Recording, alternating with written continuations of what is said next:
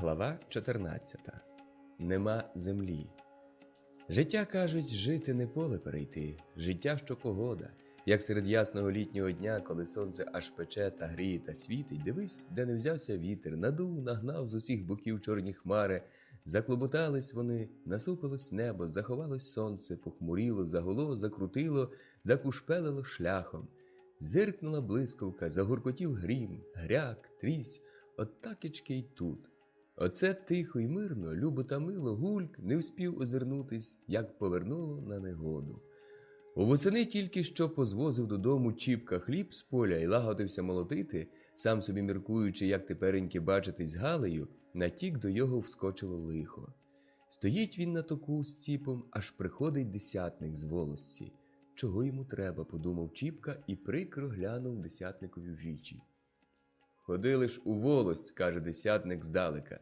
Чіпка ще раз глянув на десятника, подумав трохи та тоді вже запитав.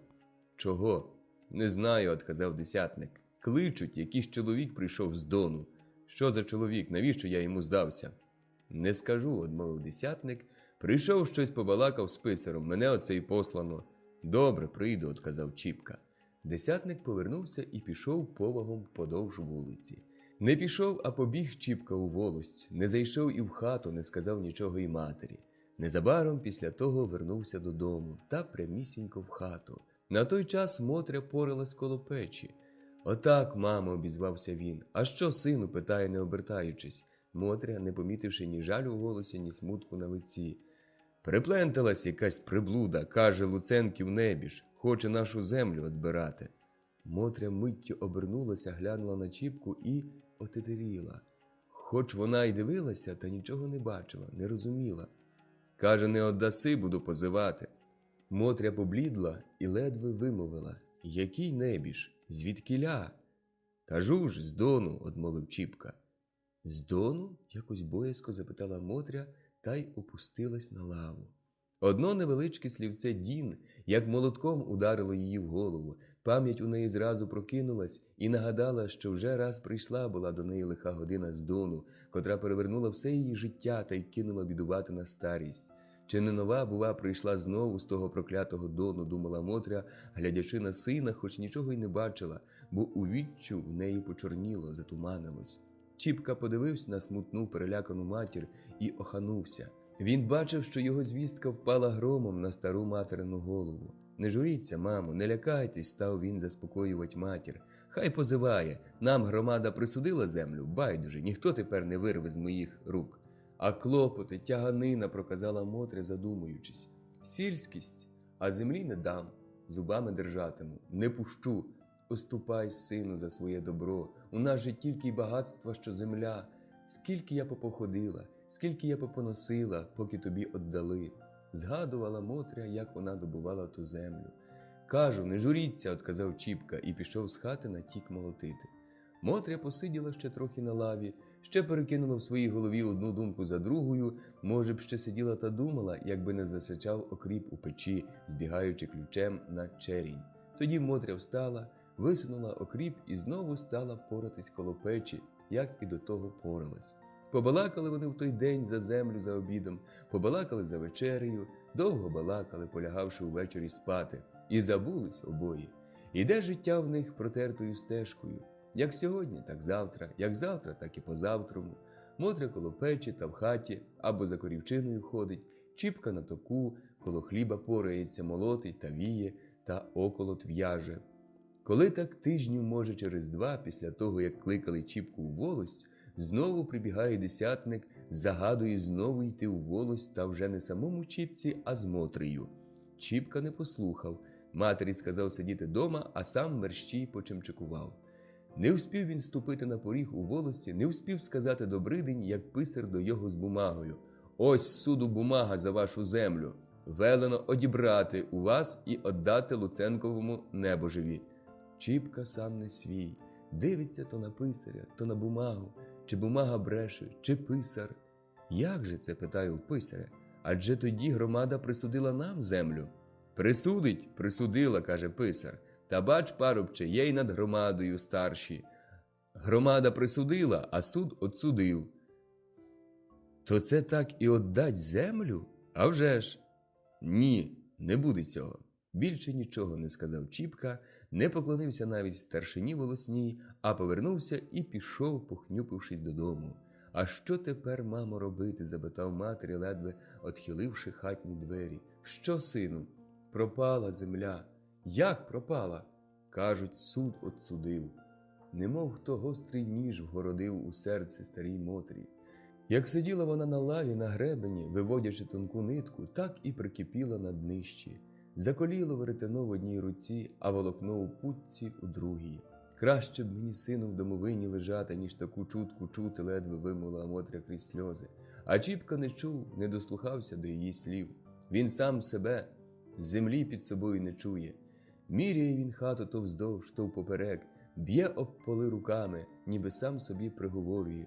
Та ні, не буде сього, брешуть вони. Я вас знаю в бісових судях. Підсипав писареві блудяга і є земля. Та ні, мене сим не підведеш. Я сам своє знаю, допитаюсь свого. Хоч от посю, черкнув по горлянці рукою, а землі не дам. Порівнявшись з матір'ю, став, узявся в боки, глянув на неї. Виймайте гроші, які є, гукнув з опалу. Які гроші? Здивувалася Мотря. Які є, всі виймайте, в город піду позиватись.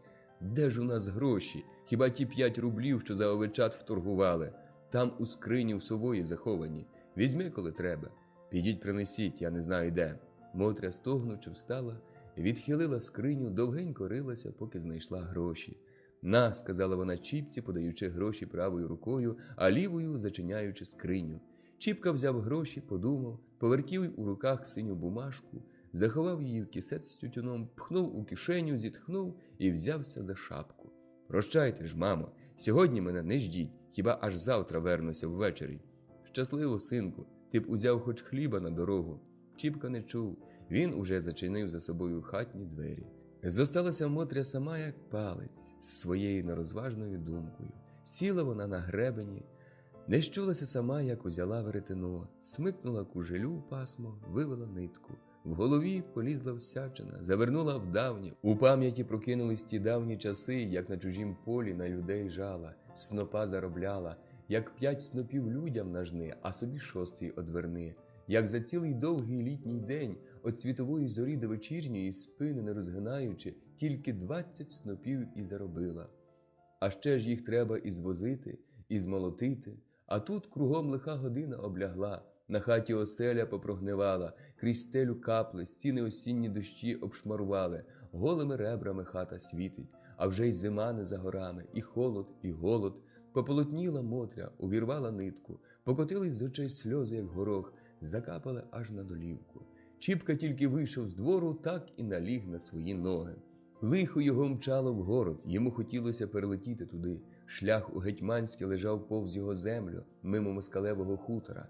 Та не дивився тепер Чіпка ні на чорно-жовту колючу стерню на полі, ні на білий верх, що один тільки виглядав за високого паркану москалевого двору. Чіпка чесав шляхом, заклопотаний одною думкою – про землю. І що я без землі, вертілося в його похнюпленій голові.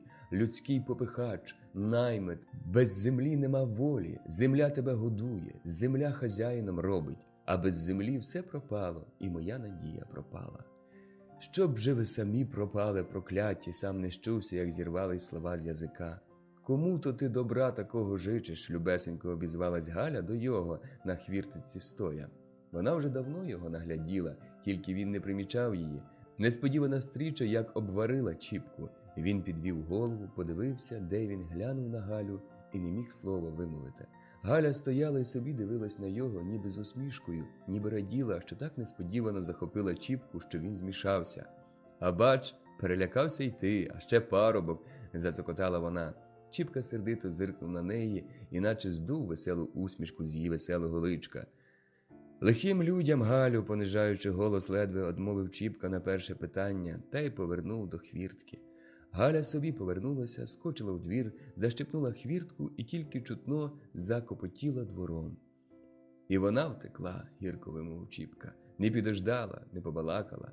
Поглянув він на ворота, на хвіртку, мовби поглядом зніс їх, похитав журливо головою, повернувся і знову почесав далі.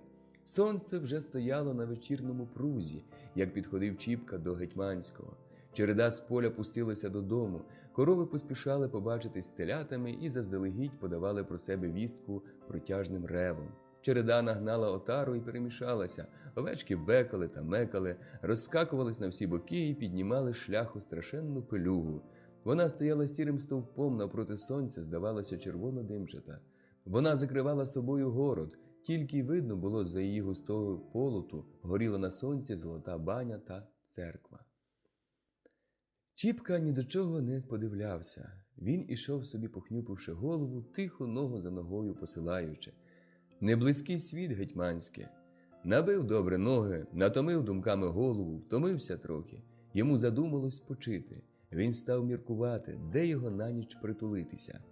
Аж ось і город. У царині наглядів Чіпка низенького, натоптуваного чоловіка з круглим запухлим лицем, з рудими товстими вусами. На плечах у його наопашки була накинута сіра московська шинель, унизана блискучими гудзиками з зеленими нашивками на комірі. Москаль не москаль, а службою пахне. Стояв він серед двору без воріт і, прикривши рудою від сонця очі, поглядав на Чіпку. Той повернув до двору. Чіпка побачив і собі відійшов од немазаної хати. Нап'явши на лікті шинель, він став коло одного стовпа од воріт, підпер його одним плечем і обернувся до Чіпки. «А що скажеш? Чи не по ділу?»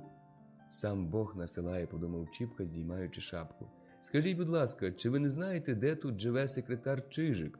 У чоловіка аж обидва уси затіпались, та ранкувате лице, мовче, дужче порябіло. «Чого тобі до секретаря?» – сам себе здержуючи, пита чоловік. «Секретар таких, як ти, не приймає. А коли чого треба, то й я тобі напишу. Що в тебе за діло?» – приставав він до Чіпки. «Та діло, бачите, ось яке». І давай Чіпка викладати свою пригоду. «Так, треба справки наводити, копії брати», понуро дивлячись, як великий дока в цьому ділі, одрубував чоловік. «Треба прошені, так і напишемо. А гроші ж у тебе є?» – спитав він і глянув прямо в вічі Чіпці. «А багато на те треба?» – вивіряв Чіпка. «Та рублів 5 на перший раз треба, а там побачимо, що буде. Чи можна вести діло, чи може наплювати?» Чіпка стояв і роздумував. Чи не бреше він? Он на йому яка лиха одежина. Може, хоче видурити гроші? Бач, 5 рублів, щоб тільки дознатися. Всі гроші на те тільки, щоб знати, чи можна вести діло, чи не можна. Ото здирство. «Ну так ходім до хати». «Ні», – засміявся Чіпка, – «прощавайте». «Слухай, постой!» «Чув? Постой!» Чіпка став. «Знаєш що? Я тобі за 3 карбованці напишу. Не хочу, спасибі вам». Та й іде далі. Постой, спиняє його чоловік. «Як ти прозиваєшся?» «Варениченко. Ти козак чи хто? Мій батько москаль». «Ага, от бач, і на бумагу не треба, на простій напишу. Хоч, за рубля напишу. Ніхто тобі за рубля не напише, а я напишу. Та Бог з вами», – одгрібав Чіпка, не радше й зачепив таку причепу. «Ти думаєш, я тебе обдурюю?» «Ні, ще Василь Порох нікого не обдурював. Ти чув про Пороха? Через Пороха і секретареві твоєму не раз доставалося». Чіпка справді чув про Пороха. Піщани хвалилися, що Порох не раз писав прошення, кому треба. Чіпка задержався і ще раз обдивився Пороха.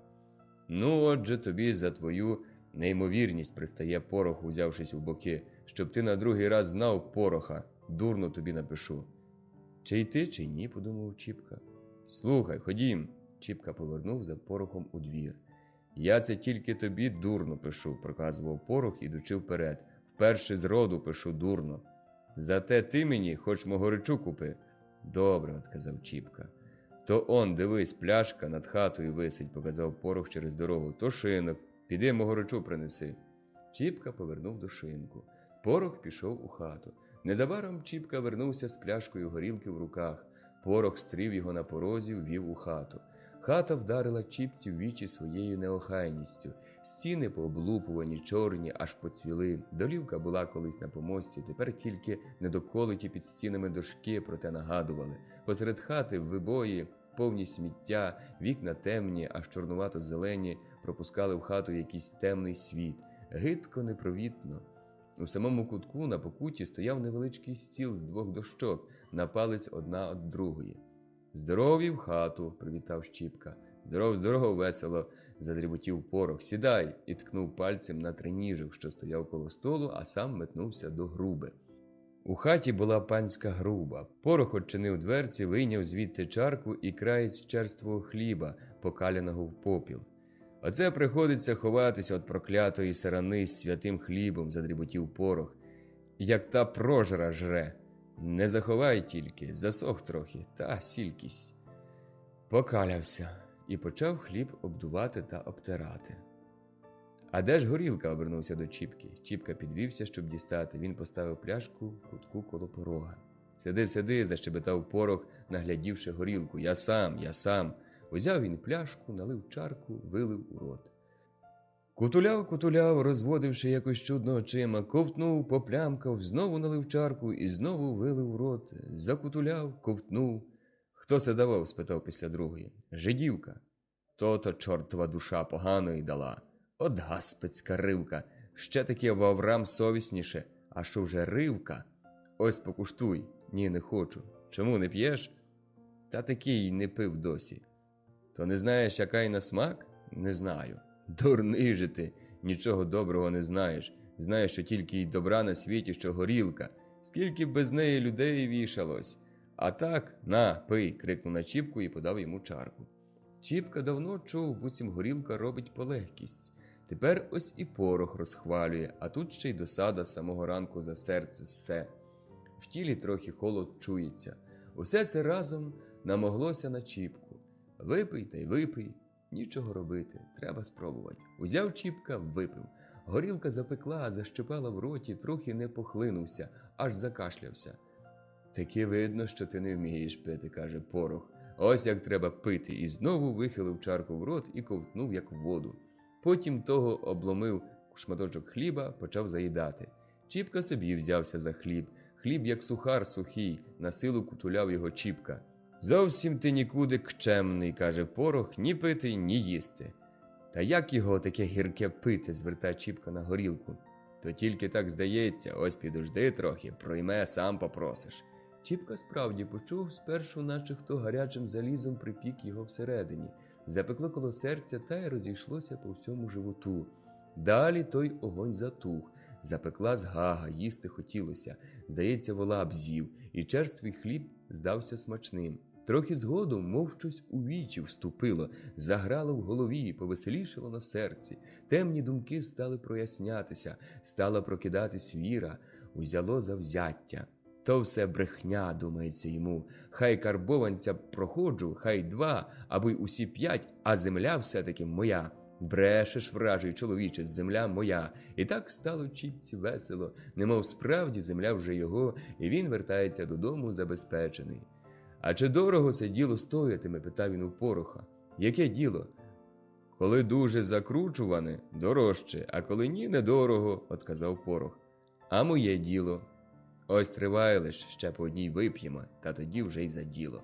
Тільки що Порох став наливати чарку, двері прожогом розчинилися, і в хату вскочила жінка. Не жінка, дівка не дівка, голова не покрита, як у дівки, а коси заборсані в мичку, немов жінка збиралася сховати їх під очіпок та зав'язала на тім'я, а вони й розсипались.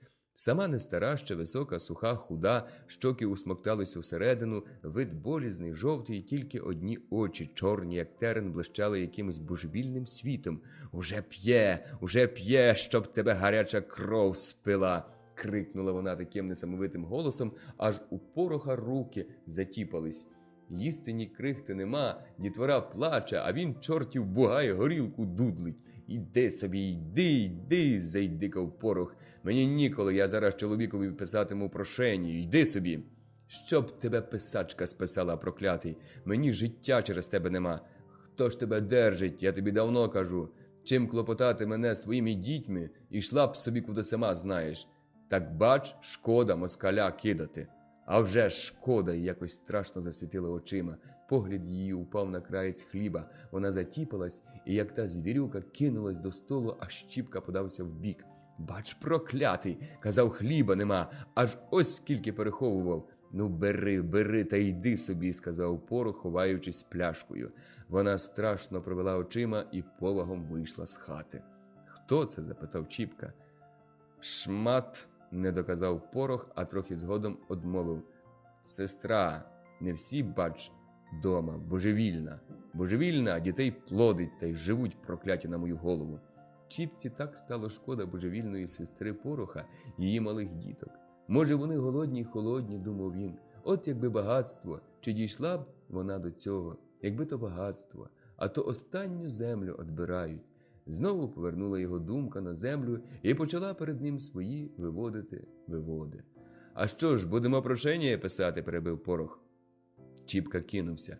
Порох побрався знову в грубу, витяг звідти недогорок шабашкової свічки, каламар з помадної баночки, перо, поставив усе це на столі, а сам вийшов з хати. Незабаром вернувся з папером у руках з окулярами. Перше всього заправив свічку в розколоту пляшку.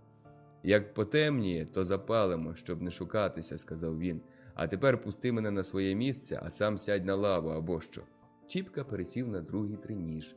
Порох присунув свій триніжок до столу, розложив папір і, осідлавши носа окулярами, почав писати.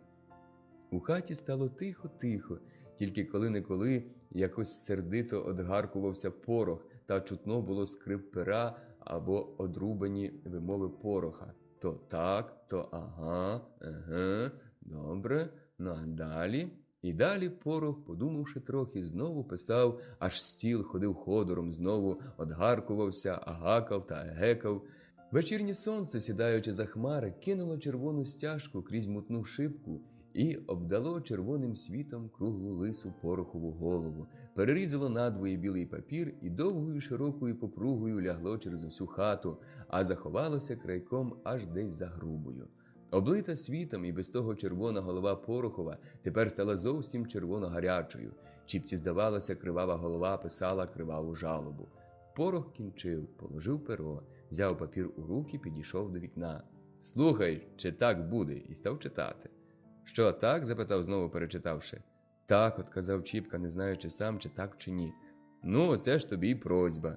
Тепер, коли до просьби випили, та й після просьби не завадить». «Добре», – згоджується Чіпка. «На щастя, значить?» «Еге ж», – сказав Порох, покрихкав, потягся і випив одну за другою аж 2 чарки. Підніс Чіпці, випив і той, і став спльовувати. Сонце вже зовсім сіло, в хаті стало темно. Порох свічки не запалював, а ходив мовчки з одного кінця хати в другий. Чіпці стало ніяково. «Ти в нас заночуєш, а завтра і в суд», – сказав Порох та й замовк. Важко стало в хаті. Чіпка сидів на триніжку. Порох тинявся з кутка в куток, обидва мовчали. Щоб перервати німоту, Чіпка запитав. «І це ви так живете?» «А так, як бач, тільки й того, що хата своя». «Несмачно. Та як вип'ємо, то воно й посолоділо трохи. А без того через добрих людей давно б висіли на трямку», – сказав Порох і взявся ковтнути чарку.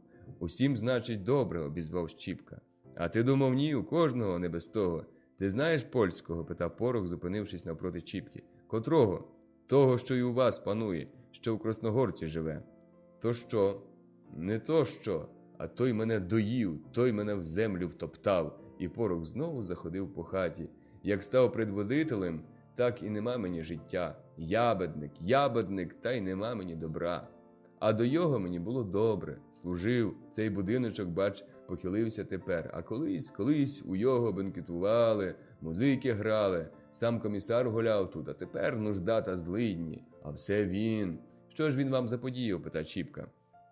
«Як що? Служби вижив, ябедником зробив, от що. Та ні, не так легко Василя Пороха зробити ябедником. Не така у Василя Пороха голова. Заслав брата на Сибір, бо брат дурний. Племінничок звів з ума сестру, бо сестра божевільна. А Василь ні, не вгризеш. Василь колись вертів цілим повітом, у Василя всі були в руках і комісар, і суддя, сам предводитель, аж поки він не вліз у предводителі. Уліз та й ну свою панську пиху показувати. Що ти мені своєю пихою, коли я за всіх роблю? Плювати на неї. Так бач, ні. По його, хоч нічого не роби, тільки йому зваж, йому лежи. Не такий Василь Порох, щоб лизався. Хай другі лижуть, а Василь не лизатиме. Він, як лизне, то й лизь вас злиже. Хай другі лижуть, а Василь не лизатиме. Він, як лизне, то й лизь вас злиже.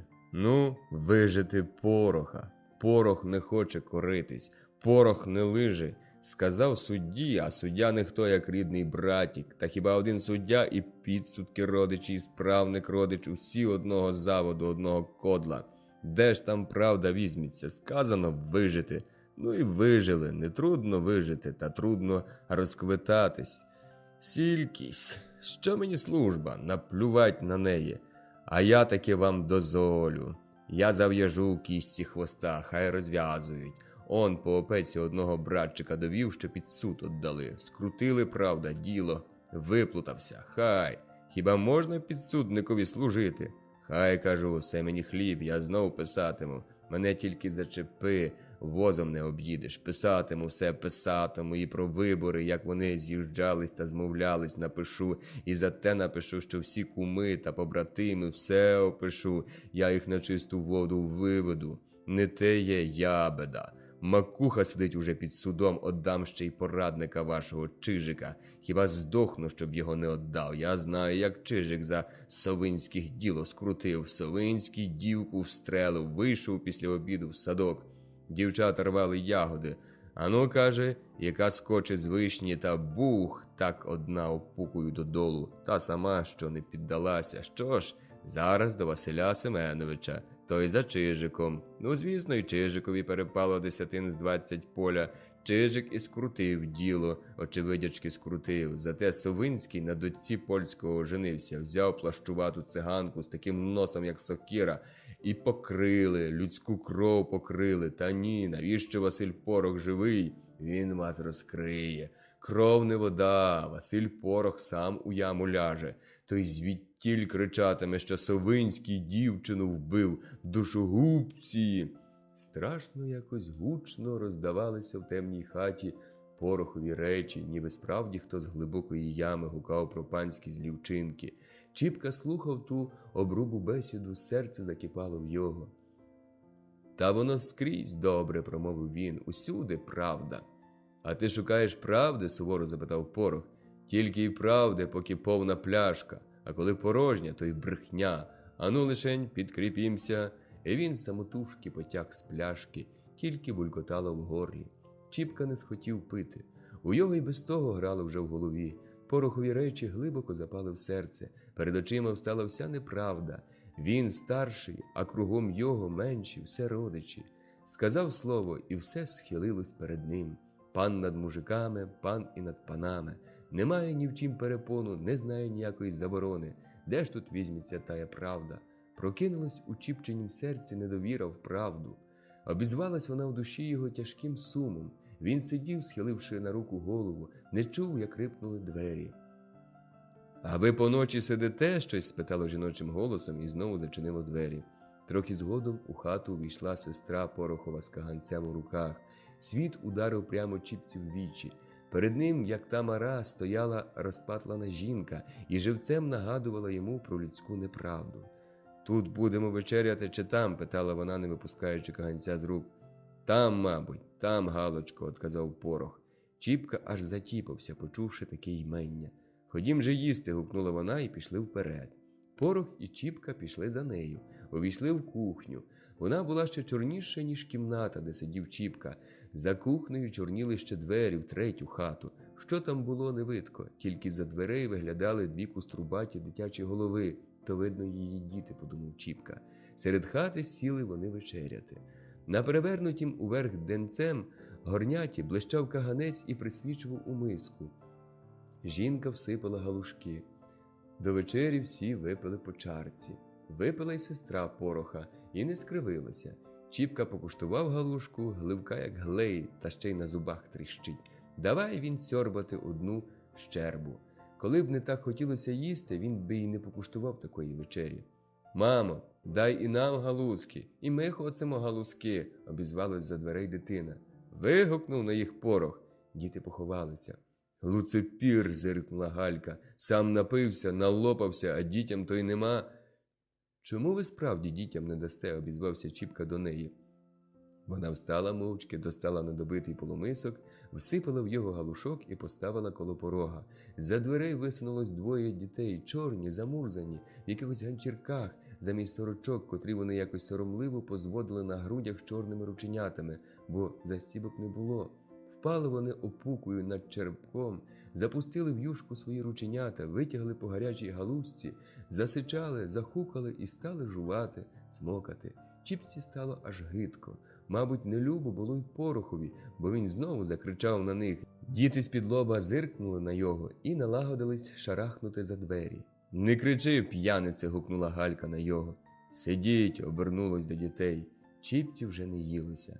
Доїв Порох останню галушку, встав, подякував Чіпка Порохові й Гальці. «Іди ж тепер та лягай спати!» – обізвався Порох до Чіпки. Вийшли вони разом з кухні. Чіпка покурив у сінях люльки, пішов у хату, а Порох ходив ще довго по двору, смоктав люльку та спльовував. Лежить Чіпка в хаті на долівці, не спить, качається, душно йому, варко. По жилах бігає гаряча кров, гаряче полум'я пашить з рота, а в голові одна думка ганяється за другою. То йому привиджується вдача, земля знов його, і він такий радий, і мати рада.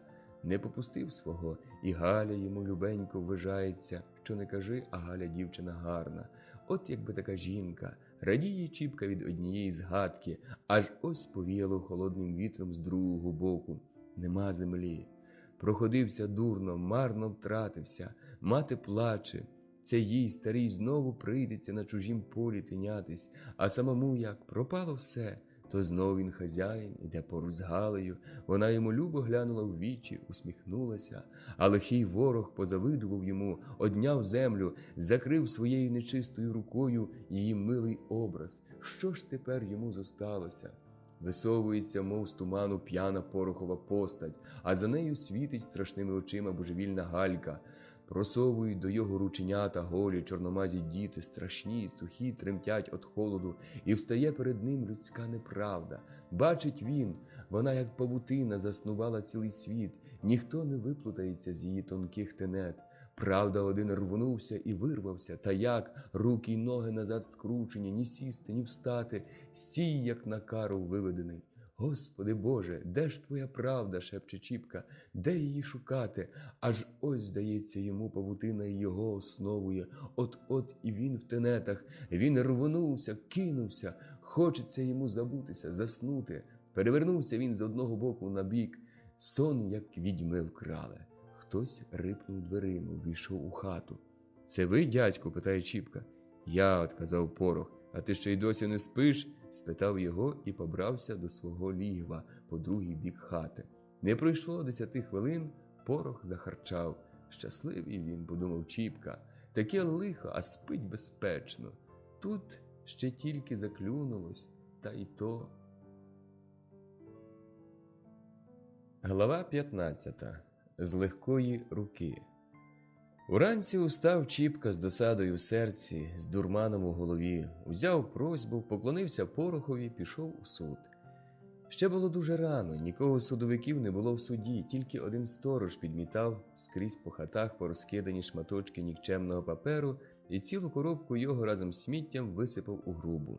«Та й ранній же», – сказав він, побачивши Чіпку, – «підожди лишень, ще нікого нема». Чіпка сів на рундуці. Після недоспаної ночі, після згаги, осіння ранкова прохолода здавалася йому такою хорошою, ніби оживила його. Голова потроху одходила, веселіші думки прокидалися. Вранішнє сонце обливало його м'яким світлом, пестило його вид, очі, нагонило сонне забуття. Чіпка захитався, задрімав. Його розбудив якийсь гомін. Розплющивши очі, він побачив, ціла купа людей увалила у двір. В одного з-за пазухи виглядав крайок паперу, в другого на грудях, наче горб виріс, то оддимався цілий хліб, узятий з дому на цілий день, у третього за плечима торбина, кожен щось розказував другому, інший розмахував руками, всякого клопотало своє діло. Чіпка сидів мовчки, навіть не дослуховувався до людського гомону. В його гомоніло своє лихо. Якось незнарочне погляд його впав на одного чоловіка. Нарізко стояв він під забором, зажурений, похнюплений. Другі посідали, сміялись, балакали, а він стояв мовчки, як отшиблений, і, здається, нічого не чув, не бачив. Чіпка подумав, мабуть, неабияке діло в цього чоловіка. Аж ось хтось крикнув: «Секретар, секретар іде!» Усі повставали, насторожились. Підвівся й Чіпка. У воротях показався сухий, перегнутий утроє панок з зеленим коміром, з блискучими гудзиками. Чіпка глянув на його. Борода йому була гладенько виголена, як та сокирка. Видалась вона вперед, ховаючи у прогалині між довгим носом і собою запалий рот з сухими тоненькими губами. Голова трохи подалася назад. Довга шия вип'ялась так, як у вола, коли його в ярмо запрягають. На грудях оттопирились верхні краї форменого сюртука, застебленого внизу на 2 гудзики, і робили ніби горб, а на спині був справжній горб, аж до самих плечей до тонкого перегнутого стану. Ну й цього перегнуло, подумав Чіпка. Секретар Чижик, то був він самий, увійшов у двір, опираючись на довгий ціпок, як опираються старці. Люди поздіймали шапки. Він озирнув усіх своїм мишачим поглядом і підступив до людей. «І ви до нас, Осип Федорович», усміхнувшись, промовив він до одного, видно, полупанка, що стояв тут же між народом. Той поклонився, розказав своє діло. Секретар підступив до другого, до третього, до всіх по черзі. Знакомих величав на ймення, незнакомих просто запитував. «А чого?» Дійшов і до Чіпки. «Ти чого?» «З прошенням». «Об чим?» Чіпка подав до рук прошення. Секретар шморгнув носом, витяг лівою рукою за пазуху з червоними розводами чорну хустку, обтерся і став потихеньку читати прошення. «Нічого не буде», віддаючи назад прошення, відказав він, навіть не глядя на Чіпку. «Як?» – здивувався той. «Так, документів нема». «Та нам же громада цю землю отсудила». «До що громада?» «А в його хіба є?» – запитав Чіпка про свого супротивника. Секретар глянув, як п'ятака дав, і знову шморгнув носом. «Підожди», – сказав він Чіпці, йдучи в хату. Жде Чіпка годину, жде 2, жде вже й 3. Бачить він, люди то приходять, то виходять з суда, а його все не кличуть. Бере його нетерплячка, нудиться він, коли це виходить сторож. «Іди до секретаря», – сказав він і повів Чіпку аж через 3 хати, де сиділо багато судовиків, одні за ділом, другі без діла. «О, вже повів, чує муха, де струп», – сміялися вони вслід Чіпці. Чіпка увійшов у невеличку хатку, де сидів секретар, обложений кругом ділами. Сторож вийшов і прихилив двері. Остався Чіпка з секретарем віч-навіч. «Ага», – глянувши на Чіпку, показав секретар та й знову вп'яв очі в діло. Чіпка стояв у порога, мовчав. «То тобі порох просьбу писав?» – не дивлячись в вічі, спитав знову секретар, нахилившись над ділом і щось черкнувши пером. «Порох». Мовчанка. Чіпці аж важко стало. «А що дав?» «Нічого не дав». Секретар неймовірно глянув на Чіпку. «Знаєш що?» – почав він і запнувся. «Як 50 рублів, то й діло можна поправити». «Хе», – хекнув Чіпка, не то усміхаючись, не то дивуючись. «Чо ти хекаєш?» Чіпка мовчав. «А де ж та правда, коли так?» – уголос подумав він. Секретар зміряв його з голови до ніг своїм мишачим поглядом, котрий, здавалось, сказав: «Ой, який же ти молодий та зелений». Чіпка глянув на секретаря, очима вони стрілись. Мишачий погляд не видержав палкого та гострого і в одну мить перебіг на діло. Знову мовчанка. «Ну чого ж ти стоїш? І мене не держи, і себе». «Рука б мені обсохла, от посю», – скрикнув Чіпка, показуючи на лікоть правої руки, та й повернув з хати, не доказавши. «Ова!» – гукнув секретар йому вслід. «Гарячий який! Глядили, щоб не опікся», – докінчив він, ідучи за Чіпкою. Судовики спершу витріщились на секретаря, потім провели очі на Чіпку. Чіпка гордо й швидко йшов через хату. Він бачив, як усміхались судовики, переглядаючись між собою і показуючи очима на секретаря. «Сутяжище!» – бовкнув Чіпка вголос, вийшовши на двір. Кров прилила йому в голову, серце затіпалось, на виду зблід, а очі світили, як у вовка. Люди, глядя на його, розступалися, давали йому дорогу. Він потяг напрямки до Пороха. «А що?» – зустрів його Порох. Чіпка ще хижіше засвітив очима. Проклятий, каторжний, недаром його в 3 погибелі скрутило. «Як саме?» Хоче 50 карбованців, за мою землю 50 карбованців. І кари на вас немає. А так воно завжди. Ти думаєш, як воно робиться, підогріває порох. Не підмажеш, не поїдеш. Суха ложка рот дере. Кха-хі-хі. Бач, як дере в горлі. Хоч би примочити. А горівка є, якось понуро спитав Чіпка. Кий біс, хоч би капелька, порожня пляшка. Бач, і порох показав над вікном порожню пляшку. Чіпка мовчки витяг з кишені карбованця, кинув на стіл, а сам заходив з кутка в куток по хаті, хмурий, як ніч, німий, як домовина. Порох обома руками схопив карбованця та шморг з хати. Незабаром вернувся з веселим поглядом і веселою усмішкою на виду, а в руках з повною пляшкою, солоною рибою та лавиркою і невеличкою паляницею. «Не журись», – сказав він Чіпці, – «повна пляшка, вип'ємо», – підсолодивши вголос, і на Чіпку глядячи, каже він. «Добре, що чортяка виніс кудись гальку, вип'ємо, га?» Чіпка мовчав.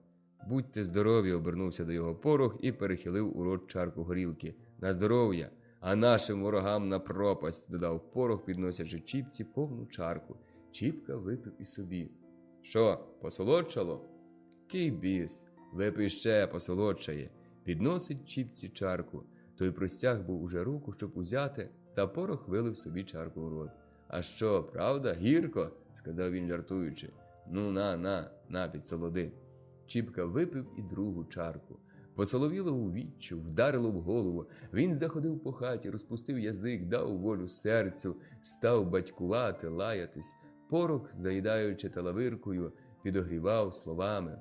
Випили ще, очі в Чіпки налилися кров'ю, в чоловічках засвітили огні, коло серця немає ні міри, ні ваги тому, що там діється. Горілка змішалася страшною злістю і запалила серце. Аж знемігся Чіпка, сів на триніжку коло столу, схилив на руку голову, заснув. Порох ще довго солонцював талавиркою, обсмоктував кожну кісточку і кожен шматочок та випивав по повній, аж поки не стало ні риби, ні паляниці, а горілка тільки на денці. Тоді він устав, заховав у грубу пляшку, на прощання, на хильці випивши останню горілку, і став ходити по хаті. Довго він ходив коло Чіпки, прихилявся, прислухався, торкав його, будив, Чіпка спить. Тоді порох тихенько просунув руку до Чіпки в кишеню, витяг кисет з тютюном та грішми і, радіючи мерщій, вибіг навспинячки з хати. Чіпка проспав до обідньої пори, прокинувся, підвівся, у голові дурман, у грудях згага. Давай він пригадувати. Перше всього спала йому на думку зігнута в три погибелі постать Чижика, гнучка, холодна, як гадюка. Чіпка махнув рукою, знайшов шапку, надів на голову і вийшов з хати. На дворі ходив з люлькою в зубах п'яненький порох і всміхався. «Прощайте! Куди? Додому!» «Щасливо!» Поніс Чіпка у піски задурманену голову, ще дужче помучене серце. Тепер уже не жеврила в душі надія, не піднімала вгору його духу, не гнала вперед, як у город. Одна неправда та втрата, втрата всього наймилішого, найлюбішого пекла його серце. Він ішов, ледве здіймаючи ноги. Надвечір доволікся до москалевого хутора, до своєї землі. Його обдало холодом, потім обсипало жаром. Порівнявшись з хутором, він спинився. Не чуть, нема, все пропало. Ще вчора бачив, ще вчора, мабуть, і вона зна. Край же весь смерть нагла, прокляті, він придав ходи в ноги. Поминув свою землю, навіть не глянув на неї. Далі та далі. Уже сонце зовсім сіло, уже смеркло, як дійшов він до пісок. З неба блищали ясні зорі, по селу то там світилося в невеличкі віконця світло, а в гальчинім шинку топилось у печі, здавалось, горіла хата зсередини. Ось і його двір. Кругом тихо, у хаті темно, не світиться. Мабуть, мати спить, подумав він, нехай же спить, і повернув до шинку. «Сип горілки, Галько!» – гукнув на жидівку. «Що це воно буде?» – усміхнулась жидівка на Чіпку глядя. Він прямо пробрався за стіл на покуття. «Не питай, давай швидше. Не кричи, не злякалася. Дивись, скільки сходц?» «Та сип, що хоч, гаспицьке кодло!» «Ці ти не здурів, бува. Ну, сип, давай попереду гроші!» Чіпка полапав у кишені ні кисета, ні грошей. Він скинув свиту. На, та давай швидше, і шпоргонув через стіл свиту. Що мені з твоєї свитки? Вона мені не потрібна. Один з чоловіків, що сиділи в шинку та мовчки дивилися, що це робиться з Чіпкою, підвівся з лави, підняв з долу свиту, стряхнув, повернув у руках на всі боки. Сип, Галько, каже, я за свиту карбованця ложу. «Що ти карбованця?» – закричала жидівка, вириваючи з рук свиту. «Цього ти місаєшся не в своє діло. Вона твоя?» Він заставля. «Так чого ж ти єрепенишся?» – каже парубок. «Сип, ну і сип». «Сип, сип!» – запорощала жидівка. «Скільки сипати?» «Та давай, щоб тобі дихати не дало, проклята душа. Сип!» – гукнув Чіпка на всю хату і ударив кулаком по столу, аж вікна здвигнули. «Ну, четвертину всиплю». Жидівка мотнулась свитою в другу кімнату, кинула на бебехи свитку, а сама вернулась з четвертиною горілки, поставила її перед Чіпкою та й знову пішла до себе. Вона була сердита, що так дорого досталася їй свита. Випив Чіпка одну чарку, випив другу, випив і третю. Дзенькнуло в голові, посоловіло у віччю. Люди мовчки дивились, одначе ніхто не зважився перший забалакати. Коли це увійшов у хату Яків Кабанець. «А що це, Чіпко? І ти вже обізвався. Вип'ємо, значить?» «Вип'ємо», – понуро сказав Чіпка, а далі сміліше. «Вип'ємо!» А це вже гукнув на всю хату. «Вип'ємо, дядьку, так, щоб аж мізок у лобі закрутився». Та гряк по столу кулаком, забрящали пляшки і чарки, трохи не попадали додолу. Тут уже й другі промовились. Слово по слову, чарка по чарці, полилася з ротів розмова, а в роти горілка. Підоспіли щелюдці, прийшов старий кулик, що один на все село носив ще оселедець. То був вже старий дід, кремезний ще ні в року. Його скрізь по селу знали, як чоловіка письменного. Він завжди було на криласі співає, посеред церкви апостола читає, а на язик собі вдався балакучий, а надто за чаркою. Та любив такий випити. Бувало, у неділю після обіду прийде у шинок та й почне теревені точити, та все по-письменному, по-церковному. Зійдуться в шинок людці розважитись, з людьми посидіти, побалакати, візьмуть півкварти кварту, щоб було чим горло промочувати, і діда не минуть.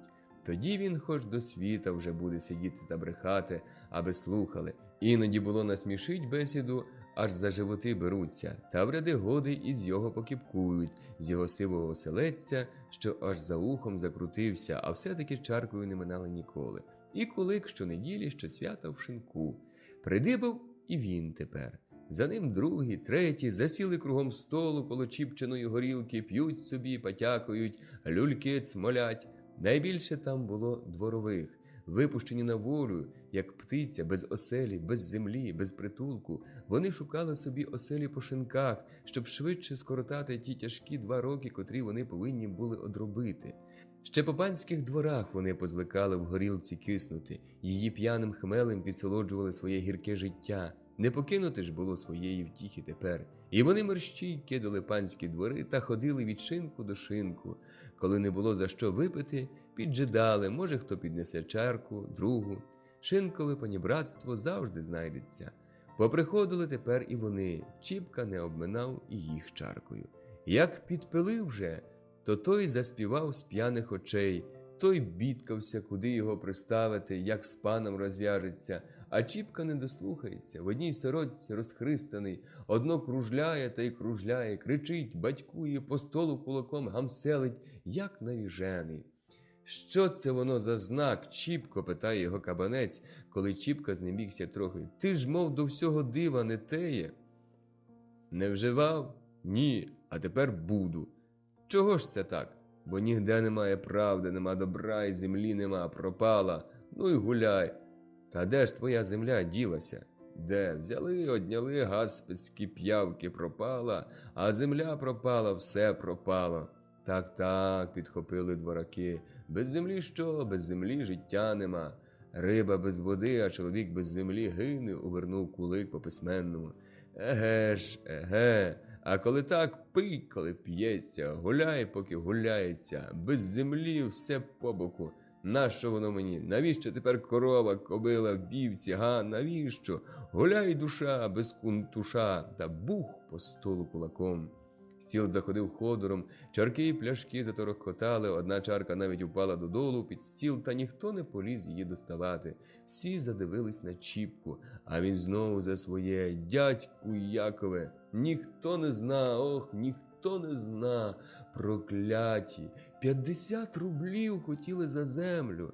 Не в землі сила, не в землі вона була, ні. Земля що? Земля хліб родить, як коло неї походиш, хазяїном робить, сказано земля, а без землі все пропало, все. Чіпка придавив на останньому слові, повів грізно по хаті очима, заскриготав зубами, положив на стіл руки, схилив на них голову та й притих. Люди дивувалися, поглядаючи на Чіпку, дивувалися його непевним речам, а проте пили його горілку, поки до каплі випили. Тоді дехто давай рушати. «Ану, Микито, час додому», – каже, ледве стоячи на ногах, один кріпак до другого, що сидів та слухав, як Кулик розказував про Йосипа, запроданого братами. «Чув, Микито, рушай!» «Підожди трохи», – відказує Микита. «Чого? Ходім, кажу, а то покину, їй-богу, покину. То й зостанешся з отим оселедьком рови лічити, дармо, що він по-письменному балакає». А Кулик глянув на кріпака, похитав головою і залепетав: аще єдна, бо созна мир. Сатанаїл заздрив, согріши Адам з Євою, нехай царствує, людіє, от слуха зла не убоїмся. Микита прислухався, отже, як почув, що це вже річ не про Йосипа, устав, вийшов за сусідом, та й пішли. Хто тверезіший, собі встав за шапку братись, а зосталися самі п'яниці. Той харчав, заливавшись під лавкою, той сидів, опершись спиною об кістяк вікна та здригував, замерз, а дехто виводив не своїм голосом якусь п'яницьку пісню, чи про журбу прямую, чи про неслухняну долю. Аж перед світом приплівся Чіпка додому, ледве на ногах стоячи, п'яний, п'яніший землі. Як глянула Мотря на його, та й перелякалася. «Що це, сину? На яких це радощах?» Чіпка сів на лаві, схилив голову. «Де це твоя свитка, шапка?» «Заходив, кажеш, не тільки гроші, та й те. Свитка, шапка. Нема. Нащо вони? Навіщо все?» Коли завів на всю хату, мутнув розкудленою головою, засвітив повними сліз очима. Материне серце, мов хто в жмені здавив, давай вона його умовляти. «Навіщо це ти, сину, сам собі лихо робиш? Це ж ти сам себе з світа зживаєш. Плюнь ти на ту землю. Що ж робити? Жили он без землі кілька літ та хліб їли, і тепер не сидітимемо без його. Ти тоді малий був, сама пучками та ручками заробляла, та не померли з голоду. А тепер не те, що тоді. Тепер і ти заробиш, і я допоможу. Що ж робити? На все його свята воля». Толкуй, немає тепер у мене нічого. Ні, що тепер я? Людський попихач, наймит. Пропало, все пропало, і добро, і душа пропала, бо немає правди на світі, немає між людьми. Тепер моє щастя ось було та уплило. Чіпка розвів руками і задумався. А все люди, вони в мене й батька одняли людоїди, вони мене ще змалечку ненавиділи, з іграшок прогонили, ішли повз хату, отхрещувались, я малим був, я все бачив. За чортеня щитали, я чорт над чортами чорт, а баба вчила мене людей прощати, а дід любити. Дурні, не стоять вони слова доброго, їх мучити, мур. Та путь на землю, так і захарчав. Мотря встала, витягла з-під себе ряднину, вкрила нею Чіпку, перехрестила його, сама перехрестилась, лягла на голому полу, та сон уже не йшов їй на думку. Сплили перед нею давні лихі роки, пригадала вона свою криваву працю, перескочила її гадка на свого чоловіка-москаля. Де він? Що з ним сталося? Може, розпився, розволочився? та так де-небудь під шинком Богу й душу віддав. Глянула на сина, що як той сніп лежав на долівці, харчав і стиха прошептала: Господи, сохрани його й заступи. Прокинувся Чіпка, вже геть підбилося сонце. Голова крутиться, коло серця пече, мов гадана смокче кров з його. Походив він, походив по хаті, не глянув навіть матері в вічі. Вийшов, ніби до худоби, та й потяг не в загороду, а прямісінько до Гальки. На третій день знову на ослоні в шинку, на четвертий там його сонце праведне стрітило, там і ніч темна привітала. Глава 16. Товариство. П'ючи та гуляючи, підібрав собі Чіпка 3 товаришів щирих. Лушня, Матня та Пацюк. Одна думка, одна гадка. Всі вони однакових літ, не то щоб старі, не то й молоді, вже підтоптані парубки. Лушня був широкоплечий парнище, високий, бравий, з хорошим панським личком, з чорними гарними вусами, з карими веселими очима. Вони так і говорили в його. Та, здається, на йому й шкура говорила, такий балакучий. Пацюк собі худощавий, низький, мишастий, справжній пацюк, такий і пруткий, і говіркий, і співучий, на селі перший співака. Матня одрізнявся від усього товариства і норовом, і околом. Який завтовшки, такий завбільшки. Неповоротний, неохайний, голова величезна, обличчя татарське, кругле, як гарбуз, ноги короткі та товсті, як стовпці. Не любив він ні балакати, ні співати, а любив на світі одну тільки горілку, дудлив її, як воду, і у тому покладав усю свою втіху. Були вони всі 3 панські і повиростали на панських дворах. Лушня був пана Совинського, а Пацюк та Матня пана Польського, того самого, що й Чіпчин батько. Матня та Пацюк узяті в двір ще малими підлітками. Перший від плуга, другий від овець. Гірко їм було розставатись з батьком, матір'ю, братами та сестрами та товаришами, такими ж хлопцями, як і вони. Тяжко кидати рідне дворище, де їм знакомі були всі закутки, де їх родила і пестила мати, зелені степи, де вони викохували хлоп'ячі сили. Гірко було б кидати, яке не є своє, а йти до чужого, до панського. Та що ти вдієш супроти панської волі?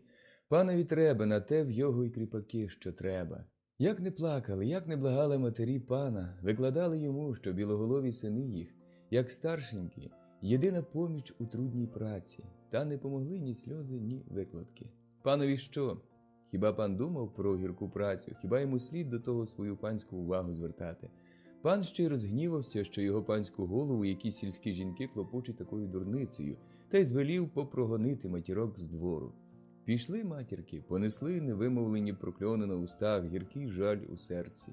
А сини їх зосталися в дворі під пасичами, один коло скоту, другий коло овець. Лушня родився і виростав у панському дворі. Умер старий Лушня, що жив на Вовчій долині, на хуторі, покинув дочку-дівку на світі. Одним одна робоча сила в сім'ї, бо мати вмерла, а сироти, як кукіль, зосталися. Як на те панові заманулось покоївки, її ото й взяли до панських покоїв, бо на лихо собі й непогана була. На її ж місце перевели на хутір сім'ю з двору. Спершу плакала дівка та боялась усього, а найбільш, як би догодити старому панові. Та, видно, догодила таки, бо через рік з дівки стала молодицею, породивши білолицього чорноголового хлопця Тимошку. Як піднявся Тимошка на ноги, став розбирати всячину, то його взято за Лакійчука до молодого пана. Старого тоді вже не було на світі. Чистити та набивати тютюном люльку, подавати води, а більше всього стояти в кутку передньої коло дверей кабінету, на случай якого приказу. Всього натерпілося хлоп'я. Іноді довго стоячи, на довгих ногах засипало, падало додолу. Пан тоді не то, щоб отсилав спати, ні, вибивши добре, щоб не був такий сонливий, становив навколішки на всю ніч. А іноді, щоб не задрімав, бувай навколішках, підсипав гречки під голі коліна. Було й так, що пан, не знаходячи довго що-небудь зі своїх розставлених по столу сяцьок, присікувався до хлопця та бив за те, що той ніби покрав. Тоді, як роздивившись гаразд, цяцьки або стояли, або лежали тут же перед носом. Набачивши знову, бив за те вже, що хоч не вкрав, та замірявся вкрасти, бо перестановлював усе.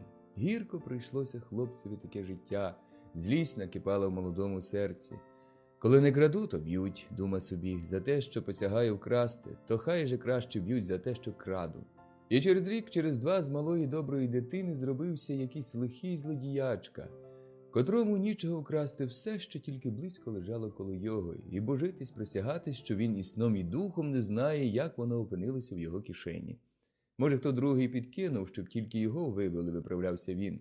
Тимошку знову за це били, тяжко били, та бійкою нічого не взяли. Підріс він, став ще хижішим, ще запеклішим. Украде, бувало, який пустячок, та й підкине другому, щоб від себе очі одвести. А добре, що вкраде, то так заховає сам, що не знайдуть. А оглянуться, стануть допитуватись, він ще й виказує, отой, мов, або ота вкрала. Безневинних б'ють, а він собі нишком крадіжку поживе та й сміється потайно. Злодійкувати життя не по душі самому запеклому злодієві. І в такого іноді бувають часи, що оступлять його добрі думки, мучать його, розривають. Чоловіча совість не замирає в самій запеклій душі. Не замерла вона й в душі Тимофія Лушні.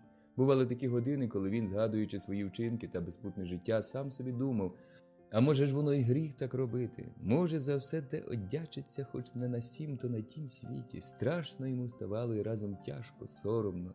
Тоді він, щоб хоч трохи розважити, щоб погасити Прометеїв огонь у мученій душі, прихилився до скляного бога, привчився горілочку вживати. Помітили раз його п'яним, вибили добре на конюшні, прогнали з горниць, наставили кучером. Це було літ за двоє перед волею, йому було тоді літ 20. На стайні вільніше трохи, ніж у горницях. Та що не зробив, пан бачить, бо своїх очей не спускає, а тут хоч і бачать панські коні, то нікому не скажуть. Передньої покинути не можна, а стайні, коли не вдень, то вночі вирвешся. Лушня встряв у шинки, там він зазнався з Матнею і Пацюком. Ті теж повиростали в неволі, хоча вільні степи та широке поле, де вони влітку скот пасли, одводили трохи їх замлілі душі, зате зимня пора налягала на їх плечі важкою вагою і давила обох до горілки. Поробились вони п'яницями, волоцюгами, злодюгами. У шинку побраталися з Лушнею, побраталися і таємна крадіжка, схоби та перехови, та нічні пропої накраденого стали їх товариською роботою. Мучились пани з ними, та не діждавши й тих 2 років, що кріпаки повинні були одробити після волі, а роки ті здалися довгі-довгі, тяглися віками, повиганяли їх з двору на всі 4 сторони. Не маючи ні землі, ні оселі, ні пристановища, ні під собою, ні за собою, ні перед собою, як вільна птиця в полі, як дикий звір у борі, хлопці розбрелися по селу. Де його пристати, де голову преклонити, заховатись часом від лихої години? Ще під будень сяк-так, де-небудь на роботі, в жидів дрова рубати, в людей молотити, віяти, косити, а як вечір настане, або свято, або застався який-небудь день без роботи, хоч під греблю. Ніде притулку немає, ніде пристати, спочити. У селі 2 місцини не куповані. Одна вулиця, другий шинок. Тільки на вулиці небезпечно, ляжеш під тином спочити, собаки стягнуть, посеред вулиці наїде хто. А хоч не наїде, волосні піднімуть, запруть у чорну, подумавши, що п'яний. Зостався шинок. І за шию нелля, і тепло, і людно. Є де хоч не розкішно спочити під лавкою, є з ким розважитись, побалакати, заспівати, випити. Став і нашим хлопцям шинок рідним батьком, горілка матір'ю. В шинку вони мали собі захист, притулок, чарка горілки стала їх порадою і одрадою. Шинок ніколи не пустує, то той, то другий. І наші хлопці там. Як перепаде чарка горілки за упокой раба Божого, за здоров'я народженого, або й так по пригоді, то й добре. Веселий співа він, коли співають ті, що частують, а плаче, коли вони плачуть. Як же випадав, коли такий нещасний день, коли ні роботи, ні в шинку нікого, а в самого ні крихти хліба, ні шага грошей, їсти аж шкура болить, випити аж за серце ссе, не гріх тоді й підняти, що легко лежить. З оцими-то злодійкуватими ледацюгами, гультіпаками зазнався Чіпка. Тиняючись шинку до шинку, стрів він їх раз, удруге, як частував кожного, хто підвертався під руку. Вони зараз же таки й втерлися його в товариство. Пили на його кошт, гуляли за ото добро, розказували йому своє бідолашне життя, про свою гірку долю, привернули його жалісне, тепер роюжене нещастям серце і потоваришували. Цілий день п'ють та гуляють по шинках, гуляють люті й за північ, а перед світом ідуть до Чіпки висиплятись. Виспляться, викачаються Візьму з собою Чіпку та здобра його щонебудь та знову в шинок. Так кожнісінького дня. Мотря спершу дивилася на таке безпутне життя та плакала та вговорювала Чіпку, потім того лаяла, ганьбила, а далі бігла в себе по вгороду, по вулиці та кричала, репетувала: «Ой, лишенько, пропала ж я тепер, погине моя бідна голівонька, тепер же мені все одно, що з мосту та в воду». Стрівають люди, жалкують, розпитують. Та як же, розказує кожному з плачем Мотря. Любий та милий був, а то ж зразу на тобі та цить. Не переживу я цього, не зможу. Свитку пропив, одежу всю, в одній сорочці, як Харцесяга, як Махамед який, уже третю вівцю пропиває, та й товариство підібрав під пару волоцюг зо всього світу. Боже мій, що ж тепер робити мені, бідній?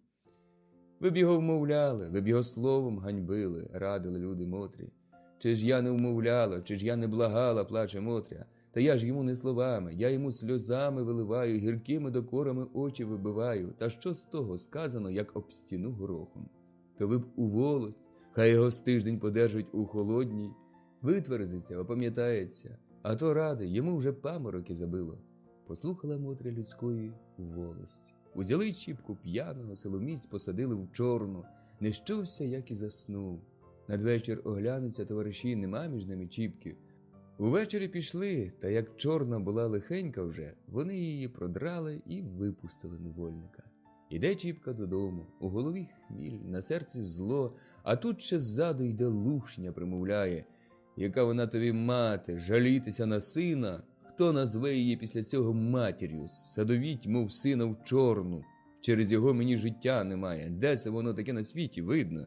Не йде Чіпка, летить додому, не лише огнем паше, і як скажений бик налітає на хату. Брязь, одно вікно, дзень, друге, посипалось третє, грюк, ногою в двері, полетіли й двері в сіни. Мотря з переляку залізла на печі аж у куток. Убіг Чіпка в хату, кричить: «Де вона, де стара відьма? Чи не заміж, бува, забажала? Може, бахурів навести заманулася, та щоб син не перечив у чорну його?» Уразили такі гадючі слова материне серце. Як підстрелена горлиця тіпається, б'ється, тихо туркоче й стогне.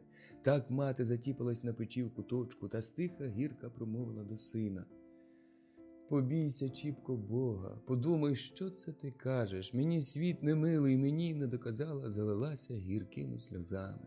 «А мені ти знаєш, легко воно живеться. У мене, може, серце від болю як не розірветься. Якийсь ірод в йому, мов свердлом крутить. Так що мені? На!» «Нащо ж ти п'єш, сину? Чи воно тобі легше? І слухай отих братчиків, що понаводив з собою. То вони тебе підведуть. Вони будуть, поки в тебе буде. А як не стане, то де й дінуться». «Не бреши, стара!» – перебив її Петро Пацюк. «Хай уже ти молодший будеш брехати, а мені старій не приходиться. І що то воно за мати, коли йде на сина жалітися, піддає лушня огню Чіпці? Хіба то є мати, який добрий чоловік скаже путнє слово про неї? Не те, щоб покрити сина. Чи бачила що, кажи, не бачила, чи чула, не чула. Ні, вона зараз ось, мов який мій син, беріть його, люди добрі, та садовіть у чорну. Яка ж вона мати?» «Бач, що кажуть люди», – гука Чіпка. «Чуєш, що кажуть?» «Люди», – сумно, гірко з плачем промовила Мотря. Та більше не змогла й слова вимовити, умиваючись сльозами, замовкла. Довго ще Чіпка гукав, довго кричав, та, витягши з скрині материну нову білу свиту, майнув з товариством до гальки. Стояла вже пізня осіння пора, холодний вітер вривався в побиті шибки, навпростець віяв у розчинені вікна, що покинув за собою Чіпка. Мотрі зробилось холодно. Устала вона з печі, щоб хоч двері зачинити. Гляне в хаті, як в пустці. Стіл перекинутий, горшки побиті, скриня розчинена. Кинулась Мотря до скрині та й охолола. Там усе перевернено, перекидано, порито і свити немає. Мотря так і впала на скриню. «Боже ж мій Боже, скільки я літ працювала, скільки нічок не доспала, думок передумала, здоров'я вкоротила, поки сього добра наскладала. А тепер рідна дитина все по шинках розносила. Сльози в 3 ручії ллються, жаль та досада давить одурне материне серце». Насилу підвелася з скрині. «Боже, великий заступниче, Замолилася, здіймаючи руки до Бога. Єдина надія, єдина утіха, та й та мене одурила. Побий же його, свята твоя сила, де він ступнем ступить, куди він лицем повернеться, коли він так зневажив матір стару. Дай йому, Господи, діждати такої шани та честі від своїх діток. Та, зав'язавши останнє своє жбіжечко в клуночок, перекинула через плече, перехрестилася і пішла до сусіди, старої баби Попориськи, що жила недалеко від її дворища.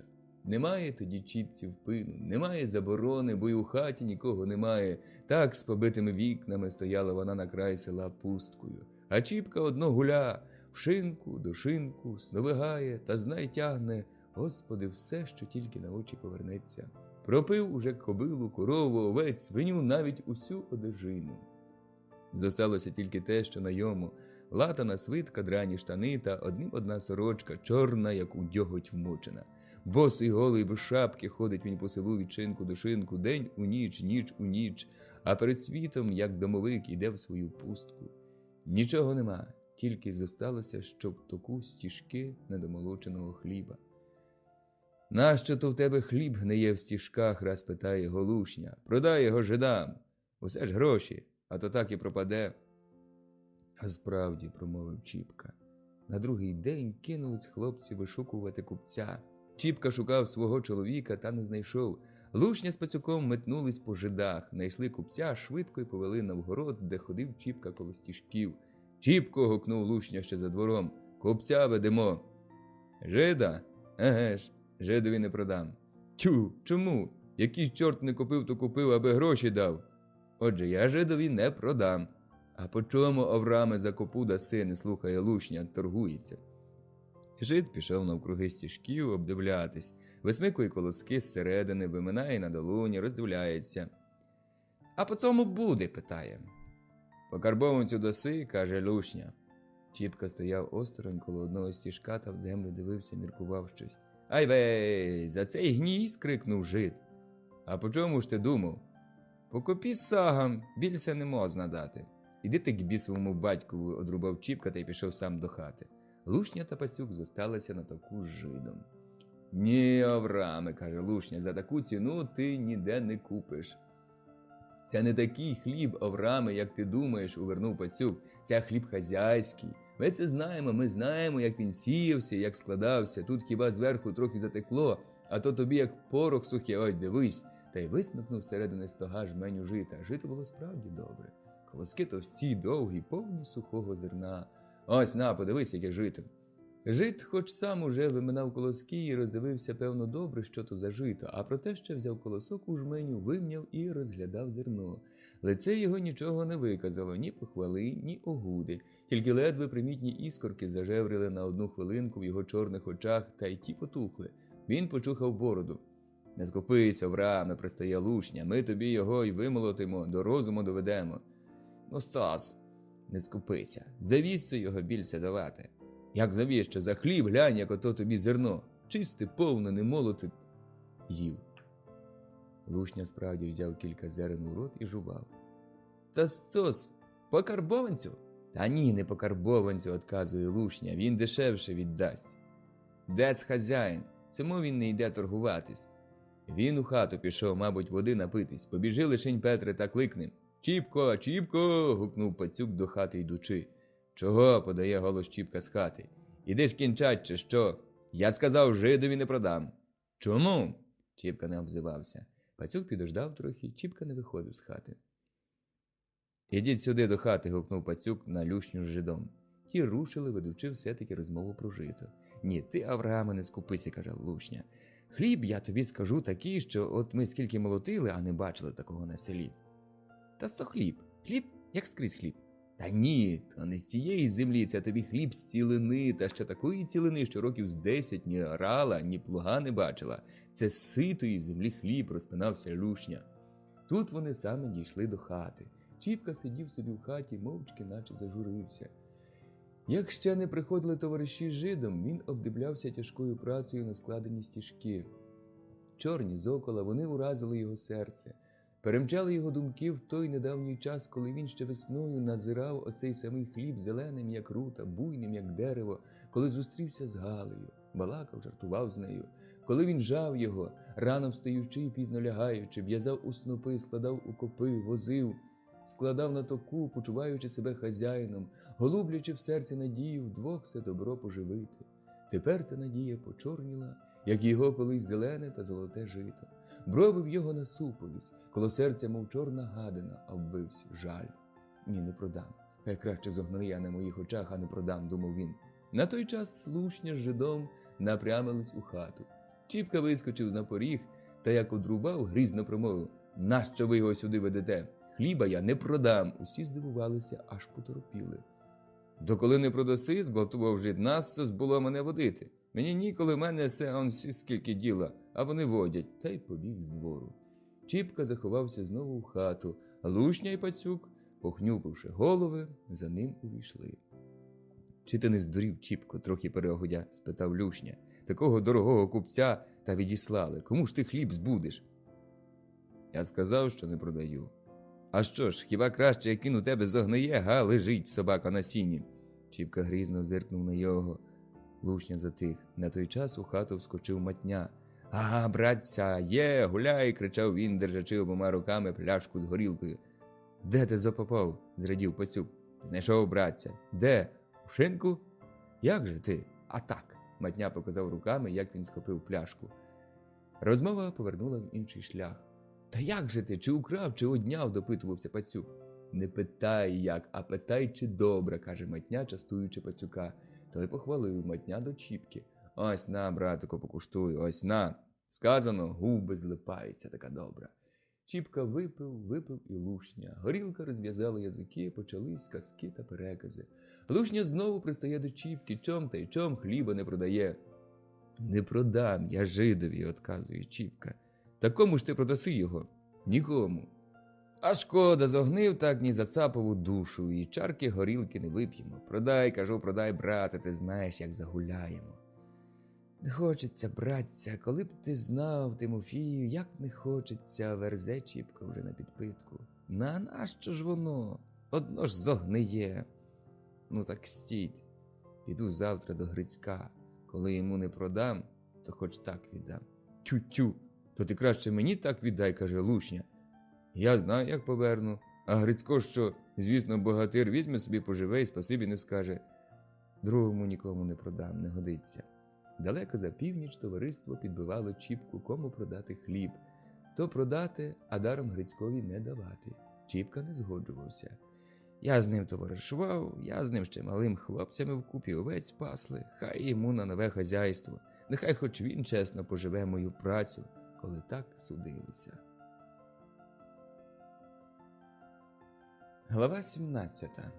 Повідь і покута. На другий день, рано вранці, Чіпка пішов до Грицька. Нова хата, біла, чепурна, привітно виглядала з-за обголених лихою осінньою негодою груш та рядка прутнястих верб. Двір був просторий, чистий, обплетений. Ззаду на току стояли ожереди соломи, з лівого боку чорніли грядки та невеличкий молодий вишник, з правого хлівець, загорода була та погріб. Коло воріт над перелазом білів новою цямриною колодязь, виглядав на шлях новим високим журавлем. Чіпка вступив у двір, велика чорна, кудлата собака кинулась на його з-під загороди. Чіпка подався назад до лісу, став випручувати хворостину. На собачу брехню вибігла з хати молода, як дівчина, молодиця, низенька, чепурненька, та й почала гукати на собаку. Собака одбіг навгород та скавучав. Чіпка підійшов до молодиці, привітався. «Добрий день». «Здорові були». «Що, Грицько дома?» «Ні, нема». «А де ж?» «У пивниці». «А давно там став?» «Ні, недавно. На тім, бачся, тижні». «Ні, аж на третім. Приїхав вже та й найняв». «А коли він дома буває?» «У п'ятницю на ніч завжди буває». «А це щось за знак, учора не було. Сьогодні повинен бути. А він вам нащо?» «Та треба, хочу йому хліб продати». «Не знаю», – каже вона, задумавшись. «Надійдіть трохи пізніше, туди к обіду, може, він звернеться». «Добре, прощавайте». «Ідіть здорові». Чіпка пішов шляхом додому, молодиця в хату. Грицька справді не було дома. Восени, упоравшись з хлібом, він порадився з Христею та й став до пивниці. Отже, тепер він уже робив без того запалу, з яким кидався до діла торік. Він тепер уже свого доскочив. Що ж йому з шкури вилазити? А коли жид дає добру плату, то щоб сидячого татара не взяли та на печі не лежать, чому той тиждень і не поробити, повагом та роздумуючи та розглядаючи на всі боки. Не минулої години, як Чіпка пішов, Грицько приїхав. «Чому це тебе вчора на ніч не було?» – стріла його Христя. «Та тут таке трапилось, не мені б казати, не тобі б слухати», – одмовля Грицько. «Що ж там таке, лихо, що, чи що?» «Та щоб дуже лихо, то, дяка Богові, ні. Та й доброго мало. Та що ж там справді таке, кажи швидше», – пристає злякана Христя. «Жида Авраама обікрадено. То це нас держали аж до сьогодні». «Я думала, що там?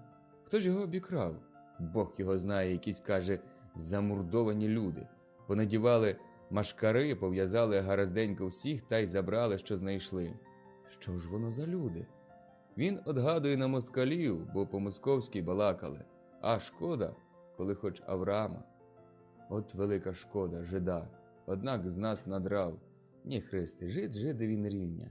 Другий жид то таке навсправжки жидюга, а Авраам, я тобі скажу, добрий чоловік, хоч і жид. Нічого Бога гнівити. Він тобі і поможе, коли там подушне, нужда яка. Звісно, своє візьме, не грошима, так роботою». І тепер у його на пивниці трохи не всі за одробіток. Добрий жид, усі його тамтешні люди шкодують. Усі вони добрі, як сплять, а тільки розплющить очі, то так і норовить, як би в тебе що видурити, як би тебе так зборсати, щоб з його лап не вирвався. Дасть карбованця 2, а одроби йому на 10. Всі вони одним миром мазані. Бач, а я тобі й забула хвалитись. До тебе Чіпка приходив. «Який Чіпка? А той, що як навіжений ганяє по селу». «Ага, чого ж це?» «Та каже, чи не купив би ти хліба?» «Якого хліба?» – питає, роздумуючись Грицько. «Не знаю, каже, хліб продати, а я стою собі та думаю, який це він хліб продає, і навіщо тобі хліб купувати, коли, спасибі Богу, і свій ще потроху тягнеться. Що ж ти йому отказала?» «Що ж я йому отказала? Сказала, щоб зайшов пізніше, як ти дома будеш». «Ну, а він тобі що?» «Каже, зайду, та й пішов з двору». «Хм», – мугикнув Грицько, – «от дивіться, коли не здурів парубок, скруту спився». Розмова про Чіпку на цім обірвалася. Грицько став розпитувати, чи все гаразд у Господі, що робила Христя, чи здужала, чи ні.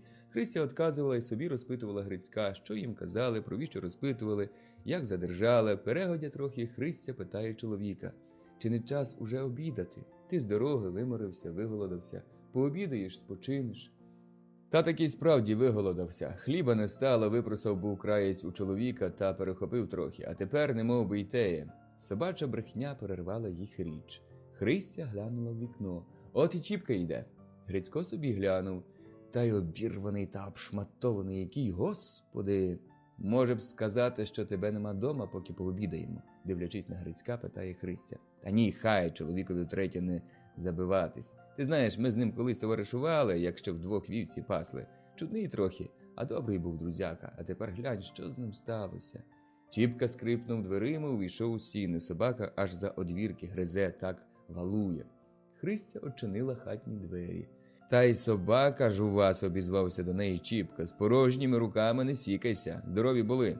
Здорові, йдіть у хату, я вже сама закручу завертку, бо вона в нас то так того ходить, що як хто другий, то й не закрутить. Христя кинулась до надвірних дверей, очинила їх, гукнула на собаку, потім зачинила і закрутила заверткою.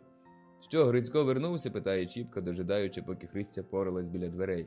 «Вернувся. Чому ж ви не йдете в хату?» «Ідіть», – Чіпка несміливо вступив у хату та й став коло порога. Йому якось і соромно стало, і страшно. Грицько привітався перший. «Здоров, Чіпку!» «Здоров, Грицьку!» «Здоров, брате!» «Чи бач, як ти перемінився? Як одружився і не пізнати тебе? Чим же я перемінився? Усім заріс, постарів. Отче вигадайте!» – защебетала Христя. «Де ж таки він старий? То він не поголився, то так воно здається». «А може, та ні, я таки тебе, Грицьку, молодшим бачив». «Це так мене застарила молода жінка», – сміється Грицько. «Тільки б старості», – усміхаючись, каже Чіпка. «Та й ти, Чіпко, перемінився, на себе не схожий. Чого це ти так занепав?» «Лихо, брате», – зітхнувши, отказав Чіпка і сів поруч з Грицьком коло столу. «Коли те лихо до добра доведе, що ж тобі за лихо таке?» «Багато, Грицьку, розказувати. Ще раз зітхнувши, одмовив Чіпка і скорим поглядом окинув хату. Простора хатина, чепурно вибілена, тепла та ясна, тиха та щасна, війнула на його якимось теплим духом. Йому так стало легко, мов стіни до його лиха прихилялися. На серці в його стало так люб'язно. Думки його повернулися назад і перенесли його разом на степ. Намалювали йому старою неміччю скаліченого діда Уласа, швидкого Грицька, що на барані їздив. Кинули його на верби, горобенят драти. Жив, наче хто молотками, гамселем цими словами у виски йому. Він болісно всміхнувся, глянув на Христю, і понесли його думки на поле між зелені жута, де він вперше зустрівся з Галею. Жаль йому стало свого бувалого життя, котре пестило його надії. Йому заманулося кому-небудь їх відкрити, з ким поділитися. На очі наверталися, чув він сльози. Він боявся, щоб не бризнули, та водив очима то на Грицька, то на Христю. І здалися вони йому такими щасливими, такими добрими, привітними, що він не щувся, де дівся його страх перед ними, сором за своє безпуття. Йому забажалося щиро від серця побалакати з ними, як з рідними. Звісивши на груди голову, в землю потупивши очі, він став навертати на себе розмову. Багато, кажу, почав він розказувати, і за день усього не перекажеш. Лихо сказано, як до кого причепиться, не отсікаєшся. Хто ж винуватий у вашому лихові, обізвалася, глядя на його Христя. Мабуть, чи не самі найбільше. Докір цей хоч і вколов з першого разу Чіпку, адже він ні зі зморшкою, ні поглядом не виявив того. Йому аж подобалось питання, так прямо вимовлене жіночими устами. Та трохи й сам винен, одмовив він, задумуючись. А то такі люди. Чим же люди винні, сповідає Христя. Чіпка поворухнувся, видко він не ждав такої сповіді. Помовчав трохи, та все вниз дивився, ніби роздумував, чи казати, чи ні. А далі туго, немов слова до язика поприлипали, а він їх одривав з великим болем, промовив. Неправдою своєю. Грицько побачив, з яким болем та жалем промовив Чіпка оці два слова, скинув очима на Христю. Ось, годі тобі базікати, обізвався до неї. Готуй лише краще обідати, та пообідав йому всі разом. Ти, Чіпко, ще не обідав? Та я вже, Бог його знає, коли й страву бачив, жалем признався Чіпка. Мова його вразила жалощами Грицька й Христю, та й себе він був такий якийсь, що хоч не хоч пожалієш. Грицько мерщій посунувся за стіл, на покуття та запрохував Чіпку сунутись ближче до його. Христя метнулась до хліба, до мисок, до печі. Швиденько насипала борщу в миску, поставила серед столу, достала ложки з мисника, порозкладала перед кожним, та вже мала була сама сідати на ослоні до столу, як Грицько промовив. Чи це б то так на суху й сидіти? Воно, мабуть, жінко, у нас у хижці є й горілка. Ми так давно бачили з Чіпкою, що годилось би і випити. Ось, давай лиш по чарчині. Та мене, правду кажучи, наче щось ломить, Чи не покине, бува? Христя вийшла до хижі, незабаром унесла пляшку з горілкою, поставила на столі й сама сіла. Наливай, жінко. Христя налила. Грицько взяв чарку в руку та, обертаючись до Чіпки, промовив. Пошли ж нам, Боже, всього, чого ми тільки бажаємо. Дай Боже, отказує Чіпка. Потім Христя знову налила чарку, а Грицько підсунув її до Чіпки. Випив і Чіпка. Тоді вже сам Грицько налив півчарки, посунув до Христі, примовляючи, випий же й ти, жінко. Христя взяла чарку в руки, пригубила, кивнула головою і почала їсти борщ. Прийнялись до борщу й чоловіки. Чіпці здалося, що він зроду не пив такої доброї горілки, не їв такого смачного борщу. Поїли борщ, Христя достала локшину на молоці. Чіпка як 3 дні не їв. Усе йому здавалося таким добрим, смачним, самі хазяїни такими щирими, привітними людьми, що він аж повеселішав трохи. З лиця спала в його туга, на лобі розправились зморшки, що як ті хвилі то набігали, то збігали. Він радісно засвітив своїми розумними, темними очима і став сповідатись. Так ви, пані матко, обернувся він словом до Христю, хочете знати, чим люди винні в моїм безголов'ї? Усім винні. От самого малого, непримітного, до самого великого, найбільшого. Ви тільки погляньте, як вони між собою живуть. Чи так, як люди, як брати, як Бог приказав жити. Аге ж, вони б мали один одного в лосці води втопити, з лиця землі змели. Грицько усміхнувся. Ну що тобі до того, Чіпко, скажи мені, Бога ради, адже тобі від того ні знобить, ні гріє. Як не знобить? А правда де? Де та правда, по котрій нам велено жити? Де вона ділася? Хто її вкрав у нас, гарячився Чіпка? Куди вона забігла, га? А в мене правди, сказав Грицько, то живе так, як і всі живуть. А як не дають жити, що тоді? Та осе мана тільки. Ой, Грицько, і братіку, не кажи так, важко мені, пече мене таке слово. Не знать, що вигадуєш, Чіпко, не знать, об чому турбуєшся, не такий тепер вік настав, не такі люди народилися. Що ж мені робити, коли я не можу з ними вжитися? Чим же я винуватий? Я ще й так терплю, ти тільки послухай, яка в людей правда. Ти знав мою землю? Знав. Ти чув, що її одібрали в мене, знаєш? Ту саму землю, про яку сама громада сказала, це твоя земля, Чіпко, володій нею. А тепер знайшлися такі митці, що й громадську волю поламали. Узяли і отсудили мою землю, Бог його знає і кому, Бог знав ж нащо. На те, мабуть, щоб перевів її на гроші, та й повіявся туди, звідкиля й привіявся. І як, спитаєш, він одібрав ту землю, підсипав судовикам, от і рішинець, не твоя земля. Чіпко, то була твоя, а тепер не твоя. Чому ж ти не сходив у суд до Чижика, пита Грицько, він, кажуть, іноді помага. Ходив, поміг. Як 50 карбованців, то й поможу. Що ж ти? Де ж я візьму їх? Отака то в світі правда. Один прийшов, підсипав і отсудив. А дай ти 50 карбованців, тобі отсудять. А якби була правда, то цього б не було, земля б зоставалася в мене. А коли б земля була в мене, я б ніколи не став таким, яким ви мене бачите. Хіба я не знаю, хіба я не чую, що про мене люди кажуть, думають? Знаю, добре знаю. Хай кажуть, хай думають, кожному вільно, що хоче казати й думати. Тільки не кожному дано знати, заглянути в чужу душу, зрозуміти, що там і до чого, подивитись у чуже серце. Гляньте в його правдивим оком, то й побачите, що там діється, що там витворяється, як іноді тяжкі муки гнітять його, як лихо розриває. На те в них кебете катма не дано їм.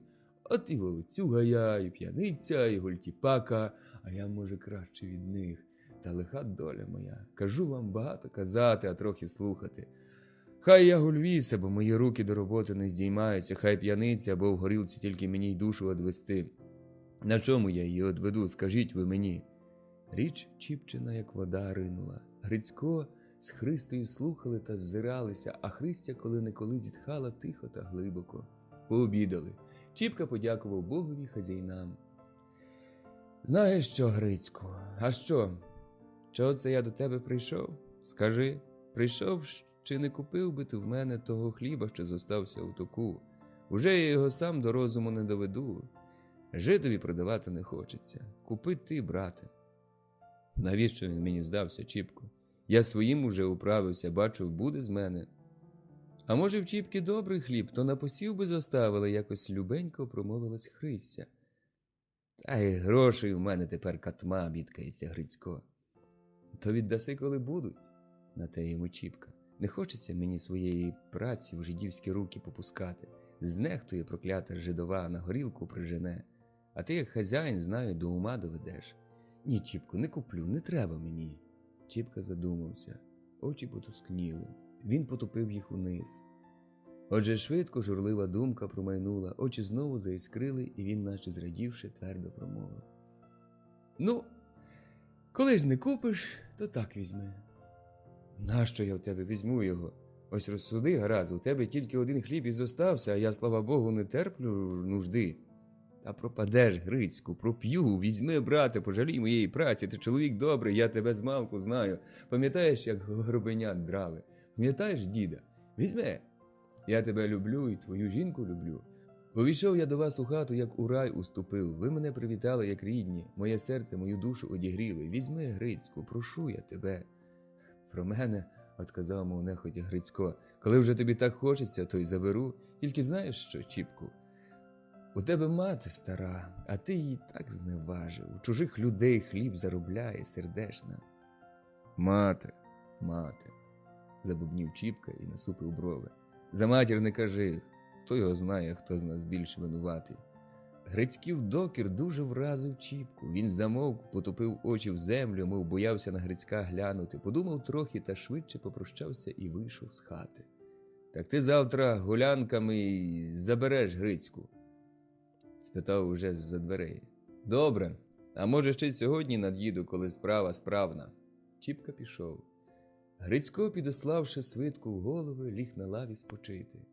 Христя поперемивала посуду, поприбирала, сіла на полу коло печі, за гребінь прясти мичку. У хаті було тихо-тихо, аж мов важко, тільки чутно було, як веретено сюрчало, та коли-неколи Христя легенько зітхала. Христя думала про сьогоднішню розмову з Чіпкою. Думки обступили її, повели, як сиві тумани, землю. Вона віддалась їм на волю. Робіть, мов що знаєте, несіть куди хочете. І здавався їй Чіпка не таким гультіпакою та волоцюгою, яким його люди взивали, яким сама вона його щитала до сьогоднішнього дня. Скривджене з самого малку її сирицьке серце догадалося, що Чіпка не такий, не гультіпак, а лихий чоловік. Гультіпака зло людське, а неправда людська, казало їй серце. У Чіпки й серце добріше, і душа чистіша. А що він п'є? То його лихо п'є. Недаром він хвалився ним. Та як же його і не пити, живучи між такими людьми, що кожен тільки й думає, як би мені та мені, як би кого обідрати, ошукати, брати, рідні, сестри, перші вороги між собою. А правду, казав Чіпка, промовила вона вголос, аж Грицько від дрімоти прокинувся. Яку правду, позіхнувши, питає він. Що немає між людьми правди, що живуть вони не по закону. Толкуй, дурний, спитавшись з кругу, верзя не знать що, а вона тому й віри діймає. Як же не діймати, коли воно так і є? Як так? А так, от хоч би я, якби люди по правді жили, чи терпіла б я, зоставшись сиротою, те горе та нужду, що прийшлось витерпіти? Чи розкотилося б добро сирітське? Коли б вони по правді, а не по кривді жили, то всього б того поберегли, не попустили б, щоб сирота скиталася по людях, не завдали б її у найми, де б, може, не стрівшись з тобою, й вік звікувала. Своя сорочка ближче до тіла. Отож то й є, усе коли в собі та собі, а про сиріт та безталанних ні гадки. Хай сироти гинуть. Хто ж тобі стане дурно чуже добро доглядати? Запитав Грицько. Христю, як хто голкою укольнув, зляканим поглядом вона глянула на його. Вона ніколи не ждала такого від Грицька. Невже ж би й ти так зробив, не спускаючи очей з його, вона прямо запитала. Грицько оханувся і, подумавши, отказав. То що ж, що я б не зробив? Другі б зробили. Та чого це ти так прискіпалась до мене? Перемінивши свій ласкавий голос, уже він запитав Христю, та й собі гостро глянув на неї. Христя сиділа на днищі, бліда, смутна, та, скривившись, дивилася прямо йому в очі. Голова її схилилася трохи набік, нитка в одній руці, а починок у другій заколіли. По виду можна було бачити, що вона, хоч і дивилася на Грицька, дивилася прямо йому в очі та нічого не бачила. Думка її десь далеко-далеко носила. Грицько помітив, серце в його якось болісно тьохнуло. «Христе!» – гукнув він. Христя кинулась, аж починок з рук випав. Вона скочила його доставати. «Що це з тобою? Чи не закохалась, бував, в Чіпчині голі п'яти? Чи від того, що вона нахилялася, чи може від того, що метке Грицькове слово влучило прямо її в серце і погнало кров у голову?» Тільки зблідле до того лице Христини зразу покрилося червоним заревом. «Ох, як ти мене злякав, хай йому цур!» Переводячи дух, усміхаючись, веселенько обізвалася вона до Грицька, щоб покрити усміхом свій недавній смуток. Грицько пильно дивився на неї. Краска з лиця вже одійшла, тільки притаєне легеньке зітхання та якийсь боязкий, соромливий погляд з блискучих очей нагадували, що, може, Грицько й правду казав. Одначе Грицько не обзивався. Спустивши з лави ноги, він почав у кишені шукати люльки. Налапивши і витягши люльку, довго він довбався ній протичкою, протягуючись та позіхаючи. Потім вибив облаву з гара. «Піти лишень покурити», вночі тютюн у жмені й держачи в зубах люльку, каже він, та подивитися на віз, чи добрі осі, бо завтра справді гулянками, може, хліб перевезу. Грицько пішов з хати.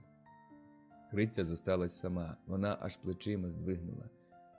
Що це справді зі мною сталося, сама себе запитала, та трохи перегодя і затягла сумну та журливу пісню на всю хату. У голосі її почулися сльози, журба. Повивали вони хату й Христю. Вона голосом виводила свій сум тяжкий, а рукою нитку за ниткою. У неділю тільки що вийшли з церкви та оповідали, зараз Грицько запріг своїх пару биків, випрохав у сусіди ще пару та 2 парами й поїхав до Чіпки. Пуста городина, лихий тин, криві ворота, необмазана хата з побитими вікнами неприязно кинулись у вічі і образили Грицькову хазяйливу натуру.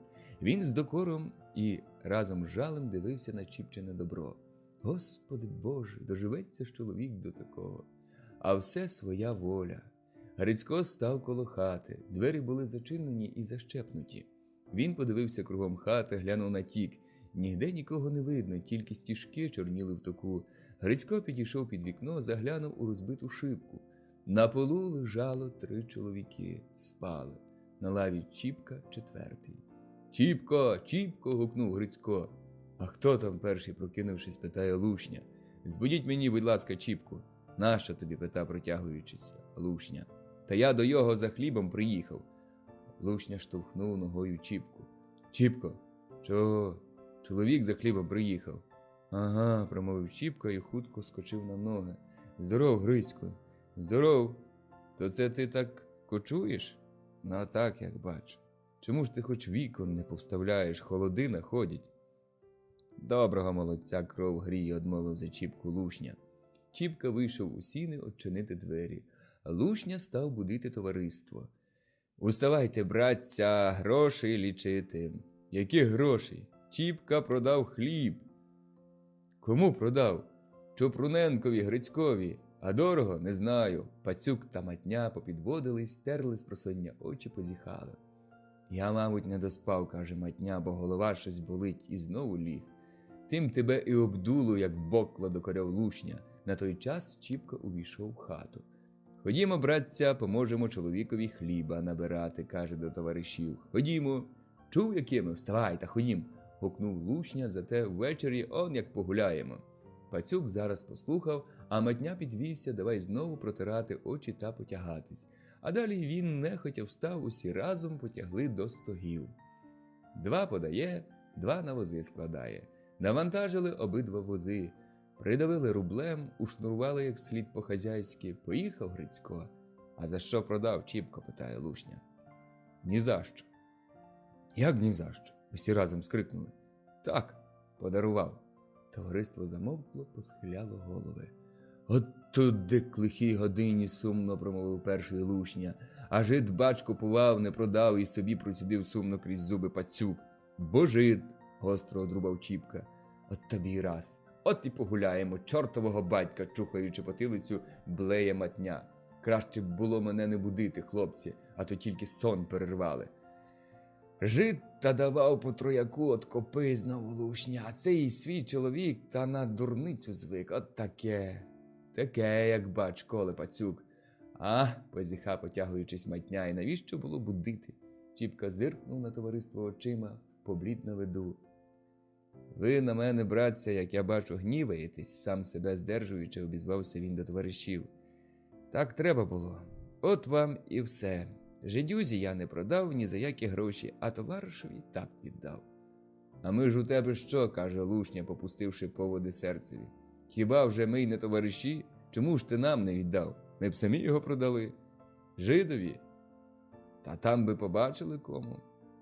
Чоловік тягне Чіпка далі, чесно поживе, добрим словом згадає. А жид що? «А тепло ж буде від того доброго слова», – щипає Пацюк. «Тепло вже», – грізно відрубав Чіпка, а далі нижче, спускаючи голос, каже. «Я знаю, що моя праця не пропаде марно, а доведе її добрий чоловік до розуму». «От туди к лихій годині, оце так, от тобі й погуляли», – одно бубнить матня, присівши навколішки та взявшись руками за одутлі щоки. «Не ждали ми, Чіпко, від тебе такого дошкуля, Лушня». «Якого?» «Такого, як ти зробив. Пропало добро, усі поприсідали на току, та як хижі вовки очима світили. Один Чіпка стояв, опершись спиною об недобратий стіг, та сумно позирав то на товаришів, то на цілі стіжки, то на шлях, чи не їде Грицько. Аж ось Грицько вже справився, приїхав вдруге. Отак-то ти нас обвів, дядьку, обізвався до його Лушня. Як? На дурницю, кажеш, хліб возиш? На дурницю? Дарованому коневі в зуби не дивляться. То ти нас хоч молотити візьме по карбованцю от копи, шуткував пацюк. Усі засміялися, Грицько й собі, один Чіпка мовчав. Годі, братця, не знать, що торочити, обернувся він до товариства. Ну, ти лишень чоловікові поможемо хліб добирати, бо час не стоїть. Нехай же сам і забира, коли поцінно купив, каже з докором Лушня. Тимофію, грізно глянувши, гукнув Чіпка. Або до роботи, або з двору. Я прохати не стану. Лушня зітхнув, а все-таки підвівся, поліз за стіг. Другі, глядя на його, і собі прийнялись за діло. Одначе робота в руках не горіла, як спершу. Отже сяк так понакидали вози, забендюгували, ушнурували, повіз Грицько додому. Лушня пішов за ними слідом. Дядьку! Аго! Ви вже нам хоч за поміч перекиньте, що невже ж ми дурно працювали, аж спина болить? Що ж я вам перекину? Та хоч карбованців 5, а де ж ті 5 карбованців на смітнику знайдеш? На хліба хіба трохи, адже кіп більше 30 буде. Грицько мовчав.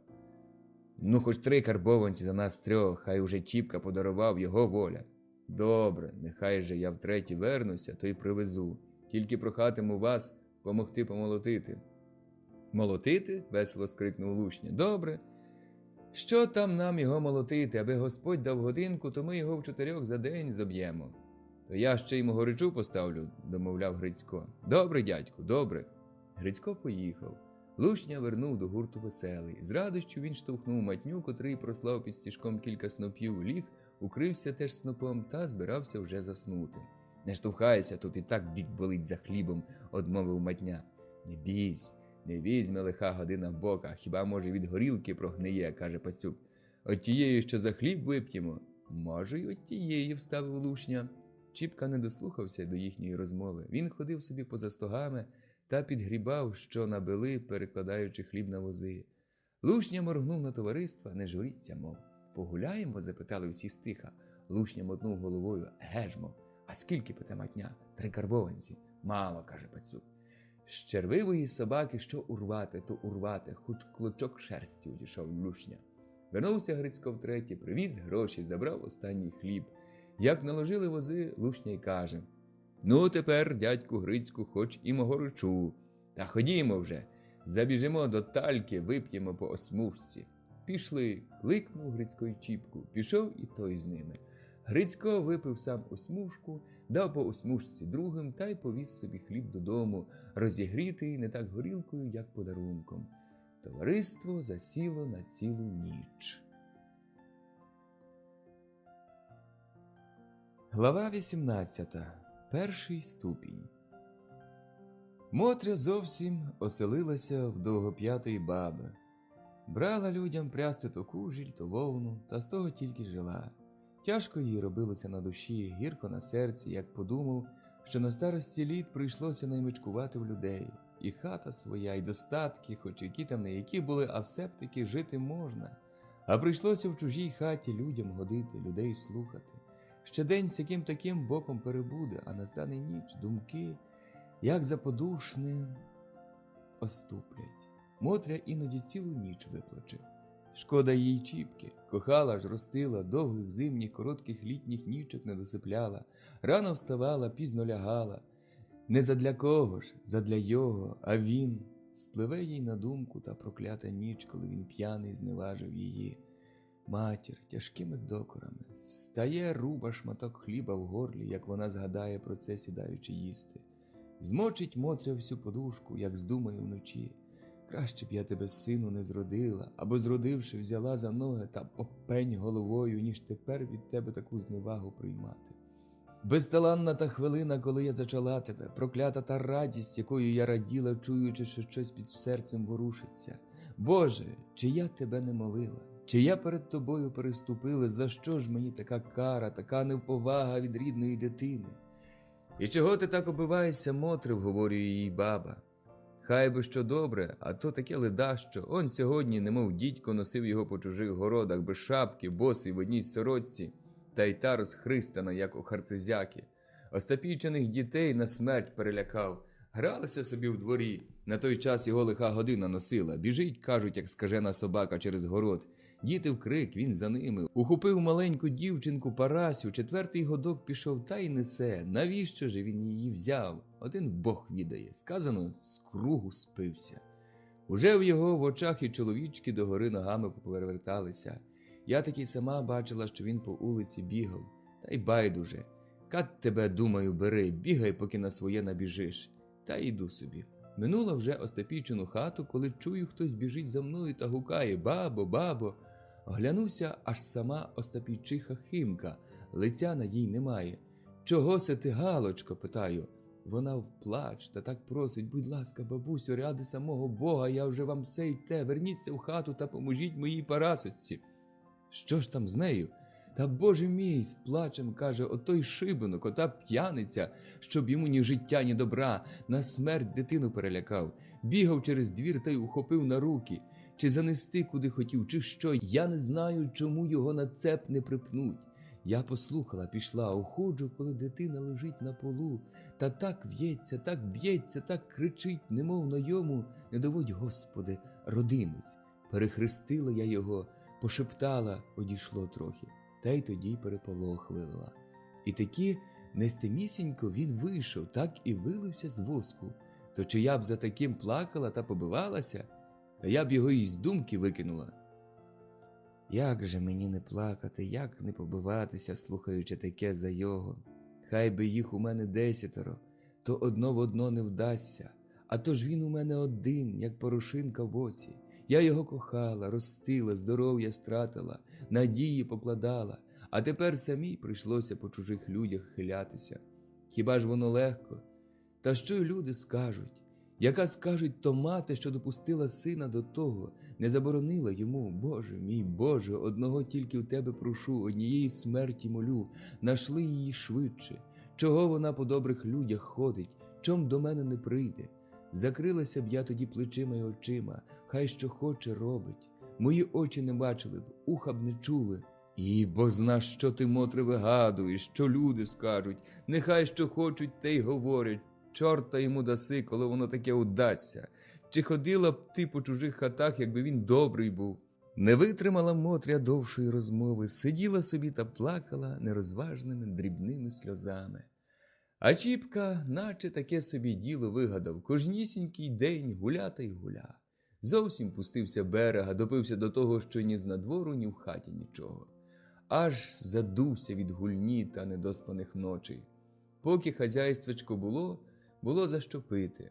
А як забрав Грицько останній хлібець з двору, то хоч що хоч, без грошей і жидівка осьмушки не дає.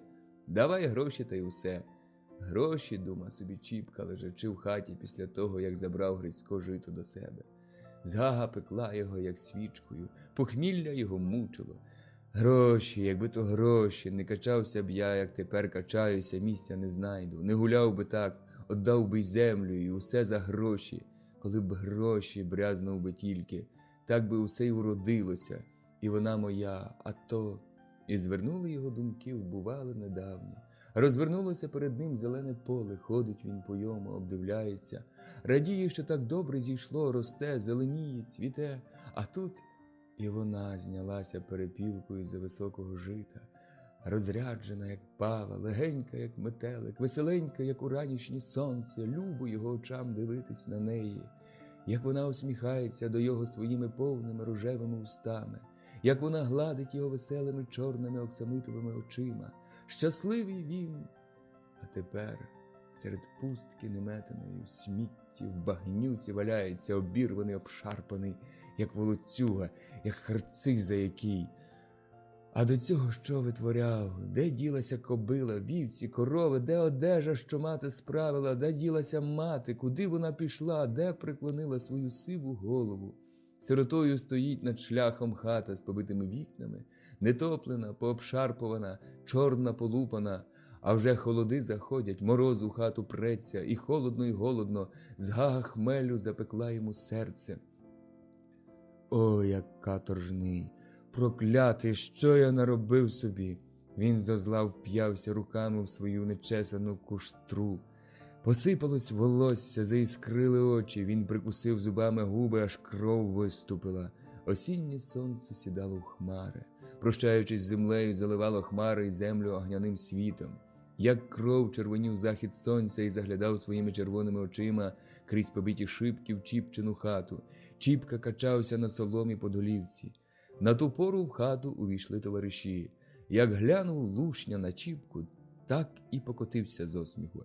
Пацюк та Матня стоять у порога та тільки дивуються. «Чіпко!» – гукнув Лушня. «Чи ти, бува, не збожеволів? Якого ти бісового батька качаєшся та рвеш на голові волосся?» Несподіваний регіт схаменув Чіпку. «Братику, – мовить, як дитина, – хоч чарочку, капельку, бо пропаду, пече мене, давить, пити мені, пити!» «Та напий, дурню!» – гукає Лушня, подаючи йому пляшку горілки в кварту міри. Аж затіпався Чіпка, ухопивши обіруч пляшку, приложив він її до своїх попалених смагою, замазаних кров'ю губів та дудлив на хильці, як воду. Матня побачив та й собі затрусився, кинувся на Чіпку та ну однімати. «Ну тебе к лихій матері, от дивись, ні капельки не кине, Луцифер!» Та за пляшку Чіпка не пускає та молить: «Ще, братику, ще, хоч трошечки, хоч капельку душу проквасити. Та ну тебе к бісу, от то піяка!» Та, вирвавши пляшку, припав до неї, мов п'явка до тіла.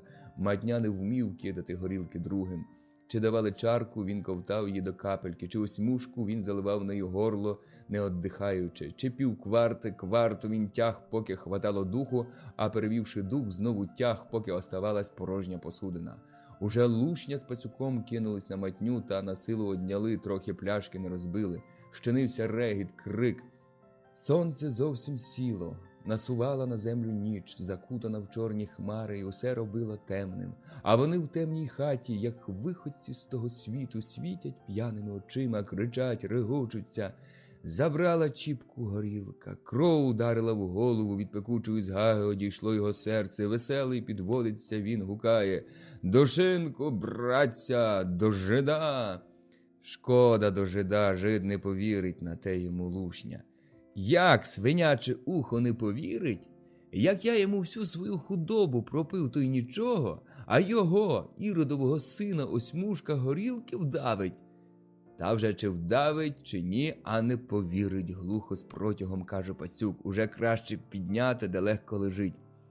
«Украсти?» – грізно запитав Чіпка і скосо глянув на Пацюка, а далі повів очима на Лушню з Матнею, ніби очима допитувався в них, чи вкрасти можна. Лушня не згаюся, а тож отказуй. Чим усилковуватись та просити парха, то вже краще своїми руками добути та погрітися.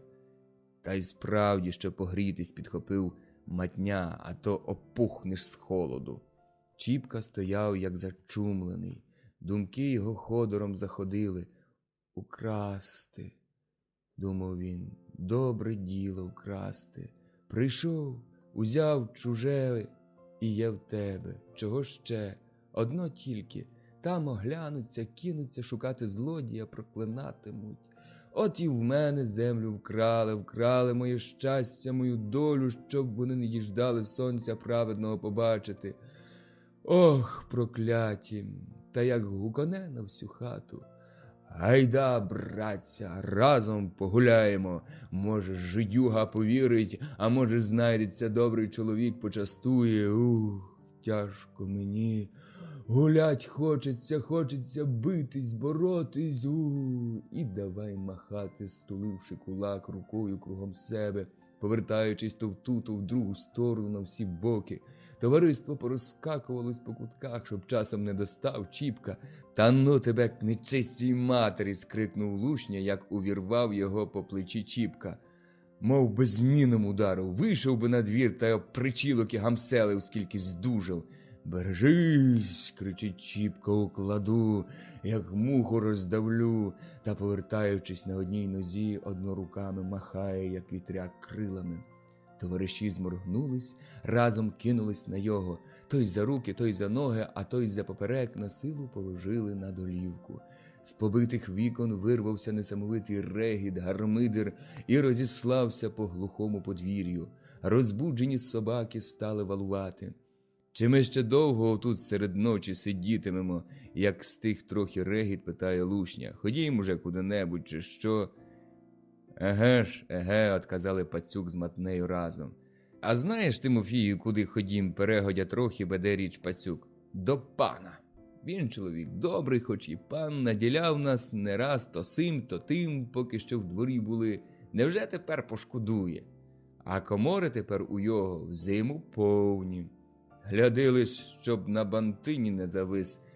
Призро глянувши на Пацюка, овернув Чіпка. Чого? Та я там усі входи й виходи знаю, одмовля той. Там комори лихенькі, крізь зуби процідив Лушня. За ніч можна полагодить. Може, на яку кварту перепаде від жида, кінчає Матня. В хаті затихло. Сидячи коло Чіпки на підогнених ногах, усі мовчали. Чіпка, вибившись з сили, лежав, як соломи куль, важко дихав. Тільки його сап розбуджував сонну темряву, що насупилась над землею. А на думку повернувся порох з своїм переказом. Устала перед ним ціла панська облава на правду. А справді, дума Чіпка, он вони що роблять, то їм можна? Чому ж нам не можна? Гидко тільки, злодюга скажуть.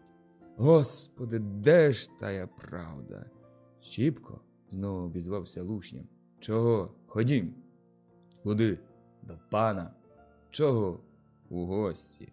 Добре. На дворі стояла темна ніч. Густі хмари замазали небо, ні місяця не видко, ні зорі не блищать. Темний морок спустився на землю, і тут нічого не видно, хоч стрель у вічі. Кругом така тиша, як у вусі. Ні людина не загомонить, ні собака не гавкне. Хіба тільки трісне суха дровинячка під важкими ступнями товариства. Пройшли вони улицю, другу. Посеред села на третій одрізнився від них Лушня. «Стійте тут», – промовив тихо. Усі стали. Один Чіпка без тямку поволік ноги далі. Лушня прямо підійшов до хати. То був жидівський шинок. Видно, жиди вже спали, бо ніде не блищало світло. Лушня постукав у вікно. «Гершку, Гершку, відчини!» «А хто там такий?» – хтось обізвався з хати. «Свої, відчини!» «Які свої такої пори? Цього тобі треба!» Уже гаразд чутно було жидівський голос. «Хоч пшениці купити!» «Якої пасниці?» – швидко отказав Гершко і отсунув квартирку. Під вікно підступили Пацюк з Матнею. «Хто зве? Звідкиля пшениця?» – питає жид, побачивши коло вікна 3 чоловіки стоять. «Та звідкиля б не була, на що тобі? Ти кажи, що даси за мішок». «А, це ти, Тимофію, йди у хату. А то це хто з тобою?» «Свої. Ну то йдіть у хату, тут побалакаємо». Лушня оглянувся, не видно Чіпки. «А де ж Чіпка?» – питає. «Он, як морюка пішов», – каже Матня, показуючи на темну пляму, що чорніла, колихалася в темряві. «Біжи, Петре, поклич», – порядкує Лушня. Пацюк побіг, догнав чорну пляму, вернувся з Чіпкою. Тим часом заблищало світло в розбиту віконницю, скрипнули хатні двері, дзенькнув засов коло надвірних, корчма роззяпилась і всіх проглинула. Не вспіли хлопці посідати, де не вродилося півкварти горілки, півхліба, миска солоних огірків. Товариство зараз же налягло на їжу, на горілку. Не пройшло й години, як усе те було зметене. «Ну, а де ж та пшениця?» – питає жид. «Та пшениці не питає», – Лушня йому, – «ми добудемо». «Та я знаю, сцеп такий звавий козак та не добув, з пекла достане». «То-то ж, а ти кажи, по чому за мішок даси?» «Та сос, 7 гривенника». «Ах ти, свиняче ухо!» – гримнув на всю хату Чіпка. «За мішок пшеницю 7 гривеника? Ну сос, що за місок? Я все знаю, яка то пшениця. Ще часом, крий Боже». І почав чухати рижу довгу клочкувату бороду.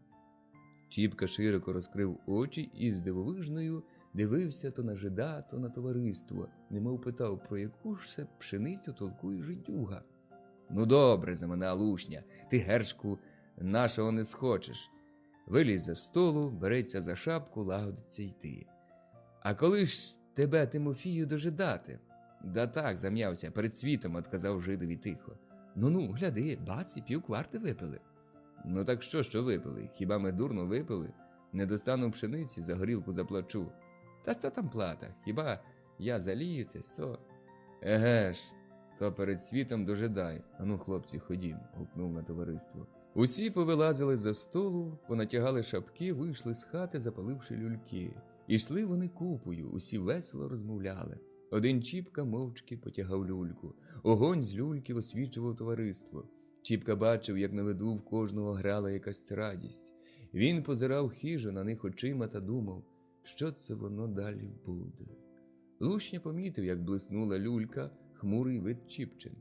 Чого це ти, Чіпко, як мила з'їв, питає? Чо ти журишся? Хто журиться, твердо отказав Чіпка. Хто кало? Розмова увірвалася. Затих гомін товариства, все кругом затихло. Сон наліг на ціле село, нігде ні лялечки, нігде ні світла. Втомившись після денної праці, все заснуло. Одні тільки собаки де-де не спали. Як проходили хлопці темними вулицями, позаду їх піднімалось неприязне валування. Тепер вони йшли мовчки, три вперед, Чіпка позаду ногу за ногою суне. Так ведмідь іде нехотя за циганом, опинається, а все-таки йде. Серце щось недобре віщує, страх не страх, якесь темне почуття холодить серце, холод пронизує душу. У думці закрадається питання, куди се, чого се, за ними, за товаришами. Обдурює сама себе думка й тягне Чіпку далі та далі. Тягнеться він тихо, помало, не маючи волі остатись, покинуть братчиків, тягнеться одурений підлесною думкою, забиває в серці страшне почуття. Дійшли вони до панського дворища. Стали. Чіпка минає. Чіпко, ходім, гукнув йому Лушня. Що? Гуртом свого одбирати. Чіпка став, задумався. Ходім, отказав якось глухо. Глава 19. Слизька дорога. Хто спускався на громаку з високої гори? Спершу не то спускатись, униз страшно глянути. Як уперше сядеш на громака, як подумаєш, де той убога низ, волосся подереться вгору. А громак уже їде вниз, усе вниз, холод приймає душу, на лобі під виступає. Доїдеш до гребня гори, спустишся прожогом униз, тоді вже ніколи боятись. Дух захоплює, якась звіряча радість приймає тебе, у тебе тільки й думки, коли б швидше, коли б швидше. Така саме думка пройняла й Чіпку, як він, прийшовши до пана в гості, спустився в комору з пашнею. Попорався, як знав, вирнув та й наткнувся на сторожа. Чи пан, чи пропав, на слизькій дорозі більше пропадає під такий час. Отже, Чіпка не такої натури, що сам на сам звертав комусь дороги. Не звернув він і сторожеві, а кинув харчати під коморою ледве живого. Сидить Чіпка. Совість, задобрена горілкою, його не мучила. Страху він зроду не знав. Пшеницю вергаючи, втомився та й спав у себе в барлозі, наче після тяжкої праці. Уже сонце встало, люди почали снуватися по селу, а сон усе не випускає його з своїх цупких рук. Ранком ще мов міцніше давить. А скрізь по селу, як у дзвони, дзвонять про крадіжку, про сторожа. Заворушилися, загомоніли. Хто, як? А вже ж ніхто, як не оті харцизяки, гомонять люди, показуючи рукою в той бік, де Чіпчина хата. Щодня п'ють та гуляють, завіщо? Хай спершу гуляли на худобу того чортового сина, а тепер же все чисто пропив, матір прогнав. З чого ж його, як не красти? Така поголоска дійшла до волості. А що ж, може й правда, міркують між собою волосні, та зараз кинулись до Чіпки. Прийшли на дворище, обійшли навкруги город, заглянули у хлівець, у загороду, чи не приховано чого. Голова навіть покоприсав палицею гній, що зостався після коняки й корови. Ніде нічого. Повернули до хати, хата була засунена. Поторгав голова двері, ніхто не озивається. Тоді підійшов під вікно, глянув у розбиту шибку. Спить Чіпка на полу, аж хропе. «Ей, ти!» – гукнув голова. «Відчини! Чув, Чіпко? Чи як тебе? Відчини!» Чіпка почув крізь сон чужий голос, поворухнувся, перекинувся на другий бік. замурчав та й знову заснув. Один з соцьких зайшов за хату, підійшов до дірявого причільного вікна, сунув Чіпку під бік палицею. Чіпка кинувся. «Кий там чорт штовхається?» – пита спросоння. «Відчиняй, злодюго!» – гукає, розсердившись голова. «Відчиняй, то двері виламаю, гірше буде!» «А ти що за птиця?» – питає Чіпка, протираючи очі. «Я тебе виламаю!» «Бийте двері!» – кричить голова. «В'яжіть його, злодюгу!» Уразила така мова Чіпку. «Ану, бий, бий, чи зуби будуть цілі?» «А чому ж ти не відчиняєш, гайдамака? Чи сю ніч крав у пана? Чи сторожа прибив душогуби?» «Якого пана, якого сторожа?» – позіхаючи та потягаючись, питає, мов і не він. Чіпка. «Не знаєш, у якого пана? Ти не знаєш, який у нас пан? Злодюго, відчиняй, ми тебе трусить прийшли». «Трусить? Добре, трусіть, що ж я, йди, труси», – каже Чіпка, підводячись. Незабаром дзенькнув засов, у хату увійшов голова з 5 чоловіками соцьких. «Шукайте, трусіть скрізь!» – гукає голова соцьким. Чіпка підпер спиною одвірки, стоїть мовчки, дивиться, що далі буде. Соцькі кинулись по всіх кутках, заглядали під піч, під піл, лазили на піч, перекидали на долівці солому, ніде нічого. «Ведіть його у волость», – порядкує після трусу голова, «та зв'яжіть, щоб не втік, бува». «Ні, цього не буде, щоб я дався зв'язати. За що ти мене в'яжеш?» – визвірився на голову Чіпка.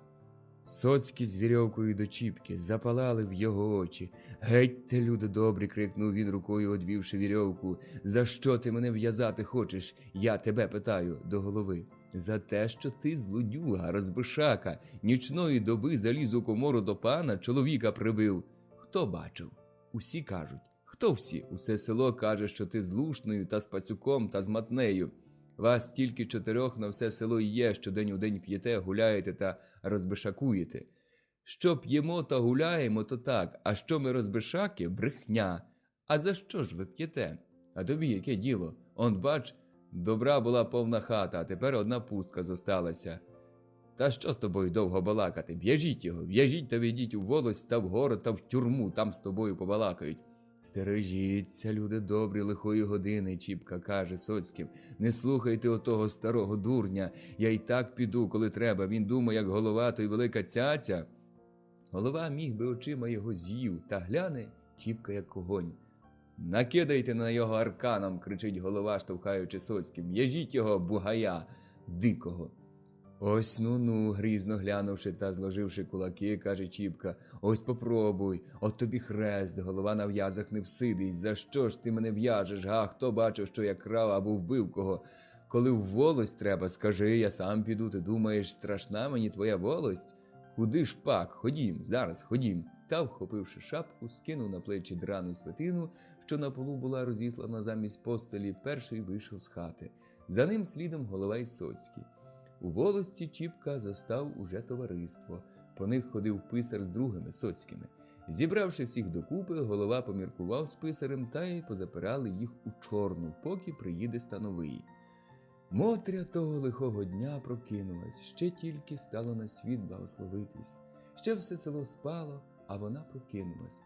«Ох, щось мені не спиться, так погано спала, так погано, та сни таки недобрі верзлися, хвалиться бабі.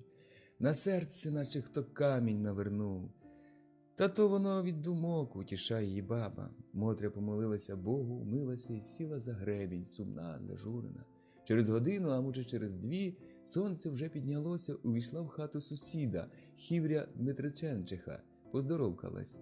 «Чувала новину?» «Яку?» «Сю ніч пана обікрадено, щось дуже багато забрано і сторожа прибито, чи й доживе до вечора». «Господи Боже», – шепоче Мотря, зітхнувши. «А оце вашого, Мотре, повели в волость, або й не повели, а він повів. Сам уперед іде, а ззаду голова, а з соцькими. А він їм щось так вичитує, так вичитує». Як почула це Мотря, поблідла на виду, заткнула в мичку веретено та мутними очима дивилася на Дмитриченчиху. Жаль, досада й разом страх виглядали з її жовтих очей, а далі не видержала, залилася слізьми. «Сину ж мій, дитину моя, краще б я тебе в землю своїми руками зарила, ніж отаке чути про тебе». «Та чого ти, Мотре, так себе мучиш?» – обізвалася баба. «Може, то ще брехня, мало на кого набрешуть». Не чує Мотря утіхи, плаче, Далі встала, накинула на плечі стару кожушанку і, згорбившись, боса вийшла з хати. «Куди ти, Мотре?» – питає баба.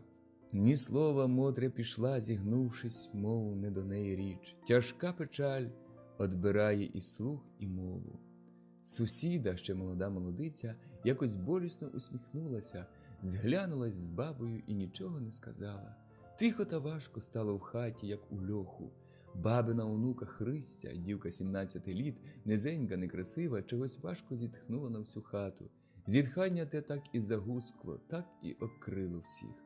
Голова в кожної схилилася, очі вниз потупились, кожна щось думала сама про себе. «Що то мати?» – через кілька часу глухо промовила баба. «Її зневажають, з хати виганяють рідні діти, а їй усе-таки шкода». Ні сусіда, ні онука нічого не одмовили, тільки ще сумніші стали. Мотря майнула аж у волость, Чіпки вже не застала, посадили в Чорну. Як сова, згорбившись, скарлючившись, ходить вона кругом Чорної, поглядає на невеличкі залізом перевиті віконця та плаче, плаче. Хоч би мої очі його побачили, хоч би мені одне слово від його почути, хай би я знала, чи правда тому, що люди кажуть. Стала вона прохати Соцького, щоб пустив до сина. Соцький не пускав. Голова приказував нікого не підпускати, не то що аж поки не приїде становий. «Я на одну хвилинку, мій голубе», – молить Мотря. «Не можна, матусю, і ключ взяв з собою». Походила Мотря ще коло Чорної, поплакала ще трохи, та й пішла додому сумніша, ніж сюди прийшла. Давили її жалісні сльози. Жаліла вона і на голову, і на пана, жаліла і на Соцького, жаліла на увесь мир, на панів, що давлять мужиків, на мужиків, що пруться в пани. Материне серце заклекотало прокльонами на весь світ.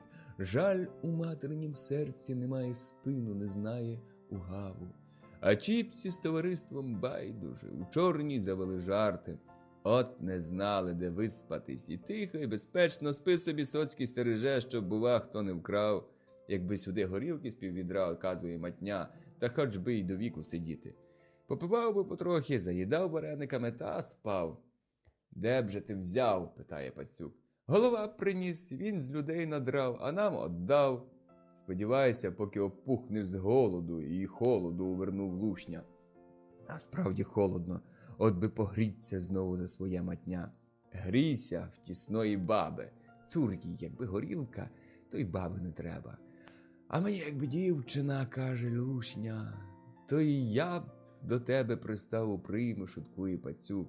А знаєте що, братця, не слухаючи їх розмови, каже Чіпка, як тільки розв'яжемось з цим ділом, у першу ж ніч голову обшахрати. Та не так, як пана, а он як. Хай знає погань, що він не хто-небудь, а наш брат Савка, тільки що наздирав з бідоти, дукачем став. Тепер бачу, пани лізе, кирпу гне. Добре, їй Богу, добре, провадять усі в один голос, як липку облупимо. Та й писаря завряд. А то дивись, пак, хотів мене в'язати. Я тебе кажу, сучого сина, як зав'яжу, то й до віку не розв'яжешся. Та ну, бо так і сказав. Їй Богу, а за що ж він мене в'язати сікається? Ти спершу докажи, що я там був, а тоді вже й на вірьовку. Страхав тюрмою, побачимо, кажу, хто там перший буде, чи безневинний бідак, чи богатир, що сирітське добро заїдає. Що ж він, питав Лушня? Мовчить пуздрата собака, мов не до його річ. Ну, а розкажи нам, обізвався пацюк, як ти впорався з сторожем? То теж чоловік ручий. Чіпка став широко розказувати, як він поліз у комору, як наткнувся на сторожа, як бурюкався під коморою, поки той не захарчав. «То ти таки добре його попам'яв», – питав Лушня. «Та знатиме, що в добрих руках побував. Як насів, то тільки стогне, вже й не кричить, як спершу, а тільки стогне. От і пропав чоловік», – каже пацюк. «Хай не лізе, куди не слід», – отказав матня за Чіпку. І то правда, закінчив річ Лушня та й зітхнув. Усі замовкли. Мовчав і Чіпка. Швидко поснули. На другий день приїздить становий. Кликнули Чіпку. Становий давай його розпитувати. «Знать не знаю, відать не відаю. Я, каже, 4 дні вже із хати не виходив». Покликали других. І ті теж саме не знаємо, вперше чуємо. Одвели їх знову в Чорну. Знову замкнули замок на двері. Становий поїхав, а їх звелів ще кріпше держати, щоб не дали, бува, дьорки. Сидять хлопці день, сидять другий, сидять і третій, їсти їм дають, чого ще, лежать собі, висипляються та точать один одному баляси з баляндрасами, а іноді й правду розказують, пригадуючи кожен свої пригоди. Один матня сумує. «Чого ти якими журишся?» – питають його. «Та хай увесь мир зійдеться та доказує, то й то нічого не вдіє. Не були й не знаємо нічого, от і все». Та не втім, братця, сила, що кобила сива. А ось уже четвертий день, як горілка в роті була, аж уха попухли. Сміх та регіт піднявся в чорні від такого тяжкого суму, а яким знову за своє сміються. Якого біса їм смішно? Хіба не правда, що уха попухли, їй же ти Богу, поробилися, як вареники завбільшки? А їм смішно. Чіпка аж за живіт береться та регоче. Ох-ох-ох, лихо, уха попухли, як вареники, ха-ха-ха, ох-ох. Дай хоч дух перевести, а то помру з осміху, ох-ох-ох. Матня одвернувся від товариства, насунув шапку на очі, ліг червом униз на долівці. Цілий день просиділи хлопці в чорній, аж поки з города не приїхав слідуватель та не повипускав. «Глядіть же, хлопці, не забувайте», – гукнув Чіпка з дороги, прямуючи з Чорної до свого двору. «Добре, не забудемо», – відгукують ті, окриваючись вулиці, що вела напрямки в шинок. На другий день голосила по селу чутка, що прошлої ночі якісь страшидла в білих сорочках, у чорних бородах, з носами, як крючками, з одним оком у лобі, як у писоголовців, убрались до голови в хату, де він спав, і куди ніколи нікого не пускав, зв'язали голові руки й ноги, накрили кожухом, забрали велику силу грошей, та й були такі. Загвалтувало село від краю до краю. Пішли суди та пересуди та поговірка, настала робота язикам і дебелем чоловічим, а надто гострим та довгим жіночим. Це, видно, Господь його карає за безневинні сльози, як сокирою рубає одна жінка серед цілої юрби сусідок. Просився торік мій чоловік, щоб записали у виселенці. Не записав, оце ж йому за те. Коли б ще й писареві 5 карбованців зідрав, живцем зідрав, останній зідрав, казав, запишу, на казенний кошт вирядять. Землі щось десятин з 30 дадуть, а тепер так. І не записав, і гроші пропали, щоб йому добра не було. Це так гомоніли до одного ранку. А на другий чутно писаря ограбовано, руки йому вірьовками до ніг поскручувано, натушковано на його зверху кожухів, подушок, так, що як витягли його, то під у 3 ручіїлля, а сам мов рак печений. Якби, каже, ще хоч з півгодини так пополежав, то задавився б.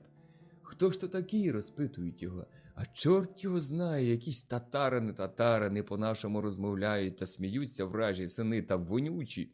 Оце так. Ну тепер, каже йому голова, один одному сміятись не будемо. Тільки мені щось чудно, і до тебе 3, і до мене 3. До мене ж такі марюки, що як глянув, то й умер. А до тебе, кажеш, чи турки, чи татари? Воно тут щось є, я догадуюсь, що це воно, та мовчу поки що. Ось ходім лиш до волості. Пішли до волості, а дорогою все щось один одному говорили, чи то радились, що його робити, чи жалілися, що їм роблено. А люди їх так очима і проводять, та як у дзвін дзвонять про крадіжку, і знову всі показують на Чіпку з товариством. Отже, як не питали, як не шукали, нічого. Уже головиха з писарихою їздили кудись у село до циганки Ворожки. Набрехала вона їм і про чорнявого, і про білявого, взяла по полтиннику з кожної та тільки всього. Потрусили ще раз Чіпку, нічого не знайшли, пропало. Діждавши неділі, голова закликав батюшку, отслужив молебень, освятив воду, окропився, та після того вже годі й запиратися. Запалив Чіпка рай тихого щастя в Грицьковій хаті та й покинув куритися. Христя звідала на своїм віку не трохи нужди та лиха через людську неправду. Дозолила вона їй до самих живих печінок. Часто й густо вона думала, чи вже людям не можна жити правдою. А як би добре було, коли б усі жили по ній. Чому ж вони не живуть нею? Думки Христині розбивалися об житечні підстави, як хвилі об кам'яні береги. Серце в неї щеміло, душа допитувалась, чи правду вона думає. Коли це ні від ціль, ні від тіль, десь узявся п'яниця, харцизяка і загукав про те саме. Не тихим, слабим голосом, не жіноцьким хибливим почуттям, а криком болячої душі, дужою міццю зіпонув гайдамака те саме. Грицько її добрий, її Грицько ніколи нічого такого не казав, не натякав навіть. Чому? Чіпка, що казав, усе те правда, свята правда, а Грицько мовчав. Ні, тут або щось не так, або щось не те. Так часто думала сама собі Христя. Пригадуючи гострий погляд, сміливий вид Чіпчин, вона тремтіла, боялася його. Стала Христя зовсім інша і до Грицька. Ласка, з котрою кожна жінка виходить на спірку з своїм іноді геть то крутим чоловіком, котрою завжди побиває його, та сама ласка, як став помічати Грицько, зробилася нещирою, холодною. Грицько помічав, як Христя стала, мов нехотя, прихилятися до його, немов себе неволила. Оце іноді заманеться йому, як молодому чоловікові, пожартувати з жінкою. Сумно дивитись на його зачепи. Христя якось болісно усміхається до його, мов крізь сльози, слова йому ронить. Грицька то в жару кине, то наче холодною водою обдасть. Що з тобою сталося, Христе? Що ж зі мною сталося? Якась чудна ти стала, невесела, небалакуча, мов чого не достає тобі. Чи ти чого сердишся? Чого ж би я сердилась? На кого? Скажи, Бога ради. А що мені не весело, то не вік же дівувати. Не на те ж ми бралися, щоб сміхи та жарти заводити. Треба про все подумати, та й що? Грицько глянув на неї і здогадався. Коли ще те буде? Де те теля, а ти вже із здовбнею, закінчив, усміхаючись. Та воно вашому братові не що, а вашому що, журитись? Того і я сирота, і ти сирота, ні батька, ні матері немає ні в кого. А під той случай, знаєш, якби своє, то воно б і порадило, і доглянуло всього, а то, не дай Боже, чого, чужі кутки рознесуть. Христя заплакала. От коли зібрались батьків оплакувати, нехай собі зі святими спочивають, коли померли. А нам, кажу, все-таки нічого журитися. То була пора, коли Христя почулася до матір'ю, з її думками, з острахами, з сумом, сльозами. Дарма Грицько утішав її, дарма хотів розважити. Христя сумувала, журилася, а часом сама собі гірко плакала. Одно до одного, і журба Христина ширшала, вищала, глибшала. Грицькова рада нічого не вдіяла. Грицько сердився, став гримати на Христю. Чого вона все журиться? Не помагало. Христя не кидала свого суму. Тоді сам Грицько став журитися, став роздумувати, давай нишком помічати за Христею. І помітив, що Христя чогось ховалася своїми сльозами, наче соромилась його. Злякане Грицькове серце здогадалося. Отже він мовчав, боявся зачіпати, боявся тушити той віхоть, що курів у його хаті. Може, сам собі потухне, думав він, а може, сама вона залє його сльозами. Одначе думка про це не давала Грицькові спокою. Вона йому нагадувала, з якою охотою бралася Христя помагати йому довести до розуму той хліб, що Чіпка подарував, як вона його вихвалювала, як раїла зоставити на насіння добре жито. Дивлячись на сумну Христю, думка Грицькова знай верталася та й верталася назад у той лихий день, коли Чіпка сповідувався у їх хаті. Грицько не помилявся, що палка розмова Чіпчина запала глибоко в душу Христі, що його грізна, а разом люба постать, коли він кричав, світячи очима, а правда де її поділи, кинули жарину в жалісне жіноче серце. Все те він бачив тепер своїми очима, чув своїм серцем та боявся назвати словами. Він ще тоді, в той лихий день, побачив, що Чіпка справді якийсь неабиякий чоловік. Він знав ще тоді, що Чіпка казав правду, він навіть згоджувався з ним у думці, хоч і перечив у словах, а слова ті, як та завірюха. Вривалася прожогом у душу, перевертали в голові думки, розбуркували в серці почуття. Грицько бачив, Чіпка хоч кого підхилить під себе, і боявся за Христю. Йому нікому не хотілося віддати свою добру, свою любу Христю. Часом темної довгої ночі Грицько не спав і на волосину, все придумував та пригадував, щоб його перед жінкою вивести таке, щоб звихнути Чіпчину правду. Думав та не надумав, а тільки більше та більше мучився. Аж ось тепер, скільки поговору, Грицько зрадів, кинувся на його та давай поділятися з Христею. Чи ти чула, Христе, про нашого праведника? Скочивши в хату на другий день після крадіжки у пана, питає він жінки. Про якого праведника? А про Чіпку, ти чула, як він тут за правду розпинався, а он що вийшло? Що ж там таке? Пана обікрав, сторожа прибив, чого доброго досі Богові й душу віддав. Невже, дивлячись пильно на його мутними очима, скрикнула Христя і пополотніла, оторопіла? Їй-богу, тепер у чорній сидить. Он воно, які люди бувають. Подумай, на крадіжку, на душогубство пустився. Господи, Мати Божа, який тепер світ настав, ледве вимовила Христя та й перехрестилася. Та хіба воно й тоді не видно було, що з його добра вже не ждати, закінчила вона. Грицькові це все одно, що по губах медом. Після цього давай він ще гірше розписувати чіпку перед Христею, немов самого лютого ворога, а не колишнього свого товариша. Як чіпку випустили з чорної, Грицько перший приніс Христі звістку, що, мов, викрутився харцезяка, вибрехався. Як стали гомоніти по селу про голову й писаря, Грицько уп'ять перший сповістив про це Христю і Христом Богом присягався, що те діло не втікало чіпчених рук. А моє серце ще тоді щось недобре віщувало, отказала на його присягу Христя. Знаєш що, Грицьку, чи не віддати б нам його жита? Ще чого доброго коли-небудь уночі прийде та й заріже за жито. Ото, хай Бог милує, похопивсь Грицько. Ні, він, Христе, не такий уже, щоб за те, що сам віддав, та й зарізати.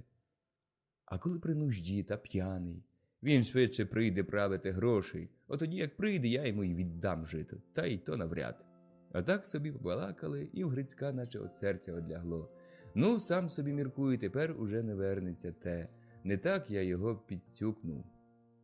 Отже, Христя все-таки не стала веселою. Вона ще дужче хапалася за свою думку. Коли такий чоловік отаке робить, що ж уже другий? Глава 20. На волі.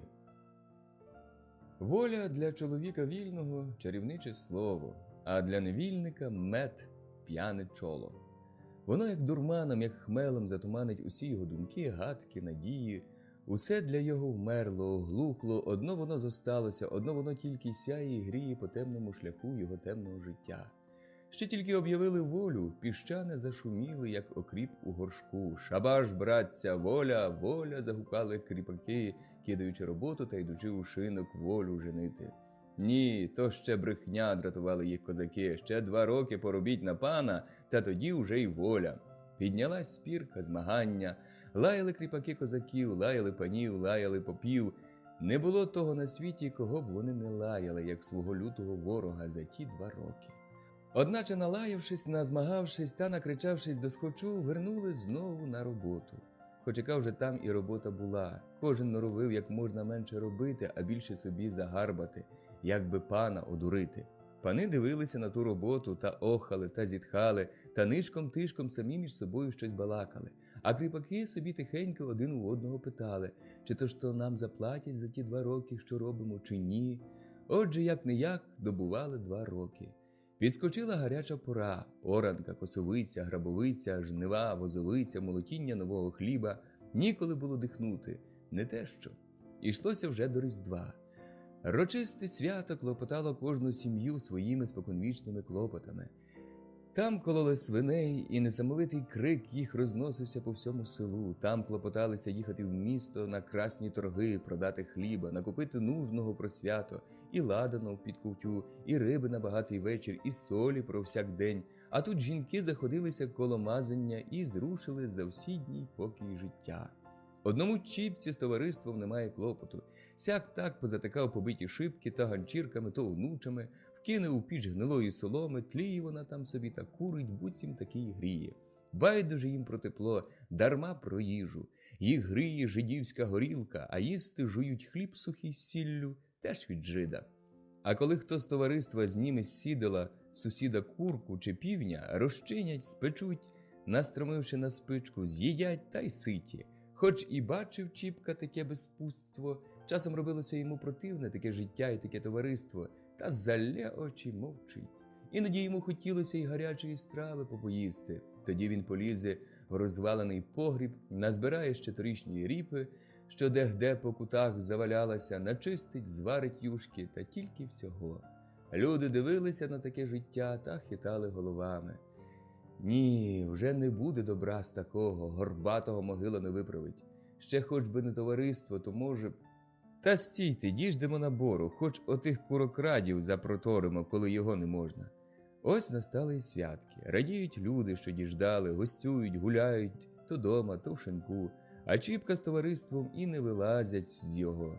Людей закликають, частують. Чоловіки, ніде правди діти, такі ласенькі на дурницю випити, то й раді такому случаю п'ють та вихваляють добрих молодців. Дехто із молодиць, цікавих подивитись на зборище та ігрище, та ще де співи та танці, завернув туди. А жид, як знав, десь і музику видрав. Музика ріже тне, п'яні чоловіки трохи на головах не ходять та вибивають гоцака коло молодиць, а ті й собі дивляться, то це одну й візьме нетерпляче, і пішла дрібненько бічком, немов пливе по воді, а яка з п'яніших схопиться за запаску, підніме її трохи та гай-гай по хаті, як шуліка за курчатами, сміх, регіт, крик. А Чіпка знай до жида: давай те, подавай друге, неси третє. Лушня у танцях, як не перерветься, музику перетанцьовує, пацюк на язиці, як на балалайці, вибиває. Один тільки матня, роздутий, червоний, як жар, з сонними п'яними очима сидить у кутку, куняє. Оце прокинеться, вип'є, зареве, як бугай на всю хату, та й знову притихне, куняє. Гульня розвернулася на всі боки. Забули про свято, забули про Бога, забули про домівку. З ранку до вечора, з вечора до ранку одно п'ють та гуляють. Жінки, не бачивши третій день чоловіків у вічі, підняли такий галас, немов на село найшла кара Божа або пожежа половину села випалила. Оце напасть Господня, оце лихо несподівано, жаліпали вони. Такого ще з роду віку ніколи не було. Бог дав свято, в церкву піти, Богу помолитись, а він у шинку молитвує. Бог дав свято, щоб дома з дітьми та з жінкою любо тихо провести, а він у шинку з п'яницями та волоцюгами гуляє. Треба хоч до батюшки піти, щоб яку покуту наложив на розп'яницю з п'яниць. Деякі таки знялись, пішли не до батюшки, а до матушки жалітися. Матушка почастувала їх горілкою і обіцяла розказати, як устане батюшці. Молодиці вернулись додому, а чоловіків все-таки нема. Вони ще заполонили в ту гущу й дяка. Дяк цей старий уже був. У піст бувало й алілуя, не виведе такий старий, а вхопивши чарку та другу тієї живиці дурниці, і він поведьорішав трохи. Де та сила й взялась, міць прибула, співає з молодицями так тонко та голосно, мов молоденька дівчина. А це, випивши ще чарку, як підбере полив балахона, як ухопить товсту червонопику молодицю, та ну гоцака садити. Тільки борода та коса майоліє, а він так халясує, аж упрів, аж мило на йому лягло. Чоловіки регочуться, а молодиці коло його, щоб ще дужче роздратувати, так увиваються. Одна втомиться, друга її місце заступає. «Що ж усе танцювати та танцювати?» – крикнула одна реготуха. «Якби ви нас, дяче, повозили ще!» «Бач, чого сучі дочки захотіли, бач, чого їм заманулося!» Взявшись у боки, каже дяк. «Шукайте санчат, повожу вже, один тому час, що батько в плахті». Де взялися й санчата, витягли дяка шинку на двір, запрягли. Насідало молодиць повнісінькі санчата, ще й зверху дяк аж угинається та самотужки пре, а молодиці співають та вигукують, як на весіллі. А оце одна як схопиться, як побіжить до дяка. «Нема, дяче, місця, ну я сяду вверхи, повози мене». «Сідай, бісова!» – кричить дяк, перегнувши спину. Молодиця скочила, дяк не здержав, поточився, впав, молодиця зверху, другі поскакували санчат та й собі туди пхаються, падають, а чоловіки мала купа, на купу, навалило молодиць стільки, що трохи дяка не задавили. Витягли його, ледве дише, регіт, гвалт, здуріло село. Гульня розв'язала язики, розбуркала зомлілі пригнічені душі, розкопирсила ті врази, що глибоко крилися в серці. Серед гульні згадали піщаний за 2 роки. А що ж це воно, братця, заводить хто з кріпаків? Це так, 2 роки робили, та й дурно. А вже ж дурно. Чого ж дурно? Адже цар дав волю, живи де хоч, роби, що знаєш. Ну, щоб, бач, уже не зовсім їх обійти, неси тут ту прожер. Поробіть, мов люди добрі, ще 2 роки, хай уже вони звикнуть за цей час думкою, що вас не буде. Та як же він дума, ми йому ці 2 роки дурно робили, дурно втрачалися. Адже якби я до хазяїна став, то рублів би 100 заробив, а в його як? А так робив, та й виженуть з двору в 3 вирви. Ні, чорта з два, мені розчот давай, он що ми знаємо ваші каверзні. Буде того, що над нашими дідами та батьками знущалися та з нас воду виварювали. Заплати ж мені хоч за ці 2 роки. Заплачу, наставляй кишеню, сміявся другий тверезіший. Що ти смієшся і заплатить, піду, скажу, давай розчот і дасть. По гамалику. Чого по гамалику? А в побиванці, га? А в побиванці. Адже дав? Хати дав, грунти дав. Затялись в одну шкуру, давай розчот. І дав. Брат рідний дав, а наш би той ні? Еге, якби ми не такі дурні, а то сидимо собі мовчки, мов не про нас річ. Розчот давай. Одне слово – розчот. Толкуй, дурню, а не толкуй. Ти сам дурень. Звалив очі та сам не знаєш, що верзеш. Що ж я верзу, кажи, що сучився п'яний?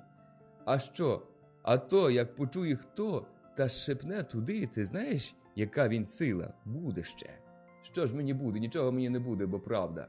А ти все-таки дурень. Не дури лише, бо щоб сам не здурів. А що, битимеш, може? Битимеш? Ну бий. Хай тебе лиха година поб'є за мене. Отчепись, сатано. Ні, бий, сякий такий сину, бий! Та й підставляє лице. Супротивник усувається назад, наставивши обидві руки, щоб, бува, з п'яних очей не креснув з зачепа.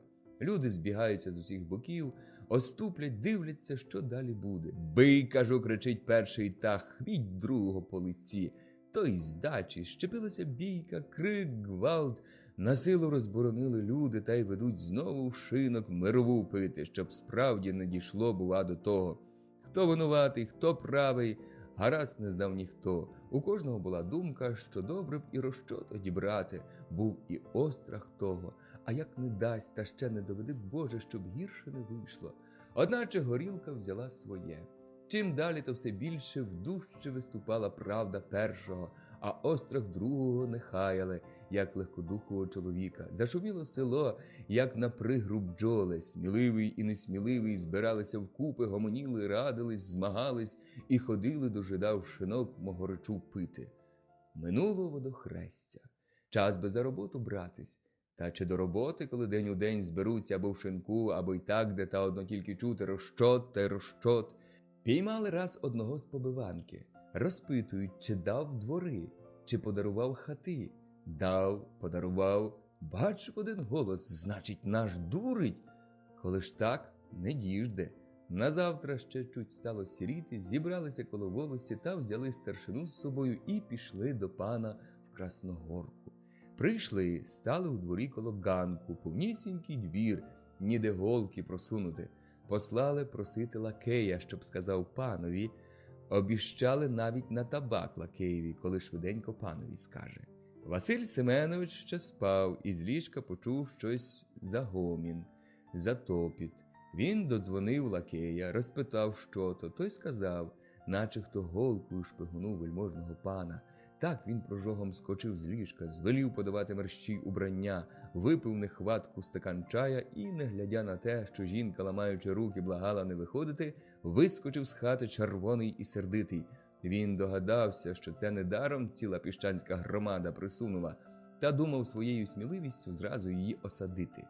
«Що вам треба, піщани?» – сказав він, хоч грізно, але здержуючись. Піщани поздіймали шапки, кланяються. «До вас, пане». «Чого?» «За грішми, пане». «За якими грішми?» – скрикнув пан і глянув гостро на громаду. «Що 2 роки служили, пане? Дураки, ви ж повинні були ці 2 роки служити». Мовчать, передні кланяються. «Як повинні?» – обізвався хтось зсередини. «За плату ж, то й служили». «За яку плату? Закон велів». «Закон?» – знову викрикує зсередини. «То ви самі настановили такий закон?» «Хто там озивається?» – питає пан. «Ану, виходь сюди та побалакаємо». «А чорта, давай гроші!»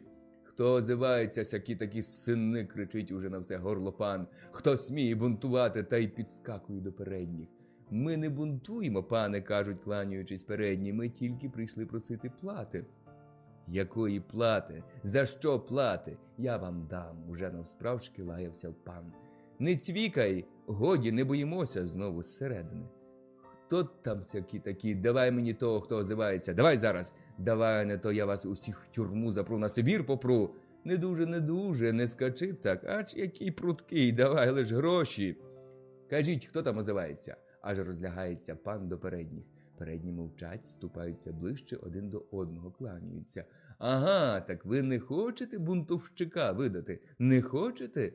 Так ви бунтувати, га? Постійте ж, я вас побунтую, кричить пан, розпалившись, і з криком біжить до себе в горниці. Громада на хвилину стихла, а потім немов набралася духа.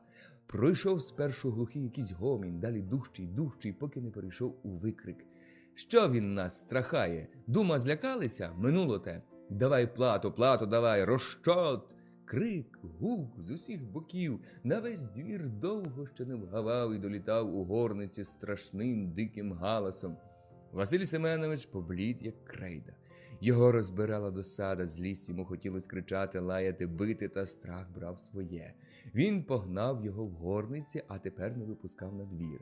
Жінка Василя Семеновича ходила, як з хреста знята. От тривоги вони обоє мовчали, ходили тільки з одної кімнати в другу, та збоку нишчичком позирали у надвірні вікна, ніби таїли свій страх одне перед одним. Громада не розходилась цілий день, вигукувала та викрикувала аж до самого вечора. Так і простояла на ногах, тільки ніч погнала піщан додому. Василя Семеновича й ніч не вдержала. Перегодя трохи після того, як пішли піщани, він звелів запрягати коні, виносити важкий сундук своєї спочивальні і вкупі з жінкою покотив у Гетьманське.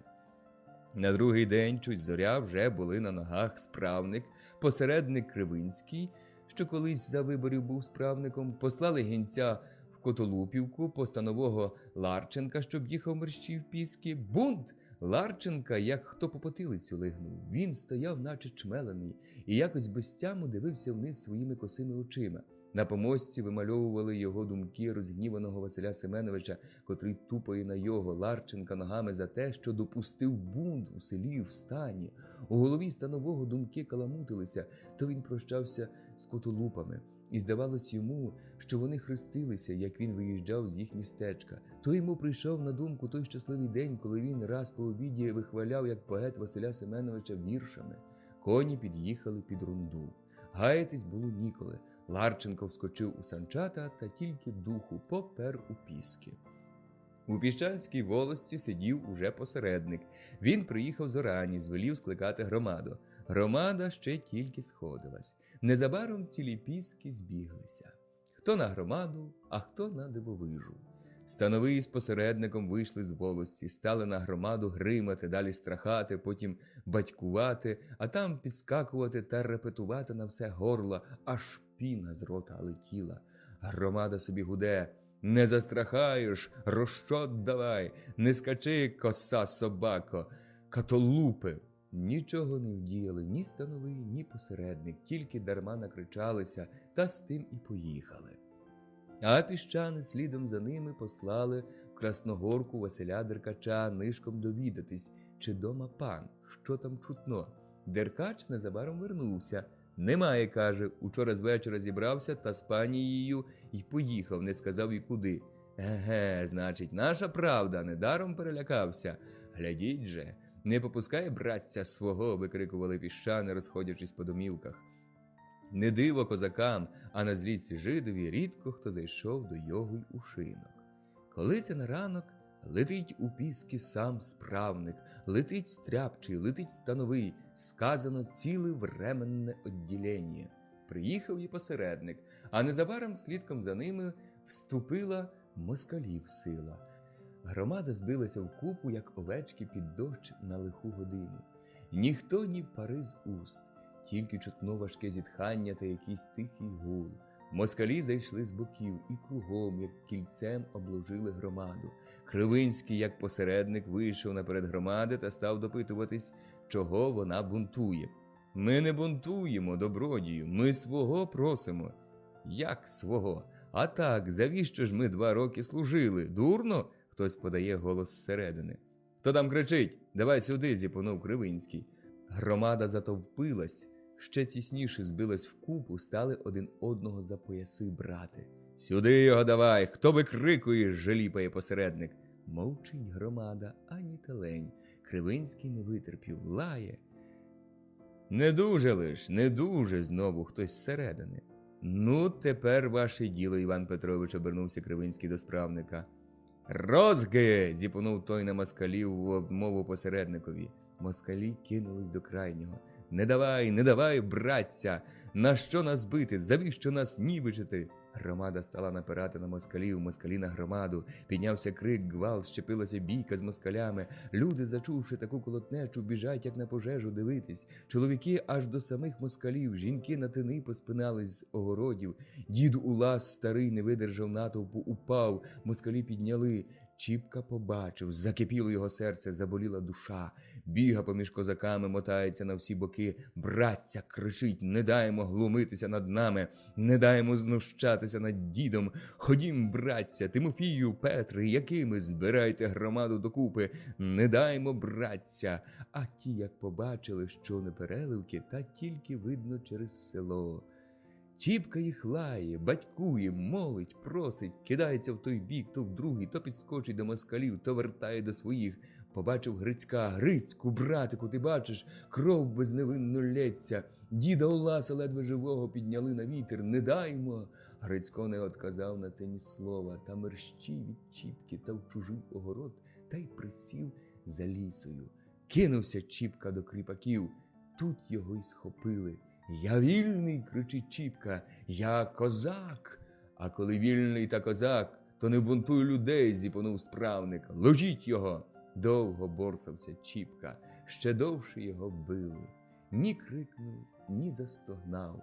Устав, наче з хреста знятий.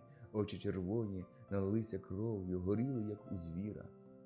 На виду блідий, мов після тяжкої хвороби. Повів він страшними очима по всій громаді, глянув хижо на панства, на москалів і підтюпцем побіг додому. Обняло його зло нелюдське, серце в його вило, душа палала, прокляті. Каторжні, ні суда на вас, ні права немає, кричав він, качаючись по полу. Тіло боліло, як попечене, він стискав зуби, а вони, слова доброго, смітнини послідньої не стоять, прокляті душі, на вас трохи такої муки, трохи каторги, катувати вас, пекти тупим ножем, шматувати. Від болю він кусав собі нігті, пучки. А ти, дурню, водився з ними, повірив, що й вони люди, волоцюги, п'яниці, а не люди. Вони тільки обпивали тебе та підбивали на все лихе. У них доброго на ніготь не було. Серце їх, як Іродове, тільки й знало одно лихо, щоб другого підвести, а самому навтікача, щоб чужими руками жар загрібати, сльозами та кров'ю других себе тішити.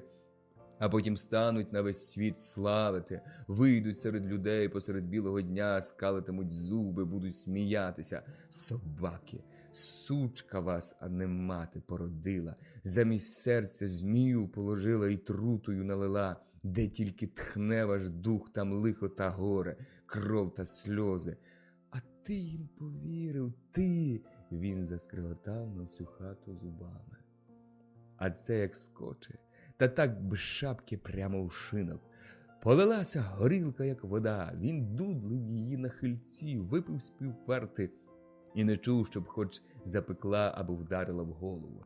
Як бризка, кинута на жарину, заскварчить і зникне, так ті ковтки горілки зразу вигоряли, вилітали парою. Він кинув на стіл порожню посудину, побіг додому. Поліз на піч, голова заходила ходором, у виски гамселило, як обухом, свистіло та пищало у його вухах. Він забувся, немов заснув.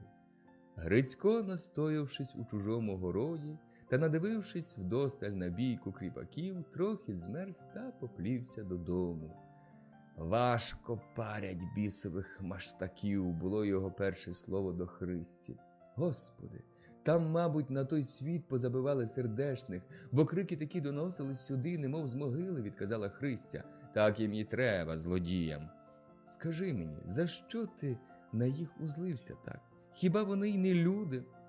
Життя через них проклятих немає, аж скрикнув Грицько. Нічого в хазяйстві не вдержиш за ними. Так і держи все під запором, а то як раз та два рознесуть. Чи давно я майстрував в сараї? Візьме дурний та застроми 2 свердли за лату. Хто їх там візьме, думаю? Колись сьогодні огляжуся, аж їх і сліду не знать, де стриміли. Може ж, то й не вони взяли. А хто ж? Кому більше взяти? Козак тобі візьме? Навіщо йому, коли він сам хазяїн, коли в його самого є?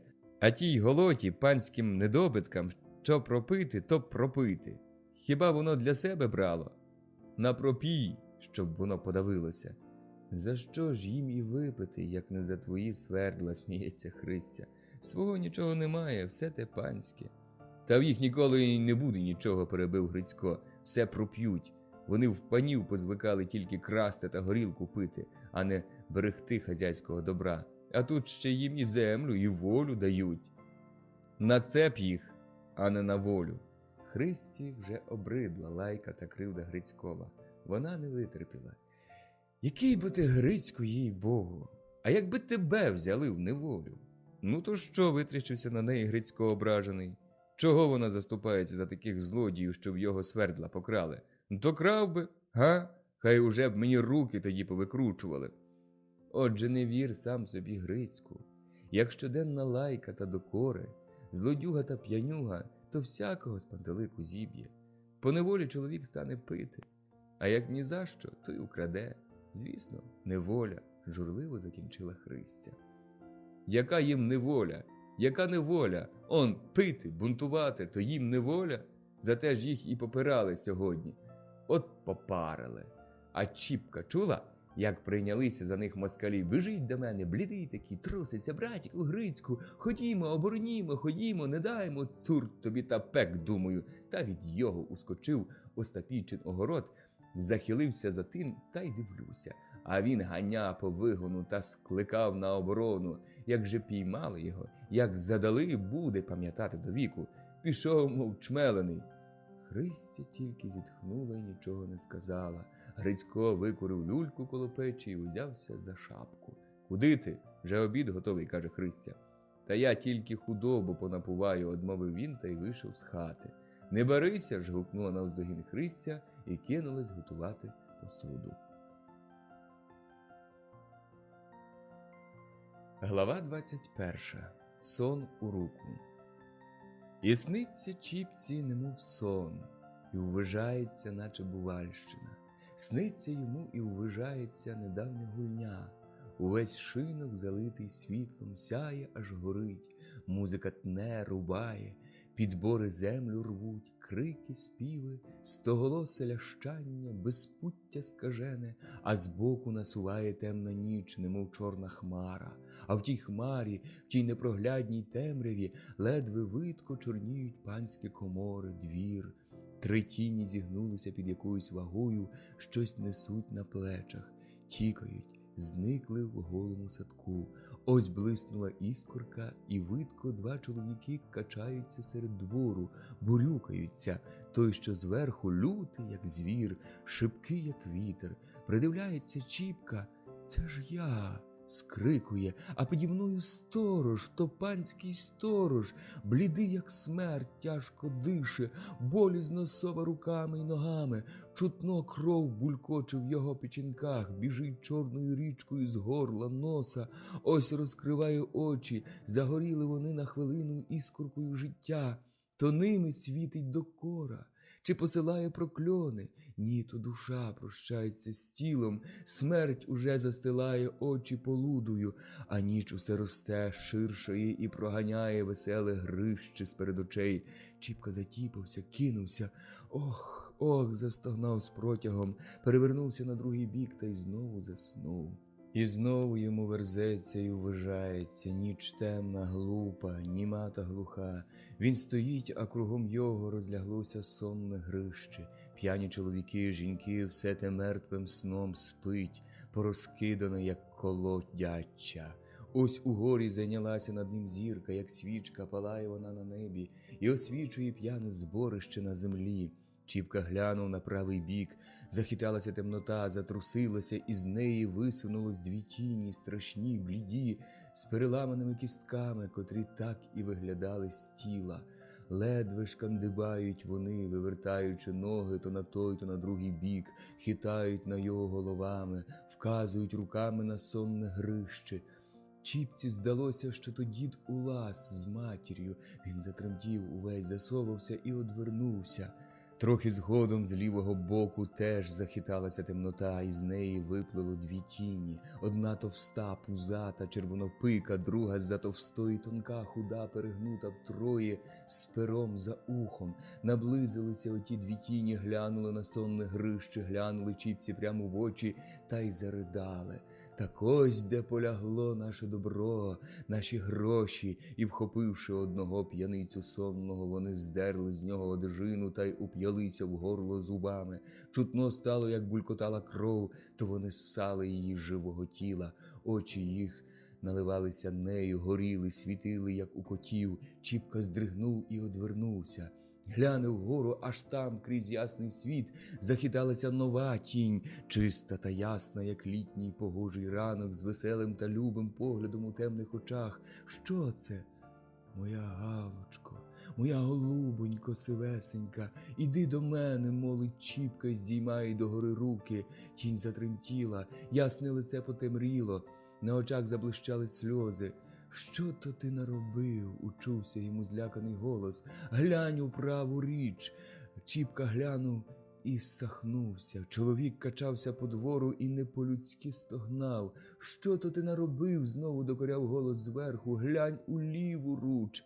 Чіпка нехотя повернув очі, дві чорні тіні ссали кров сонних людей, ламали їм кістки, викручували руки, ноги, обсмоктували кров. «Глянь униз!» – гуконув голос.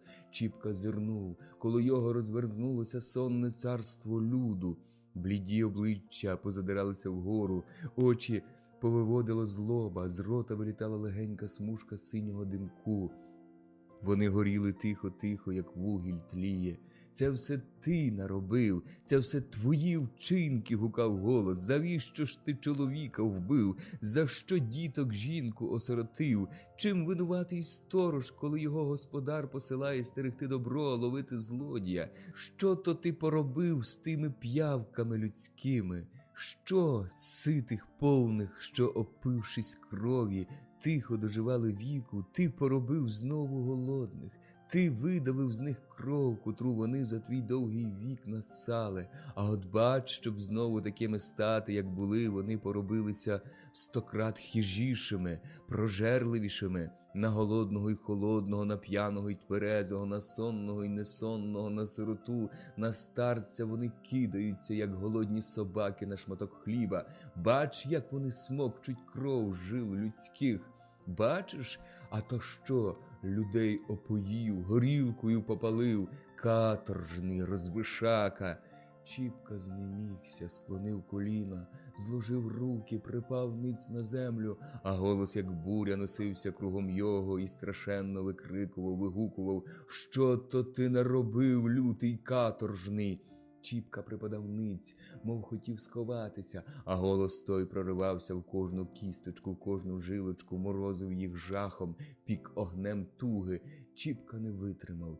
Як скажений звір, що боїться води, труситься і лютує, забачивши її, забувши все на світі, несамовито кидається навстрічного і поперечного, так Чіпка кинувся, скочив угору: «Згинь, проклятуща, від мене, хай тебе огонь пожре, вихор рознесе, розвіє. Що ти мені таке? Жінка? Сестра? Мати? Я тебе всього двічі чи тричі бачив на полі, де ти стрибала, як коза. Чого ж ти сюди лізеш? Чого ти мішаєшся? Ти мені вибиваєш очі тим, що мені самому не дає спокою, що моє серце одвертає від доброго, а підіймає руку на лихе. Від чого я сам тікаю, та ніяк не втечу, ховаюся та не заховаюся, та все глибше та глибше топлю свою голову в п'яній горілці. Геть собі, згинь!» Від його гучного голосу тінь затремтіла, подалася вгору, вище, вище. Небо загоготало, заблищало, шкварконуло. Огняна стріла вдарила коло його ніг. Кругом усе затріщало і запалало огнем. Горить, тріщить, ломиться, падає, кричить, лементує, молить. Всі голоси зливаються в один голос, у голос невиразної тяжкої туги. Скрізь чутно плач, лемент, і все те жере огонь, то своїм широким лютим полум'ям, то своїми гострими язиками лиже, лизне, і тільки червона вуглина після його зачорніли. Лизне, ще вуглина побіліє, розпадається на попіл, і піднімає його вгору широка огняна хвиля, і, залопотавши, несе високо-високо. Огонь розходився, розігрався, уже він кругом охопив Чіпку, уже досягав своїми довгими язиками до його тіла, цілував його вид. Гляне Чіпка, то ж не вогонь. То людська кров хвилями хвилює. Ой, скрикнув він і несамовито кинувся. Стояв уже вечір на дворі. Сонце закотилося на чорно-червону, немов обпилось своєї крові, що була пролита за день. Село наморене то бійкою, то дивовижею тихомирилось, нігде ні крику, ні гуку. Високі стовпи диму вилітали з верхів у небо високо-високо, наче несли туди людські сльози, прокльони, молитви. У печах палало полум'я, варилася вечеря. Людські тіні снували повз його і на хвилинку другу закривали його собою, немов якою запоною. Мороз дужчав, зорі грали, захід сонця жеврів кров'яно-красною зорею. Скочив Щіпка і почув, що по всіх його жилах, у кожній кісточці, як блискавиці, забігали огняні спички. Злившись у голові докупи, вони рвали її огнем. Тіло в його горіло, в думках сон мішався з бувальщиною, серце боліло, замирало, кипіло невимовним злом. Він вийшов на двір, хоч провітритись. Свіжий вітерець пахнув йому в гаряче лице, закрутив у носі, аж покотилися з очей сльози. Глянувши на західне зарево, він зразу заплющив очі. Воно їх різало, болізно, непривітно. А на другім краї неба, насупроти, червоніло друге зарево, то сходило повновиде козацьке сонце. Чіпка вийшов посеред двору і почав обдивлятися. Кругом пусто й глухо.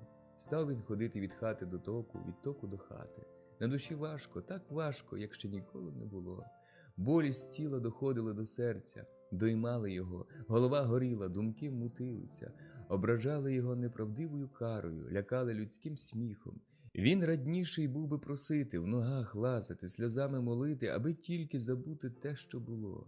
А воно стояло, як страховище перед його очима, як те марево мінилося в його думках, то учувався йому глухий, здавлений сміх, то мов ненароком гострі, як спички, жарти в розмові, то повсякчасне пряме вибивання на очі.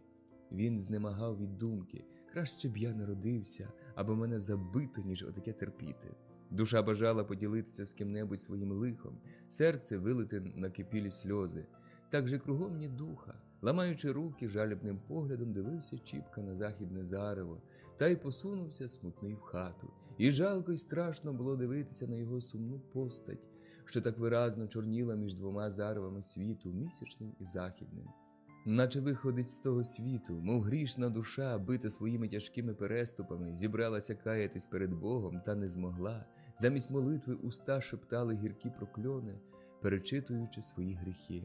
Посеред хати, освіченої місячним світлом, що через вікна вривався в хату, слався широкими смугами по долівці і ховався аж під полом, стояв Чіпка навколішки і молився прокльонами. Сльози блищали в його очах, він клав щиро поклони. А товариство його, Пацюк, Лушня та Матня, як побачило, що забаталія піднімається в пісках, та мерщій ноги на плечі, та поза хатами, та поза городами, аж у крутий яр, та й засіли в шинку свого давнього знакомого жида Авраама. Прокружали цілісінький день на останні гроші, розказуючи всякому, хто заходив у шинок, яке світопредставлення скоїлось у пісках. Уже й смеркло. «А що, братця, чи не навідатись нам у піски, що там діється?» – каже Лушня до товаришів. «Чи не запопали, бува, нашого Чіпки, бо щось він там дуже торгувався. Тут уже тікати мерщій, коли лихо, а він кличе рятувати. Іди ти, коли хоч», – отказують йому Пацюк та Матня. «Ми тут зостанемось». «Ні, ходім разом», – підмовляє Лушня. «Провідуємо справді Чіпку, хоч він чудний собі, а все-таки ніде, правда, діти, хороша душа і товариш щирий, вже ні за що тебе не видасть». «Я не піду, хоч мене ріжте», – каже Матня, «щоб справді ще москаль спіймав та дав чосу. Та й я зостануся з Якимом, туди ж і Пацюк». Лушня почухався, він знав, що тепер справді в піски йти небезпечно, одначе совість його мучила, що так товариша кинули. «А що ж його казати?» – веде він річ далі, коли запитає Чіпка, де були. «Що ж йому казати?» – отказує Матня. «Нічого не казати. Що він за спрос?» «Збережи що-небудь, бо справді не гаразд», – стирає Пацюк. І чому ми його не взяли з собою, а тепер, може, вже і в пісках немає, москаль узяв. Пацюкові жалощі усіх уразили, всі мовчали, ніхто нічого. Ну, сидіть же ви тут, братця, трохи згодом сказав Лушня, а я піду довідаюсь. Пішов. Вихопився нагору, глянув на широке роздолля і побачив піски, як в тумані, залиті місячним світом. Між темною тінню голих верб біліла боками церковка і позирала навкруги своїм блискучим оком, золотою банею з хрестом. А недалеко від церкви, як висока гора, чорнів панський палац і, здавалося, сердито поглядав на все село. Село ще не скрізь спало, де блищало по хатах світло, хоч і тихо було, людського гомону не чутно, доносилось тільки глухе валування собак. На дворі тихо, холодно, мороз скаженів і давив так, аж зорі плясали, під ногами рипів сніг. Щоб не замерзнути, Лушня пішов швидше. Незабаром опинився коло Чіпчиної хати. Як та пустка, стояла вона сама собі на край села, облупана, чорна, тільки не повибивані шибки горіли проти місяця. Здалека здавалося, що в хаті світилося. Лушня підійшов ближче. І темно, і тихо. Ідучи повз вікно, що виходило прямо на поле, він заглянув, що там діється. На полу не видно нікого. Уже він хотів повернути поза хатою до дверей, коли це уздрілось йому, немов що мелькнуло. Він знову прихилився до шибки, дивився в хату. У притивні вікна місяць аж бив своїм світлом, лягав довгими смугами через всю хату і ховався аж під полом. Посеред хати, увесь залитий світом, стояв навколішки Чіпка. Молився. Його ясна тінь раз по раз згиналася, то випрямлялася, на очах блищали сльози. «Чіпко!» – гукнув Лушня під вікном. Чіпка скочив і боязко заховався за піч. Лушня зареготався на все горло, регіт його здорової грудини посеред нічної тиші, як грім, гоготав навкруги, перекочувався, брящав у шибки, розлягався по хаті. Чіпці стало соромно, хоч крізь землю провались. Його піймали на сльозах, він плакав, як мала дитина. А Лушня регоче та й регоче під вікнами, аж шибки двихтять. «Чіпко, Чіпко, що то ти одмолюєш сльозами?» – регочить знову Лушня. Чіпка пізнав голос.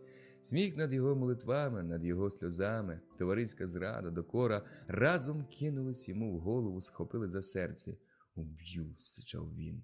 Та, вхопивши макогін, босоніж з хати. На щастя, Лушня почув тихий скрип босої ноги, глянув і отскочив убік, а Чіпка обіруч попер макогоном прямо. «Уб'ю!» – гукає він щосили та знову біжить за макогоном. А Лушня далі, поки дістав Чіпка макогона, Лушня опинився геть далеко. «Вон, сучий сину, щоб ваш дух не смердів коло мого двору!» – кричить Чіпка на все горло. «Уб'ю! Тільки побачу хоч здалека!» «Чи ти, бува, не здурів, чи не збожеволів, Чіпко? Завіщо ти нас лагодишся вбивати?» Зупинившись так, може, за гони, гукає Лушня. «Я через вас сорому набрався, мене через вас нівечено. Вон, товариша б'ють, а ви по шинках гуляєте та ще й смієтесь. Це вже не первина. Тоді в пана самі завели, самі й покинули, а тепер тута. Є ви товариші, друзяки, собаки, а не товариші. Вон!» Так, кинувши макогона об землю, пішов назад у хату і засунув за собою двері. Лушня постояв та знову підійшов під вікно. «Чіпко! Чіпко!» Чіпка лежить на полу, мовчить. «Можне серця, ось вислухай попереду. Єба б же ми тобі, ти думаєш, не помогли, та ми бідніші. Ми ото, як побачили тебе разом і кинулись по вулицях скликати людей. Я побіг до Сидора в кузню молотка взяти. Коли оглянуся, аж Петро з Якимом кричать. Дивлюся, аж їм уже руки скручують десятники, і старшина коло них. Я мерщій на поміч, хотів оборонити, а вони й мене взяли. Подумай, що нам було робити? Ми й почали вибріхуватись, щоб буцім тікали з ляку. А старшина нас у чорну, оце тільки недавнечко випустив. Петро ж та Яким пішли в Крутий Яр, а я оце зайшов за тобою, а ти нас убивати збираєшся», – додавши жалю в голос, закінчив Лушня. «Я вже чув таку пісню. Я вас добре знаю», – мотнувши головою, отказав Чіпка, спустивши трохи гніву. «Так що ж, ти не віриш? Нехай я де стою, там і провалюся. Хай мене свята земля прийме, коли неправда. присягався Лушня. Чіпка мовчав, не озивався, серце в його отходило. Він думав, чи Лушня каже правду, чи бреше.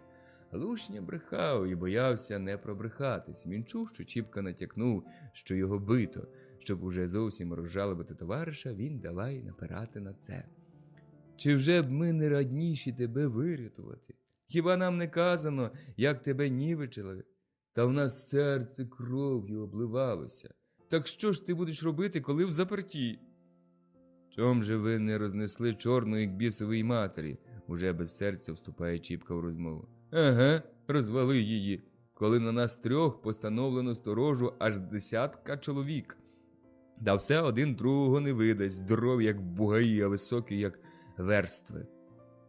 Де ж Петро та яким? Забуваючи, пита Чіпка. У Чорній зосталися? Та кажу ж, пішли у Крутий Яр погуляти, бо тут страшно. А мене оце за тобою послали. Я не піду, обрубав Чіпка. Та й я, мабуть, такі, що хай собі гуляють самі, скорчив Лазаря Лушня. Чіпка нічого не одказав. Обидва помовчали. Лушня обізвався перший. Пусти, будь ласка, в хату, хоч погрійся, бо так замерз у тій гаспідській чорній, що трохи душі не витрясло, аж печінки підкидаються. І почав цокати зубами та здригувати, буцім справді замерз. Чіпка повірив Лушні. Стало йому жаль товариша. Він скочив з полу, швиденько отсунув двері. Лушня увійшов в хату, вніс за собою макогін, що покинув Чіпка на дворі. Та Чіпка вже не слухав тієї одмови. Слова його полилися, як бистра вода, прорвавши греблю. Ой, дорогою ціною заплатять вони за неї, за ті сльози, за ту кров, що сьогодні безневинна пролита. Будуть вони до віку мучитися, до суду мордуватися. Кому ж вони заплатять, перебиває Лушня. Мені заплатять, гукає Чіпка, підводячись на руки. Я їм покажу, що мене страшно займати.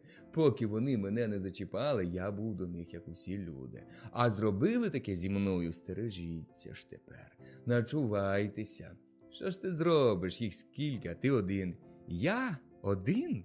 Хіба мало таких, як я, як ти та Петро та Яким, без хати, оселі, без притулку, пристановища? Хіба трохи тиняється по світу, де б свою голову прихилити, де б себе приткнути? Ще ж це тепер, а як зовсім розв'яжуться з панами, трохи нас буде?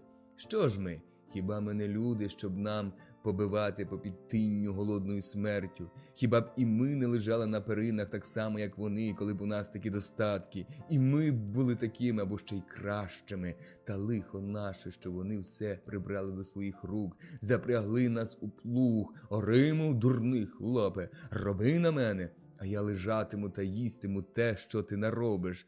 А коли оце той орач, що день у день не вилазить з тяжкої праці, замовив тільки одне слово, що йому треба їсти, треба й жити, що дай же мені плату хоч за ці останні 2 роки, що робив на тебе, так вони, бач, якої заспівали. Бунтовщики, розбишаки, за ними й сила. Навели на нас москалів, вбили нас, нівечили, знущалися перед усім світом. Так оце правда? Це вона? Ні, Тимофію, коли так, не даєш ласкою, отдаси силою. Насилаєш на нас усяку наволоч, позориш нас серед білого дня. А те, що ми просимо сльозами, взиваєш розбишаками, коли ж так, темна ніч покаже, де моє, де твоє.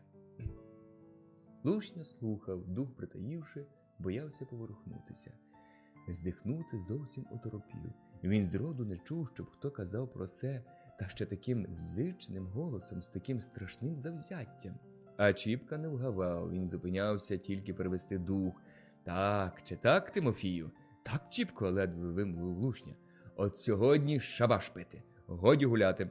Станьмо і ми такими, як люди, знайдемо роботу, рук не позичати, а проте свого не забуваємо. І вони так роблять. Коли вони вміють під нас під'їздити, навчимося ж і ми під них. Хай знають, нехресте, де правда. Коли є вона, то для всіх хай буде рівно. Коли нема, то всім нема. Добре, Чіпко, їй Богу, добре, обізвався Лушня. Так йому подобалась така рівна правда. Я перший, брате, радий хоч і сю ніч затисатись до пана та розказати йому, де правда. Та не пан один, Тимофію, не він один. Усі налягли на нашу шию. всім бажається поїздити на ній. Пан як пан, він тільки своє діло знає, панське. Коли б до нас старші над паном правдивіші були, і пан би був не той, вони б довідались, чого люди страждуть, від кого і від чого вони терплять. Вони б прямо сказали панові: ні, то буде неправда, коли так зробимо. Так же ні, пан свій брат, пан, бач, і примаже, і замаже, бо пана є, бо він нас здирав з людей, а людям де взяти? Та й то, що не всі, Тимофію, і пан, і старші – одна біда. Он, попи наші, вони перед Богом за нас, вони бачать кривду, та й ані слова. А кому ж, як не їм першим замовити його? Жид і той на нас обдурює нас, опоює, вимотує з нас останнє збіжжя, яке ще зосталося за душею. Сам підведе, сам і видасть. Усі на нас, Тимофію, всі, свій брат, багатир на нас, і п'яниці, ми, злодії, волоцюги. Як ще ми живемо на світі, Тимофію? Як нас не подушать усі ті праведники? Здається, само небо, якби впало на наші плечі, не було б таке тяжке, як та неправда та наруга, котру ми терпимо від кожного. Не будьмо ж дурні, коли так. Оце нас 4. Годі, кажу, пити, гуляти. Що з того, що ми поживилися в пана та в голови з писарем? Жид і забрав усе те собі, а нам ще понабивали. Ні. Станьмо краще такими людьми, як усі. Приймемось за роботу, вдень будемо працювати, а нічматка і научить, і скаже, де наше лежить. Добре? Добре, Чіпко. Завтра я сам стаю на роботу. Годі волочитись. Скажу Петрові, Якимові будемо гроші заробляти. А я мирюсь з матір'ю, переводжу до себе. Скажуть люди: оханувся, та й добре, будуть і гроші. А що то, брате, за сила гроші? Сказано, золото мур ламає. Чого тільки не зробиш за гроші? Ти думаєш, мене б били, коли б я був багатий? Чи одняли б були землю в мене, якби я мав гроші? Підсипав би ярзисці 50 карбованців, як отой волоцюга. Не займай моєї землі, не одбирай її в мене. І не зайняв би. Бог зна, що з мене тоді вийшло. Був би я, може, досі жонатий, жив би хороше, тихо, з людьми в ладу, годував би діток, як другі, от як Грицько. А то мати.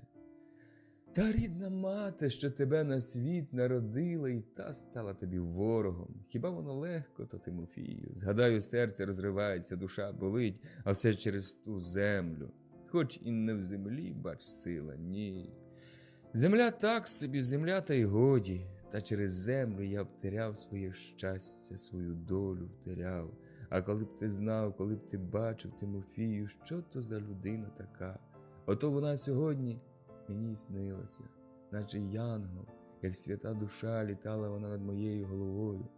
Хто, не розбираючи Чіпчиного Марва, питає Лушня. Галя, моя люба, найкраща на увесь світ. Яка Галя? Питає вдруге Лушня. Чіпка схаменувся. Не знаю, отказав і замовк. Чи не закохався, бува? Та й не хвалишся, допитується Лушня. Чіпка не одмовив ні слова, тільки зітхнув, здержуючи дух, щоб Лушня не почув. Довго мовчали обидва. Що з тобою таке? Чи ти здужаєш, Чіпко? Нічого, болить тільки все. Побили сучі сини до живого тіла, як печене болить. То ти б до знахарки пішов, щоб масці якої дала б зілля. А загоїться і так, а сліди хоч і зостануться, то дарма, вони будуть нагадувати, щоб часом не забув. Та й у тебе в хаті хоч вовків гони, привітався Лушня. Чи немає хоч чарки горілки погрітися? Чортма, лізь на піч, коли хоч. Лушня побрався на піч та, не роздягаючись, ліг мовчки. Чіпка собі ліг на полу. Лушня лежав та радів, що так діло обійшлося. Турбувався тільки про одно: коли б перші Чіпки побачитись з Петром та Якимом, то наструнчити їх, щоб уже в один голос співали. Він справді став побоюватись Чіпки, коли б ще самому у брехунах не остатися, а то, думав він мовчки. Чіпка собі мовчав, хоч теж не спав. Перед його очима куйовдилась денна завірюха, крутилась, вихорилась. Серед ночі при місяці, при тяжкім болі тіла, Всі денні пригоди вставали перед ним, як те страховище, крутили його, кидали то на один бік, то на другий, не давали болю затихати, думці забуватися. Він лежав, як у вогні, душа мліла й боліла помстою, серце гукало одячити, розум пашів злом. Тимофію, чого, ти не спиш? Ні, не сплю. Чіпка замовк. Не знаю, чи казати, чи мовчати, несміливо знову озвався Перегодя трохи. Про що, кажи? Удень сьогодні я спав, мені приснилося. Чіпка вимовляв кожне слово з протягом, мов нехотя, з переривами. Язик казав одно, а думка вперед бігла за другим. Ну, що ж тобі снилося? Я плакав, я молився Богові, не помагав. Та що ж там таке, кажи, приступає Лушня. Я довго думав, тяг Чіпка слово за словом. Що ж ти думав? Ти бачив сьогодні людську неправду? Якось, мов натужившись, викрикнув Чіпка. Бачив? Хоч не бачив, то чув, розказували, одмовляє Лушня. Довго ще вони між собою балакали, поки поснули. А поснули вже тоді, як стали другі півні кричати, на темному небі примеркали зорі, волосожар на північній стороні догоряв і тремтів білуватим світом, а ясний місяць почав біліти, спускаючись насупроти за гору. Глава 22. Наука не йде до бука. Мотря та хазяйка її, довгоп'ята баба, ще з вечора перед тим безталанним днем усе чогось кволіли та жалілися на проклятущий мороз, що як у забій забив день у день. Вони сиділи на печі і то померзли. Бабина онука, дівчина, знай, снувала з хати в сіни, а з сіни в хату та напускала холоду. Видко було, що її обхопила якась нетерплячка. «Чого ти, дочко, рипаєшся дверима?» – спитала її баба. Замість одмови дівчина, може і не дослухавшись, защебетала. «Уже наші дівчата вулицю збирають, такі дурні, який холод, а вони співають, аж вулиця розлягається. Як у них і роти не позамерзають?» «Та то вони, видно, на досвідки йдуть», – обізвалася Мотря з печі. «Ні, таки на вулицю, сьогодні і мені Пріська казала, щоб я вийшла». «Усе тепер пішло не по-людськи», – зітхнувши, отказала Мотря. «Яка тепер серед зими вулиця? То по літові, та по теплові. А я й тітко казала Прісці», – сміється дурна, та одно плеще. «Виходь та й виходь. Сьогодні до їх байрацькі хлопці прийдуть, і Ковалів Василь прийде. А той Василь Коваленко, каже, такий гарний, що й по всьому світу пошукати, як картина». «То це, мабуть, вони йдуть назустріч», – сказала баба. «Сказано, молоді, їм що, аби погуляти та поспівати. Та й хлопці чутно співають», – цокоче дівчина. «Та таких гарних пісень наші хлопці таких і не вміють, мабуть, то байрачани». Вона полізла з рогачем у піч, засунула горщик, обгорнула жаром, накрила покришкою. «Піду на двір та послухаю, поки куліш закипить», – сказала та й шморгнула з хати. Мотря з бабою тільки переглянулись. Перегодя трохи, дівчина знову вскочила в хату, затупала голими ногами, червоними, як у гусака, захукала в руки. «Оце який холод, нехай йому гаспить, мороз прямо що з очима. Ху-ху», хукала в руки. «А хлопці такої гарної співають, а дівчата й собі. Якби не так холодно та не вечеря, то майнула б аж туди. Бо соніша, зветься Мотря, не то з докором, не то з радою. Ні, взулася б».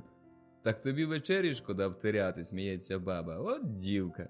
Ні, не вечері шкода, тільки хто ж її варитиме? Та я такий не хочу». «Як старець копійки», – шуткує баба. «Ні, не хочу, бо там десь чутно й бійку, тільки губ та губ. Може, то наші парубки з байрацькими завелися, щоб на чужу вулицю не ходили. То, видно, кріпаки попилися та не помиряться», – угадує баба.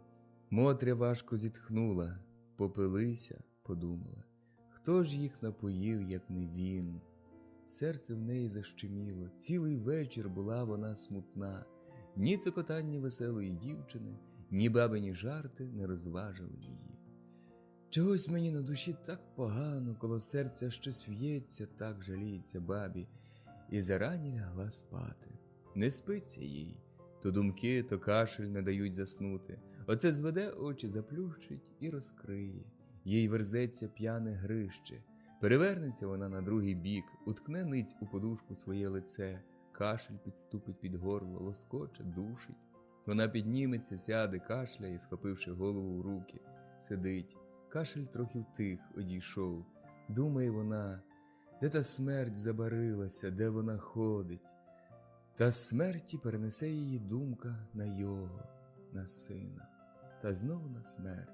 На силу перед світом заснула, удосвіта не вставала. Ранком долітали до їх хати нестямні крики та гуки. То окликалася московська розправа. Господи, що тільки робиться на вигоні, вскочивши в хату замість привіту, прокричала сусіда.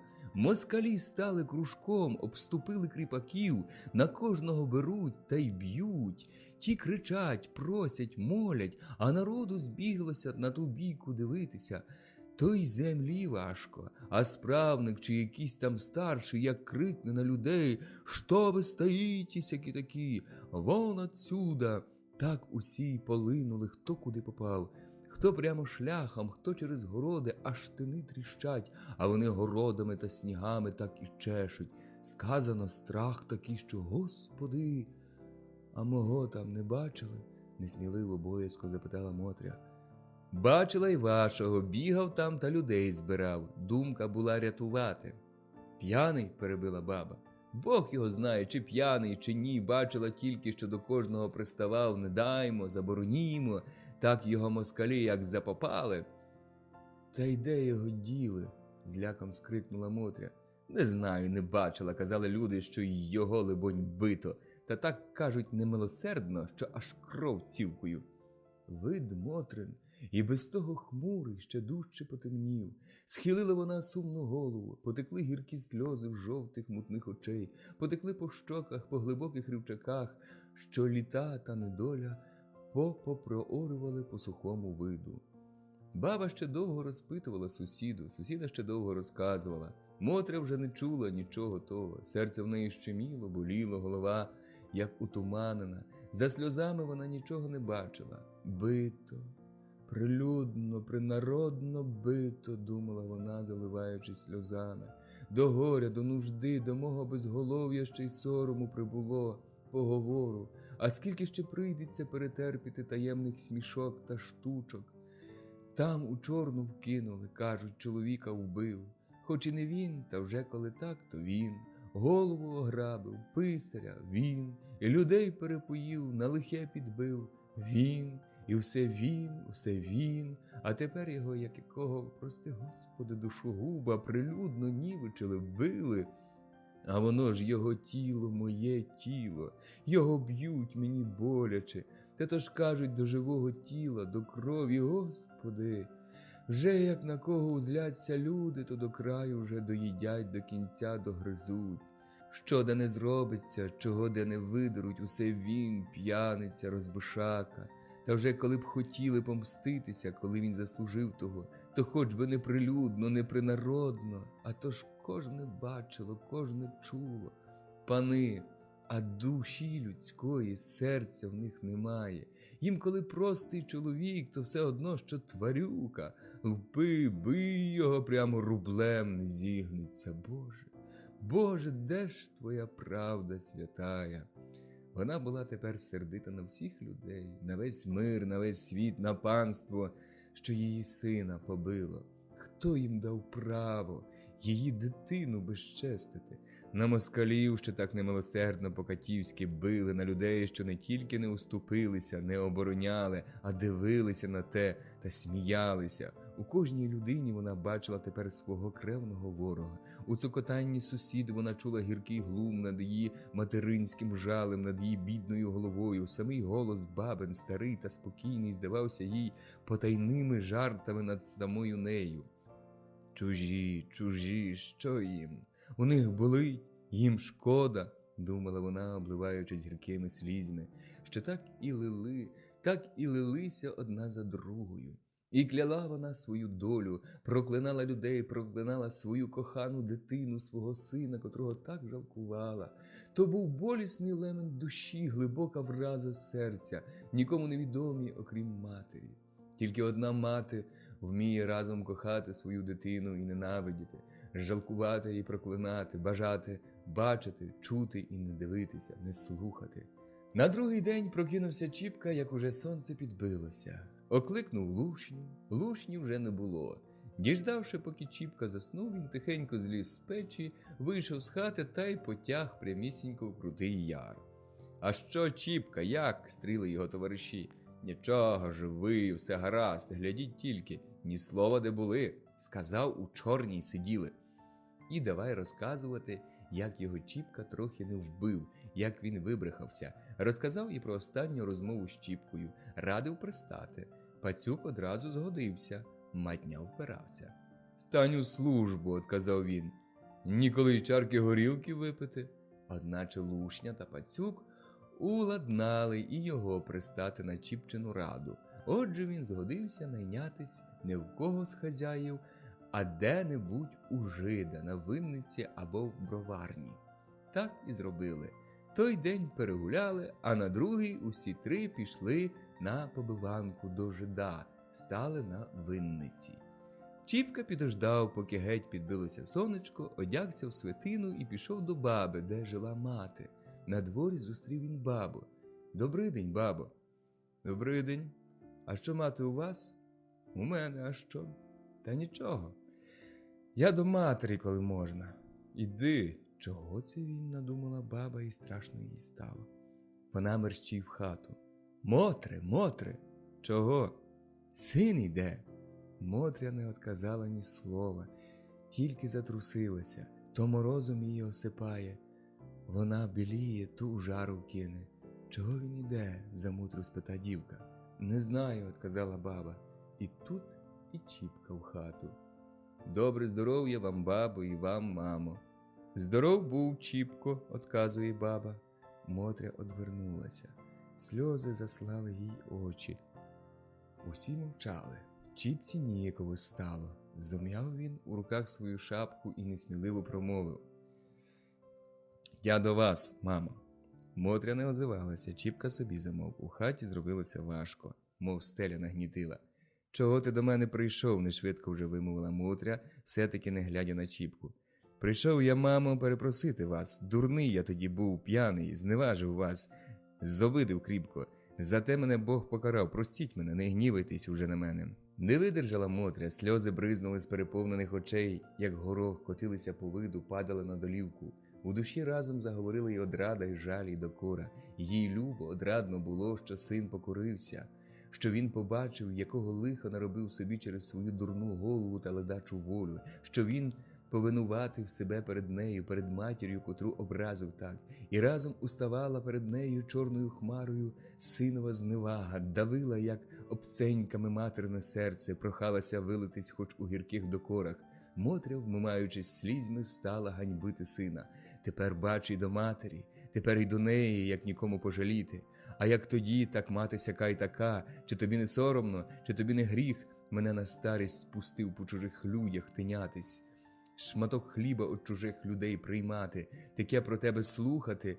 Що ж мати, ворог твій? Мати як мати, вона б своєї пучки врізала та дала своїй дитині, щоб йому було краще, а ти зараз угору, зараз сяка та така, а тепер бач, як поповчили, так і матері стало треба, зараз до неї. Що, добра московська наука? Добра?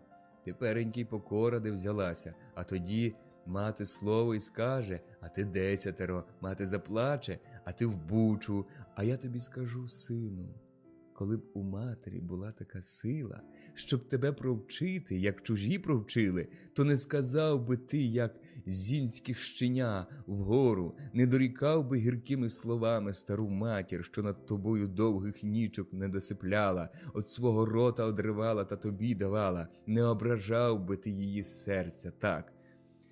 Не згадуйте вже того, мамо, простіть, забудьте, то було давно колись. Що ж п'яний чоловік, п'яний, дурний, самі знаєте, не поставить свічки, а звалить. Мотря замовкла, втирала рукавом сльози. Баба й собі додала ганьби та докори таким лихим вчинкам. Чіпка стояв коло порога, повісивши голову. Мотря глянула на його і разом перевернула своє серце на великий жаль. «Мабуть, тебе, сину, там так понівечили, що й кістки цілої не оставили», – сказала вона з жалем, дивлячись на його блідий, болісний вид. «Дивись, як на виду спав, поблід, позеленів. Спина, мов печена, болить, жалівся Чіпка, скажено побили. Бодай їх лиха та нещаслива година побили, як вони так знущаються над людьми. Чули ми, Чіпку, вмішалася баба, чули, аж сюди до нас крики доходили. Так, немов мерці з домовини, тільки ох, ох, стогнали.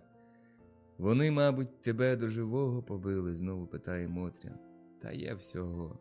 Мотря скривилася, мовчала.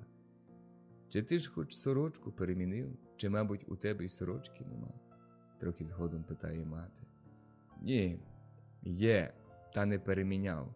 Чому ж ти не скинув? Воно ж попристає, поприсихає, поздираєш. Ятритиметься, гірше буде. Присхне. А бодай тебе, усміхнулася баба, присхне. Сідай, чого ти стоїш? Чіпка сів поруч з матір'ю, Мотря дивилася на його та трохи не плакала. Дівчина, бабина онука, стоячи коло печі спиною до вогню, сумно поглядала то на сина, то на матір, то на свою бабу і кусала ніготь другого пальця на лівій руці. Де ж ми, сину, житимемо?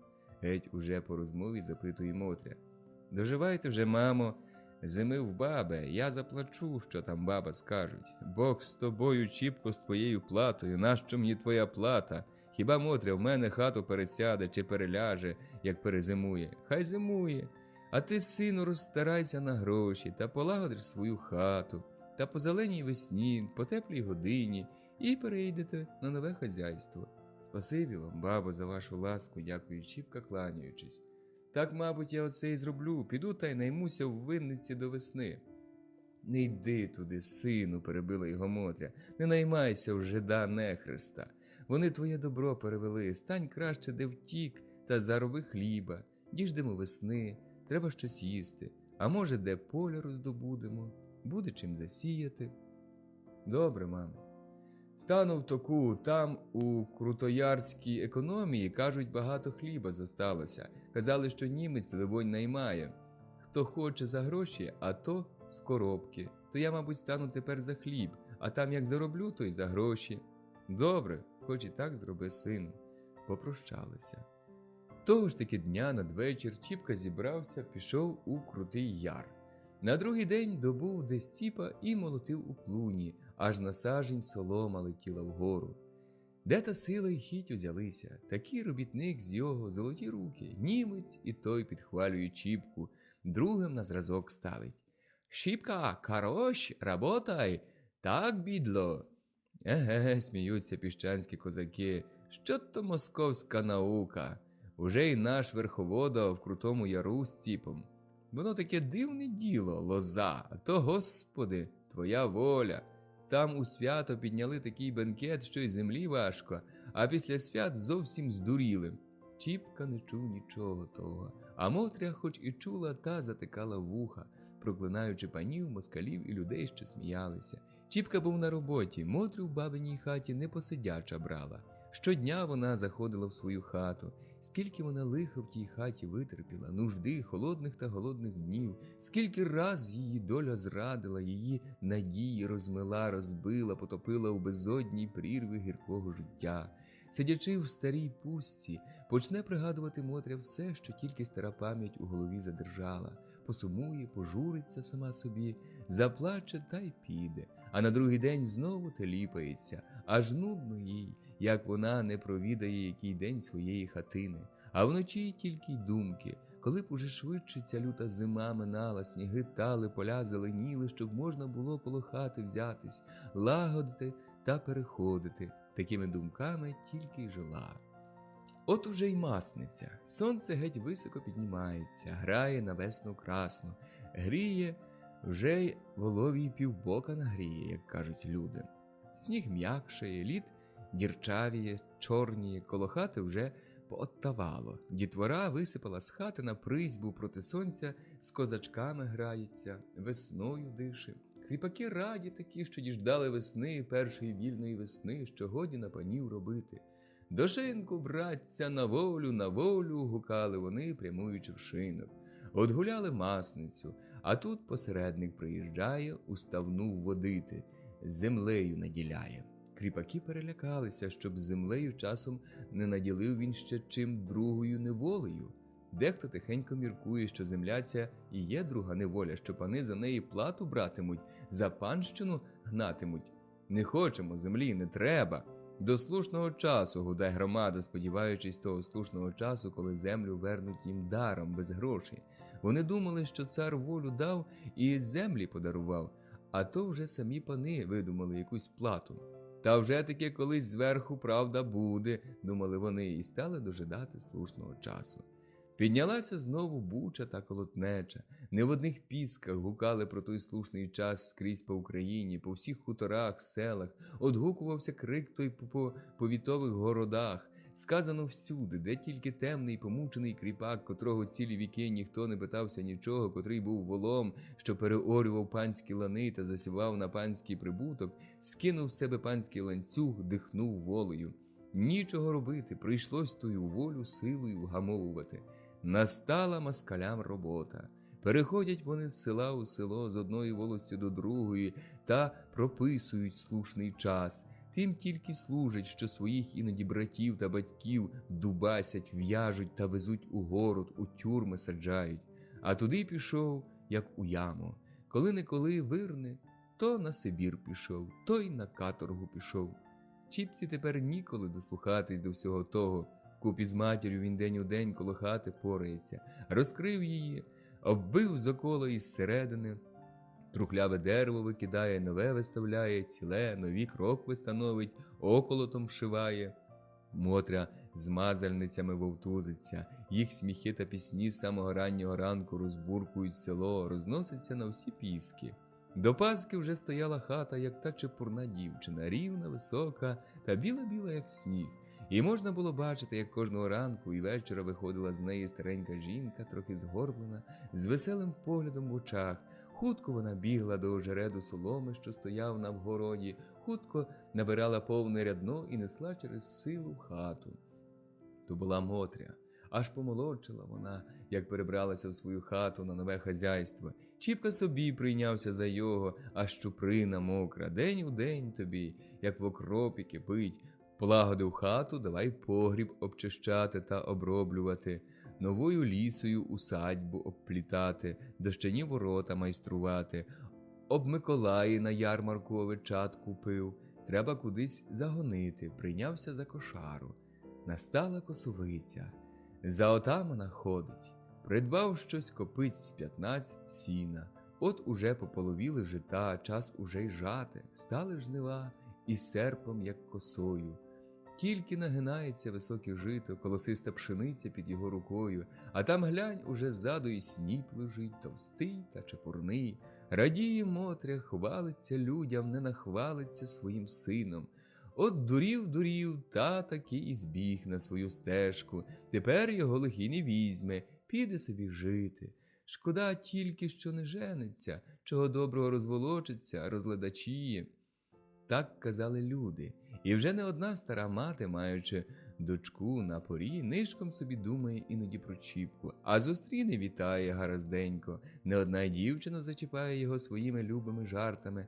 Та глухий і німий Чіпка як до вітання матінки, так і до жартів доньки.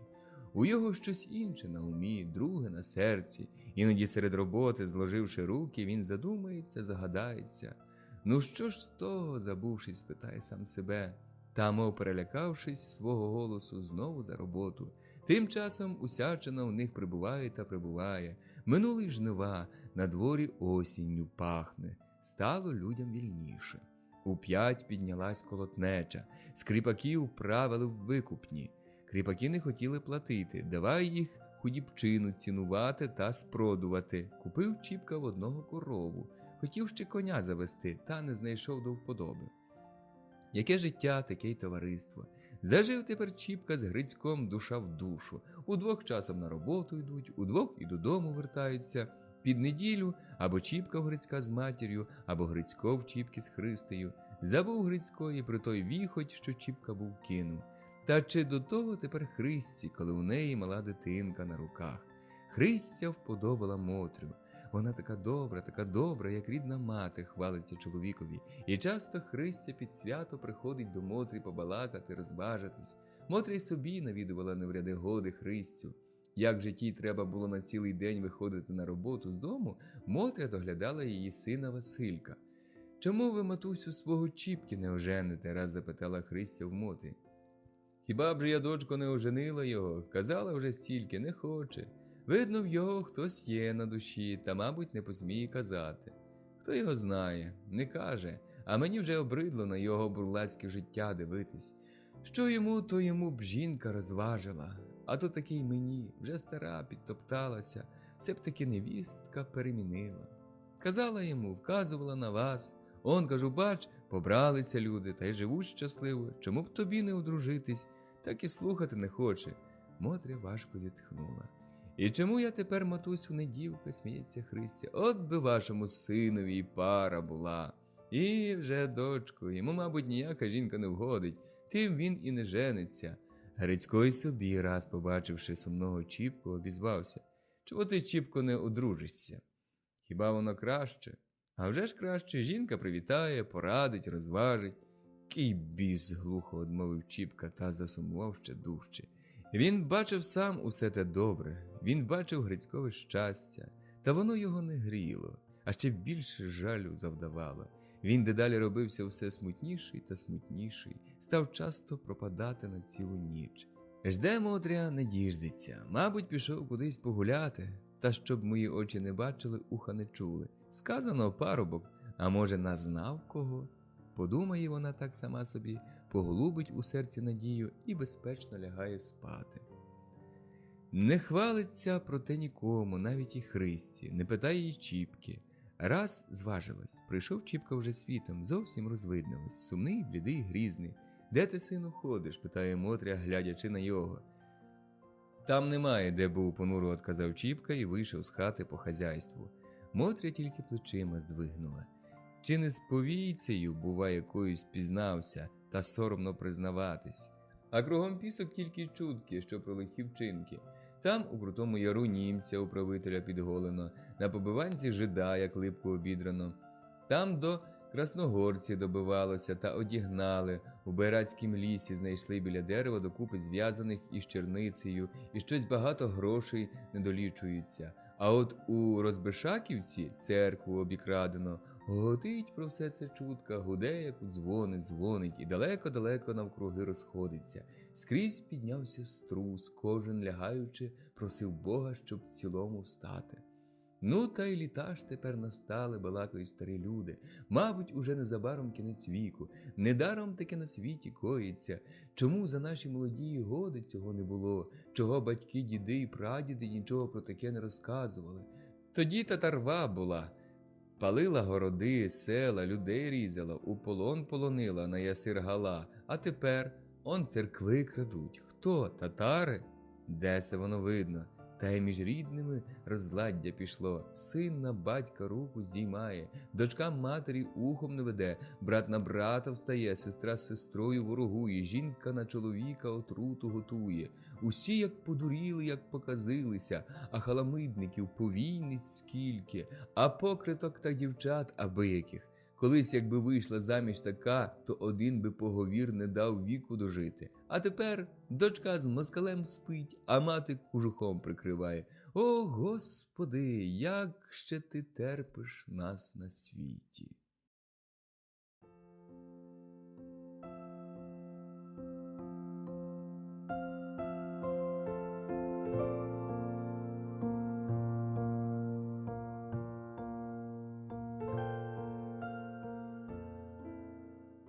Глава 23. Не взначай свої. Була темна осіння ніч. Дощ, як крізь підситок, сіяв густий та дрібний.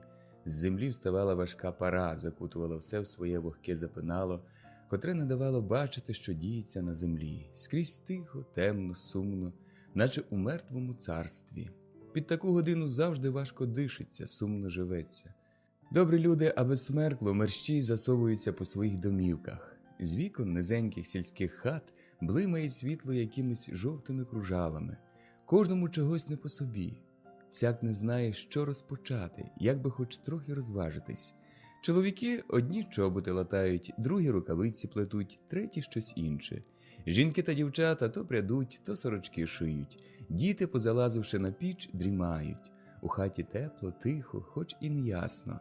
Серед полу на перекинутім горщаті ледве блищить каганчик, як синя горошина темно світить накипілий гніт. Якісь померки окривають хату. Негода й туди залазить, і там своє бере. Коли не дощем обдає крізь лиху оселю, то в вікна. Неважким туманом налягає, от як на дворі, то німим сумом по хаті снує, в журбу людей сповиває, тяжкою тугою в душу залазить, сном укриває. Оця дівчина співає своїх любих пісень, а там, дивись, обірвався голос, слабшає, тихшає, поки сама не щується, коли і як задубіє голка у недошитій мережці. Схилила над нею дівчина важку голову, заколивалася, дрімає. «Що це ти, Марусю, вже й спиш?» – питає її мати. Ото дівка. Дочка кинеться, розкриває очі, мерщій за роботу береться. Чи пройшла ряд мережки, чи не пройшла, гляне, мати й собі захиталася на гребені. Веретено падає з рук і, вдарившись об землю, розбуджує. «Пху, що це воно справді так сон налягає?» – промовляє здивована мати. «А з мене не бійсь, сміялися», – виправляється дочка. Сміялася ж, та бач, і сама задрімала. «Та воно щось і в мене робота з рук валиться», – уверне батько. «Будемо, мабуть, вечеряти та лягатимемо спати». Це так дома, у себе в Господі. А не дай же Боже в дорозі. Холод тебе наскрізь проймає, дрібний дощ до самого голого тіла добирається, тре на мене з тебе всього, наче трясця. Сумно, темно, спати хочеться, та холодно, мокро, аж кістки ломить, а тут ще й шлях кальний, коні ледве-ледве сунуть. Так і цілий день був перед тією ніччю. Прокинувся ранок та, не поздоровкавшись з світлом ясного сонця, закутався в сивий туман, повився густою, як драглі парою, і повис над чорною землею. Незабаром і день настав, хмурий, невеселий, а там і ніч налягла. Люди, мов тіні, снували в тому тумані, не бачили одне одного на 5 ступнів, голос не сягав далеко, як під ясну годину, а тут же в тій парі і зникав. Важко, сумно, журливо. А Чіпка, наперекір світові й людям, якийсь веселий, радий, знає, висвистує скрізь зуби веселу пісню, попихкуючи люльку. Робив він у хліві корито для свиней. За цілий день і в хату не навернеться. На силу Мотря докликалась обідати, як уже вечоріти стало. «Що це ти, сину, так пристав до того корита, що й їсти забув?» «Та день веселий удався, мамо», – одмовив Чіпка, усміхаючись. «Ну, вже веселий. Душі живої на вулиці не побачиш». Пообідав Чіпка та й знову хлівець до корита. До самого смерку робив. Уночі вже увійшов у хату, упоравшись по хазяйству. «Я, мамо, не буду вечеряти», – промовив, накинув на плече сірячину і хутко вийшов з хати. «Куди ти, сину?» – питає його навздогін Мотря. Та сина поминай, як звали. Мати повечеряла сама собі, лягла спочивати. Чіпка, вийшовши з двору, повернув прямо в поле. Одійшовши, може, з версту від села, стулив пальці, приложив до рота і завив, як пугач. Далеко-далеко роздалось навкруги те журливе пугикання. Ніде ні оклику, ні одгомону, тільки собаки завалували на селі. Чіпка пішов далі. Одійшовши з гони, знову завив. Здалека щось обізвалося до його, мов другий пугач. Чіпка побіг прямо рілею на голос. Ще раз завив, знову одгукнулося йому тим же заводом, тільки вже ближче. Незабаром заманячили в сивому тумані якісь темні тіні. «А хто там?» – обізвався чоловічий голос. «Пугач!» – на розтяг гукнув Чіпка.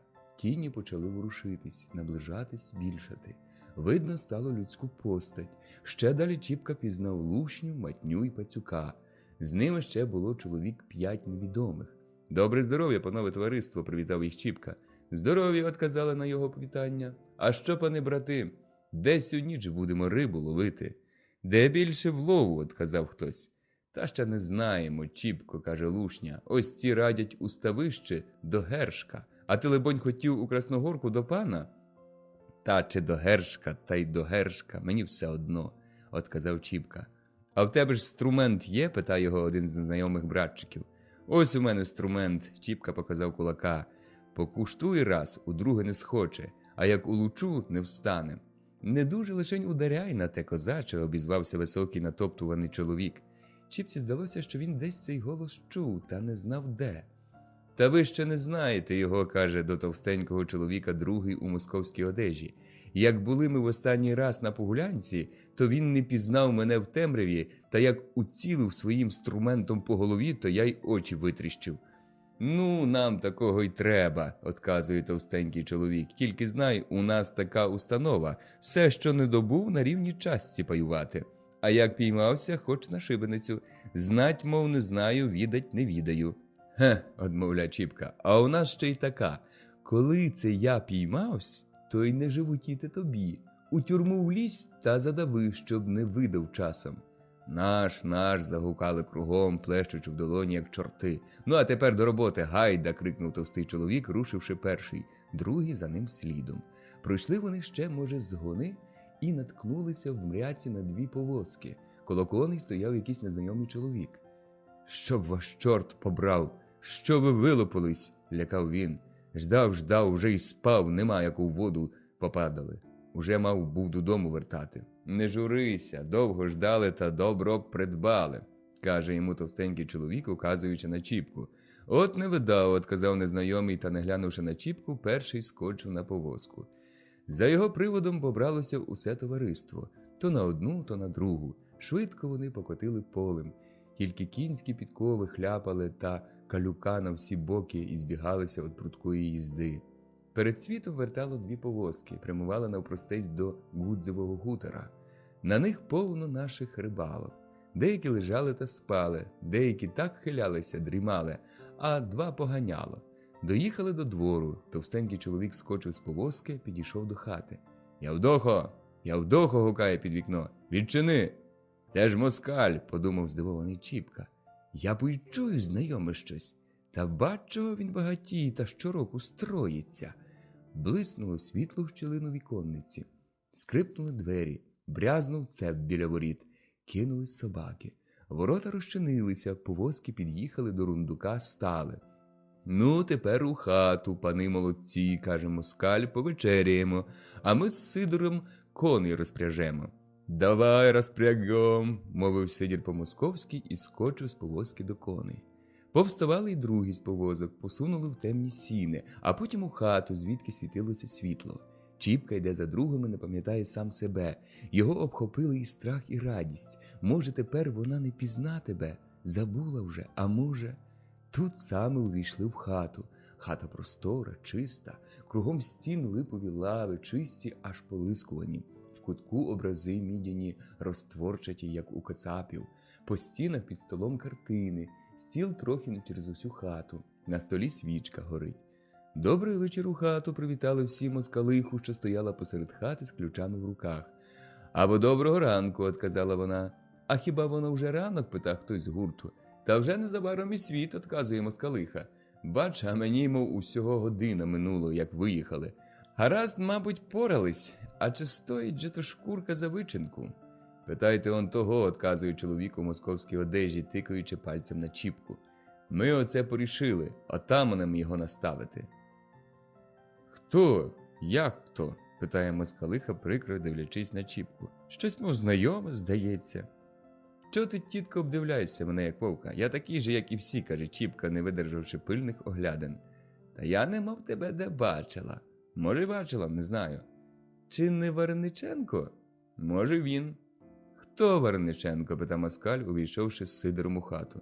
«Та ось цей», – указує їй москалиха на Чіпку. «Ні, жінко», – каже, усміхаючись москаль, – «то, мабуть, обух або довбня, а не вареник. Не так він від одного замаху вложив того кацапа, що в Гершка ночував. А кацап, я тобі скажу, все одно, що ведмідь. Як піймав мене в лабети, як придавив, то в мене й дух у п'яте поліз. Добре знаю, що коли б не він, тільки б і світа бачив. Хіба б, може, одні кісточки привезли додому, та й ті не цілі, потрощив би проклятий ведмеда. Отже, спасибі, виручив». «Зате, мабуть, немала і камза перепала», – пита хтось. «Та буде з нас», – отказує Чіпка, витягуючи гаман з кишені і кидаючи на стіл. Трохи лише не більш от жидівських, та, витягши другий, кинув теж на стіл. Усі так і обступили кругом столу. «Та ще вспіємо, братця, поділити», – обізвався Максим. «А тепер ось що, стара. Чи нема там чого попоїсти братчикам?» Явдоха кинулась в другу хату. Незабаром цілий стіл був заставлений усякою стравою, борщем, кашею, впеченим поросям. Видно, москалиха дожидала гостей з роботи, наготувала всячини. Мотнувся Максим і собі, де не взялося півбарила горілки. Позалазили братчики за стіл, обсіли на ослонах навкруги. Пройшов Максим разів зо два кругом чаркою, на дні барила тільки торохкотіла воронка. Усі хитнулись на страву, мов 3 дні не їли. Явдоха вийшла в другу хату. «Чи ти, Галю, не знаєш Варениченка?» – питав москалиха дочки, увійшовши до неї в хату. «Якого Варениченка? Ні, не знаю. А того, що живе за пісками, того вареника, що розказують, разом на 2 жінках був жонатий». «Ні, не знаю. Ось піди на знарошне, подивися, який з його красень. Широкоплечий, волос як галка, чорний, а очі карі, ясні та блискучі». Галя встала з ліжка, накинула швиденько на себе спідницю, кірсетку на плечі, вхопила печене порося, пішла. «Ай, ти вже виспалась?» – питає її батько. Галя нічого не отказала. Вона поставила печеню на стіл, сама задивилася на Чіпку. «Здоров був давній знайомий», – мовила вона до його, любенько усміхаючись. «Здорова, Галю», – одмовляв Чіпка. Серце в його забилось, любо йому стало весело, що Галя ще й досі пам'ятає його. «А ти як його знаєш?» – питає її батько. «Він мене поганий злякав був, отут на полі», – защебетала весело до батька Галя, вказуючи рукою на той бік, де злякав її Чіпка. «Як же він тебе злякав?» «А так, я сиділа, вінок плела, а він скрався та й злякав». «Ага, ну йди ж спати, сорого», – каже батько. «А то зостануся тут, на його дивитись, чи що?» – хутко вимовила Галя і юркнула з хати. «Раю мій, щастя моє», – подумав Чіпка, – «чи ж ти не втекло від мене й досі?» Після вечері поділилися грішми, заховав кожний по 3 сотні, потім унесли соломи, розіслали долі, заслали ряднами, полягали покатом. Незабаром усі, як побиті, поснули. Один Чіпка не спить, перекидається з одного боку на другий, мов що кусає його, душно йому, важко, плющить він очі, йому ввижається Галя. Така ж весела, хороша, хоч би на крихту змінилася, така ж смілива, жартівлива. А то ж то й вона, думає Чіпка, розбишацька дочка. Дивно й чудно. Хай ми, волоцюги, пройдиспіти, часом без шматка хліба, в драній одежині, без шага грошей за душею, з одними голими руками, босими ногами та з голодними ротами, ні добра, ні достатків. Хай ми крадемо, розбиваємо, голову під усякі пригоди підставляємо. Хай, кажуть, ми, а москаль. Хата як рай той, жінка як пані, одним одна дочка, янгол, а худоби всякої, багатства. А і він такий же бурлака, такий же злодюга розбишака, як наш брат. Чого? Для чого? Навіщо це йому? Чудно й дивно. І лупить Чіпка свої очі в темноту темну, дивиться, доглядається, прислухається, нічого не видно, ні чутно, тихо, сумно. Ось щось зразу залопотіло, мороз пробіг вздовж спини, волосся полізло вгору. «Кукуріку!» – прокричав десь поблизу півень і замовк. Чіпка сплюнув, перекинувся на другий бік. Знову тихо, сумно. Ось хтось з товариства гуконув сонним голосом: «Глуши, брат, його глуши! Ну, так його, так!» Глухо пронісся той викрик по хаті, страшно, тяжко, немов голос під землі. Черкнувся він Чіпчиного вуха і замер, наче поглинула його пітьма темна. І сниться ж йому, що недавно очевидячки було, подумав, здригнувши Чіпка, а тут сон, мов безвісті, забіг і на думку не зійде. Піти хоч люльки покурити. Устав Чіпка тихо, налапав двері, нишком вийшов у сіни. Темно око виколи. На силу Чіпка намацав сінешні двері, загарчали вони, як собаки, не відчиняючись. Одначе важка рука Чіпчина їх подужала. Вони подалися таки геть, розрізавшись у долівку. Він вийшов на рундук. Дощ пороснув йому в гаряче лице, густий та холодний. «Пху, навісний, коли вже ти перестанеш», – сказав голос Чіпка та й подався у сіни, витираючи свиткою вид. Далі став над порогом, послав руку в кишеню, витяг гаман, люльку, наложив тютюном, налапав у гамані крицю, кремінь, приложив губку. Чарк! І посипались, як зорі, ясні іскорки додолу. Темнота усміхнулася, побачивши хоч невеличкий світочок. Губка засичала на кремені. Узяв її Чіпка обережно, положив у люльку, придавив нігтем, потяг раз, удруге. Осіяли сіни, і важкий дим потягся невеличкими мотузочками, закручуючись угорі, мішаючись з темрявою. Стукнув верхняк, дзенькнула криця об кремінь, падаючи в гаман і, зашморгнувши його, послав Чіпка назад у кишеню.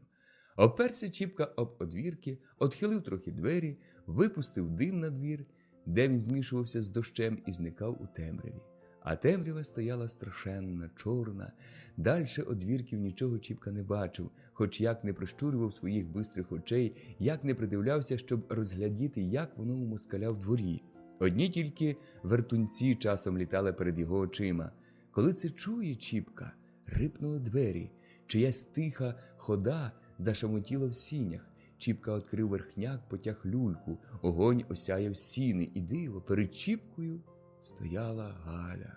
У тонкій, білій сорочечці, трохи зарозхристаній, в одній спідниці з розкинутими косами, що як дві гадани спадали на її білу шию і спускалися на виточені з білого мармуру плечі. Стояла вона перед ним, як русалка, з кухликом у руках.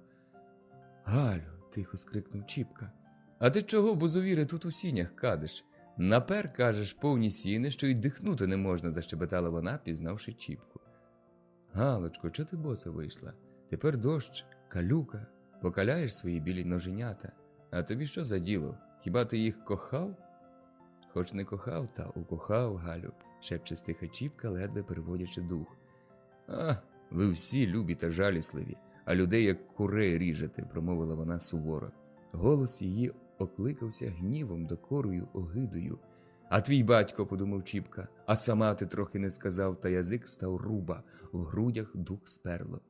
«Хіба ми ріжемо?» – ледве вимовив, перевівши дух. «Ми тільки рівняємо багатих з бідними». «Рівняєте? Геть, пусти, як кухоль виполущу». Одіпхнула вона Чіпка од одвірку. Він подався в сіни. Галя вийшла на рундук, линула воду з кухля, а дощ їй пороснув прямо у вид. «Ух!» – задрижавши, скрикнула вона. «Яке холодне, та мерщій у сіни, прямо на груди Чіпці, котрий однією рукою держався за одвіркою, другою за двері». Як почув Чіпка, що до його грудей приникли її гарячі груди, опустив розставлені руки та й обвив їх кругом її стану. Галя затрусилася, порвалася вперед та й схилила на його груди свою голову. «Галочко, ривочко моя», – шепче Чіпка, а в самого серця, як молотком, гамселить об груди. «Ти мене любиш, зірочко моя?» Очі його засвітили на всі стіни, як у звірюки, коли вона кидається на свою здобич. «Пусти, пусти мене», – пручається Галя, – «йди собі геть». А сама ще ближче горнулася до його. Не щувся Чіпка, коли опустився на долівку, не щувся, як посадив Галю на коліна до себе, не щулася й Галя, як приникла головою на його груди. Затріпалось у неї серце, як пліточка в неволі. Мовчать обоє. Хвилина, друга, третя. «Де це ти був ціле літо?» – шепче вона, – «що на поле не виходив. Хтось другий ходив замість тебе. То твій брат?» «Не брат то, Галю, то мій ворог, що трохи не навік розвів мене з тобою. А я думала, де це він? Чи не вмер, бува? Чи, може, одружився? Хіба б тобі шкода було, якби я вмер? Шкода?» Галя мовчала та ще дужче горнулася до його. «Галю», – стиха обізвався він, – «чого? Ти кохаєш мене? Любиш мене? Моя ясочко, правда кохаєш мене?»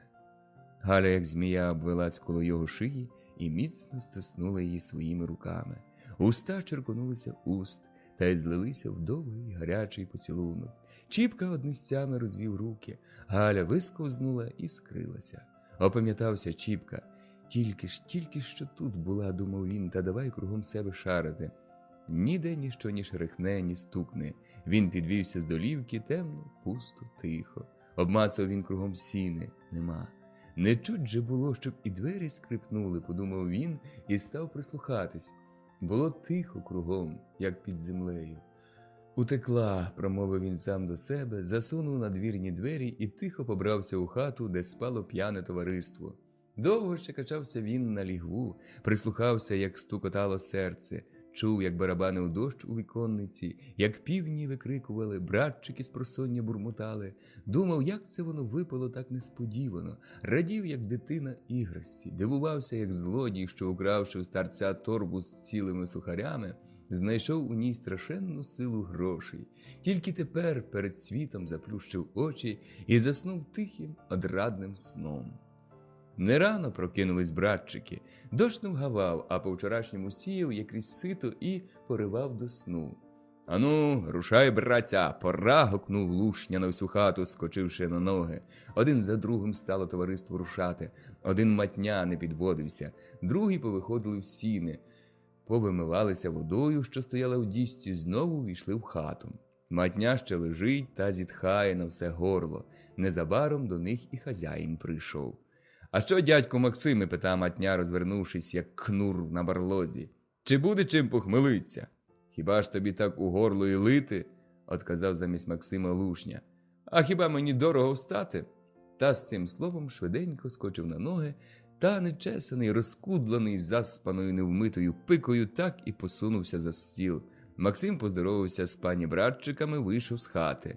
«Та воно б уже годилося і поприбирати», – сказав хтось з гурту. «Ач, яке райно!» «Та вже хай хто хоче», – отказав, позіхаючи Матня. «А ти?» – питає Лушня, гостро глянувши на його. «Про мене і так гаразд. А як горілки нема?» «Тому що райно в хаті». «Ну так що ж, хіба воно буде за горілкою у рот тягтися? Хай собі лежить долі та й годі». Поки Лушня з Матнею вели таку розмову, другий кожен, вхопивши по оберемку, витаскали всю солому з хати. Тим часом вернувся і Максим з вчорашнім боклагом. За ним увійшла й москалиха, несучи в одній руці 2 хліби, а в другій здоровенну миску капусти. «Отже й справді похмелятись будемо», – каже, усміхаючись Матня, вглядівши москаля з баклагом. «То ти хоч би пику вмив», – докоряє йому Лушня. «На біса я буду мити, коли дощ і без того обмиє». «Ну, у тебя, брат Максим, как я вижу, молодцы, товарищи», – обізвався до хазяїна один з москалів, Душкар. «Та ще ти й не бачив, москалю, наших славних діл», – отказує Лушня, вдаряючи Пушкаря по плечі рукою і опускаючись коло його на лаву. «Ось поживи ж довше з нами, тоді побачиш, чи молодці, чи ні». «Да уж, брат, и без того видно, какие молодцы, вот посмотри на Эфтова», – махнув рукою на Чіпку. «Да он бы пушку одним взглядом сбил с позиции, смотрю, какой!» Чіпка не чув нічого того після вчорашньої стрічі. Він сидів мовчки в кутку та тільки знай кидав свій бистрий погляд на ті двері, якими вчора увійшла Галя.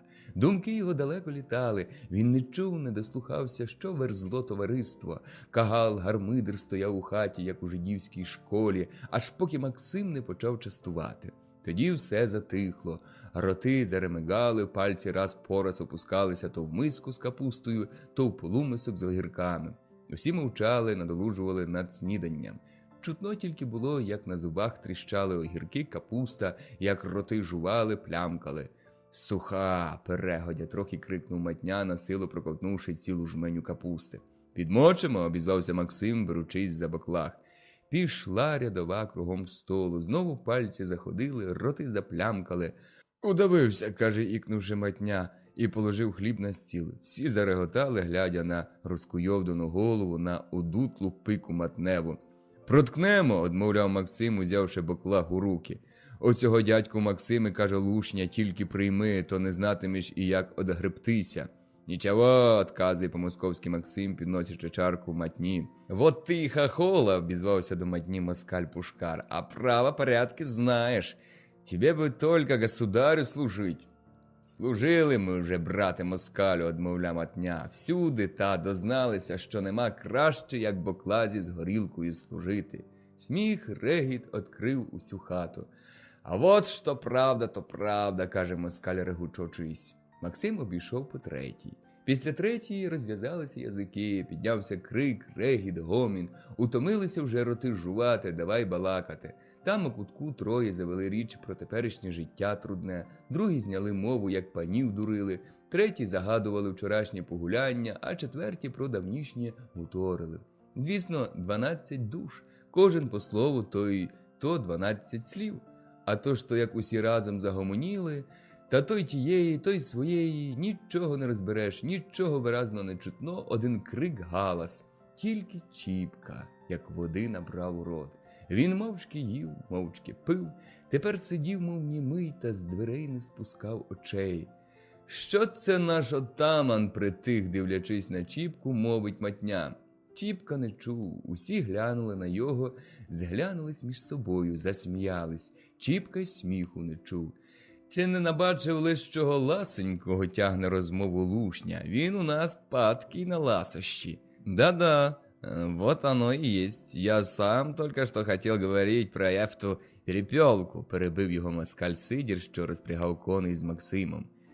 Та вже поздоров Божий дядька Максима та дядину Явдоху, обізвався пацюк. Таке, що собі, то собі, а то таки й для людей потрудилися. По хаті розкотився регіт. Максим догадався, що сміялись, став і собі тихо реготати. Та подякую, хтось не раз і не два мені за неї, отказав він сміхом. Я вже тобі, дядьку, коня, он якого достану, каже Лушня. Да на що йому конь, когда у нього така кобилиця, тупо жартував Сидір. Аж ось двері розчинилися, і як та ясочка вскочила Галя в хату. Жарти й розмова затихли, усі задивилися на її хорошу вроду, на зашарене личко, що за ніч мов помолодшало. Швиденько вона підійшла до столу, вхопила миттю порожні миски, та ні на кого не глядя, не накинувши й оком на Чіпку, окрилася за дверима. Він сидів, як сова, витріщивши баньки. «Спасибі Богові й хазяїнам за снідання, а мені що наївся», – перервав німоту Лушня. «Час, братця, додому рушати». «Чого додому?» – обізвався матня. «Хіба тобі тут погано? Аби тепла та горілка, то я хоч на цілий вік зостануся». Усі зареготалися і рушили з-за столу. «А що ж справді пора, ото тільки дощ як затявся, а час». Устав і Чіпка. Подякували хазяїнам, позакурювали люльки, та й потягли з двору, одні в одну, другі в другу руку. Чіпка з своїм товариством пішов у піски. Одійшовши вже геть у поле, оглядівся, кисета нема. «Стійте, братця, кисет забув». Повернув назад, дивиться, на хвірці стоїть Галя й гукає. «А чий кисет? Хто кисета забув?» «Що таке?» – обзиваються до неї з другого боку. «Кисет», – піднявши кисета вгору, показує вона. «Кисет? Не наш». Та й пішли собі. Чіпка побіг під тюбцем. Тим часом Галя на кисет роздивлялася, розшморгувала, заглянула всередину, полапала рукою та й знову зашморгнула. Мій, Галочко», – каже стиха Чіпка, добігаючи до неї.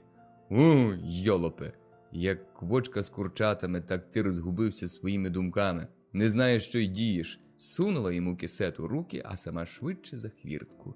Глянув Чіпка на кисет. Що за біс? Тютюну було не більше жмені, а це так оддулося. Що воно? Розшморгнув, полапав, м'яке, витяга. Другий кисет синьої шовкової матерії, вишитий червоними квітками і кругом обсаджений червоними китицями. Очі в його заграли, по виду розлився усміх. «Люба моя, кохання моє», – прошептав він і весело повернув до товариства. Глава 24. Розбишацька дочка. Цілий тиждень лив дощ, як з відра, цілий тиждень не виходив Чіпка з двору, усе собі по хазяйству, то коло того, то коло другого. «Знаєш що, сину?» – каже йому одного вечора мати, прядучи вовну. «Знаєш що? Оце я дивлюся на тебе і на себе та й думаю. Вже стара, нікчемна стала, уже мені важко іноді і у печі витопити. Чую, як сила моя упада, смерть наближається. Ти б одружився, сину. Не доки його откладати. Уже, слава тобі, Господи, другі твоїх літ дітками любуються, а ти все бурлакуєш та, мов, загубив, що ходиш. Хіба мало дівчат у селі? Сподобай яку, та поки Пилипівка не зайшла, одружися, сину, і сам не будеш світом нудити, і мені поміч буде». «Шкода, мамо, нема по мені дівчат на селі». «Чому нема, сину? Он Христя Бондарівна, Мотря Книшівна або Катя Остапійчина. Чим не дівчата? Що не багаті? Та багата і не піде, сину, на такі злидні, як у нас. А все ж вони дівчата, як слід, хорошого, чесного роду, робочі, слухняні. Оженися, сину, оженися, мій голубе. Хай хоч на старість доведеться мені тебе у парі побачити. Шкода, мамо. Чого шкода? Шкода, кажуть, лихий чоловік, доки ж отак його волочитися, поки голова посивіє. Прийде пора, прийде сама. Хіба яка городянська повія, а вже доброї не діжди, щоб прийшла сама. Уже яка буде, така й буде. Замовкла мати. Бачить, не переможе сина. Замовк і Чіпка, думаючи своє про себе. Після цієї розмови діждали неділі. Хмуре небо розгодинилось, блиснуло сонечко ясне, повінув вітерець. Стряхла трохи земля.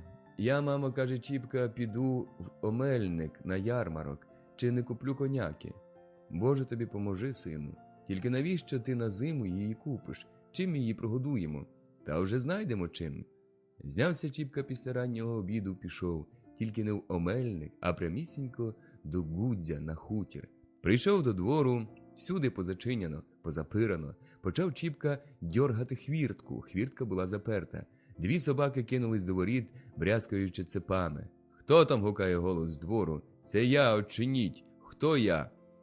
«Чи дядько Максим дома?» «Ні, нема. А де ж?» «Поїхали у Омельник на ярмарок, а тітка Явдоха, та й мати ж з ними». «То це ти, Галю?» – пізнав її Чіпка по голосу. «А ти хто?» «Та відчиняй уже, тоді побачиш». Пізнала й Галя Чіпку.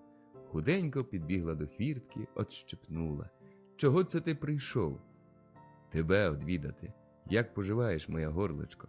Галя мовчала. Глянув на неї Чіпка та й здивувався. Пожовкла, з лиця спала, зморщилась. «Що з тобою, Галю?» – аж скрикнув. «На тобі лиця не знать. Ти не дужа?» «Та йди вже в двір», – сердито отказала вона. «Стану я під двором розмовляти». Чіпка увійшов у двір. Галя зачинила хвіртку, защепнула і повела його у свою хатину. Хатиночка, як чашечка, невеличка, чиста, ясна, весела. На покуті стояли образи у срібних шатах, заквітчені васильками, гвоздиками, безсмертниками. Перед образами на срібному ретяську висіла срібна лампадка. У тому ж таки кутку стіл столярної роботи, у другому ліжко, заслане м'яким шовковим коцом, попід стіною невеличкі стільці. Всюди так хороше, чисто, пахощі від васильків та м'яти відкривали усю хату, лоскотали чуття.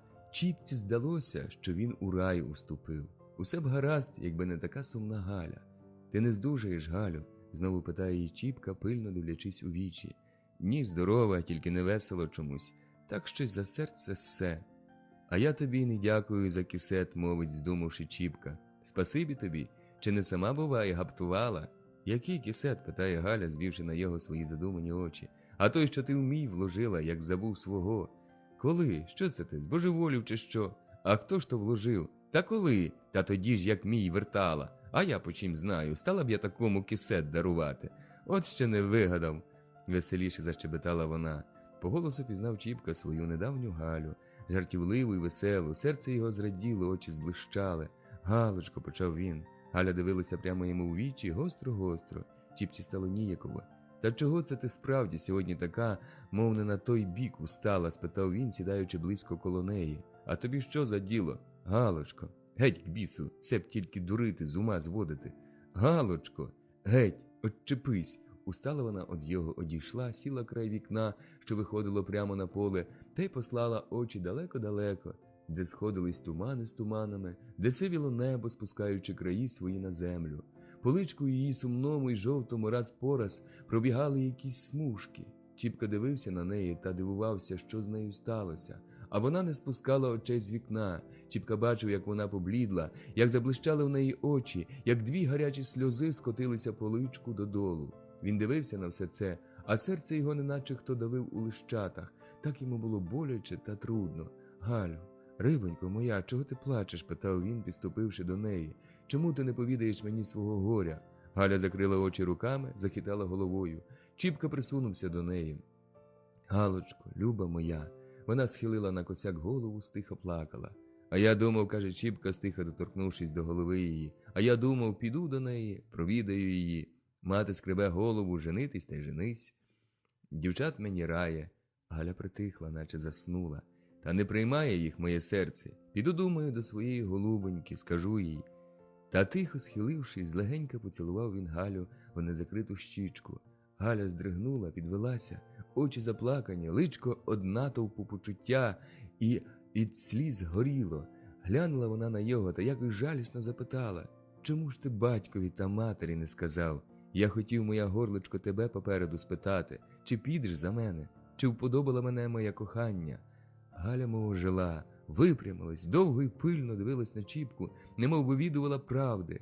А це зразу як заломить свої руки, аж пальці захрущали, і в очах у неї заграла одрада, не одрада, зло, не зло, щось добре, любе, а разом хиже й лихе. «Чому ж ти мені давно цього не сказав?» – скрикнула вона. «Чому ти не сказав мені цього тоді, як я вільна була, як вінок плела, як по широкому полю по луках квітки збирала, гуляла по світу, нема впину, нема заборони, а тепер…» Вона знову заламала руки, знову, як поламані, захрущали пальці, на очі навернулися сльози, от бризнуть. Чіпка сам не свій, зблід на виду, опустив голову і швидко, вже стиха, боязко запитав: «Що ж тепер, Галя, що? Скажи мені все, скажи!» «Шкода, засватана вже я». З очей хлинули сльози в неї, облили личко, закрила вона його рукавом, знову спустилася коло вікна на стулець, схилила на руку голову та й нерозважно плакала. Як хто гострий ніж угородив Чіпці у серце, так невеличкі ті 3 слова. Як хто обухом гамселив у його голову, так отзивалося в ній гірке ридання Галине.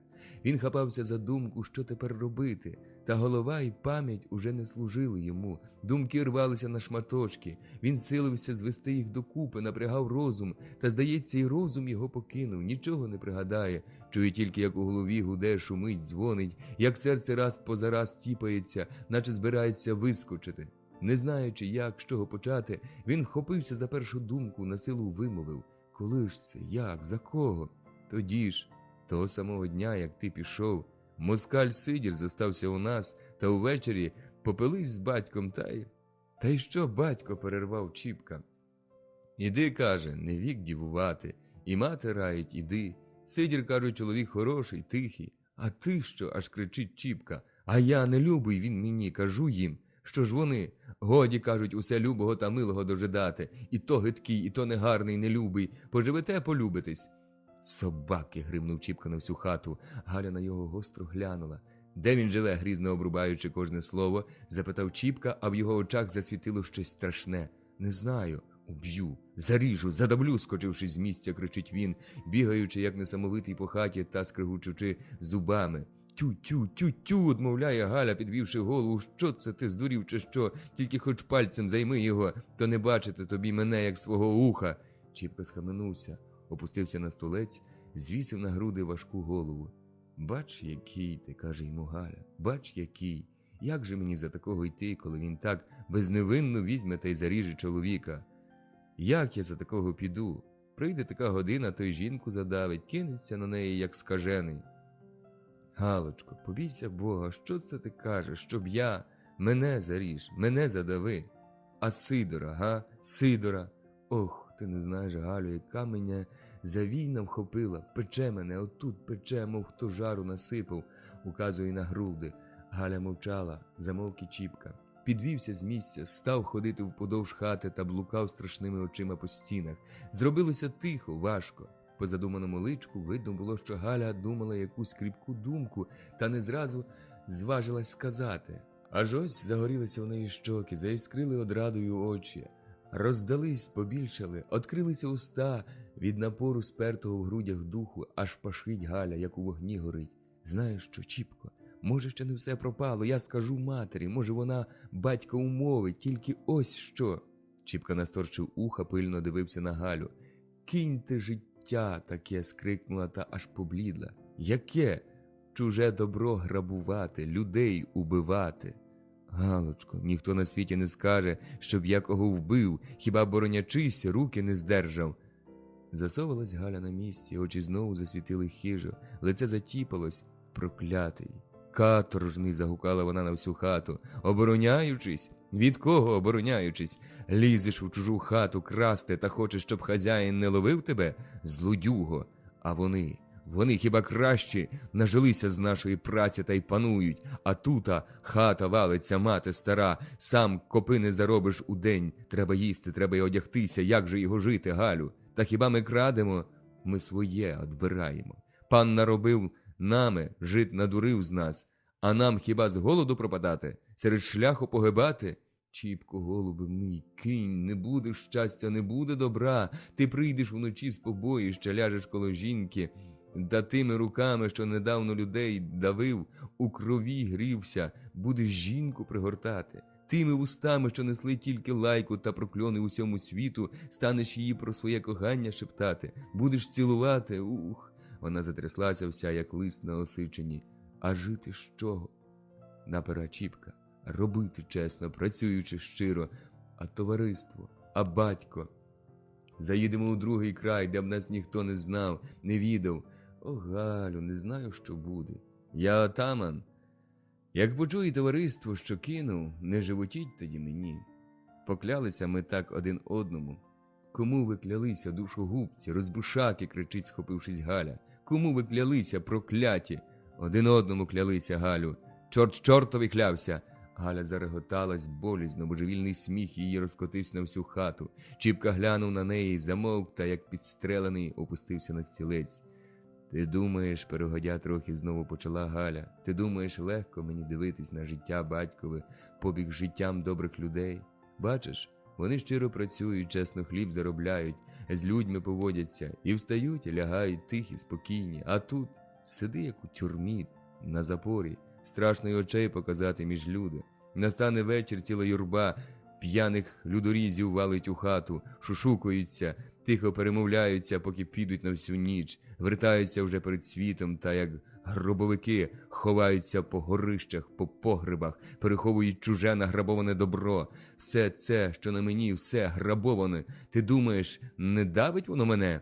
Мов хто рукою за горло душить, вибирає дух з мене. Ти не дивись, що я весела й жартівлива, то веселить мене лиха година. Ще день сяк так переможеш, а вночі ляжеш спати, то й привиджується тобі, буцім лізе, хто кричить: «Отдай мій платок», та й тягне за волосся, «Отдай моє намисто», та й хапає холодними, як лід, руками за шию. Ти думаєш, легко воно мені носити його, оце рам'я, легко? Та як ухопить за зла руками шовкову спідницю, так і рознизила до подолу аж до самого стану. «Галю, Галю!» – скрикнув Чіпка, хватаючи її за руки. «Не роби цього! Геть, пусти, пусти!» Очі в неї, як вугілля, запалали, аж затремтіло все. «Ти знаєш, може, та, що цю спідницю носила, лежить тепер під землею, тліє, тільки кров її марно розлита, устає з землі і лементує до Бога покарати душогуба. А я доношую це рам'я, мучуся, беру гріх на себе. Завіщо? За те, що я розбишацька дочка? Краще б я гола, як мати народила, по полю носилася, як навіжена ганяла по степах широких, ніж мені у цій тюрмі мучитися, у цьому пеклі скніти. У прокляті! Та хіп за добре намисто шиї додолу, схаменись, бо, Галю, тебе ж за це битимуть, хай краще уб'ють, ніж чужим добром задушать. І знову сіла вона під вікном, підперла голову рукою і задивилася у пусте та німе поле, що геть-геть чорніло та сивіло перед її очима. Ніколи вона не здавалася Чіпці такою хорошою, як тоді. Він перекидав погляд то на розідрану спідницю, то на намисто, що розкотилося по всій хаті. Йому жаль було своєї любої Галі, сумно от такого гіркого життя, а в душу закрадався острах, не було сили разом його покинути. Галя недовго мовчала. Поглянула вона на знівеченого її словами Чіпку, що сидів, мов у воду опущений, боявся підвести на неї очі, і жаль пройняв любляче дівоцьке серце. «Чіпко, любий мій», – каже вона, – «покинь, завіщо ж я тебе покохала? Покинь, мій голубе». Та, підійшовши до його, любо заглядала в вічі. «Побачу, Галю, може, покину, подивлюся, може, не можна буде». «Ні, покинь, покинь, а то я сама задавлю тебе своїми руками», – нестямно белькоче вона, обвивши його шию руками та обдаючи гарячими поцілунками. «Добре, Галю, добре, моя рибонька», – шепче, не стямившись Чіпка, пригортаючи Галю. «Ну, а тепер к бісу!» – весело загомоніла вона. «Незабаром батько з матір'ю буде». Чіпка хотів щось сказати, та Галя не дала. Іди. І та, вхопивши шапку в одну руку, а за Чіпчину, взявшись другою, волокла його з хати. Нехотя тягся Чіпка. Нічого робити, треба йти. Провела його Галя за хвіртку, зачинилась і защепнулась. Повелікся Чіпка від двору тихо помалу, ледве посилає ногу за ногою. У похилій голові борюкались веселі надії з невимовною тугою. Як здумає він, що Галя не переможе батька матері, не вдасться їй їх умовити, то серце його наче хто у жмені здавить, коли ж погадає, як вони поберуться, житимуть у парі, от серця одійде важкий гніт, і легко-легко воно затіпається. А як же з ними розв'язатись? Як їх зрадити, присягу поламати? От такої думки знову обхопить його сум, знову серце заниє. Отак мінилися його думки, то веселили одрадою, то пекли огнем туги. І знемагав він їх од натовпу. Він уже радніший би їх забути, покинути, та самі вони лізли, як мара у його голову. Щоб одрізати їх чим-небудь, він почав обдивлятися навкруги. Ніде ні душечки, ні лялечки. Німе та буре поле розстилалося перед ним і за ним. День випав хмурий, невеселий. Дощу не було, а тільки хмари, як димчаті килимці, заступались від сонця, пересувалися з місця на місце, плавали по високому небі, одна одну доганяючи, одна другу переганяючи, і кидали свою сіру тінь на чорнувату землю. Вітер тяг легенький з полудня. Чіпка підвів голову, радий хоч вітрові, що обвівав його червоний, як калина, вид, прохолоджував гарячу голову. Йому стало немов легше від такої прохолоди. Веселіші гадки стали закрадатись у його душу, а журба впрямо все-таки не кидала серце. І Чіпка затяг. Зелений байраче, на яр похилився, молодий козаче, чого зажурився. Спершу тихо, протяжне виливалася пісня, і чутно у ній було тугу невимовну, плач гіркий задавлений. Далі голос все дужчав, міцнішав, розвертався на всі боки, і як зимні заводи вітру розлягався журбою по пустельному полю.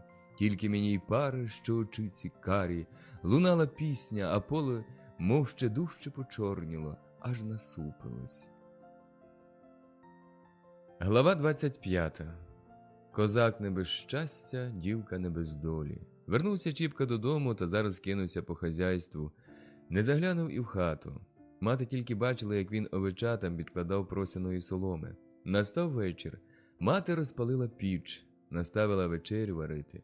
Уже вечеря поспіла, а Чіпка не входив у хату. Мати засунула у жар страву, прийнялась перемивати посудину, підмітати хату. Уже й коло посудини упоралась і хату підмила. Не йде Чіпка. Що ж це він так там забарився, промовила Мотря сама до себе, та й вийшла погукати. Гукала, не чутно. Увійшла вона в хату. Підождала, ще трохи немає. Материне серце стала розбирати досада. Якби знала, не заходжувалася б і коло вечері. Хоч був би у хату наплював, сказав, чи дома ночуватиме, чи знову повіється на всю ніч. Побила мене лиха година та нещаслива з тими побіганками. Та то ж день у день, ніч у ніч. Мабуть, назнав десь повію всесвітню та й віється. З досади висунула вона галушки з печі, усипала трохи у миску, сама сіла вечеряти. Настромила одну галушку на спичку, укусила раз, удруге, та й удавилася. Сьорбнула ложку щерби, та й загадалася. Галушка на спичці захолола, щерба у мисці застигла, заволоклася зверху сірою плівкою. Як здумала Мотря знову їсти, то все вже загусло, захололо. Вона підвелась, поставила вечерю на припічку, обмила ложку й миску та й полізла на піч спати. Думки про сина обступили її і не підпускали сну. А Чіпка тим часом справляв своє діло у Крутому Яру. Там, на пивниці, у жида, служив Лушня. Чіпка ото прийшов до його та застав Лушню сонного. Прогулявши перед тим цілий день, Лушня надвечір знемігся та, завалившись на солому в стодолі, захріп мертвецьким сном. Довго Чіпка нудився, поки знайшов його. «Тимофію! Тимофію!» – гукнув Чіпка, качаючи Лушню з боку набік. «Чув? Тимофію!» Тимофій тільки мукав та гикав. Чіпка довго вовтузився, перекидав його, підводив. Наостанку, розсердившись, штовхнув Лушню під бік ногою, той скрикнув і розкрив очі. «Якого ти чортового батька!» – гукнув він, та, не глядя на Чіпку, знову повалився опукою на солому. «Тимофію!» – гукає Чіпка, стоячи над ним. «Чого? Устань!» Лушня зирнув, ледве піднявши вгору верхні вії. «Це ти, Чіпко, чого ти? Уставай, треба!» «А що там?» – повернувшись до Чіпки лицем, питав Лушня. «Ти не знаєш, де Сидір живе?» «Я й Сидора не знаю. Який це?» «Москаль той, що пам'ятаєш?» «Не знаю», – отказав Лушня, чухаючись та зітхаючи. «Сидора Москаля не знаєш?» «Та самого знаю, та не знаю, де живе». «Так, може, тут хто з ваших знає?» «Не знаю», – позіхаючи, отказує Лушня. Чіпка зозла поскріб потилицю. «Тут є у нас на пивниці пушкарі, мабуть, вони знають. І того не знаю». «Що ж ти знаєш?» – скрикнув серцем Чіпка. «Нічого не знаю», – отказав понуро Лушня і перекинувся набік. Чіпка плюнув, вийшов з клуні, серце його пекла досада. Піти б до Петра та до Якима, подумав він. Так же не близький світ, треба ж на побиванку теліпатись. Він знову вернувся до Лушні. «Тимофію, та скажи, Христа ради!» «Да що ж я тобі скажу, і чого йому так припало до того Сидора?» «Іроде, Господи!» – закричав Чіпка, напився, що й язика не повернеш у роті, то йому й байдуже, що тут з тебе жили тягне. «Ай, Господи!» – позіхаючи, каже Лушня, «ходімо вже!» Та й устає. Чіпці трохи полегшало. Вийшли вони з клуні, напрямились до хати, де жили робочі з пивниці. Клуня стояла отдалеки, треба було переходити до хати через пустиння. Тут вони стріли метку москалів, котрі йшли до пивниці випити пива. В той час уже добре смерклося. Вони поздоровкались з москалями і швиденько поминули їх. Коли це щось ударило Чіпку ззаду по плечі. «Здоров, Чіпка!» Чіпка глянув. «Сидір!» «А, здоров, Сидоре!» «Куда в ви?» – питає Сидір. «Да тебе шукаємо», – отказав Чіпка. «Ну вот и хорошо, вы пойдем вместе пиво вип'єм». «Ви ж ідіть собі, а я піду спати», – каже, одрізняючись Лушня. Чіпка пішов з москалями. «Сидоре, я до тебе маю діло», – каже Чіпка, коли вже підпили трохи. «Какое, говори?» «Там, внучись», – отказує Чіпка, – «люди чужі». «Говори, говори, это, брат, свої». «Да хоч і свої, да не можна». «Пойдем походим». «Ви, братці, обождіть, я щас», – обернувся Сидір до москалів. Вийшли вони удвох з хати, почали ходити по пустоті кругом пивниці. Ніч уже зовсім налягла на землю, а в додаток ще й туман піднімався. Було темно і вогко. Чіпка почув, що у його якось страшно затіпалось серце, мов чи ніколи так не билося. У грудях спирало дух, важко було дихати. Що як не схоче, думав він. Серце в його хололо. Він не знав, з якого боку підступити до Сидора. «Ну що ж ти?» – не видержав Сидір. «Да бач, Сидоре, я чув, ти женишся». «Да, що?» «Да кажуть, либонь, молода не хоче». «Как не хоче?» «Да что молода, коли отец с матерью слово дали?» «Що ж є іще?» «Да воно, бач, нічого, яке тільки ваше життя буде. Не з ними ж тобі жити, а з жінкою». «А коли не буде слушаться, ефта на що?» – і показав кулака. Чіпку пройняв наскрізь страх і холод. «Сидоре, не губи душі», – бовкнув Чіпка з ополу та й сам схаменувся, та було вже пізно. «Какой душі?» – питає здивований Сидір. «Виручай, милий Боже», – подумав Чіпка і голосно промовив. «Вона тебе не кохає, ми з нею давно знаємось, та...» «Может быть, хочеш, щоб я уступив тебе?» – перебив його Сидір. «Не, брат, не бивайте в тому. Ти, як москаль, брате Сидоре, всюди вештаєшся, всюди ходиш з полком. Ти собі знайдеш десь кращу». «Да что ты, брат, ведь я и сдержался, четвертную фельдфебелю дал 50-рублевку ротному, чтобы только позволил, да еще покупок сделал рублев на 50. Я тобі, коли хоч, удвоє верну». «Да как же, братец, ведь меня спросят, почему ты не женился? Тогда что?» «Скажи, що розійшлися, молода не дуже, або що уваж, Сидоре, прошу тебе, уваж, зараз і гроші дам». «Да ну, брат, так, только как же быть-то?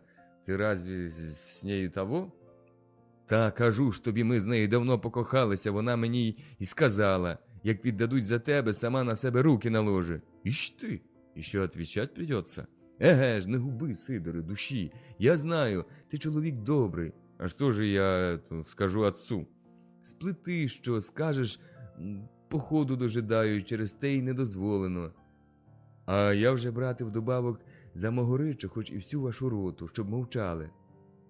«Нєшта так, а жалую», роздумуючи, згоджується Сидір. Чіпка так і повис йому на в'язи. «Сидоре, братіку, гуляй же тепер, гуляй, ходім зараз, гроші дам». Вернулись вони в пивницю, розквиталися, Чіпка напоїв Сидора і москалів, що з ним прийшли, та на радощах і сам так лизнув, що на силу виліз з хати. Одначе подумав, чи йти додому, чи тут спати.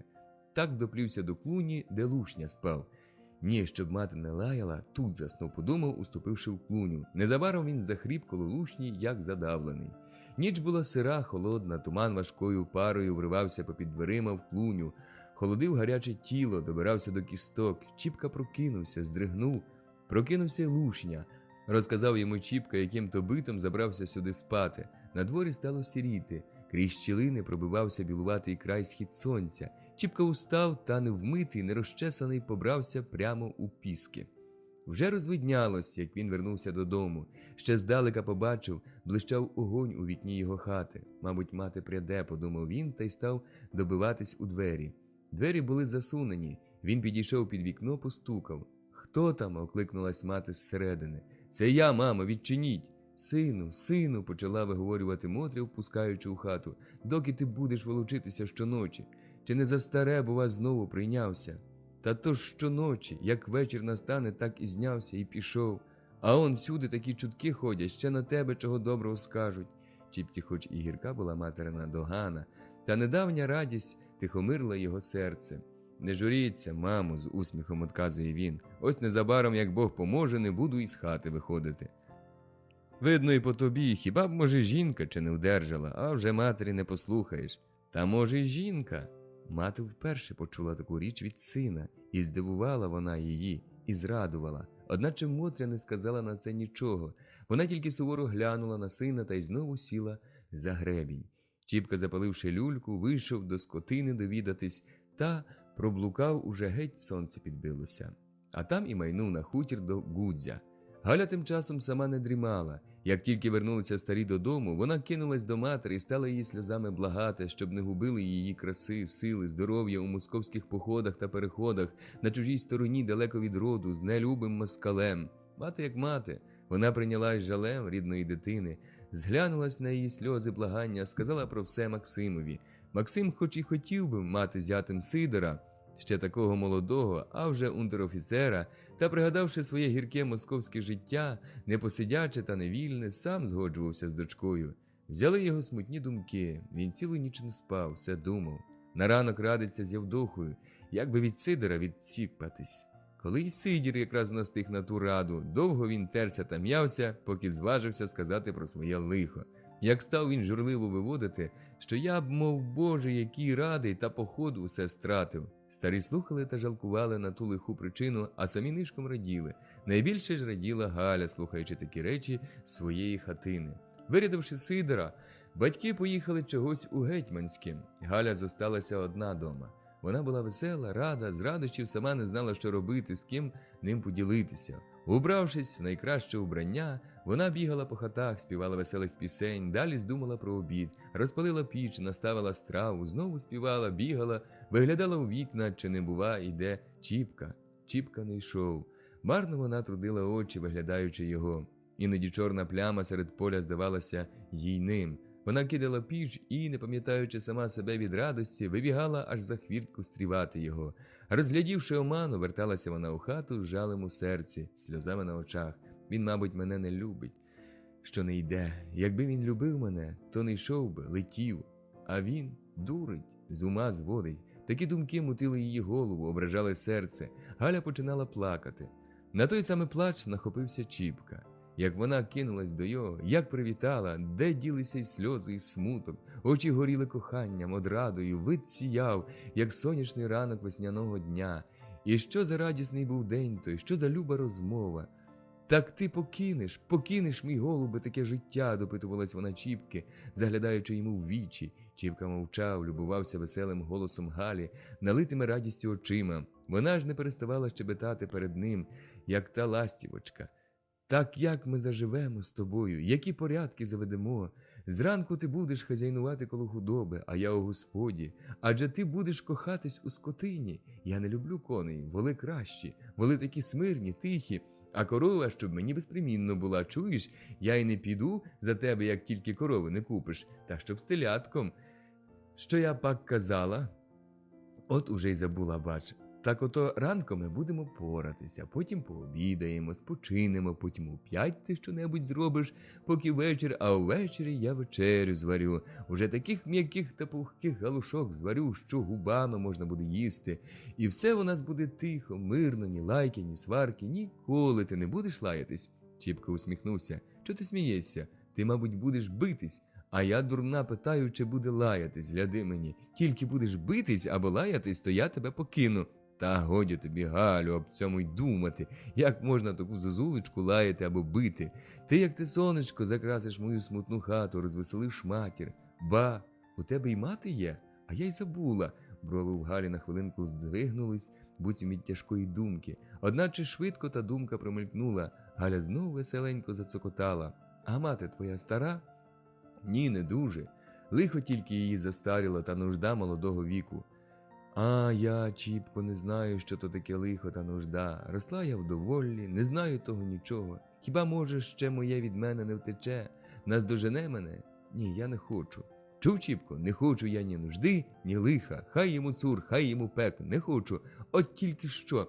Чи твоя мати сердита, чи не буде вона мене лаяти? Ні, Галю, ніколи цього не буде, щоб хто сказав тобі слово накриво, не тільки налаяв. Та ти така, як мати моя. Як побачить тебе, то більше вподоба, ніж мене. А яка ж я? Придучи веселими очима, допитувалась вона. Така, жартував Чіпка. Яка така?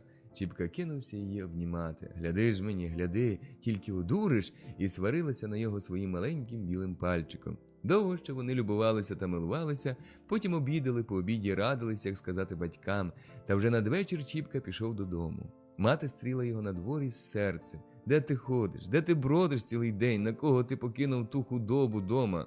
На мене, стару, Господи, твоя воля. То, бувало, хоч удень дома, а тепер понудиться до обіду та й там і скрився плечима й очима. Навіщо ж ти накохав того скоту, коли не хочеш сам глядіти? Не візьме його, мамо, біс, весело одмовляє Чіпка. Та й тебе б не взяв, коли б навідався хоч у полудень. Коли скотини не шкода, то хоч би матір пошкодував, що в таку негоду гиб її на дворі. Підождіть, мамо, ось я візьму собі жінку, заживете тоді, як у Бога за дверима. Тоді-то те й буде, страчуючи гнів, журливо вимовляє Мотря, увіходячи в хату. За нею Чіпка увійшов. Що це він мені усе плеще, жінку та й жінку? І вчора жінку, і сьогодні жінку, може, і справді надумався. Не хочеться їй випитати його. Через це вона, осівшись у хаті, знову заводить розмову. Невістку, кажеш, візьмеш, сину. Тоді заживу, як у Бога за дверима. Так воно, мабуть, і буде. Може, невістку візьмеш таку, що свекрусі й сорочки не випере. Та, може, сама такий не буде прати, одмовляє Чіпка. А хто ж? Аж зляком спитала Мотря. Наймичка? Яку ж ти там грапиню задумав брати, що ще й наймички до неї треба? Грапиню, мамо, усміхаючись, каже Чіпка. Невисоко лишень несися, сину, а то як прийдеться падати. Нічого, мамо, високо нестися, я візьму жінку, яку мені треба. Та що це ти смієшся з матері, чи що, чи справді знайшов собі пару? Знайшов. Кого ж ти вподобав? Чи не Мотрю, бува? Шрамченкову. То багачка, та гордовита, сину, не раю я тобі її брати. Та своїм багатством щодня тобі очі вибиватиме. Ні, мамо, не Мотрю, а Галю. Яку Галю? Знаєте, мамо, москаля Гудзя, того, що на хуторі. Того самого? То що? Дочку його, мамо.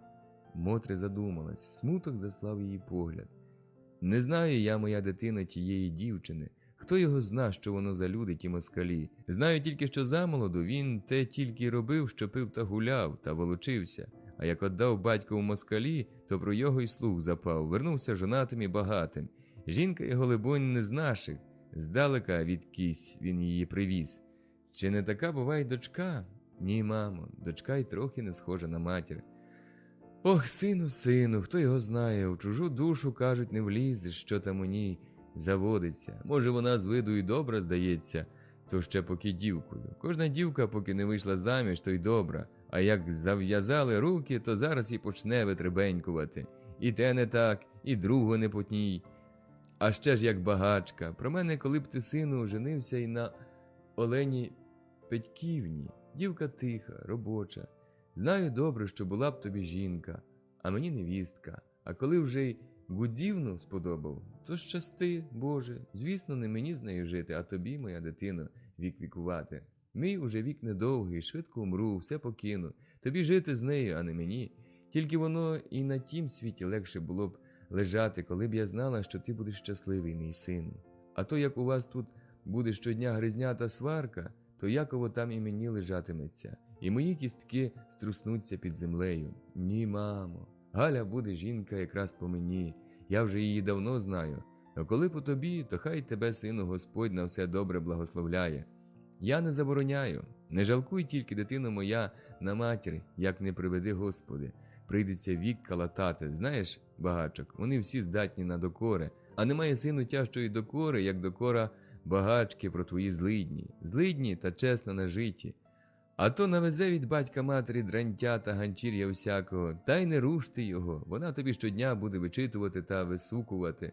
То те пропало, то те згайнували. Нема гірше, сину, як докора багачки. Через те я й не раяла б тобі багачки брати. Бери ти, сину, рівню собі, то й усе буде у вас рівно. Ні вона тобі не вибиватиме очей твоїми злиднями, ні ти їй не докорятимеш нічим. Бачив, на що брав?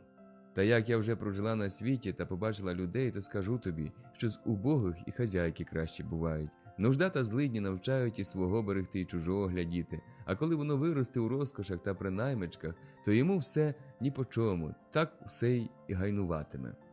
Не така, мамо, Галя, нічого вам турбуватися, хоч вона і багачка, а все сама коло всього, всьому знає лад дати, а що вона має лишнє там, то те ще краще. Буде обвіщо на перший раз руки зачепити та й повести гаразденько хазяйство. Навіщо ж мені дано голову й руки? Не клопочіться, мамо, все гаразд буде. А коли б ви знали її або хоч бачили, зараз би так от уподобали, що сказали б: не бери, сину, другої жінки, бери Галю Гудзівну. Не дивись, сину, на образ, а дивись, яка вона до тебе є.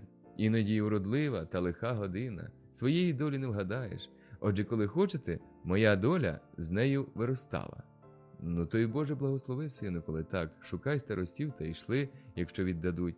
Того ж самого вечора побіг Чіпка до Грицька. Грицьку, братіку, чого це я прийшов до тебе? Кажи, прийшов прохати тебе у старости. Хіба женитися задумав, усміхалася Христя. Еге ж, оце, думаю, оженюся раз та й закаюся, жартує Чіпка. Кого ж дума брати, питає Грицько, а Христя аж ухи наставила. Тоді побачиш, кажи, чи підеш? Та Бог же його знає, може ти мене заведеш у такий двір, що й коляки скуштую, усі засміялися. Та в такій же то й думка завести, жартує Чіпка, бо однак тобі ніхто боків не мне. Христі б як жінці годилося, та що ж, коли вона така добра вдалася, що ніколи й слова насторож не скаже. Та годі вже тобі жартувати, кажи справді, кого задумав брати, допитується Христя. А хочеться знати, хочеться, а вже ж хочеться. Ну, бо кажи, а то й Грицька у старости не пущу. Та я й сам не піду, коли не скаже. Нічого вже з вами робити, каже Чіпка, треба признатися. Знаєте Гудзівну? Яку? Одарку, питає Христя. Ні, Галю. Яку це, питає Грицько, роздумуючи. Москалеву дочку того москаля, що на хуторі живе. Не знаю, одмовляє з протягом Христя. От дивись, і потеліпався аж на хутір шукати, буцім у селі дівчат трохи. І чого його туди понесло? Понесло, усміхаючись, каже Чіпка. Так кажи, Грицьку, чи підеш? На коли? Та на суботу, гулящий день буде. На суботу можна. Глядиш, Грицьку, а поки що прощавайте. Ще треба в одно місце бігти. Чіпка пішов, а Грицько з Христею завели розмову про його. От дивись, Христе, такі будуть люди з цього Чіпки. Оце одружиться, а жонатому, звісно, вже не те, що парубкові. Хіба його не видно і спершу було, що він чоловік путящий, чи до роботи, чи до майстерства, до всякого вдався. А пив вже та волочився як, згадав Грицько. Молодий був дурний, а постаршав, за розум взявся, отказує Христя. От тепер і старий Мотрій такий спочинок буде, а то сердешна мати не знала спокою ні вдень, ні вночі. Бо зна ще, яка невістка буде. Та що невістка, хіба яка там вона собі не буде, а він, як син, повинен не дати в образу рідної матері. Та бувають, Грицьку, такі, що ти її хоч кіл на голові тиши, а вона... як тієї, та й тієї. Ну, в мене б вона не тієї заспівала. Тож то у тебе. А що ж, цебто пустити, щоб чорт батька знав, що моєю рідною матір'ю верховодило? Ні, мабуть би прикусила вона язик, стіпивши ж зуби. Що ж, якби це у тебе і справді мати була, то це б і мені так було? Так ти ж, Христе, не така, я знаю, що ти б і матері моїй догодила, як мені. То ще яка б мати була? Та ти усякій матері догодиш. А Чіпчина мати чим неповажна людина. Та я за бабу Мутрю нічого й не кажу, спасибі їй, вона така добра до нас, немов рідна. Я кажу за других, он у Василенка, навіщо невістку перевела? Як ішла, як калина була та гладка, як піч, а тепер як з хреста знята. Он то, які бувають свекрухи, такий сам чорт не вгодить, не тільки невістка. Отак вони довго балакали, слово за слово чіплялося, одна думка нанизувалась на другу, то заходячи на людей, то звертаючи на Чіпку. Ти ж мені розкажеш, яка там молода, уже лягаючи спати, каже до чоловіка Христя, де він її видрав. Та вже ж побачимо, що там за цяця така, то й розкажу, одмовив Грицько і собі вкладаючись. Рано з вечора погасили світло син з матір'ю. Рано з вечора вони полягали спати, натомлені денними пригодами. Отже, сон не йшов обом їм на думку. Йому знай привиджувалась Галя, весела, як ясочка, як вона буде бігати по хаті та порядкувати. Тільки шкода, хата тісна, треба нову ставити, промигнуло в думці і викликало цілий рій. Йому вже вважається, що він розвалив усю хату, а зложив нову, світлицею, з хатиною, з великими вікнами. У хатині ми будемо жити, радиться він з Галею. Мати, мабуть, не злазитиме з печі, а світлиця чужого чоловіка прийняти. Добре, Галю? Галя засилає йому погляд згоди. Пересновуються його думки з її думками, викликають усмішку, радість. Добра надія пестить його серце. Чіпка забуває давнє життя, забуває все, що було, минуло. На легеньких крилах прудкої думки несеться він уперед, далі, у рай тихого щастя. Мотря думала теж про Галю, тільки не веселі, а смутні думки обхопили материну голову. Господь його знає, думала вона, хоч би я її бачила коли, хоч би чула її мову, голос. Може, там така, що й не приступи, а може з тих, що аби зав'язати світ парубкові, а той кине, другого знайде. Між багатирками й такі часом бувають, звісно, з жиру. Вирости у розкоші та в достатках, само ніколи не гнуло свого стану, не кололо білих рук об колючу стерню, все те наймички. А тут побачить, що все те треба своїми ручками та пучками робити, візьме та й кине. Хіба тепер як на світі стало? Від таких думок та гадок сердечна мати знай перекочувалась з боку на бік та важко зітхала. Ви не спите, мамо? Ні, сину. Чому ж ви не спите? Та так усе думки таки лізуть у голову. Не журіться, мамо. Глава 26. На своїм добрі. У суботу заслав Чіпка старостів до Максима. У неділю були оглядини в Чіпки.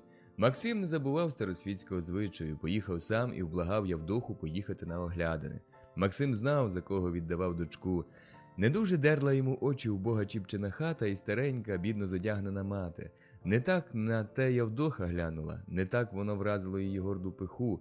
Про самого Чіпку гріх слово сказати. Та його хата низенька й тісна, його мати згорблена, стара, висушена гіркою нуждою та лихом, розкоперсали хижу падку на розкіші та на прибуток натуру Явдошину. Як вернулися з оглядин, вона накинулась мокрим рядном на чоловіка. Максим, добре знаючи її натуру гарячу, воркотливу, вийшов з хати та нарочно довго коперсався коло хазяйства. Тоді Явдоха прискіпалась до Галі. «Ну так, придбаєш, дочко, свекруху на весь світ, Господи, на ній обличчя людського не знать». Від злості аж скривилася, висохла, як суха тараня. «Та то, може, вона вам, мамо, так на перший погляд здалася», – одказує Галя. Так куди кинулась Явдоха у жаль та сльози? Якби знала моя дитино таку лиху годину, якби знала, що таке у його застану, краще б тебе до віку з непокритою косою водила, ніж таке бачити.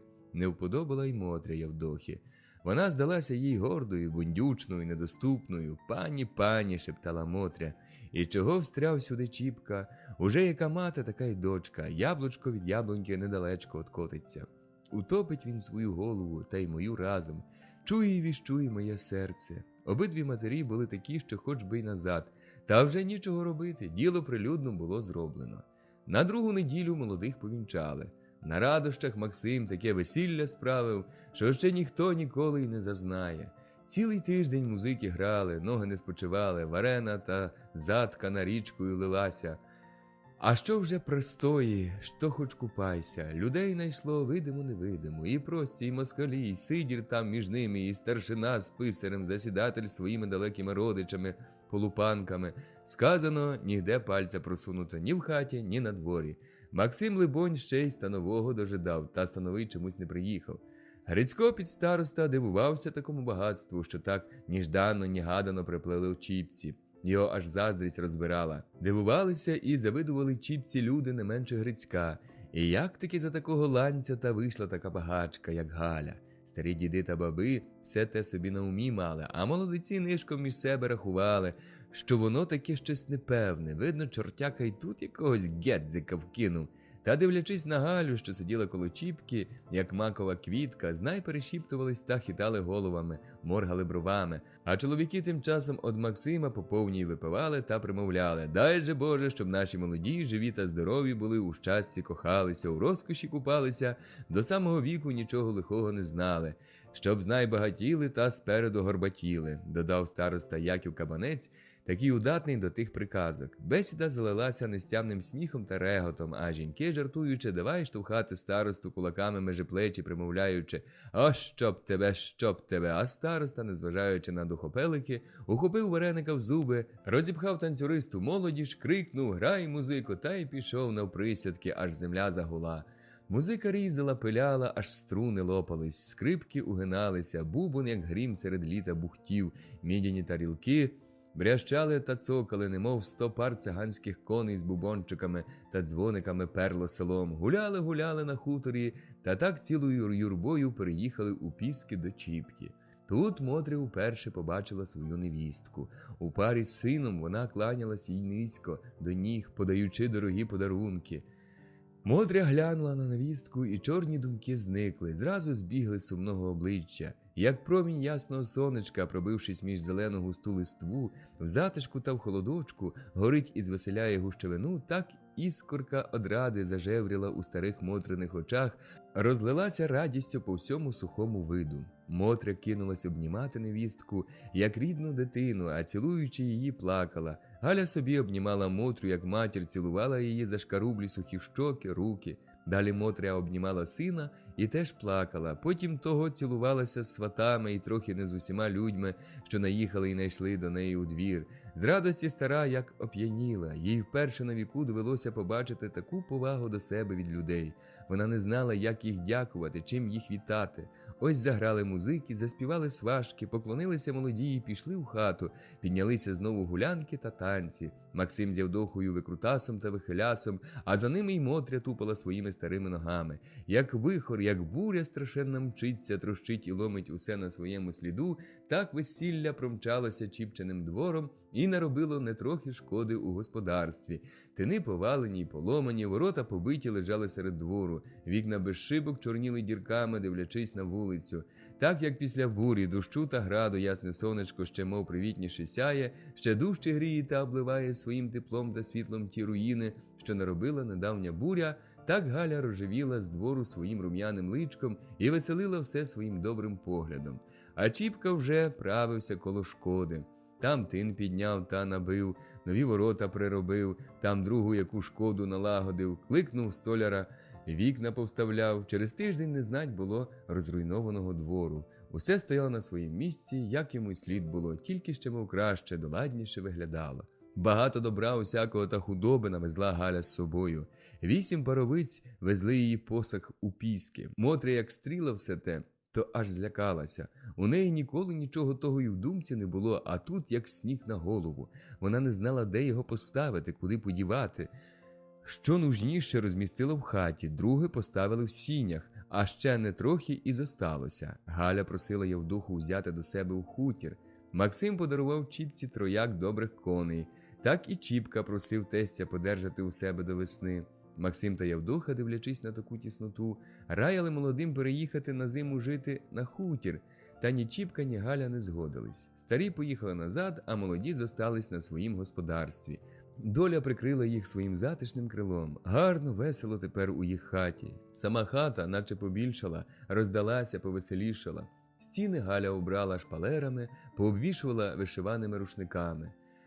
З божничка виглядали дорогі образи, з-за лісу васильків, м'яти, ласкавиці, гвоздиків та мов усміхалися, дивлячись на хату. Перед образами гойдалися на ниточках роблені голуби, крила у них сизі, груди червоні, хвостики чорні, носики немов з тіла, білорум'яні, а очі з червоного намиста світили на всю хату, коли вдаряв у них сонячний промінь або стяжка від світла.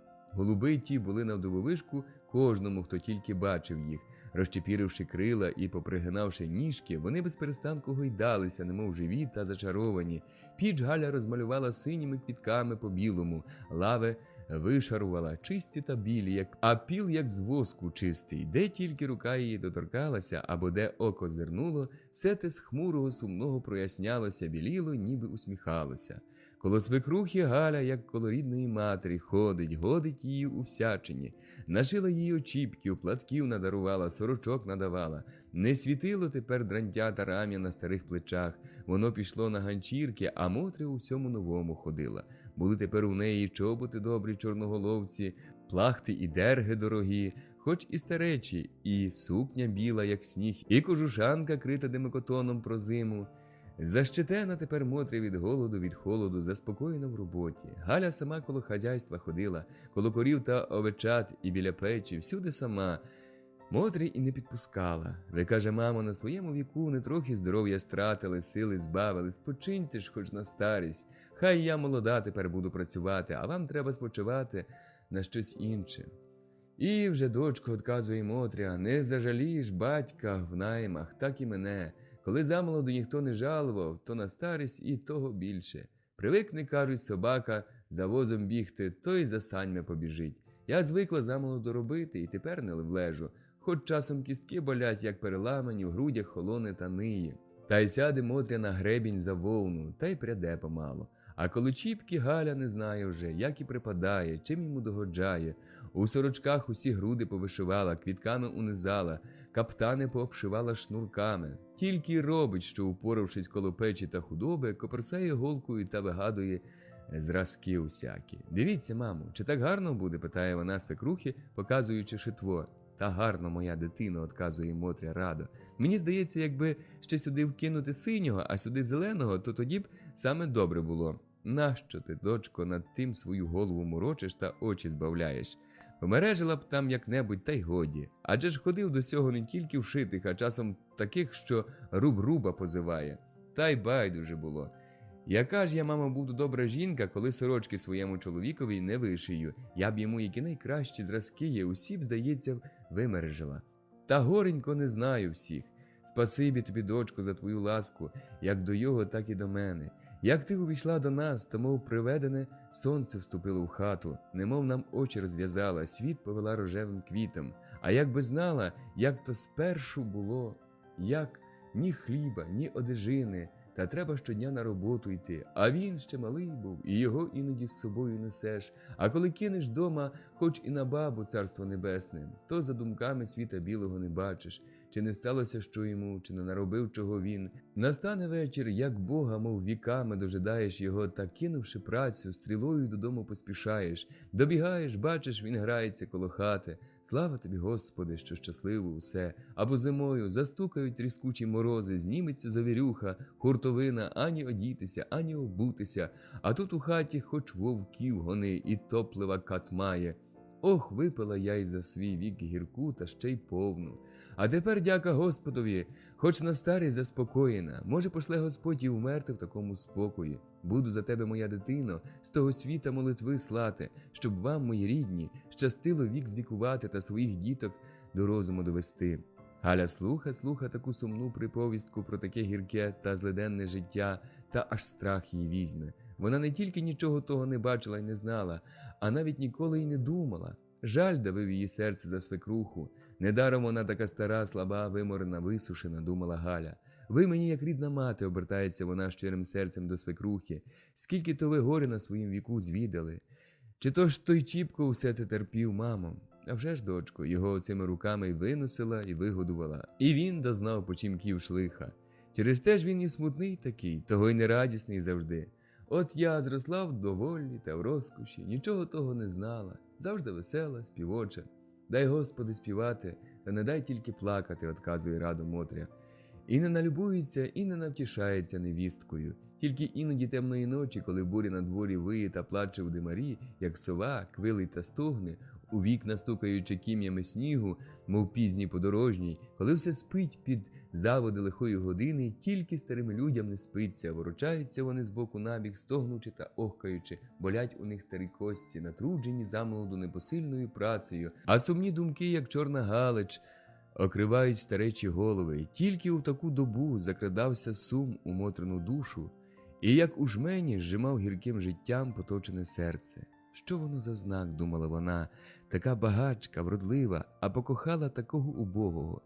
Хай і покохала, молода кров шпарка, серце гаряче, западе дівці парубок у око, не встережеться, як і покохає. Та куди ж батько та мати дивилися? А тут батько і мати не сперечалися. Мабуть, шкода стало дитини, як вона з кохання побивається. Та хіба трохи без кохання береться? Рідні заборонять, коли спізнається з нерівнею. А тут і рідні нічого. Правда, Чіпка мій моторний, удатний, золоті у його руки й голова неабияка.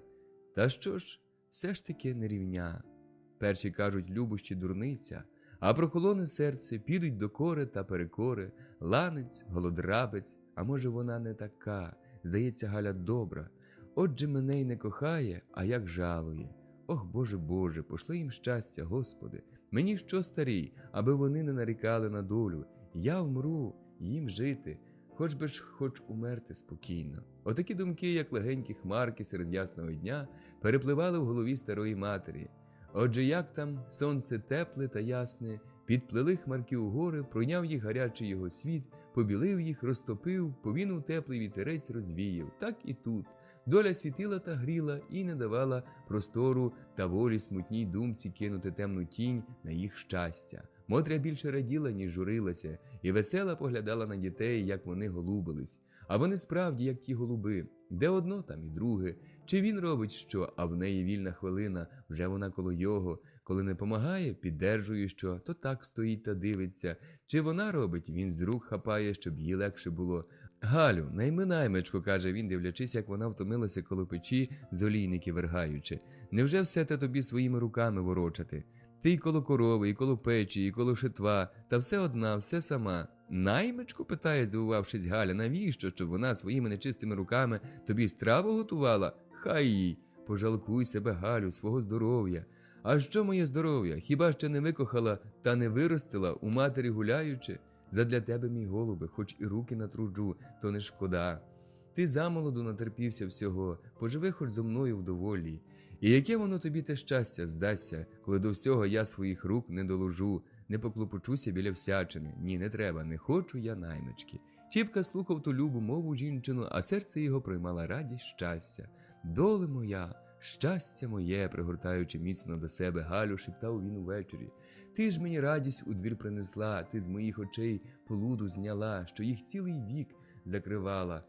Кругом мене кривда облягала, неправда обступала, як важкий камінь, давила вона мої плечі, груди, опускалися в мене дужі руки, закривалися очі, я не знав нічого, не бачив, куди мені вилізти з того гніту, як його вискочити.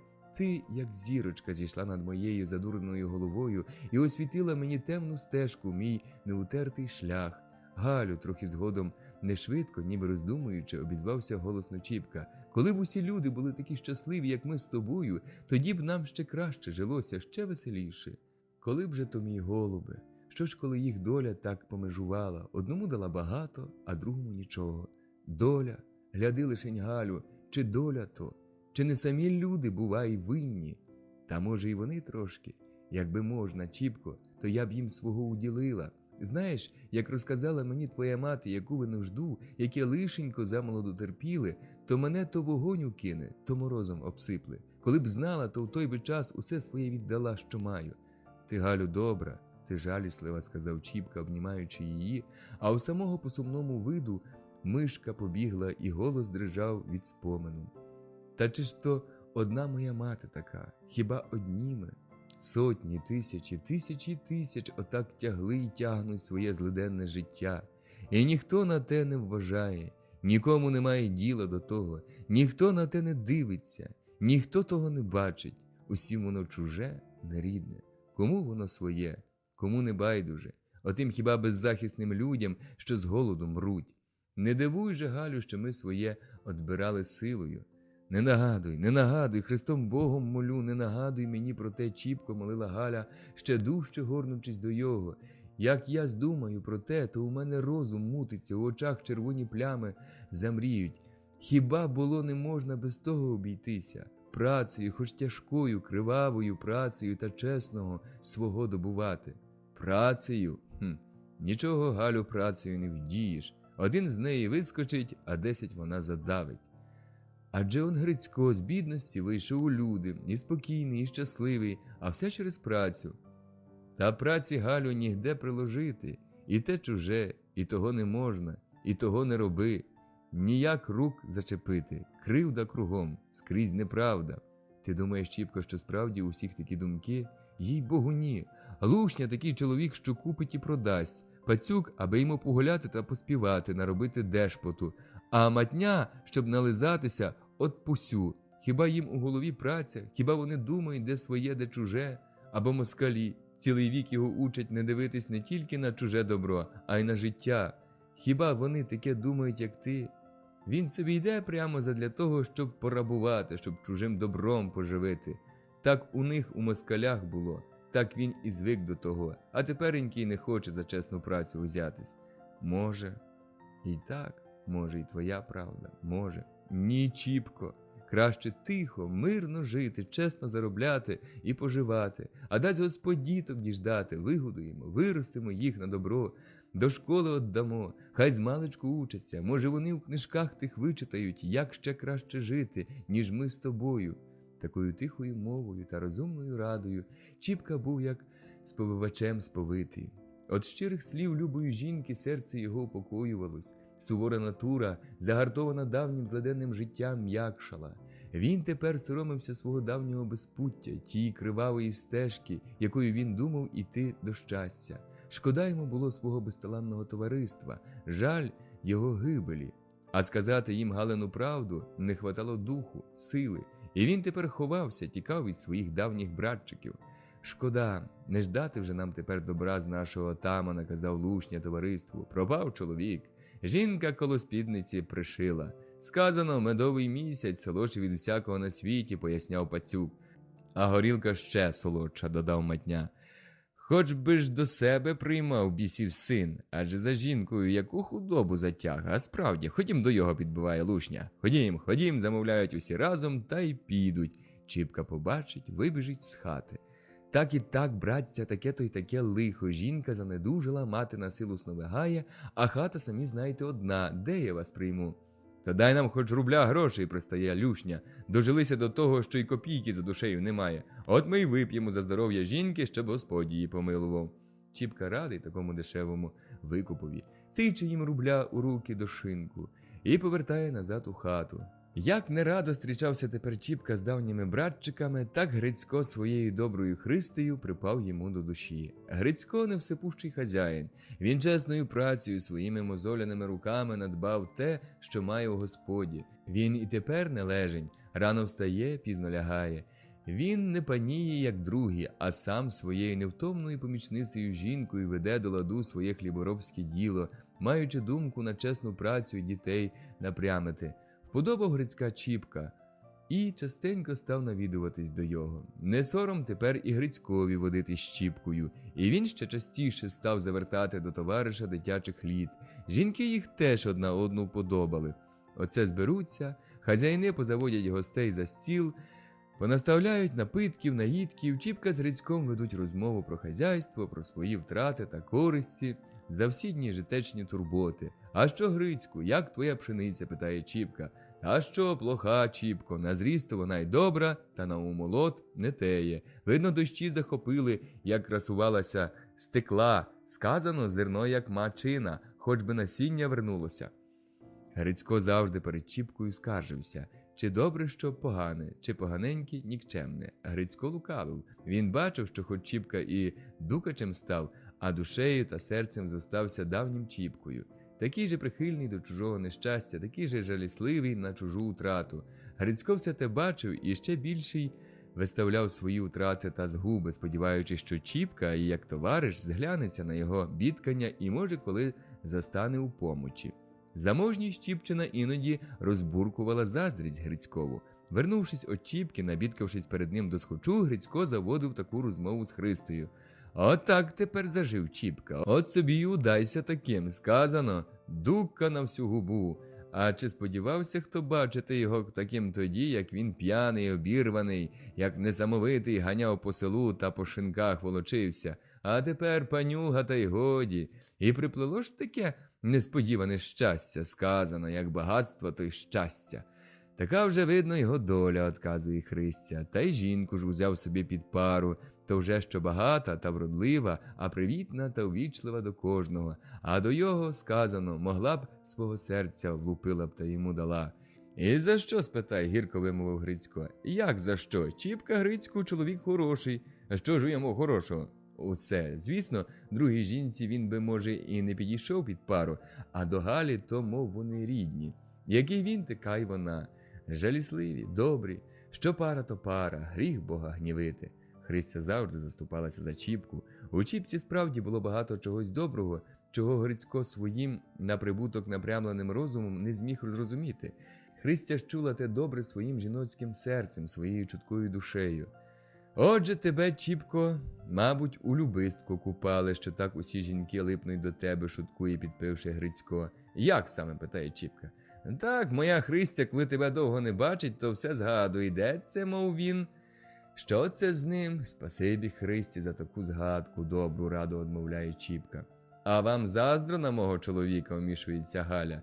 Та ще б, дивіться, не заздро було, де ж таки, чужу жінку зовсім від дому одбив. Та ми таки Христю і одберемо від вас, сміється Галя. Навіщо? Навіщо вона вам здалася? Чи, може, не переливки? Та воно то таке, мабуть, чоловіче й буде, жартує Христя, що я й тебе, і дітей покину, та й перейду до Галі та до бабусі Мотрі. Про мене, хай вона й вам, тільки я собі Чіпку візьму, натомість одказує Грицько. Ага, спасибі вам, ми Чіпки не дамо, Чіпка у нас буде, обороняється Галя. А тут і Мотря, слухаючи їх жартівливу розмову, уверне слівце і от себе. Підуть у них сміхи, жарти та веселощі. Ану лишень, Галю, почастуй нас вареною за таку вигадку. Нажартувавшись вдоволь, каже Чіпка. Галя швиденько метнеться, де не візьметься варена, пахуча, чиста та смачна. Галя частує, усі випивають по повній, присмокують губами, вихваляють Галю, а ще більше варену та пересипаються жартами. Це так у свято або в неділю, а в будень, коли не Христя у Галі, то Галя у Христі.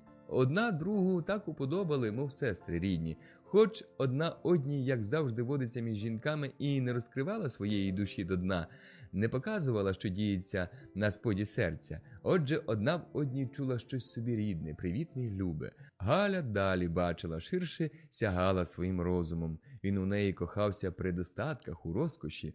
В стороні від людей, від життя, не знавши ні нужди, ні клопоту, вона сама поринала в свої думки, привикла сама повертати своїм розумом. Не такі молоді літа випали Христі, тяжке сирітство самого малку, гірка неволя у чужій роботі, приборкали її шибку думку. Недостачі, нужда добре далися їй знати, щоб вона не забувала про наживу. Вона була в житті її не останньою гадкою. Отже, як вони не різнились, а все-таки обидві однаково чули, що добре, що лихе, і через те завжди обидві сходились у своїх думках. До чого Христя тільки серцем прихилялася, почувши добре, те Галя не тільки серцем кохала, а й у речах вимовляла. Поріднились вони серцем, душею, вони були щирі товаришки, яких тільки в ряди годи зводить життя докупи. Шануючи одна одну, кожна поклялася в душі, що як будуть у них діти, взяти одна другу кумою. Христя вже й раділа тому. Вона почувала себе матір'ю, а після Різдва справді послав їй Бог уже другого сина. Галя була хрещеною матір'ю. Грицько не тільки згодився, зрадів, як почув, що Галя буде кумою. Він сподівався, що хрещеникові добре буде від такої хресної матері. Христя ж дивилася на покумкання, як на зв'язок до вічного товариства з Галею. І справді, після того вони ще дужче затоваришували, почалися таємничі сповіді, важких думок та гадок, пестощі та голубіння веселих надій.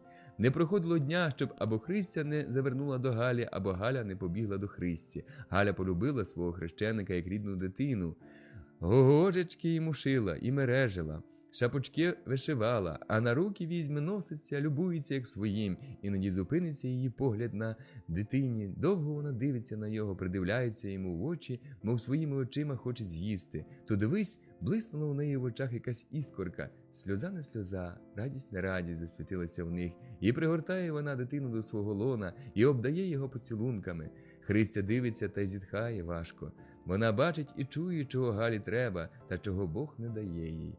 Що як у вас будуть діти, стороною заходить Христя, як уже ви їх глядітимете? Адже ось чуже, та як ви утішаєтесь. Як у мене буде дитина, Христе, то я, здається, з'їм або задавлю її, цілуючи та милуючи. Я не дам на його пилиниці впасти. Кому-небудь подивитися, могла б його в своїм серці носила. Ви тільки гляньте, отаке манюньке, малюсіньке, без речі, без мови, тільки оченятами світить. Ти до його обзиваєшся, а воно ними поводить, мукає, рученята випручає, мов тебе пригорнути хоче. А ти знаєш, це твоє тіло, твоє народження. Рибонько, серденько, оберталася вона до хрещеника, окриваючи всього його гарячими поцілунками. То були бурхливі хвилі ще дівоцьких любощів, у котрих уже виразно визначалося чуття матері. То материне серце озивалося в гарячих дівоцьких пошибах коханнях. Так думає і почуває кожна молода молодиця, поки ще не знає ні болів тяжких, ні мук материних, ні непокійних нічок, які приходиться перебувати, доглядаючи малих діток. Тяжкий бік материнського життя ще невідомий, а материнське чувство заклюнулось у серці кожної жінки ще в сповиточку, ще тоді, коли вона малою невеличкою носилася з лялькою, наче справжньою дитиною, як ще дівчинкою голубила кошенятко, як дитинчатко, як молодою дівкою пригортала свого милого, сама не почуваючи, як пестила надію у своїм серці на щастя матері. Минає зима, ясне сонечко любо світить та гріє, сніги тають, біжать з гір долинами прудкі потічки снігової води, ранні чумаки коло возів лаштуються, а там і хлібороби заворушилися, настає весна, все оживає, радіє, ось і великодні святки прийшли і пройшли, зазеленіли поля, зацвіли садки, защебетали соловейки, після довгого зимнього сну усе прокидається, продирає заспані очі і, озирнувшись кругом, любує на землю, що як та писанка красується під золотим промінням ясного сонця, а сонце, глядя на неї, усміхається. Тільки діждав Чіпка тепла, зараз накупив дерева і найняв майстрів і заложив над самим шляхом не хату, а цілий невеличкий будинок. Поки люди налагодились жнивами, то на його дворі замість похилої хатини стояв веселий будинок і гордо позирав на вулицю великими вікнами з зеленими віконницями. Давня Чіпчина гадка справдилась. Тепер уже не одна тісна хата з сіньми, а цілих три: одна для матері, друга для себе, а через стіни світлиця про гостей. Недалеко від будинку складали рублену комору. Трохи далі, як поставили мору, заходились коло сараю з конюшнею, а там і загороду заплели нову, кругом дворище обгородили новою лозовою лісою з острішком. Старі ворота поламав Чіпка, а приробив дощані, панські, розтворчаті, а над ворітьми, якраз посередині, на кружалі, вирізана була чоловіча пика. Рот, як у сома, очі круглі, як у сови, ніс, як у кота, а волосся з проділем посередині, як у жінки. З усього села збігалися діти подивитись на те причуду і великим дивом дивувалися. У одно літо, непевне колись дворище, відоме кожному за пустош, зовсім перемінилося. Страшне і прокляте стало тепер воно навдивовижу усім людям, лоскотало їх заздрі очі, а ще заздріші думки. Як гляне іноді Мотря на свій плець, то й сама дивується. Колись пустка хата, тепер будинок, пустиня город, грядка квіток, гноїще двір, тепер зелений та чистий кругом, облямований коморами, загородою, сараєм, хлівцями, аж заплаче Мотря з радощів. Колись як жилось, а тепер, слава тобі, Господи. Чіпка перестав хліба робити, став по ярмарках їздити, полотна скуповувати та перепродувати. Од його й пішли у пісках полотенщики. До його ніхто й не думав про це, він перший почин зробив. Глава 27. Новий вік. Час не стояв, промайнула воля, поламала ланцюги віковічні. на котрих ще з-за дідів-прадідів прикували до панів колись вільні хутори, села. Опростались людські руки, несміливо, наче чого боялися, приймались за землю, котра колись була богова та людська, потім стала панська, а тепер, хоч силомить наділена, знову стала людська. Задурманений Неуд почав продирати очі, і нічогісінько кругом себе не бачив, окрім панів та мужиків. Усе, що не ходило в сірій свиті, щиталось панами, усе, що приросло до землі, копалось у ній, обливало її своїм потом, усе те звалося наш брат Савка. Неволя порізнила дітей одних батьків, одних матерів, вирила між ними глибокий яр, котрого ні перейти, ні переїхати, хіба засипати. Та хіба можна засипати у рік, у 10, у 20 років яругу, котрий копався не десятки, а цілі сотні літ? По один бік яру стояли потомки старшини козацької, стояли приблуди, котрих приманила своїми розкошами задурна Україна, були між ними ляхи й недоляшки, були москалі й московські недоломки, були й осиротілі діти Юди, котрі замість свого зруйнованого царства на чужій землі завели нове царство. Тут можна було зустріти не трохи полупанків, котрі з дігтярів, чумаків, крамарів, приказчиків повиводили своїх дітей в люди, поначіпляли на плечі з мідними гудзиками мундири, а на голови понадівали картузи з зірочками. Усе то була ватага, вигодувана чужою працею, обута і зодягнена чужими руками. Тепер вона стояла і, як голодний вовк, клацала зубами, поглядаючи зозла на другий бік яру, де потомки козачі копалися у сирій землі, понівечені, зубожені, темні якісь каліки, а не люди, без пам'яті про славну бувальщину дідів своїх, котрі добували кров'ю славу та волю, без пам'яті про самих себе, з страшною злістю у гарячім серці, з палкими на устах прокльонами, котрі вони посилали на той бік. Здається, якби не глибокий яр, одна б ватага кинулась на другу, і полилася б річка чорної крові, потопила б правого і винуватого. Заслані полудою очі під ту страшну різанину не розгляділи б, де свій, де чужий, кров би лилася, трупи б тліли та ситили і без того ситу землю. Отже, дяка Богові, цього не сталося. Зате скільки воно задало страху тим, котрих колись трепетало все, що їм поверталося на очі. Самому Василеві Семеновичу обійшлося усе це недаром. Останнього січовика, як косою, скосила думка про неволю. Василеві Семеновичу Польському божевільна воля не дала віку дожити. Злість, переляк разом струсунули немолоді кості вельможного пана, положили його на ліжко, з ліжка на стіл, а з столу у домовину. Оплакав рід тіло свого владики над могилою й дома, оплакав доморослий писака Озерський свого давнішнього ворога, а тепер приятеля у московських газетах. Не стало ватажка, зажурились підручники. Що тепер робити? З чого його почати, щоб насиджених місць не теряти? Хто порадить, хто заступиться? Перше всього загомоніли, кого тепер у предводителі. Чужого страшно, а з своїх нікого такого немає, та ніхто й не хоче. Колись було трохи до бійки не доходить за те місце, а тепер кожен шукав собі теплого місця з великими грішми, а про таке не хотів і слухати. Що по титулі, коли чорт мав шкатулі, не раз, не два можна було тоді чути. А шкатула справді все далі спорожнялася та й спорожнялася. Доложити тепер її не було ні снаги, ні способу. Отже, предводителя, та ще й свого, таки треба. Умовили якось предводительського синка, того самого одиначка Василя Семеновича, що не дощупався чи тверде, чи м'яке тіло учіпченого батька. Синок той був чоловік ні бувалий, ні видалий, ні удалий.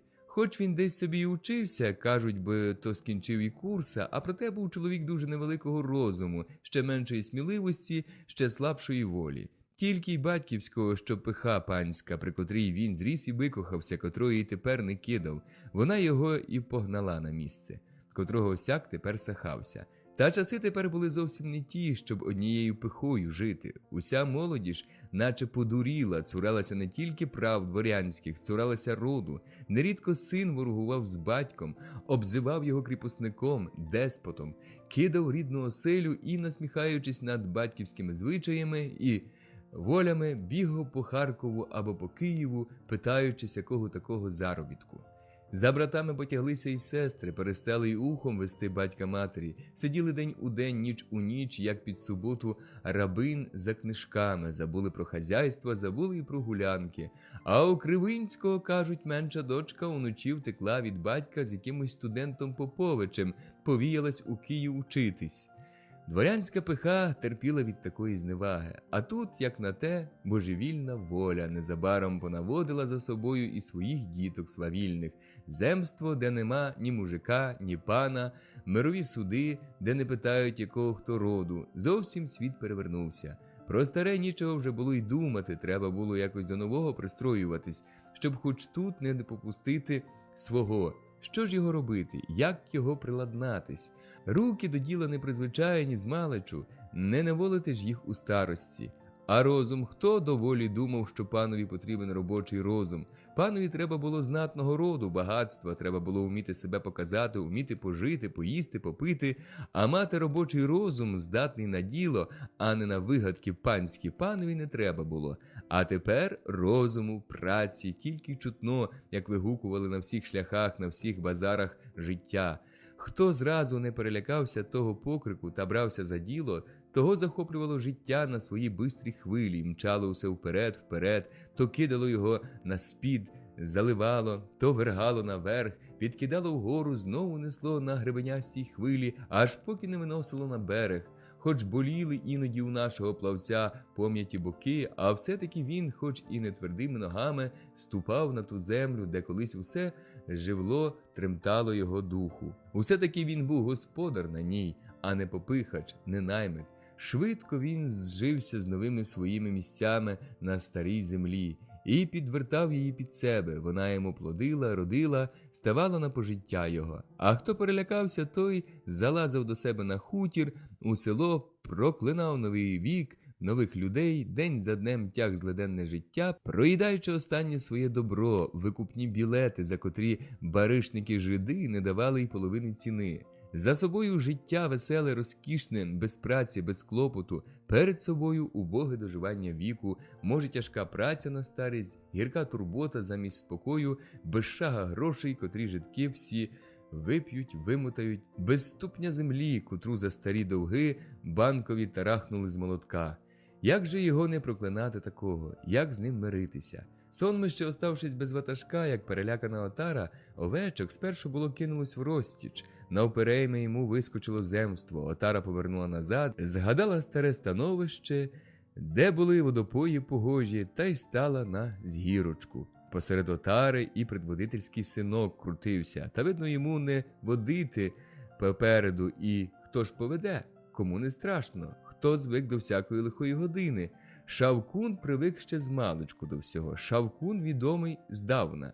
Шкода тільки, Шавкун боїться перед вести. Шавкун здавна ходив позаду. То, може, він і піде назирцем за ватагою. Гайда, Шавкун пішов назирцем. Шавкун чоловік ні дурний, ні розумний. Зате він на своїм віку звідав усього.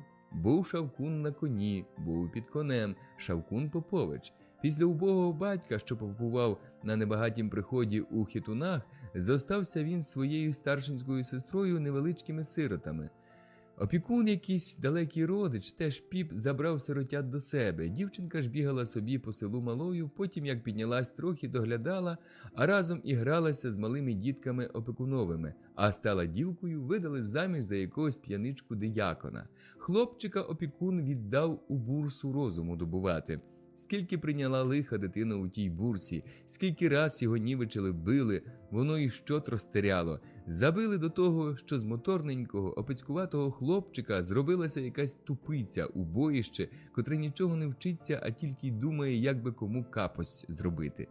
Шкода за шкодою, розпутство за розпутством стали думкою й гадкою бурсака. Коли не вкраде ножичка чорнильниці, то піддроче товариство на пустощі, на сваволю, а підріз давай молитися скляному богові. Мучились з ним святі отці, мучились та й вигнали з філософії, голого, босого і простоволосого. Де його на світі дітися? Куди голову прихилити? Хтось, мабуть, на жарти раяв іти в університет. Молодий Шавкун задумався, одначе не пішов в університет, а потяг пішки додому, до себе в Хитуни, де на батьківськім місці оселився зять. Шавкун побратався з зятем і закурили удвох селом, обходячи парафіян, а додому іноді рачки пролазячи. Сестра довго терпіла. Далі почала лаяти чоловіка і брата, стала докоряти йому, що він убрався на все готове, та й останні злидні пропиває, останній шматок хліба одриває своїми здоровими руками від рота малих її діток. Шавкун на лайку мовчав, як у рот йому води налито. Гірка правда, мабуть, дуже колола йому очі. На другий ранок він став співати перед сестрою Лазаря, який він нещасний, хвалився їй своєю надією на університет, коли б тільки рублів з 500 грошей. Сестра назвала його думку дурницею, раяла йти куди-небудь у канцелярію хліба заробляти.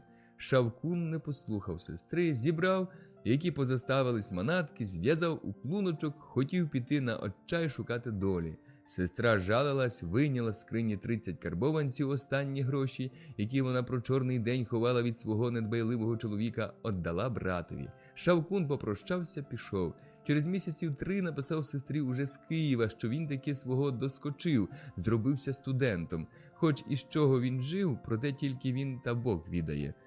Одначе вижив 2 роки. Та старий гріх знову прокинувся, завів його на 3-му курсі у темну, а з темної на вулицю. Опинився Шавкун серед великого города, без шага грошей, без знайомих людей, без веселих товаришів, котрі тепер його цуралися, з однією бідою – вовчим білетом в кишені.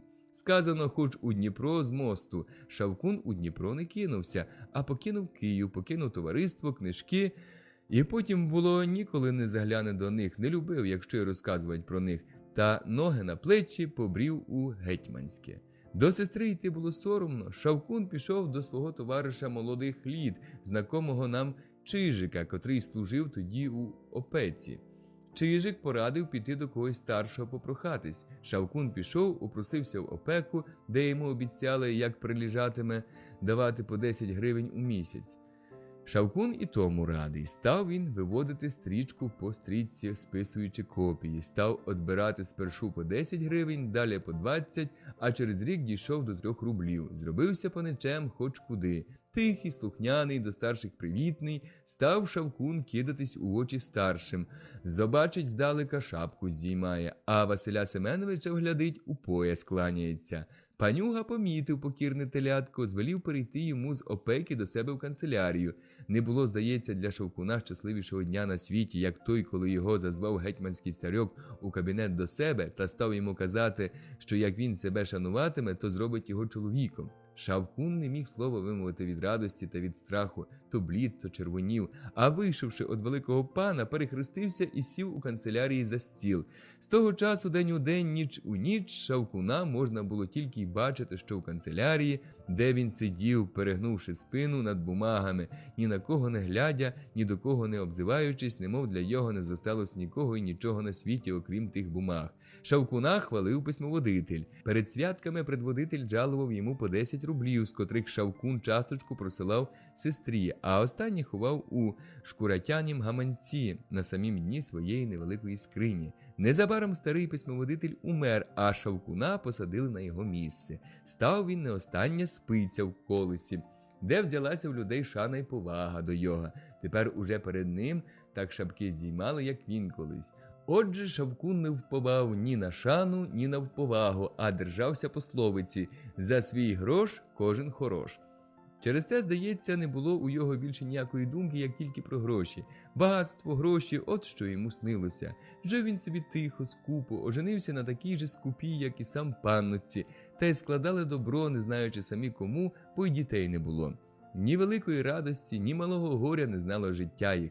Так оцей то щирий віл, котрому нічого просидіти, не розгинаючись над бумагами з раннього ранку до пізньої ночі, оцей прониза і підлиза, котрого навчило життя, де треба поклонитися, кому треба догодити, держав тепер цілий повіт у своїх руках, заправляючи ним по своїй хіті замість недалекого і ледачого предводительського синка.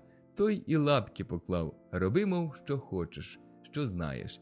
А тут новина за новиною, робота за роботою. Не вспіли з викупними грамотами управитись, на силу накинули кріпакам землі. котрих вони тепер як огню боялися, щоб, бува, з землею не вернулася неволя, як підскочило земство з виборами, зрадами. Оце до чого дожилися, бідкаються панки, де тільки не зустрінуться. Там воля, християн одняли, землі побрали, а це, либонь, уже хотять з мужиків поробити панів, якесь земство видумали. Еге ж, до того йдеться, піддакують другі. Де ж пак, у гласні вибиратимуть і дворяни, і мужики. Учора мій Омелько в мене кізяки різав, а завтра може сидітиме рядом зі мною за одним столом. Я гласний і він гласний. Ні, не діжди, хамове кодло, сердилась старенька пані, ударяючи кулаком об кулак, і зачинала на всі боки костити кодло і тих, що довели дворянство до такого безчестя. Шавкун ні лаявся, ні сердився, він аж мов повеселішав, як забалакали про земство. Він добре знав, що воно його рук не втече, а може й погріє. Настав новий вік і для нашого Чіпки. То таке, що тихе, щасливе життя у себе дома з любою жінкою, старою матір'ю, а то таке і на громаді, серед людей Чіпка не останній. Люди стали його знати, поважати і шанувати, бо іноді Чіпка ставав декому і у помочі. Хоч він не любив тепер розкидатись, а при нужді чоловікові поможе. Чи хрести не де? Кого ж його в куми? Чіпка чоловік добрий, послухав. Отже, Чіпка сам ніколи не ходив у куми. Зате Галя по селу цілу метку хрещеників має. Коли Бог не дає своїх діток, хрещениками втішається. Лободі дочку давати, а в скрині всього-навсього 10 карбованців. Не стане і на горілку. Що його робити? Де б його рук зачепити? Ти б, чоловіче, рай, Лободиха, пішов до Варениченка. Може б він позичив до нового хліба, а справді, отказує Лобода, та прямо до Чіпки. Чіпка порадиться з Галою і вродиться у Лободи весілля. Цілий тиждень піщани п'ють та гуляють. Нема чоловіка добрішого, як у нас Чіпка, хваляться піщани і здіймають шапки, ще здалека забачивши Чіпку. Та хіба одні піщани? Вештаючись раз по раз по ярмарках, промислуючи полотнами, став Чіпка відомий на цілий повіт. У тестя якось раз зустрівся з Становим Дмитренком, тим самим, що прозвали Кобиляча голова за те, що любив дуже менджувати кіньми. Чіпка й Становому подобався, удруге стрілись вони на ярмарку і стали сватами. Становому подобався молодий Чіпчин жеребчик, котрого тесть подарував. Дмитренко й пристав: проміняй та й проміняй. Довго Чіпка не згоджувався. Та нічого не вдієш, проміняв. Становий собі взяв доброго молодого жеребчика, що аж кров крізь шкуру світилась, а отдав Чіпці старого драбастого гусарського коня, котрого продали з полку, як розбився на ноги. Дмитренко ж такий радий, дякує Чіпці, обіщає до його в гості заїхати, а Чіпка дивився на дробастого, мов уперше на віку коня бачив, сплюнув та й замовк.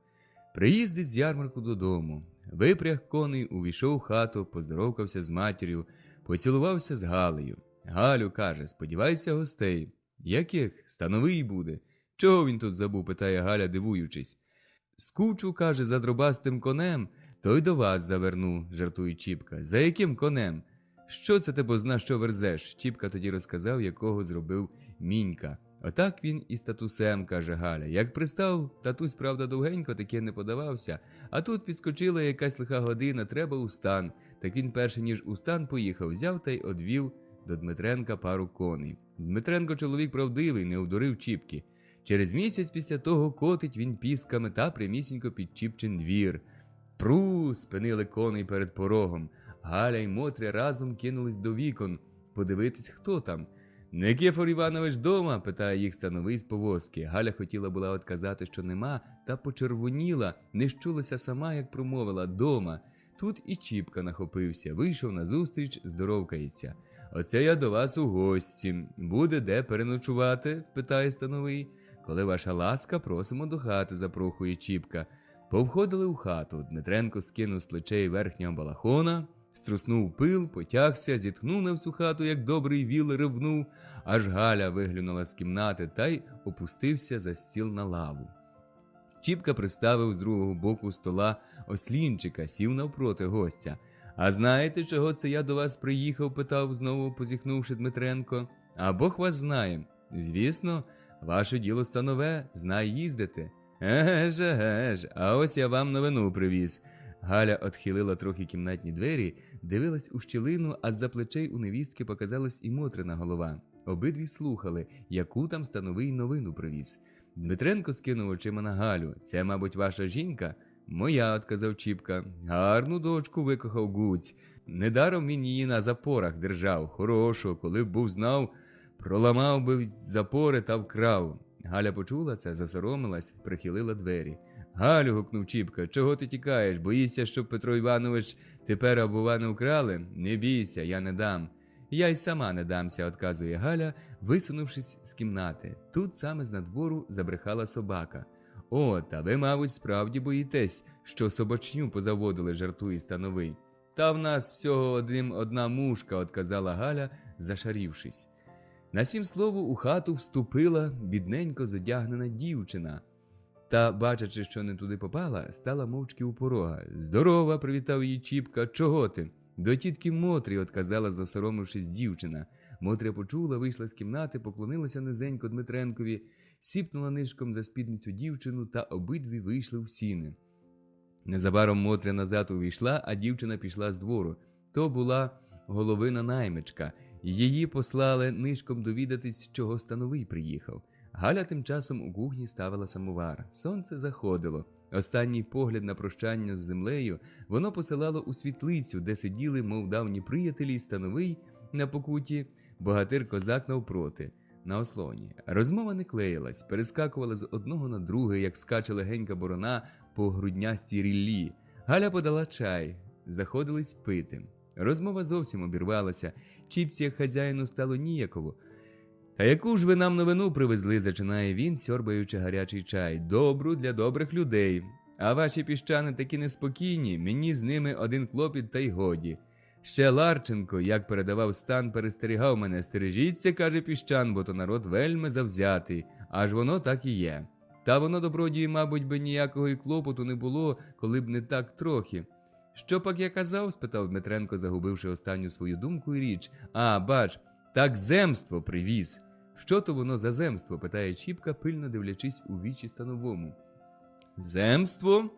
Нова милость царська. Бачите, живете ви у Пісках, козаки, панські жиди. Адже й жиди є у вас?»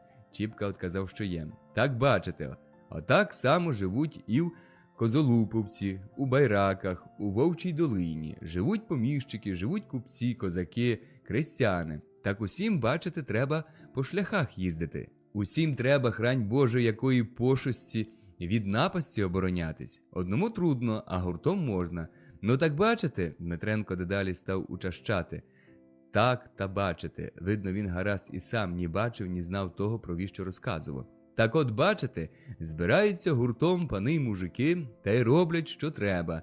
«Як це? І пани роблять?» – питає здивований Чіпка.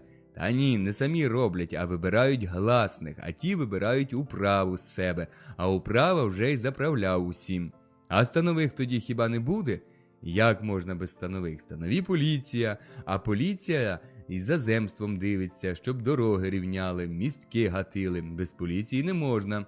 Хто б недоїмку взискував, якби не поліція? Станові поки й світа сонця будуть». «Щось я гаразд не второпаю», – каже, роздумуючи Чіпка. «І земство за дорогами, і поліція за дорогами. Ось почуєте, як збереться громада, та прочитаю указ». На останньому слові у хату увійшли козачий голова з писарем та панський старшина з старостою. Кріпаки, поздоровкавшись, стали коло порога, похнюпились, а голова з писарем, мов москалі, повитягувались у струнку. «А, от добре», – замість привіту, каже Дмитренко, «а я тільки що хотів посилати за вами. Завтра вранці, щоб мені була громада. Чуєте? Вам кажу й вам. Та глядіть мені, щоб не так, як недоїмку платите». Обернувся до кріпаків з докорою. «Тепер, ваше благородія, – каже писар, – гаряча пора, люди в полі. Що мені до того, чи гаряча, чи яка? Я вас вихолоджу, як не буде громади». Старшина мовчала, тільки перетирала ногу об ногу. «Як же, ваше благородія, сказати громаді?» – питає писар. «Скажіть, становий земство привіз, читатиме, чуєте? Земство. Не забудете?» «Ні, не забудемо. Та й утомився ж я, Никифор Іванович. Ви не повірите, 2 суток з повозки не злажу. Ну, з Богом», – повернувся до людей. Ті сунули з хати один наперед одного, аж штовхаються у дверях. Отака ловись, каже голова. Був Чіпка, а став Никифор Іванович. Що то значить гроші? Та гроші як гроші, на те йому старшина і староста. А ви нам скажіть, чого це наш конокрад приїхав? Та казав же, земство привіз, одмовля замість голови писар. Та чули, що земство? А ви нам розтолкуйте, що воно таке, чи не податки знову які? А справді, що це воно, Василь Васильович, питає голова писаря. Та кажуть би того, нова якась управа. У нас оце окружних взяли, а в них, либонь, швидко посередників не буде. Треба ж комусь людьми правити. Ще нами трохи правили, трохи кісток не виправили, а це ще якусь нову управу видумали, міркував, мов сам до себе староста. Не можна ж так народ оставити, ось, мов, вам воля, робіть, що хочете, як хочете, самі правтесь, самі і розправляйтесь, каже писар. Адже такий би розгардіяж пішов, що й писар почухав потилицю. Так, піддакує голова, народ що, от ваш і давно таку бучу збили, що хоч з села збігай. Неправ таким запеклим людом, він тобі село переверне. Ага, тепер же я знаю, що це воно буде, умішався староста. Кажи, старшина йому. Бач, потякає староста, не дурне вони так усилковувались, щоб люди землі брали. Аж воно на те й вийшло, їм ще хотілося поводити нас на уривочку. Хоч вам цар волю й дав, так земля ще наша, платіть за неї викупні, а ми розкинемо розумом та ще щось придумаємо. От і придумали, земське.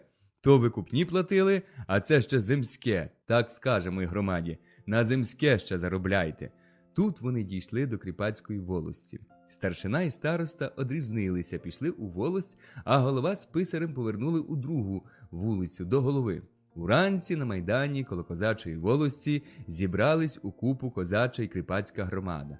Дмитренко приїхав на чіпчених конях, прочитав указ, розказав, кого вибирати, заборонював сірому життю у гласні перти, радив панів, котрі усе знають і усе, що треба, зроблять. Похвалявся навіть, що як повибирають мужву, то щоб ночувалися.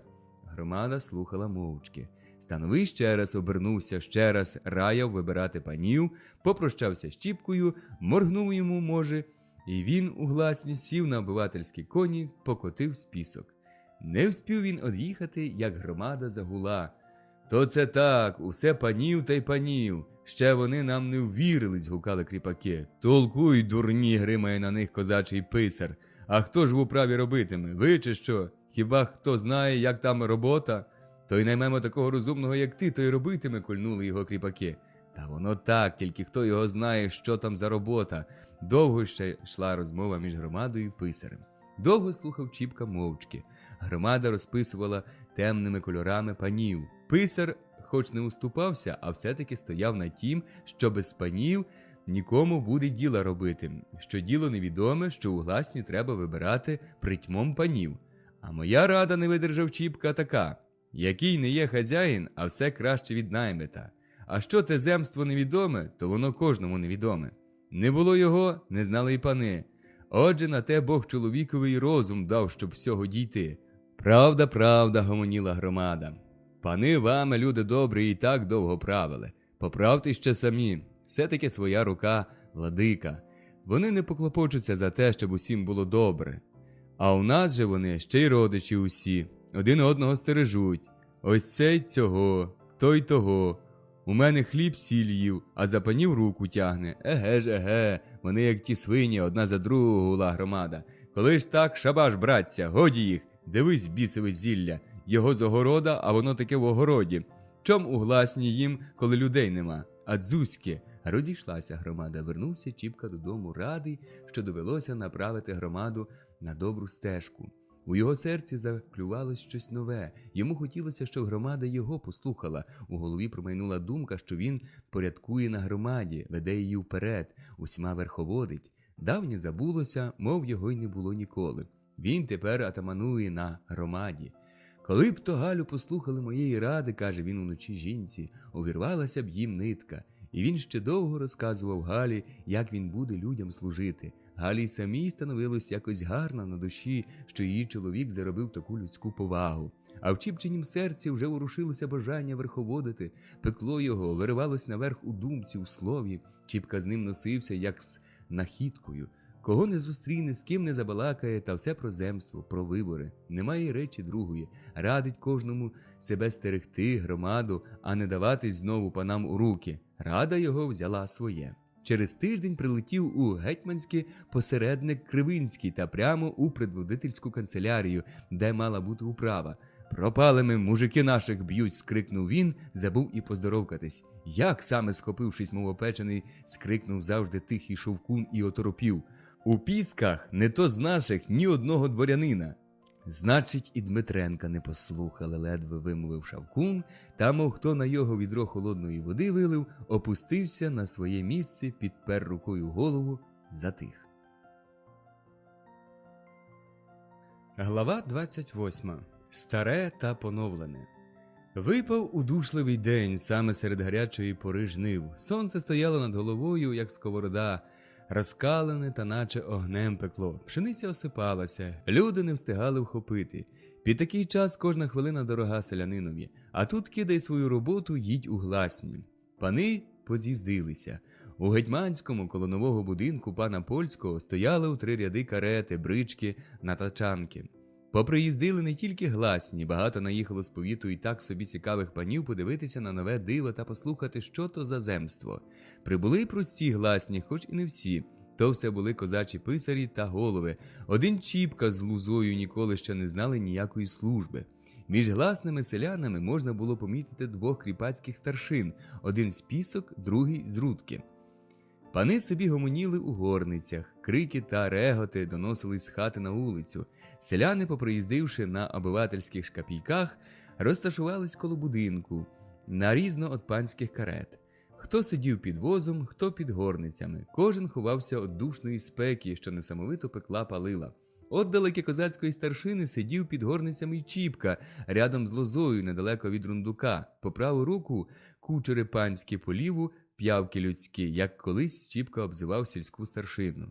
Йому було тепер якось ніяково. Кучери позлазили з козел, дехто підійшов до знайомих гласних, балакали то про се, то про те, хвалилися урожаями, жалкували, що прийшлося такий гарячий час прогаяти. Чіпка сидів мовчки, слухав та чи й чув що. По виду можна було помітити, що його голову клопотали неабиякі думки. Перервав їх Дмитренко своїм зичним голосом. «Гей ви!» – гукнув він з рундука на гласних. «Сюди їдь!» Гласні підійшли під рундук, поскидали шапки. Тільки один Чіпка з Лозою як сиділи, так і зосталися. «А скільки вас?» – питає становий. «Та скільки ж?» – обізвався передній, голосний писар, скинувши очима на купку товаришів гласних. «З нашого стану 3, та з вашого 5, та 2 з свинок. Оце й усі. Ага, бач, Никифор Іванович, здоров'я!» – кивнув становий головою Чіпці. «Доброго здоров'я!» – отказав, підводячись. Чіпка і зняв шапку. Лоза за ним устав, скинув і собі шапку. «А що ж це ваші люди усякої наволочі понасилали?» – питає Чіпки становий. «Якої наволочі?» – зиркнув Чіпка та, трохи спустивши голос, додав. «Перед Богом усі рівні». «Тож перед Богом, а тут перед людьми». «Та й перед людьми все одно, все-таки сміливіше, як свій коло тебе. А то ви собі в будинок позалазили та й балакаєте у холодочку, а тут печись на сонці. Хто ж вам велить пектись? Узяли б та й увійшли в коридор. Спасибі, що громаді та й бабі». «А ви, капустяні голови», покинувши Чіпку, повернувся становий до козачих гласних. «Це же ви нам одну капость зробили. Чого ви сюди поприлазили? Чого ви тямите? Ну що ти, свербеносе, тямиш?» – визвірився Дмитренко на червонопикого товстого козачого голову, от котрого так і несло горілкою. «Кіз би собі у хайки та в шинку. Ні, у Гласні преться. Або ти, ступо, жінчиної тіні боїться, до ладу не вміє слова вимовить, а теж і собі між люди, у Гласні». Ступа і Свербеніс мовчали. Потопивши в землю очі, вони і не глянули на станового. Він кинув їх та до кріпаків. «А ви, недобитки, ще й вас тут не ставало. Давно з вас шкуру злупили, а тепер думаєте, що і ви пани?» Стара виразка, розкопирсана нечистими руками, защеміла у Чіпчинім серці. З-під насуплених брів засвітив гострий погляд. То окидав він ним станового, то позирав на людей, що стояли мовчки, як до землі прибиті. «Чого вам од нас, добродію, треба?» – запитав Чіпка сердито і зиркнув на Дмитренка. «Хіба ми до вас приїхали? Нас громада прислала. Ми громаді служимо».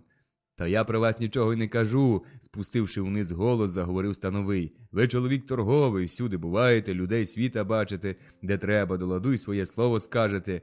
Я про вас не кажу. З вас гласний, то таки гласний. А то що?» – Дмитренко з огидливістю глянув на останніх гласних. «Тьфу, та тепер же не переміниш. Глядіть, ще не повибирайте й в управу своїх. Чуєте?» Гласні мовчали, мов не до них річ. «Слухайте», – почав становий, – «дивіться на мене. Як крутну правого вуса, клади на право білет, а крутну лівого – наліво. Глядіть мені». Кажучи останнє слово, Дмитренко погрозив пальцем, повернувся, грюкнув дверима перед самим носом у гласних і скрився у коридор. «Бач, який гострий», – обізвався Ступа, мов над дурниками. «Ні стій, а ми так, братця. Він нам правого вуса, а ми наліво. Нехай дудика з'їсть». «Це напасть та й годі», – каже якийсь писар. «Швидко нашому братові, за ними ніде буде місця знайти». «Нашому братові», – увернув грізно Чіпка, – «треба стерегти свого брата, а не тільки про себе думати». Він мав ще щось сказати, та тут їх позвали у горниці. Посеред довгої широкої зали стояв довгий стіл, засланий червоним сукном, облямованим золотою гальонкою з золотими китицями. За столом на покуті сидів предводитель. По праву руку від його Данило Павлович Кряжов, потомок того самого гетьманського полковника Кряжа, що уславився ні боями, ні походами, а тільки тим, що як прикріпляли до землі під сусідків, він прикріпив не трохи своїх далеких родичів, а разом з ними брата і сестру рідну. Або й не він прикріпив їх, а його жінка, та сама пані полковниця, що людям черевиками очі й зуби вибивала. По ліву руку від предводителя сидів Шавкун, городовий гласний. До його предводитель знай нагинався, а він йому шептав щось на ухо. Кругом столу обсідали другі гласні горожани і земляни. Тут було ціле сонмище, ціле кодло польських. Тут були Совинський, Кривинський, Гаєцький, Метіль. Не було тільки одного Макухи. Порох таки його доїхав своїми ябедами. Він тепер був під судом, без місця. Між горожанами можна було побачити Лейбу Оврамовича, орендаря пана польського, а рядом з ним отця Дмитра Благочинного, що так менджував просительськими книжечками, як Дмитренко кіньми, за що, кажуть, не раз і судився в консисторії. Дмитренко, як негласний, сидів окремо, між панами, котрі приїхали подивитись на нове диво. На всю хату тільки два порожні стільці зосталися, та й ті, мабуть, дожидали когось з панських гласних. Чіпка сміливо опустився на один, за ним Лоза на другий. Пани гласні ззирнулися. Хоч наші дукачі були у добрих синіх жупанах, а все-таки така незвичайна сміливість колола панські очі. Для останніх гласних селян не знайшлося місця за столом, прийшлося спинами підпирати стіну. Після молебню та присяги почались вибори. Радили вибирати Кряжова, ухвалили Совинського, розпинались за Шавкуна, намірялись пропхнути Гаєцького, Метіля. Як не крутив уса Дмитренко, як не дивився на кожного, хто підступав класти білета не в сюртуці, а в свиті, а вийшло так, що ледве-ледве провели трьох перших. На Шавкунові зробили невеличкий перепочинок. Як налагодились знову прийнятись за вибори, гласний Саєнко, син Сотниченка, попрохав слова. Панам було це не вдивовижу. Саєнко здавна чоловік неспокійний. Ще за Василя Семеновича він було не пропустить виборів, щоб не наговорити, як казали про його 7 мішків гречаної вовни. Отже, та вовна була для панів польських гірше гіркої гірчиці. Ні в року розумний, гострий, як бритва, Саєнко не пропускав случаю, щоб не побрити своїх сильних родичів. Прості люди його любили, як чоловіка, котрий не змовчить сильному і стане завжди у пригоді немічному. Зате пани та жиди Саєнкового духу боялися, та й не дурно. Напакостить панові, придавити жида стало утіхою для його. Так оцей-то ліберал, як його звали, зняв тепер річ про земство. Обертаючись до панських гласних, він доказував їм всесословність земства, довго і красно розводив їм про інтелектуальну діяльність, котру вони за пропілі гріхи повинні були віддати на алтарь общественного благополуччя. То повертався до простих гласних, нагадував їм про рівноправність, умовляв їх самим дбати про свої інтереси, про народне благо, а на заключку всім гласним разом радив вибрати членом в управу хоч одного з гласних селян. По хаті пройшов шелест.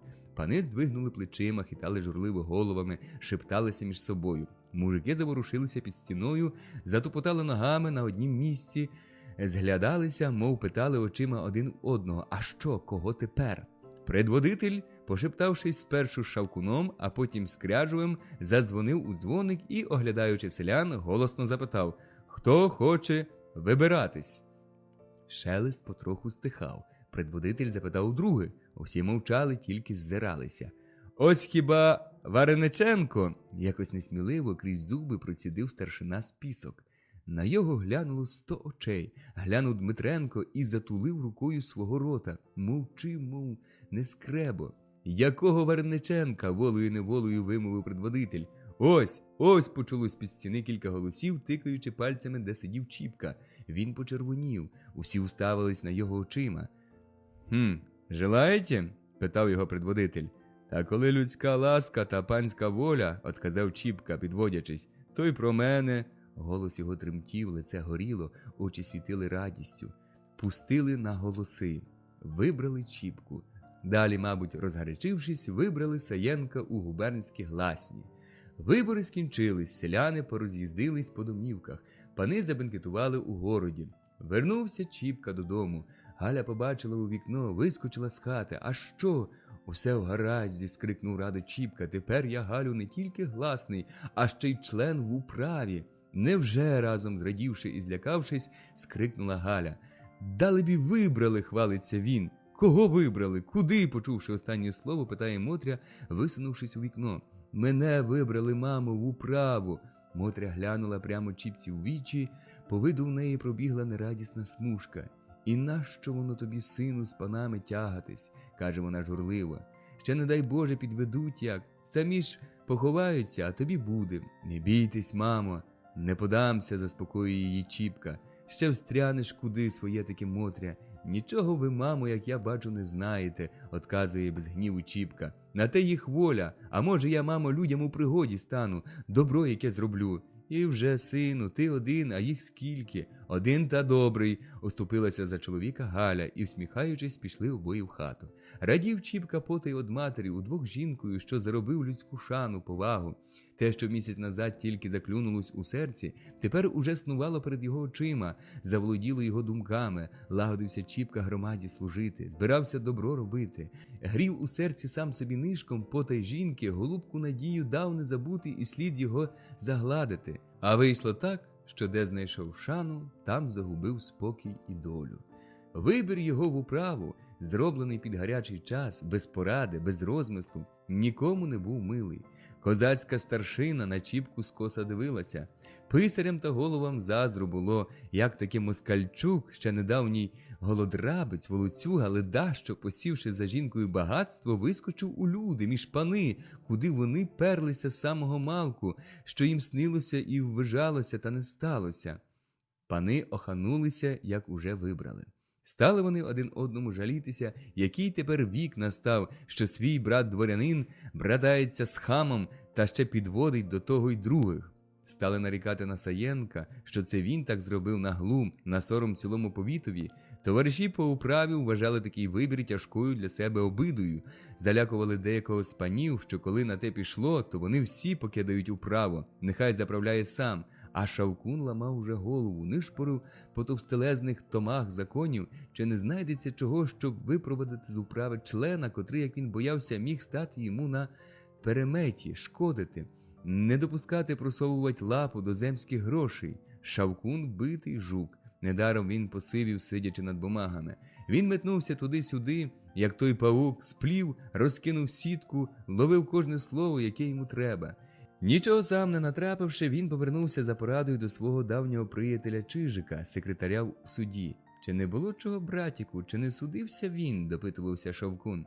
Чижик понюхав табаки, чхнув, приставив пальця до лоба, подумав хвилин з 5 та й поліз у шафу з старими ділами. Перекинув одно, перекинув друге, заглянув у третє, в п'яте, в десяте, натрапив слід, піймав ниточку та разом з Шавкуном дійшли і до клубочка. «Найшли!» – ускочивши в управу, скрикнув Шавкун, подаючи діло о покраже пшениці в коморах помещика надворного советника Василия Семеновича Польського і о прибієнні сторожа Діркача. Члени пороззявляли роти, повитріщали очі. Шавкун перечитав діло, по котрому солдатський син Вареніченка оставлен в подозренні. Управу обняла радість, мов кожному з членів прибуло від того щастя. Як на те, в городі лучився Дмитренко. Його закликали в управу, зачинились, довго балакали. Усі вийшли, усміхаючись. Чіпка нічого того не знає. На Маковіє поїхав у Хамло на ярмарок та вернувся аж перед Спасом. Того самого дня, як він вернувся додому, заїздить до нього Дмитренко, розказує діло, радить самому заздалегоди тікати з управи. Чіпка, як почув про діло, мов хто його обухом лигнув по голові. Сором, досада, злість – усе разом приплило в його голову, мутило його кров, гамселило у висках, заходило жовтими й чорними кружалами у віччю. Сам він поблід, руки тряслися. Він почув своїм серцем, що це вертається за ним давнє, простягає до його руки, хоче його схопити, обняти. Щоб себе не видати, він скочив з ослінчика, де перед тим сидів, став ходити по хаті, блудив мутними очима по стінах. Одна думка обганяла другу, одну випереджала, наче гралися наввипередки. Він хотів на бігу піймати хоч одну з них. Вони од його тікали, зникали, одні тільки краї їх на одну хвилиночку мелькали, поки не злилися в одну думку. Як-не-як, а живцем не податися в руки. Дмитренко, як Марата, сидів над його душею, чигав, як шуліка, коли Чіпка пристане на його раду, сам вийде в відставку. Коли б мене і на шибеницю вели та сказали, як подасись сам, помилуємо, я б і тоді не послухав, скрикнув Чіпка. Хто скаже, що я чоловіка вбив? Може, вони на своїм віку десятки, сотні на той світ позагонили. А тепер шкода, нема волі. Тепер завадило, усі рівні. Я людям служу, мене люди вибрали, мене люди й скинуть. Поїхав Дмитренко ні з чим. На другий день летіла від предводителя до губернатора бумага. Через день привезла стахвета от губернатора приказ устранить гласного Вареніченка по неблагонадежності. Упала ця вістка, як грім на Чіпчину голову. Це гірше крадіжки, розбою, думає він, і назви цьому немає. Там пройшов, узяв і нема. Видно, чого нема. А тут усе є, і добро зосталося, і сам зостався. Та що з того, що зостався, коли твою честь украдено, душу твою обезславлено? Та ні, не буде сього. Ми ще поміряємось, ще побачимо, чий батько старше. Не той тепер вік, часи тепер не ті люди. Запрягає Чіпка коней, їде в гетьманське. Не поганяє, жене коней. Не везуть вони, мчать та прямісінько до Пороха в двір. Перемінився Порох з того часу, як його бачив Чіпка, постарів, захирів, опав. Колись кругле обличчя розтяглося уздовж, усунулось, щоки пообвисали, очі помутніли, руді вуса посивіли, сам згорбився, труситься. Отже, пізнав він Чіпку, пізнав і його Чіпка. Привіталися, як давні приятелі. Почула Галька чужого чоловіка, увійшла в хату, подивилась на Чіпку і вийшла мовчки. На неї лиця не було знать, так вона схудла, аж почорніла. Перше всього послав Чіпка за горілкою. Побігла чорномаза дівчинка Гальчина дочка. Порох зрадів горілці і випив підряд аж 3 чарки. Тоді Чіпка похвалився йому своєю пригодою. Не втаїв нічого, розказав, як Дмитренко намовляв перед виборами людей у Пісках, розказав, як крутив усом на виборах, розказав, як пани намовлялись не пустити мужиків в земство, які були вибори. Сказано, нічого не втаїв гострий язик ображеного Чіпки. Гаряча мова розпалила кров Порохову, засвітив вогонь у його старих очах, і він написав Чіпці жалобу. Хоч тряслася рука старого писаки, хоч бризкало перо, одначе з-під його отрута на папері зосталася. Вилив Порох у жалобі всю свою злість, що накипала довгі роки, обсипав, обцеклював старий ябеда панів польських так, що аж сам трясся, читаючи Чіпці жалобу. Чіпка заплатив йому добре, подякував, одвіз жалобу на пошту, а сам поїхав у Піски. Минув тиждень, ні чутки, ні вістки. Був великий бенкет у предводителя. Настягалась гостей сила. До самого білого світу пили, гуляли, у карти грали. Один перед одним новиною хвалилися, раділи, що хама з управи вижили.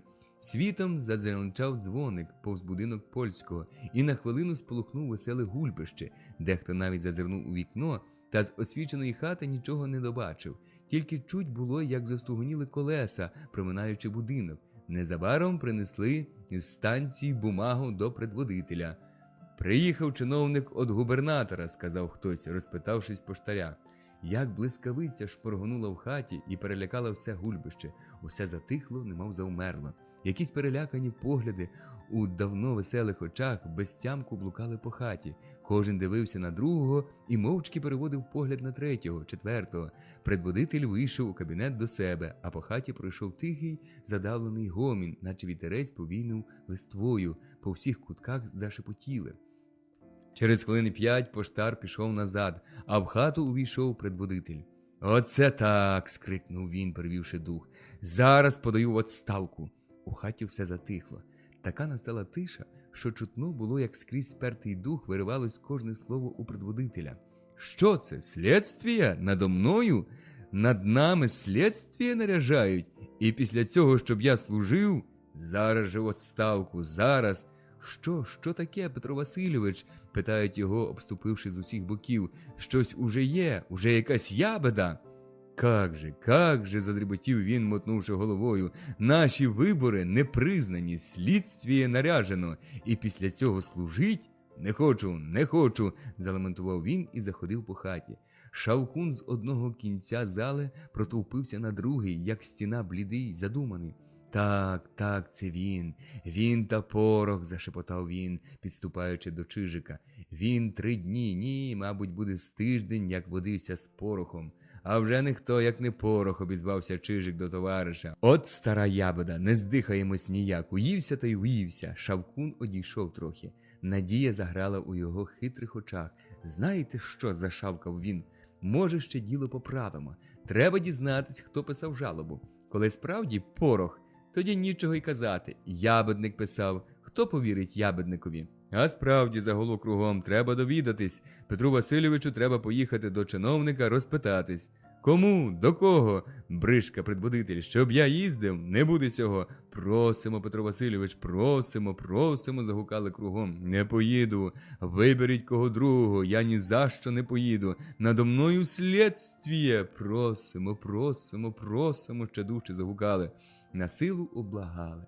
Уже зовсім розвиднілось. Гості подякували хазяїну, попрощалися, порозходились. Годин через 3 будинок польського знову кишів панством. Сюди зібралися знову всі, хто був вчора, щоб почути, хто писав жалобу і про що та жалоба. Предводительського синка не було, він поїхав до чиновника. Незабаром вернувся з жалобою, подав Шавкунові до рук. «Читайте». В хаті затихло. Шавкуна кругом обступили, Шавкун розвернув бумагу, откашлявся, як дяк на криласі, глянув. Так, і рука порохова, сказав наче сам до себе і став читати. Кожного кидало то в вогонь, то в холод от тієї ябеди. Усяк аж голову схилив, слухав, як слухає винуватий школяр правдиві вичити про свої вчинки. Шавкун скінчив. «Клевета! Ябеда!» – загукали кругом. «Жалійтесь, Петро Васильович, це обида, хіба можна так виражатись? Організована шайка, сонміще кріпосників. Хіба можна?» І як губернатор прийняв таку ябеду, хтось гірко вимовив. «Підіть же», – каже другий, здвигнувши плечима. «Это давлення адміністрації, вмішательство в земські діла», – гукнув хтось з кутка. Так, вмешательство, надо министру писать. Эге ж, министру, от лица всего дворянства. Мы все вас просим, Петро Васильевич, просим. Хорошо, одмовляє він, одувшись, як індик. Шавкун з Чижиком переглянулись, і іскорки сміху заблищали у хитрих очах. «Ось постійте, не гарячіться так», – каже Шавкун. «Чого нам до того міністра лізти? Нам треба спершу це діло забити, позбутись його». Шавкунова рада взяла своє. Шавкуна послухали і змовились, як в один голос сказати чиновникові про вибори. У 20 годин приїхав чиновник до польського удвох з справником і прийнявся за діло. О 6 годині сідали гості за довгий стіл обідати. На покуті сидів чиновник, по праву руку польський, по ліву кряжов. Здавалося, то сиділо 3 давніх приятелі, котрі, не бачившись цілі довгі роки, на превелику радість зустрілися. За столом на покуті йшла весела розмова, сміхи та жарти. На однім крилі, на другім розмова йшла тихше, а все ж на веселих обличчях гостей можна було помітити, що покутня радість крайком зачепила і їх. Навіть на захирілих судових пиках Шавкуна і Чижика, що сиділи поруч у кінці столу, навпроти покутя, видно була якась веселість. Багатий на смачні страви, розкішний на дорогі трунки обід кінчався. Моторні лакеї розносили високі кришталеві чарки з пінистим шипучим вином. Перший підвівся чиновник, уставив ліве око стекольці, підняв угору чарку, подякував панові польському за добру учту, нагадав, що адміністрація вкупі і в союзі з привілегірованим сословієм повинна зорко слідити за революційними елементами, що обох їх інтереси общі, що вони повинні підтримувати государственний строй, берегти його від напора безумних соціалістичних ідей, котрі тепер злочинці розсівають всюди. І красна, і вчена була та річ. Гетьманські панки ще зроду не чули такого гарячого слова. На заключку воно зичило панові польському здоров'я, а привілегірованому сословію радило злить його інтереси з інтересами адміністрації, від лиця котрої чиновник примовлявся випити за общее народне благо. Випили за благо, лакеї знову поспішили поналивати чарки, підвівся польський, і тільки видумав, що просив випити за здоров'я дорогого гостя. Випили із дорогого гостя. Лакеї знов наповнили чарки, підвівся Кряжов і розпустив свого довгого язика про той розбрат, який пішов між двох сословій, похвалив адміністрацію, що вона стереже інтереси імущих класів, що вона підтримує економічне розвиття стран, допомагає строїти залізниці, допомагає заводити банки, обороняє отечественную промышленность покровительственную системою, просто сказати, создає народне благо. За таку велику послугу Кряжов прохав випити за адміністрацію. Випили за адміністрацію. Чиновник подякував від легкого серця і примовився випити за дворянське сослов'я. Обід скінчився. Повставали за столу, подякували хазяїнові і розтеклися скрізь по будинку. Гомін, гласні. Одні дивувалися красномовству чиновника, другі підхвалювали Кряжова, а третім найбільше подобалась скромність речі предводительського синка. Тільки один Шавкун з Чижиком дивувались усій тій комедії і, стоячи у кутку, радились нишком, як би їм здихатись пороха. Програвши в карти далеко за північ, чиновник став прощатись. Перед рундуком стояв уже трояк самих кращих поштових коней. Невеличке чиновниче збіжжя зложено було у невеличкий чемодан і положено у ногах поштаря. Адміністратор сів, поштар махнув на коней батогом, задзеленчав голосний дзвоник, і тільки курява встала. «Поїхав!» – в один голос сказало кілька душ. «Хороший чоловік, чудесний, хоч і молодий, а розумний не кат його взяв. Та ще б правовід та нерозумний, ну, звісно, благородне дитя. А коли б воно нам не нашкодило», – увернув хтось неймовірний. «Хто? Він?» – уступив Скряжов. «Ніколи.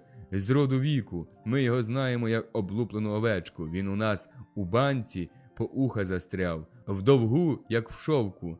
Він у мене ось тут сидить», – Кряжов столив міцно кулак і показав поверх голови. «Ну, коли так, то безпечно», – у один голос зарішили Шавкун і Чижик. «Горе, кажуть, об гори чіпляється». Вернувся Чіпка з гетьманського додому з розтроюдженим лихом у серці. Стріва його мати, хвалиться. Нема Галі дома, поїхала до батька, бо Максим занедужав. «Чим?» – пита Чіпка. «Господь його знає. Поїхав, кажуть, кудись на ярмарок, любісінький, милісінький, а привезли ледве дише». А що у вас чувати доброго?» «Що ж тепер доброго почуєш? Нема тепер нічого доброго. Он, розказують, на Красногорку напали розбишаки. Чоловіка з 20 наїхало, та сторожі отбили. Кажуть, така бійка була, господи». Чіпку подрав мороз поза шкурою. Так і думає він. Оце ж воно йому і кинулося. Порозпрягав він коней, підложив сіна. Ходить по двору, не хочеться і в хату. Сонце саме заходило. Піднялась вечірня шарпанина. Там воли ривли, там овечата мекали, там жінки свиней кликали. Все то хазяйські клопоти.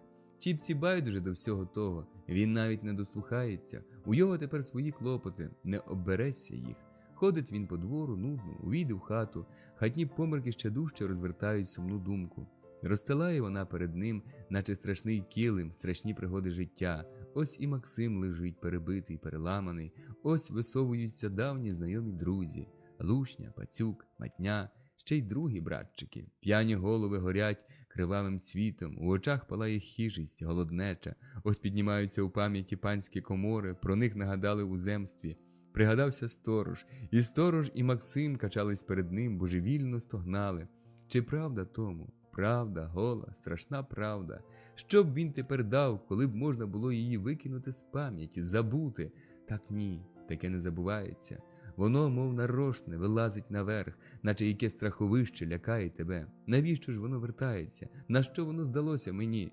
Воно перестріло мене, перейшло мені дорогу тоді, як я хотів його слід затерти. І спливає йому на думку земство своїми плутощами та хитрощами, своєю образливою неправдою. Воно мені нагадало про те, я хотів йому останній вік отдати, а воно мене завертає до старого. Хіба в земстві не ті люди, що й були? Хіба вони у один раз перемінилися? Чого ж їм можна служити? Чому мені ні? Кожен з нас несе гріх за собою. Чого ж одному прощено, один забувся про його, наче спокутував, а мені нема ні забуття, ні спокути. І не карали, і винувати. Де ж та правда на світі? Зовсім смеркло. Люди і світ спочили. Лягла вже й Мотря, тільки один Чіпка не лягає. Ходить, нудиться, карається, з хати на двір, з надвору в хату. Чого ти, синку, тупаєш? Чому спати не лягаєш? А вам спиться, неласкаво відказав він. У голосі його забринчала давня туга. Материне серце почуло її зразу і злякалося. Спиться ж, ласкаво відказала вона. Чому ж воно не буде спатись, коли така пора? Ну то й спить, коли спиться, м'якіше сказав Чіпка та й опустився на лаву. У хаті темно, тихо, Мотря тихенько зітхає. Мамо, обізвав Чіпка. Чого, сину? Чи буде коли правда на світі, чи, мабуть, ніколи не буде? Господь його знає, сину. Коли більше буде отаке заводитись, як тепер, то певно, що і тії не стане, яка тепер є. Ні, мамо, видно, ніколи не було тієї правди, ніколи й не буде. Не заводилось би таке, коли б вона була. Мотря нічого не отказала. Чіпка знявся, знову вийшов з хати та проходив по подвір'ю мало не до світа білого. На другий день поїхав Чіпка до тестя. Теща і жінка стріли його перелякані. Вони повели його у колись Галинину хату. Явдуха щось довго-довго шептала йому, ламаючи руки. Вона була як полотно, бліда, перелякана. Галин погляд світився тяжкою мукою. Прикро і глибоко дивилась вона на чоловіка, немов казала: «Он бачиш?» Чіпці, одначе, було тепер не до того. Побалакавши нишком з Явдохою, він пішов у світлицю, звідти доносилось до них страшенне стогнання. У світлиці на ліжку лежав Максим, перегнувшись удвоє. Раз по раз з грудей у його виривались тяжкі охи, раз по раз він схоплювався руками за перегнуту спину. Його мучений вид уразив Чіпчине серце. Аж забігла мишка. Явдоха підступила до недужого. «Максиме!» – обізвалась вона. «Ох!» – отказав Максим, важко зітхнувши. «Чіпка приїхав!» «Тату, здорові були!» – привітався Чіпка, підступивши до ліжка. «Ох! Що це ви?» – Максим несамовито скрикнув і схопився обома руками за спину. Скривлений у рота вид показував страшні болі. Він похлипнувся, закашлявся, забулькотіло в грудях. Максим виправився, тріпнувся, розкрив широко очі, провів ними хижо по всіх. То був останній погляд наглої смерті. Явдоха мерщій накинула на вид чорний платок. Як підняли платок, Максима вже не було. Мука застигла у його на лиці, виглядала широко розкритим, скривавленим ротом, витріщеними очима. Галя глянула і скрикнула: «Умер! Умер!» – кричала вона не своїм голосом, вибігаючи у кімнату і кидаючись на ліжко лицем у подушки. Чіпка зиркнув і затрясся. Він ніколи не бачив такого страшного холодного погляду. Перед ним війнула друга смерть – бабина. Там тихо, наче забуваючись або засипаючи, упокоювалась добра душа. Тут страшним болем, муками та прокльонами покидала вона землю. Голова в Чіпки закрутилася, зачуманіла. Він закрив на хвилину очі і опустив бліде лице на груди. Одна Явдоха якось видержала. Вона знову прикрила чорним платком Максимову голову, сіпнула Чіпку за рукав і вийшла з ним з хати, боляче стуляючи очі, з котрих туга ледве видавила 2 сльозинки. А в Гетьманському пани раділи, що по їх сталося. Вибори утвердили, а на Чіпчину жалобу через справника послали отказ. Ось открилась і земська рада. На раду прибули одні пани, селяни не поїхали. Одні, як лоза через те, щоб не чути такої бридкої лайки та ганьби, яку вони чули від станового на виборах, а другі не поїхали за возовицею. Саме хапалися з нею, бо дощі, як затяглися, щодня та й щодня радили раду одні пани. Через тиждень чутка про ту раду оббігла цілий повіт. Перш усього розказували, яке велике жалування положили членам в управі, потім того жалілися на якийсь чудний налог з землі. У кого її більше, той платить менше, а в кого менше, з того й бери. Далі хвалилися, що шляхи, греблі і містки будуть рівняти, гатити і лагодити натурою, тобто мужичими руками. Чіпці тепер не до того. Його заклопотали хатні клопоти. Треба було тестя поховати, поминати, худобі його порядок дати. Чіпка викрутився цілий місяць, як муха в окропі. Ніколи було дослухатись, що люди говорять. На Параски у гетьманському ярмарок. Упоравшись коло хазяйства, Чіпка поїхав. Перше-наперше зайшов в управу. Як же почув, що така біда з ним, як 100 зміїв разом ужалило його серце. Не розпитуючи, як, що, завіщо, від злості він не міг слова вимовити. Вийшов небурак з управи, наче вчадів. Голова ходила ходором, кружала, боліла, у висках, як хто молотком стукав, у очах жовто, чорно, а в ушах пищало, стогнало, вило. Щоб хоч трохи очуматись, він пішов походити по ярмарку. Ходить, роздивляється, слухає, тільки й речі, тільки й мови, що про земську раду, про налог. «Знаєте?» – питає, усміхаючись, один великопомісний панюга другого. «Знаю, знаю. Синок не уступить батюшці. Такий біс, не то він, то все шавкун з кряжевим, от голови. Ото їм всесловність, хотіли рівноправності, оце їх і порівняли, а то справді всяка наволоч дере ніс угору, нехай же тепер знають. Оце самоуправа», – запихавшись з переляканим видом, зустрічає мілкопомісний панок сусіду. «Чули про налог? Де ж не чути?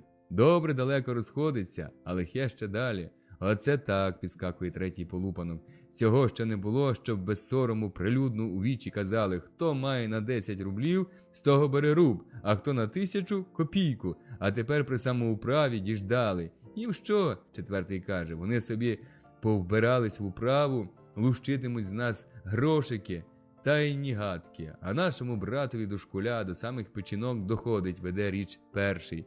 Та ще як дошкуля піддержує третій. Такими поборами печінки витягують. А з чого його, скажіть на милость? То було сякі не такі, а все-таки 3 своїх робітники, а тепер біда та й годі. А народ так розглядачів, що сказано, хоч сам за плуга берись. Ні за ласку, ні за гроші. Він швидше той день у шинку просидить, ніж піде на роботу до пана». «Це розбій, це здирство панське», – чує Чіпка, гукають селяни під ядкою. «А бач, не казав я», – пристає до старшини підпивший староста. «Не я вгадав, що вони земське вигадали, щоб себе полатати. Цар людей одібрав, цар волю дав. Хіба ж їх так і випустити? Еге ж, коли не роблять, хай же хоч платять. То було окружний з нас шкуру дере, а тепер управа дратиме», – бідкаються козаки. Чіпка все це чує, і кожне слово, як гостра колючка, коле його в серце. Він слухає, до свого горя приливає ще людське. Троюдить ним своє гаряче серце, розбуркає старі думки. Злом пашить лице його, і злом світять очі, аж поблід від злості, аж руки трусяться. Недурно вони так усилковувались мене випхнути. Аж їм он чого заманулося, прокляті, аби їм тепло, аби їм добре. Нехай дурний мужик на всіх робить, за всіх платить, хай одбуває од бучі, нікому за його заступитися. Вони себе знають, своє панське кодло знають, а мужик віл, ори, поки здужає. Дай йому полови, щоб не здох, та знову запрягай, поки не впаде в борозні, а тоді здери з його шкуру на чоботи. Прокляті, чорти, а не люди. І Чіпка кричав, розмахував руками, гаряча його річ огнем пашіла, кругом його дедалі більшала та більшала купа людей. Довго слухала мовчки, потім хто-небудь увертав і своє слово, підкладав дров до багаття. На той крик нахопився Дмитренко. «Що це ви робите?» – спитав він Чіпки. «Як що?» «Та де ж? Ви людей бунтуєте, земство лаєте, управу, налог, щоб вони не діждали його брати», – грякнув Чіпка. «Чого це ти так розкричався, га?» – перемінив становий річ, розсердившись. «Чого ти людей бунтуєш?» «То ви їх бунтуєте, а не я», – одрізав Чіпка. «Гляди лише, козаче, щоб з цілим язиком додому вернувся. Чуєш? Не забувайся». Становий пішов далі поміж возами. Чіпка знову прийнявся за управу. Надвечір вертався він додому вкупі з Грицьком. Він був сумний, мовчав цілу дорогу. Грицькові аж моторошно стало. Він зачепив його. «І охота тобі, брате Чіпко, з ними лаятись. Чи можна ж Грицьку втерпіти? Та плюнь на них. Хай їм з їх управою, з їх земством. Мене громада вибрала. Я громаді присягав. Хто старший, громада чи вони?» «Та й на громаду плюнь!» Чіпка аж позеленів від такого слова і нічого не одказав. Приїхав перед вечором додому, сам на себе не схожий. Галя стріла його на порозі та аж перелякалася. «Чіпко, що з тобою? Ти не здужаєш?» «Ні, здоров, їсти хочу». Дали йому їсти. Чіпка сидить насуплений, жовтий, аж зелений. Їсть мовчки, пообідав, як стало сонце сідати. Не підводячись з місця, схилив він на руку голову, оперся об стіл, та так і закам'янів.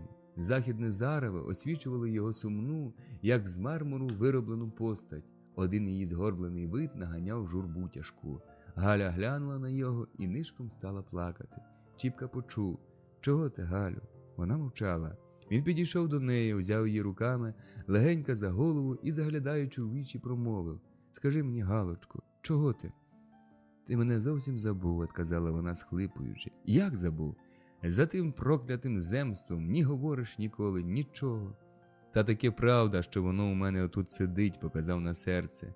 «Чом же ти його не кинеш, сину?» – обізвалась журливо Мотря. «Чи воно тобі не огидло? На тебе вже дивитись страшно, який був, а який став». Чіпка матері нічого не одказав.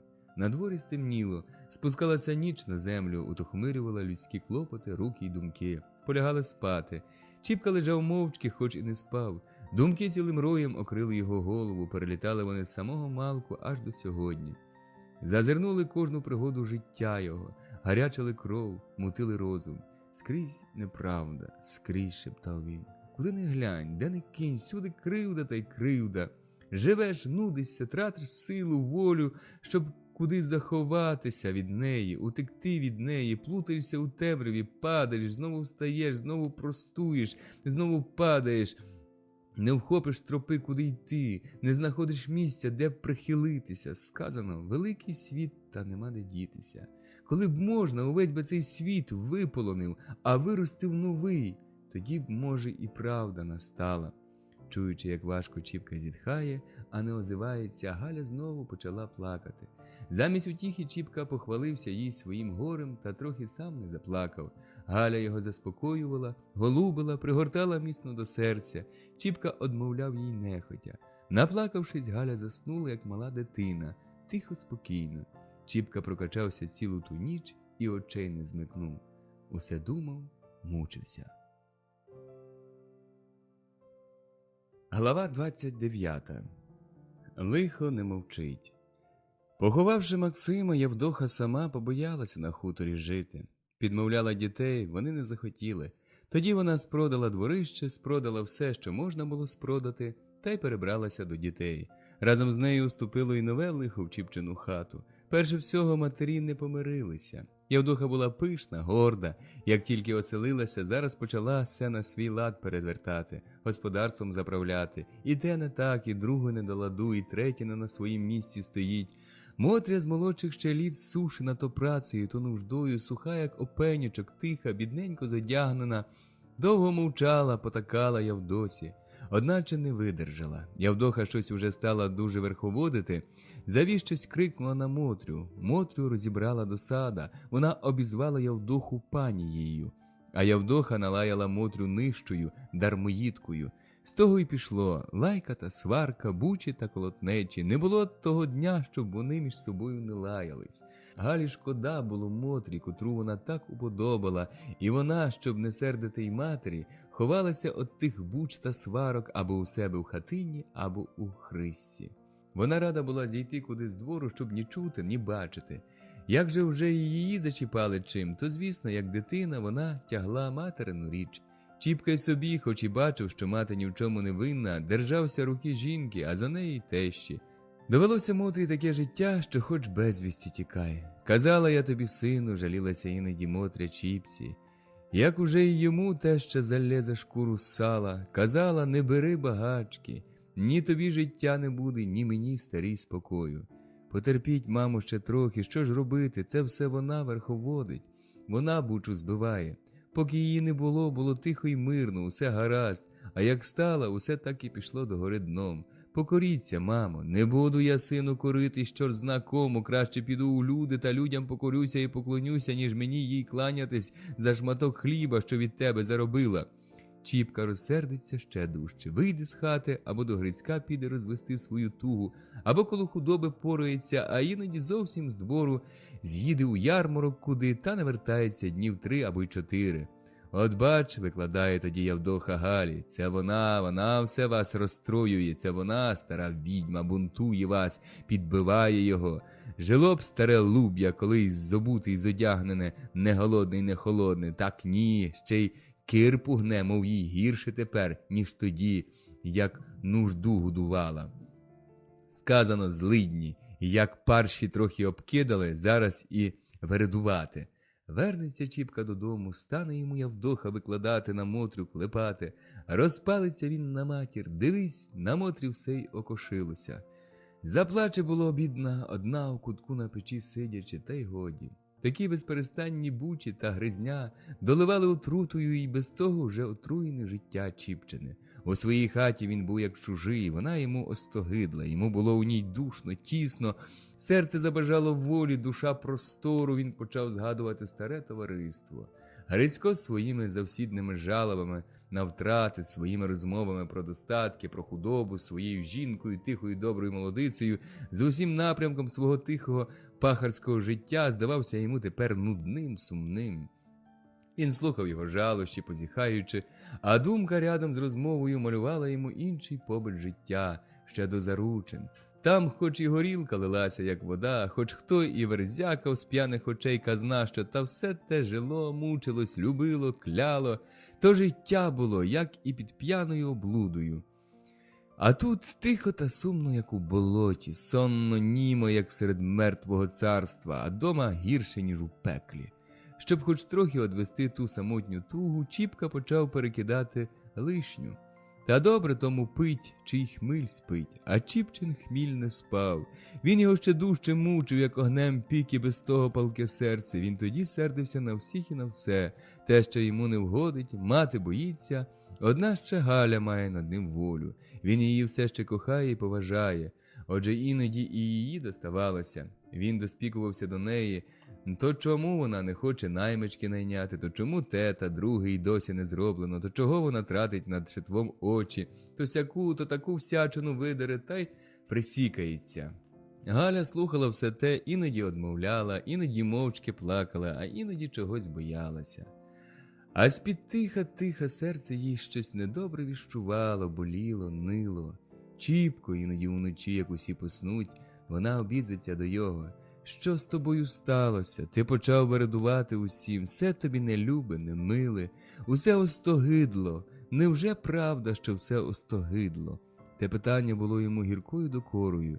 Він почував себе винуватим перед Галею, він даремно присікувався до неї. Тепер її журливий голос разом голубив і докоряв його. «Галю, рибонько моя», – шепче він, – «тяжко мені, важко. Сам не знаю, де б я дівся, куди б себе запровадив. Хоч би діти були, може б вони розважили мою тугу, чи не розлепетали б вони мого суму. Чого ж тобі важко? Хіба тобі й коло мене важко? І зо мною сумно, Чіпко. Ні, Галочко, з тобою мені весело, коло тебе мені так легко. Хоч би матері не лаялись, хоч би вони в миру жили. А то щодня гризня, щоденна лайка. Чи я ж винна тому, Чіпко? Я б сама рада, коли б вони помирилися, поєдналися. Так же, бач, нічого не вдію, така вже в обох натура, кожна кожній не хоче і на крихту вступити. О, ні, Галю, не те, не те. Я боюся, коли б я не занапастив твого віку, перескакуючи на друге, шепче Чіпка. Я б віддав половину життя свого, аби ти була щаслива. Так же, бач, немає щастя, немає добра. Якесь лихо з самого малку мене окривало. З самого малку воно учепилося за мене. Ніяк я від нього ні одіб'юся, ні одгребуся. Як той ірод залізло в саму душу, та й душить, та й вадить, та й каламутить усім. Он, колишнє товариство, веселе, щасливе. Галя почула, звідки вітер віє, куди хилить.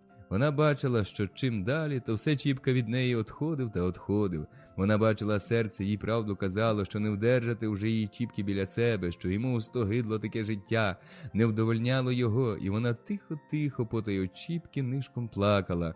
То вона спускалася у своє недавнє щастя, роздивлялась на його, перевертала, розглядала без того гарячого пошибу перших любощів, котрий перше не давав їй ясно глянути на життя їх, розбирала поглядом сторонньої людини. Після таких розглядин та рахування самої з собою вона перелякалась своїх думок. Вона справді не була щасливою, не принесла й Чіпці щастя, вона не була матір'ю, та чи й буде, і, падаючи перед образом, молила пречисту зглянутись на її сльози.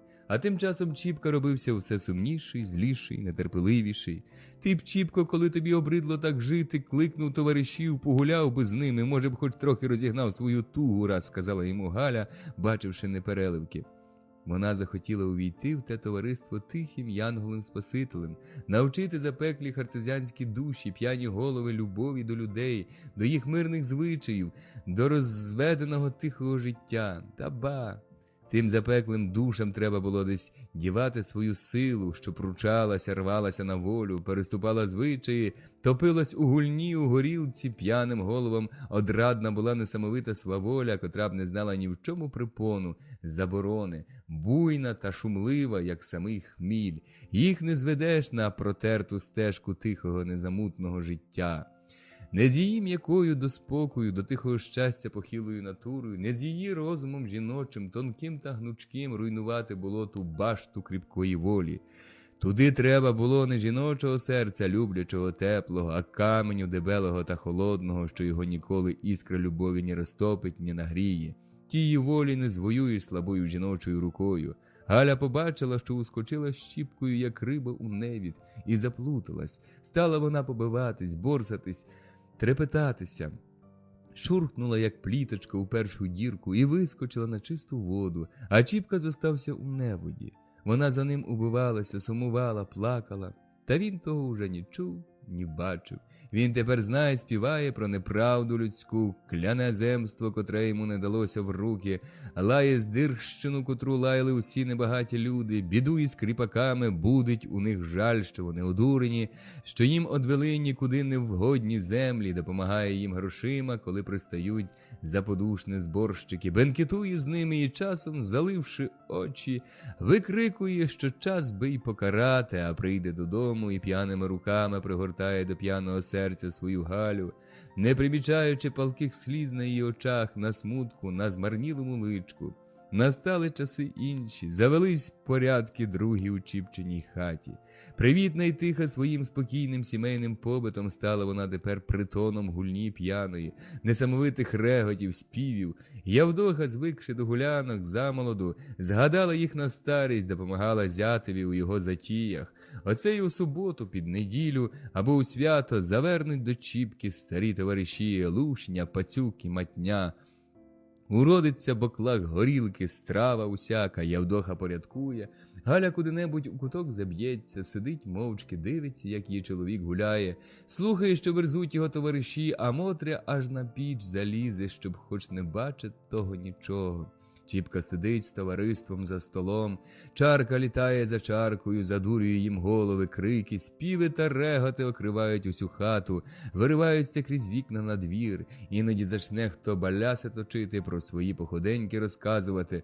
Явдоха слухає, сміється, радіє, Галя сумує, Мотря спльовує на печі мовчки. Хоч би смерть швидше прийшла, думає вона, щоб ні чути, ні бачити такого.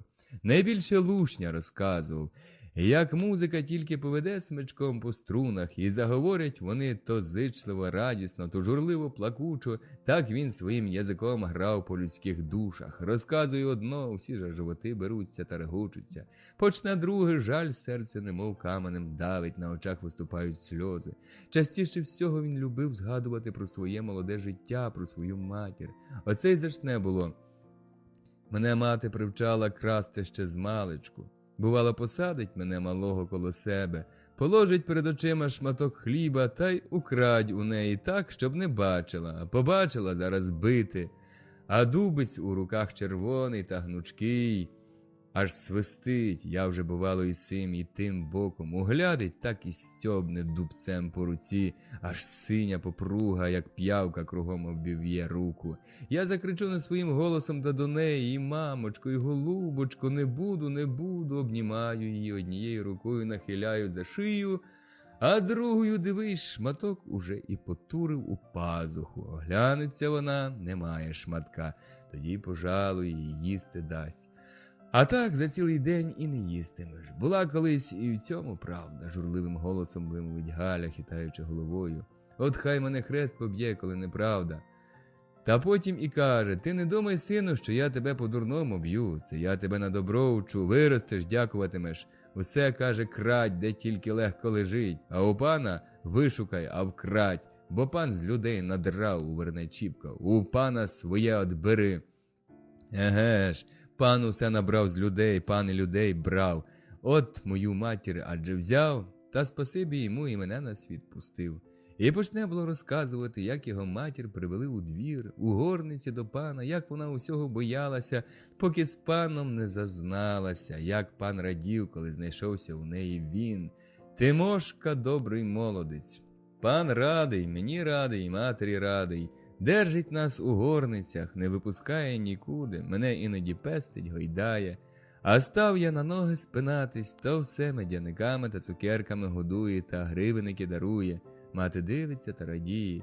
І така тоді до мене добра, напуває мене чаєм, у панські пуховики положить спати, закутає у теплі одіяла, схилиться наді мною і довго-довго дивиться, а потім ще довше цілує. Розкіш мені була. Коли це приїздить син додому з школи, вивчився вже, прогнали з школи. Як угледів це, вон з двору, щоб і духу не чутно було. Пішла між ними гризнята лайка щоденна.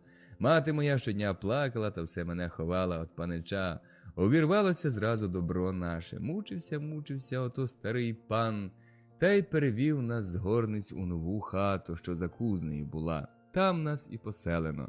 Ото як перевели нас, трохи угамувалось у горницях. Нічого, живемо ми собі удвох з матір'ю. До нас частенько й старий пан забігає, матір жалує, мені гостинці носить. Коли це кажуть, панич жениться, і оженився, взяв собі дочку вашого, чорну, як плащувату циганку, тонку та високу, з здоровенним носом, що аж через губу в рот заглядав, з язиком здоровкався. Як ото одружився, так і похмарило одразу всім. Не було того дня, щоб не чутно було плачу на стайні. Та й старому панові, видно, не медяно стало. Посивів старий, з тіла спав, на виду подався, почав перекидати лишню. Бувало, встане вранці рано-рано, викраде таку годинку, що ще син почиває, та до ключника Якима. Якимові наказано, як тільки забачить, що пан повернув за кузню, щоб зараз біг і казав їй. То він було до Якима: Якиме, голубу мій, я вже тобі стару жилетку віддам, тільки мовчи, не кажи.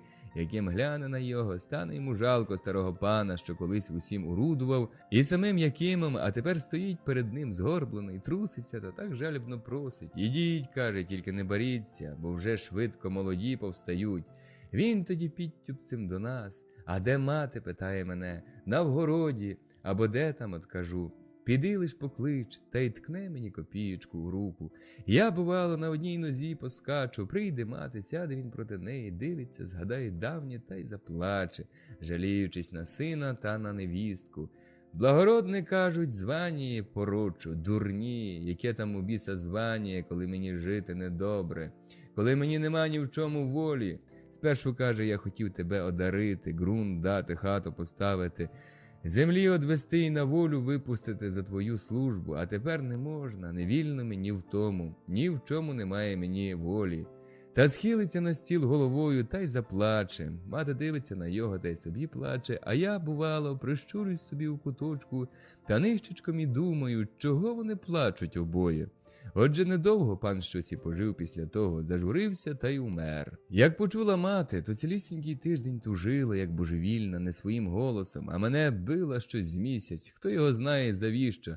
Швидко нас знову у кухні забрали, матір дивитись за дробиною і мене з нею. А в кухнях нужда, голодно й холодно, мати й давай красти всячину. Сальця було украде, мені дасть, пупок або печінку з печеної вудки.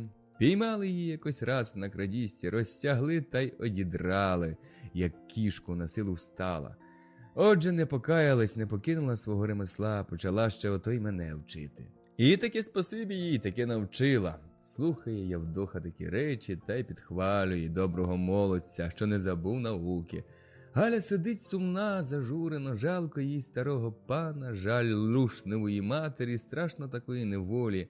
А Мотря на печі журиться, що її син з таким товариством гуляє. Вона стиха шепче: Господи, і вродиться ж така дитина на світ, отаке на матір плести. Сказано, немає Бога в животі. Ірод.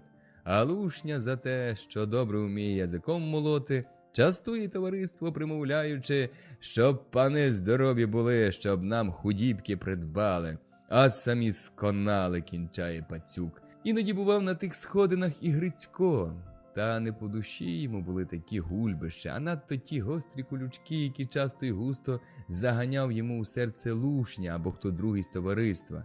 А що, Грицьку, чи пшениця вродила, почне, бувало, здалека Лушня, натякаючи на завсідні жалощі Грицькові. Грицько мовчить, мов не до його річ. Шкода, одмовляє замість Грицька пацюк, тепер настали такі літа, що пшениця не родить. Чому не родить, огризнеться Грицько? Такого, як ти, то й не родить, бо чорт має на чому родити.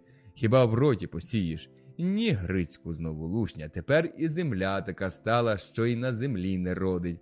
Ти її потом обливаєш сльозами, благаєш, уроди бо, сира земле, а вона бісова, глуха й німа, не чує і не роди. То й приходиться людям на неї жалітись, піддержує пацюк. А кому ти на землю пожалійся? Хіба іноді побачиш багатого товариша або кума, пожалійся йому, чи не зглянеться, бува. А знаєш, Грицьку, мішається одутлий матня, чого в тебе земля не родить? Не того, що сплодилася, ні, бо тебе Бог карає. Було б тобі дурно тоді не брати чіпченого жита. Грицько сидить, як на вугіллях тліє. Він би огризнувся та боявся бучу збити, та ще з такими гультяями. Та правда, такий Чіпка забивав усіх, не давав Грицька в образу. Так миналися ті уїдливі жарти, аж поки Чіпка під товариську гульню не подарував Грицькові 100 рублів грошей на хрещеника. Тепер, Грицьку, знаєш, що тобі зосталось робити, каже Лушня. А що, питає радий Грицько, тепер тобі годі й хліба робити, однак земля не родить. Та все коло Христі ворожити, хай щомісяця дитину плодить. Чіпка добрий чоловік, за кожним комуватиме. Батькові своєму лисові розкажи, приснув Грицько. А я, їй Богу, угадав ти, Грицьку, що лисий. Я б йому сам з великою радістю сказав так, та шкода, що вмер. Тільки що з того, що я б йому сказав, коли він мені нічого не кинув одинцеві. А що б то було, якби моя мати щомісяця по такому родила, як я. Поїли б одне одного, поки не подавилися б, лютує Грицько. Що, може, й їли б один одного, то й то, може, правда, тільки б не їли чужого хліба та грошей. Так що ж, я прохав у Чіпки, чи що, кричить, розпалившись Грицько. У ногах лазив, його добра воля була, а тобі зась, не твоє діло, от то що. Та я не мішаюся, Господь з тобою, я тільки раю, а не хочеш, хай твоя Христя ніколи ні одного не зроди. Мені що? Я тільки кажу, якби частіше, то корисніше б було. Ні, Чіпко, я в тебе через твоє товариство не можу бувати, жаліється Грицько, як Чіпко увійшов з комірчини, де брав горілку у хату. Як саме, розпитує Чіпка. Грицько йому розказує. Лушня виправляється і тут же між тихим словом дивись і вкине якого гедзика. другі аж за боки беруться, регочуться. Чіпка на мерву зводить, частує, Грицько, мов трохи і втихомириться, посидить ще, вип'є ще чарку та швидко й додому поривається. Після того, як полив різав від Чіпчиної хати, казав і Христі, щоб не ходила. Одначе вона іноді викрадеться нишком на хвилину, та й побіжить провідати куму та Мотрю. Явдохи й Христя не злюбила. Горілка, кажуть, усьому злому злодійка, а у Чіпки в хаті горілка тепер господиня. Рідко проходив той день, щоб п'яне гульбище не збиралося, не гуло, не кричало. А коли не гульня, то гризня жіноча. Матері як не кусають одна одну. Така колотнеча була Чіпці гірше полину. Він став солодити свою душу гульнею та горілкою. Без гульні йому нудно, сумно. Сновигає іноді по двору від хати до хати, до воріт, від воріт до воріт, хмурий, насуплений, як з хреста знятий, за цілий день від його слова не почуєш. А прийде ввечері товариство, вродиться баклах, прощай розуми, не їдяться, нап'ються, погуляють, та й з двору. І Чіпка з ними, а перед світом везуть повну повозку всякої всячини. Що це ти, сину, робиш, з плачем дорікає Мотря, а серце у неї як не розірветься від горя.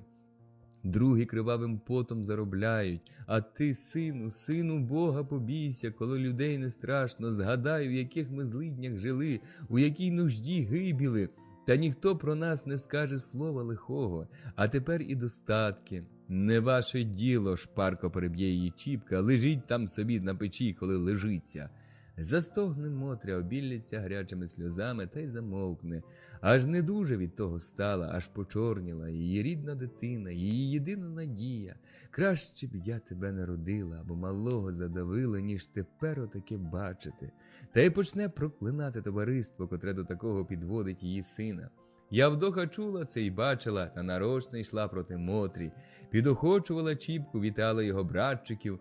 Живучи цілий вік з таким життям, вона звикла до його сама, раділа всякій удачі й допомагала у розбишацьких затіях. І Чіпка щодень робився все хижіший та хижіший, як той звір кидався він на кожного заможного чоловіка.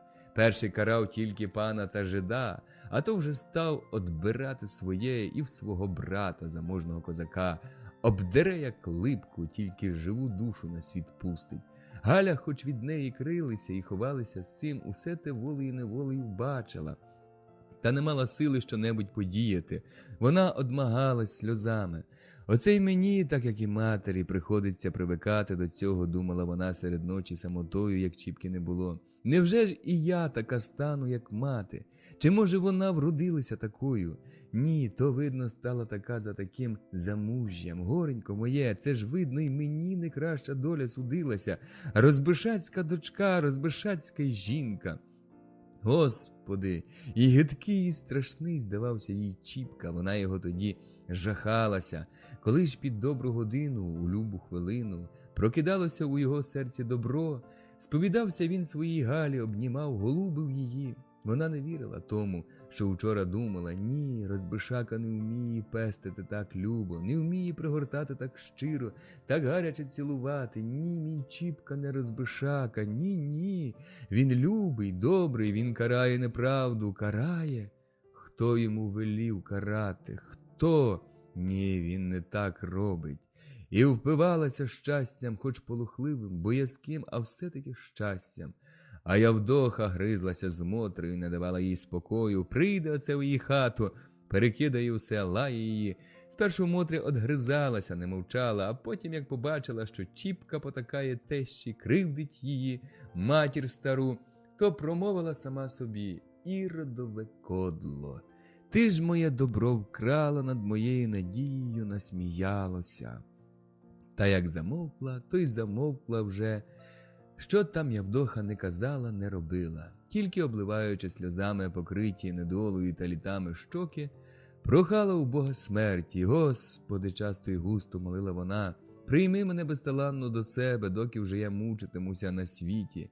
Думала Мотря про смерть, виглядала її, сподівалася, а вийшло так, що Явдоха несподівано вмерла. У неділю після обіду зразу охопила її завійна. Душить її, під серце підступає, у грудях давить, дух випирає. «Ой, лишенько, умираю!» – скрикнула Явдоха, та й дух спустила. Галя, як за угла, прибита ходить, бліда, з заплаканими очима, вона не примічає, що й волосся вибилося з-під її очіпка. Так розпатлана й сновигає, білі руки ломить, голосить на всю хату.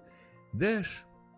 Зранку ще Явдоха така весела була, жартувала, сміялася, а на вечір один труп, без дихання від неї, страшно й тяжко. Чіпка собі блудить, як бовдур, не знає, що й розпочати, чи Галю втішати, чи коло мертвої порядкувати.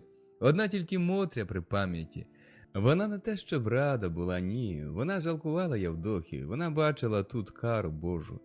Отже й померла без сповіді, без всякого причастя. Прости, Господи, як? Одначе вона не дуже й обивалася, а за Чіпку раділа. Може, хоч тепер кине, тепер нікому буде настроювати, може, оханеться. Третього дня, як поховали Явдоху, справив Чіпка по тещі бучні поминки. Зійшлися люди не тільки з пісок, прийшли із хуторів, а старців, як на печерах у лаври. Люди обідали у хаті. Для старців поприроблювали лави на дворі, понаварювали великі казани усякої страви. Чіпка на поминки заколов свиню, зарізав 3 овечки, убив великого бузовіка. А горілка, як вода, лилась за царство небесне, а після обіду Мотря старцям роздавала по шматку паляниці у торбу, а Чіпка по 7 гривень у руку. На другий день після того Чіпка запріг коней та й поїхав з двору, не сказав і куди. Не було день, 2, а на 3-ю ніч вернувся, везучи повні вози всякого добра. Аж скрикнула Мотря, як побачила, серце її не видержало, стала вона корити, ганьбити і сина, і товаришів. Ті на докори не замовчали, загризалися з Мотрею. Пристав і Чіпка, щинилася у них лайка. Бідна Галя перелякалась, заперлась у себе в хатині. Лушня розпалився, кричав, Мотря собі лаяла, він їй збив з голови очіпок, сердечна материна голова. У своїй хаті волоцюга розбишака не доказала, залилася гіркими слізьми. Вранці пішла жалітися у волость, не за крадіжку, а за те, що її волоцюга побив. Зате вона мовчала, боялася за свою рідну дитину. Набігли волосні у хату, де саме гульня йшла. Чіпка зараз до їх поналивав так, що ледве додому рачки долізли. Тим Мотрина жалоба і кінчилась. Тільки Чіпка, як пішли волосні, розпалився, як огонь, налаяв п'яний матір сучкою і нахвалявся побити. Мотря обливалася гіркими слізьми та нишком проклинала свою долю, що дала їй таку прокляту дитину. А Чіпка знову засів, п'є та гуляє з братчиками. Ні, кричить Лушня, ніколи не буде у тебе, Чіпко, такої матері, як Явдоха була. Ото рідна мати, а це в тебе собака, а не мати. Глядили, ще не вона, буває, Явдоху світа звела. Страшно якось загуло це слово у кожному в ухах. А справді, чи не так, подумав кожен. Дивись, пак, любісінька, милісінька була жінка зранку, а на вечір тільки тіло зосталося, та й те задубіло. А справді, скрикнув Чіпка, серце у його повернулося. Коли б мати була перед очима, здається, вбив би відразу. Галя, сидячи в себе в хатині, гірко плакала. Як же почула те крізь стіну, то зразу кинулась, гадки й в неї схибнулися. А справді, і неначе вітер провійнув у її серці. Одначе чула душа, не подалася тому вітру. Ні, шептала Галя, то зле серце таке тільки може пригадати. Свекруха правду каже, то матір Господь скарав за таке життя. Ні, Мотря не така людина. І Галя одганяла від себе, як ув'язливу муху, злу думку. Як розійшлась п'яна ватага, Чіпка прийшов у хату. Галя не видержала, напустилась на його, корила, лаяла, плакала. Чіпку, Чіпку, чи я ж ждала такого від тебе? Чи сподівалася? Попустив рідну матір на поталу волоцюзі, гайдамаці, і звір такого не зробить, як ти зробив, і розбишака хижий.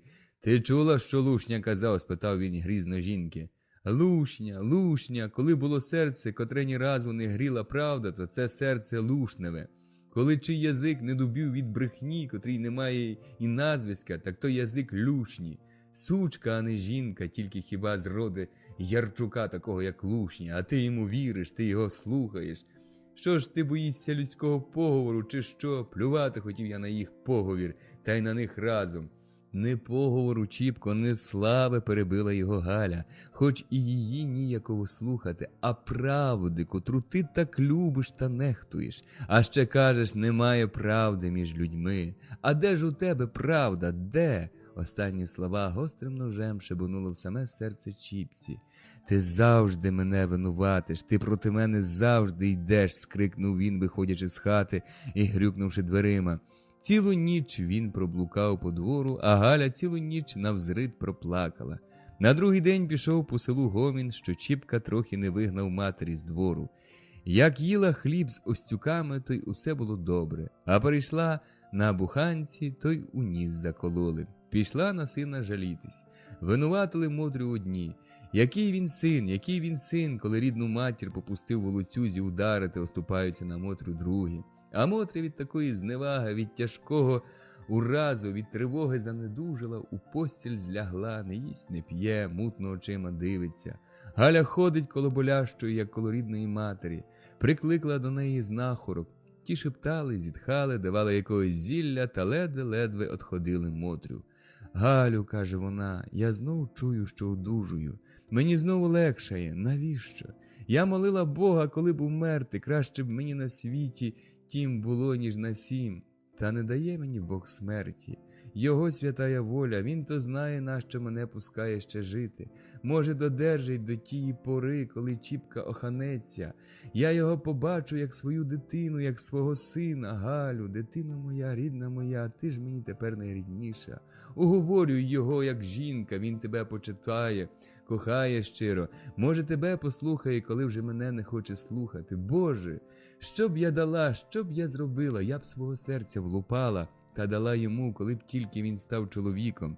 Я б тоді умерла спокійно, а то і свекруха, і невістка рясно-рясно плакали. Глава 30. Так оце та правда.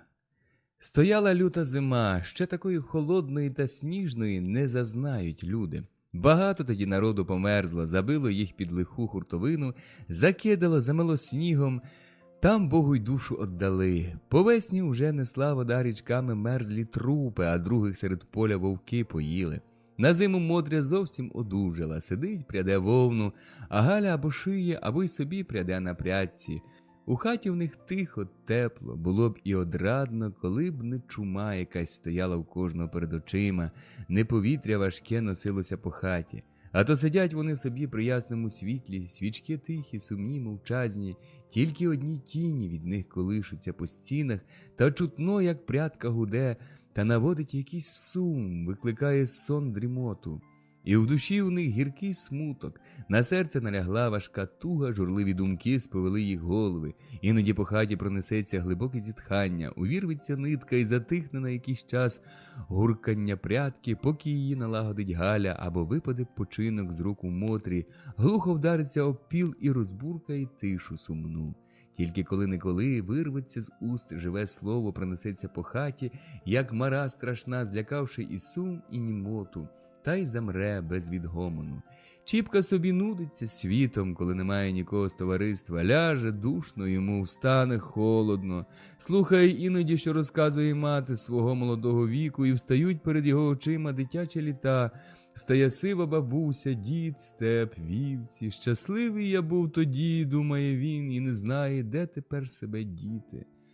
Ніч, як куйовда, стояла на дворі, мела страшенна хуга, завірюха крутила, та холод такий, що страшно й носа витнути з хати. Мороз перся у хату, позамуровував шибки узорчатими виводами. А в димарі, як голодний звір, ревла та вела відьма буря, кидаючи у вікна кім'ями снігу, мов хто добивався у хату з надвору. Галя й Мотря сиділи собі та мовчки пряли. У кожної чогось так тяжко було на серці, що вони аж попригиналися до гребеню. Чіпка лежав на лаві, задравши голову вгору, мовчки дивився у стелю та слухав божевільні заводи буйного вітру. Свічка на триніжку неясно горіла. Знай, гніт нагоряв, жужелився, і знай, його зривала або Мотря, або Галя, клинучи вогонь, що так немилосердно пік у пучки. Разів 2 чи 3 ненароком свічку зовсім гасили, і тоді в темряві проносився жарт та сміх, немов боявся світу, бо справді, коли знову засвічували світло, то немов воно замикало уста їм, ні одне слово не зривалося з язика, наче то не люди сиділи, а якісь тіні глухі німі. Коли це зразу, як грім, загуло коло хати і почало щось стукати у вікно, Чіпка кинувся, скочив з лави, мов хто його скинув з неї, та мерщій на двір. Засов клацнув, почувся гомін, тупіт. Незабаром Чіпка увів у хату Лушню, Матню, Пацюка та ще чоловіка 7 незнайомих людей. Були між ними москалі, і Сидір там були, і прості. Господи, ледве вимовила стиха Мотря, та й прикипіла до гребеня. «Здорові в хату», – обізвався дехто. «А ти, стара, вже одужала?» – питає Матня Мотрі.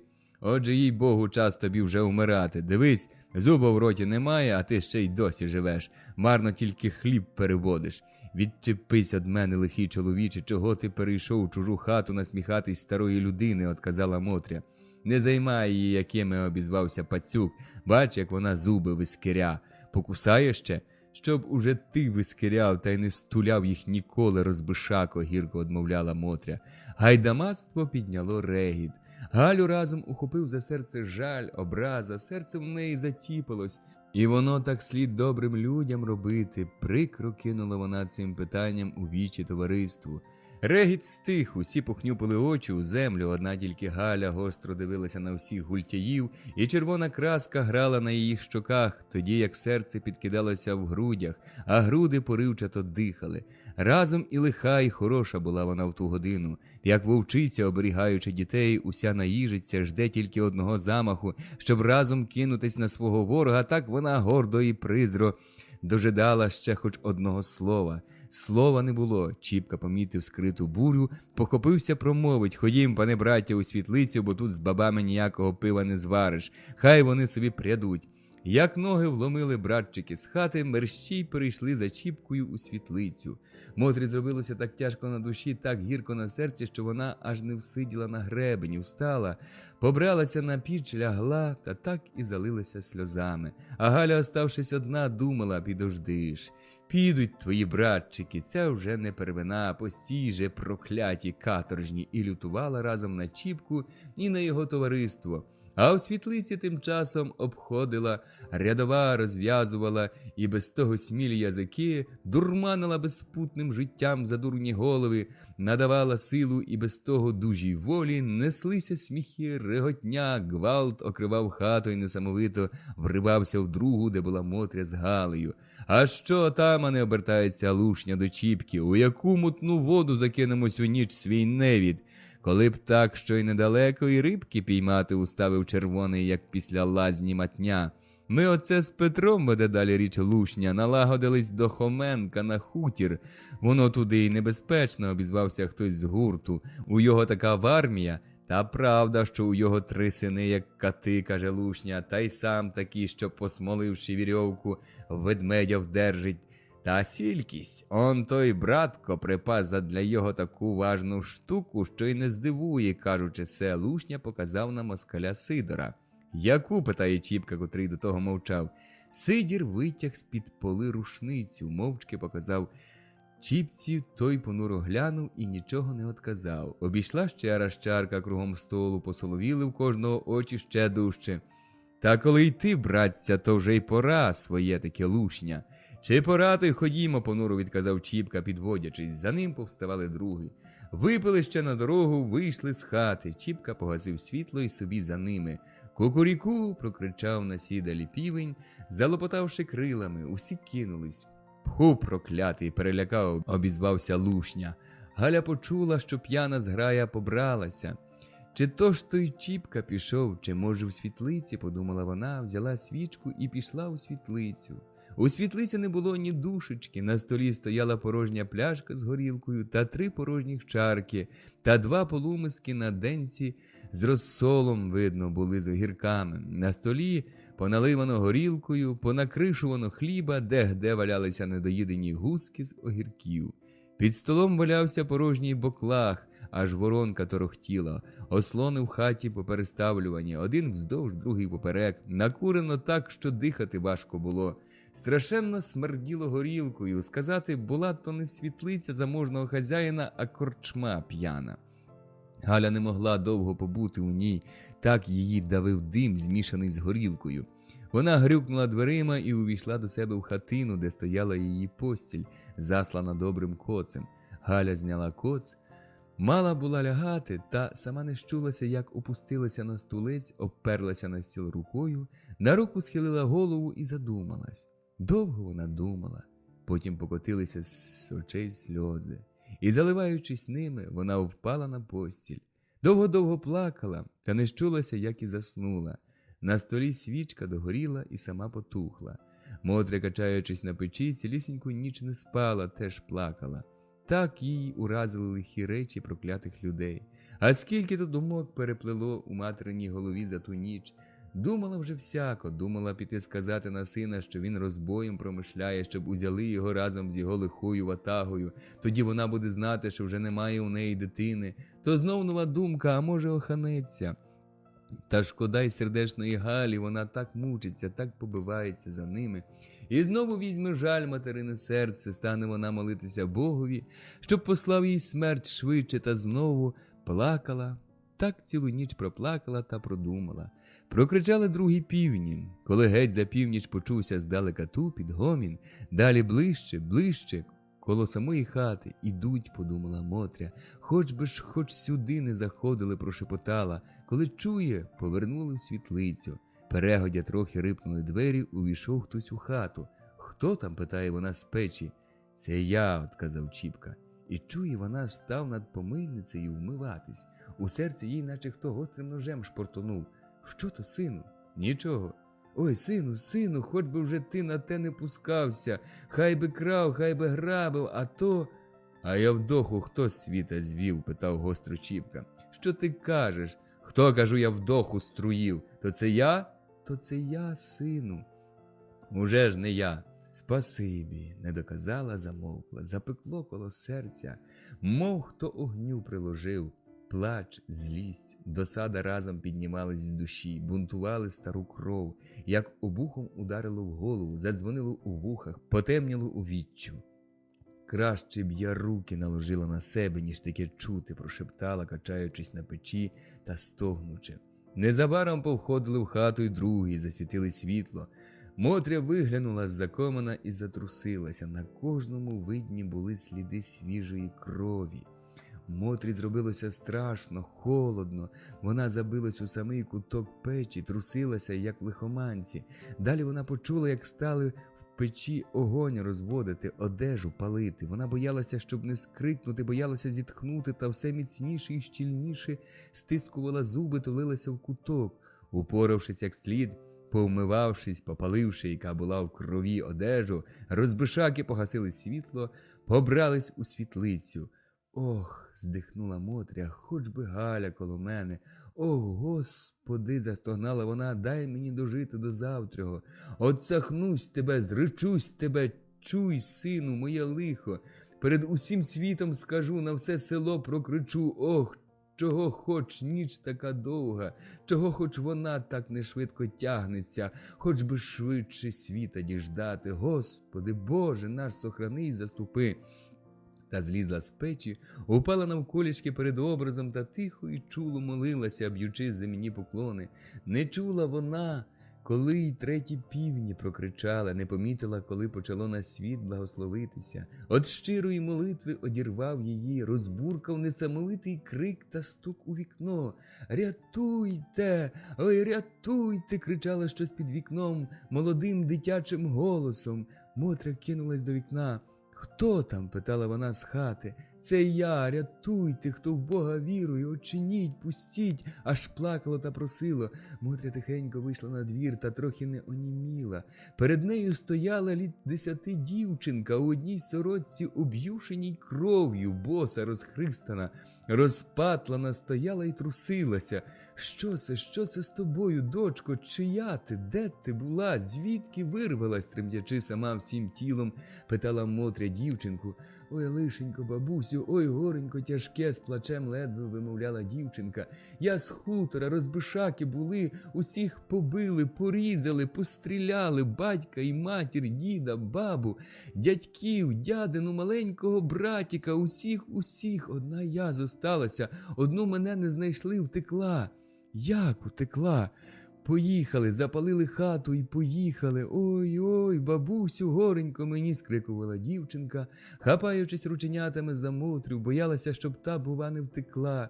Цить, цить, моя дитино, зацитькувала Мотря, я знаю, хто ті розбишаки. Мовчи, то мій син клятий, цить, а то як почує, не животіти тоді тобі, ні мені. Дівчинка перехилилася до Мотрі та тихо схлипувала. Мотря увела її в хату. Ходімо, у волость ходімо, шепче вона, а сама чує, що голова в неї кружиться, очі страшно горять, ноги трусяться, от-от упаде. Ходімо, дочко, поки сплять. Я змерзла, бабусю, холодно, шепче дівчинка, тулячись до Мотрі. На, хоч мої старі чоботи взуй, он платок, юбка, швидше. Похапки назула вона на дівчинку старі закодублі чоботи, накинула юбку, платок, на свої старі плечі натягла кожушанку і вийшли удвох тихо з хати. Червоне зарево ударило їм прямо в вічі. Дівчинка схопилась за Мотрю, вона боялась тієї пожежі, що горіла їх хата. Хутко вони обидві повернулися спинами до широкої полоси огняного світу, що піднімався високо вгору, наче хотів запалити хмару, та й потягли підтюпцем на другий край села. Червоний півень просвічував їм шлях своїми кривавими очима, а навкруги собаки валували. Незабаром прибігли волосні, назбиралось народу повнісінький двір, обступили кругом хату, ні одної душі не випустили, усіх побрали, пов'язали, піднявся крик, гвалт. Від крику прокинулась Галя. Швиденько накинула вона на себе юбку, вийшла з своєї хатини. Як глянула вона на Чіпку, що скрученими назад руками стояв і понуро у землю дивився, як угляділа об'юшену кров'ю дівчинку. Так оце та правда, оце вона, скрикнула не своїм голосом і несамовито залилась божевільним сміхом. Тіло в неї тряслося, очі помутилися, а вона ними якось чудно водила. На губах встала кривава піна, а вона все сміялася. Чутка про все те, як грім, розкотилася на всі кінці, рознеслася на всі боки. В одну мить охопило все село, збіглися люди, як на пожежу дивитись, а вертаючись додому від страху Богу молилися. Чула, як божевільний, вскочивши в хату, скрикнув Грицько. Христя глянула на його та й пополотніла. Що там, пожежа? Чіпка людей порізав, усю Хоменкову сім'ю виполонив. Ой, якось чудно загула Христя, очі в неї розкрилися. Боязко й страшно повела вона ними по хаті. Уже погнали у город, в тюрму, каже Грицько.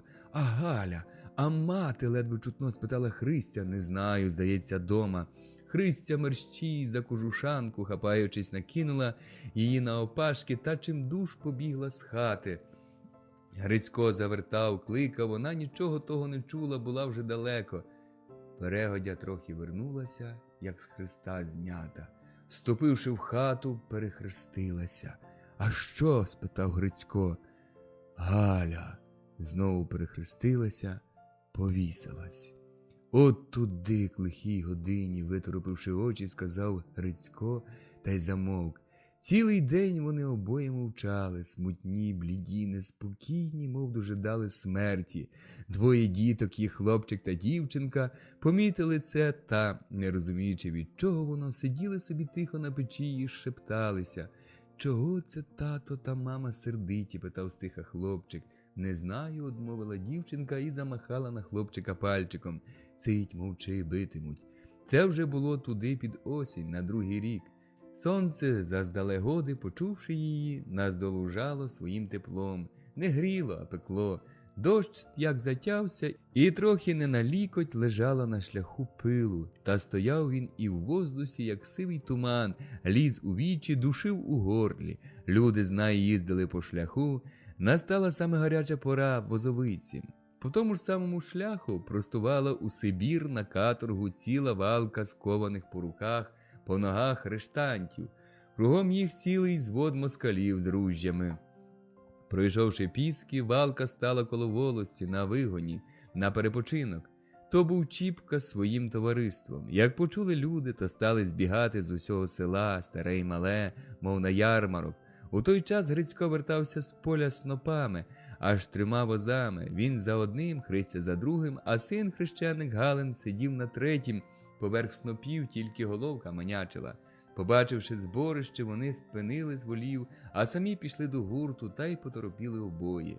Нешвидко вже Грицько опам'ятався, підступив ближче. «Що це, брате Чіпко?» – журливо з самого глибу серця обернувся до його Грицько. У тому запитанні у його голосі не було ні докору, ні помсти, а вчувся тяжкий жаль. Шкода пропащого брата. Чіпка скоса зиркнув, здвигнув густі брови та й одвернувся. Грицько стояв, як пришеблений, дивився мовчки. Незабаром старший москаль, що вів етап, скомандував у дорогу. Арештанти стали підводитись, забрящали важкими цепами. Почалося прощання, обнімання, почувся плач, голосіння. Плакали люди, обнімали своїх безталанних братів, подавали їм на прощання, кожен по своїй спроможності. Той шага, той копійку, а хто й гривню.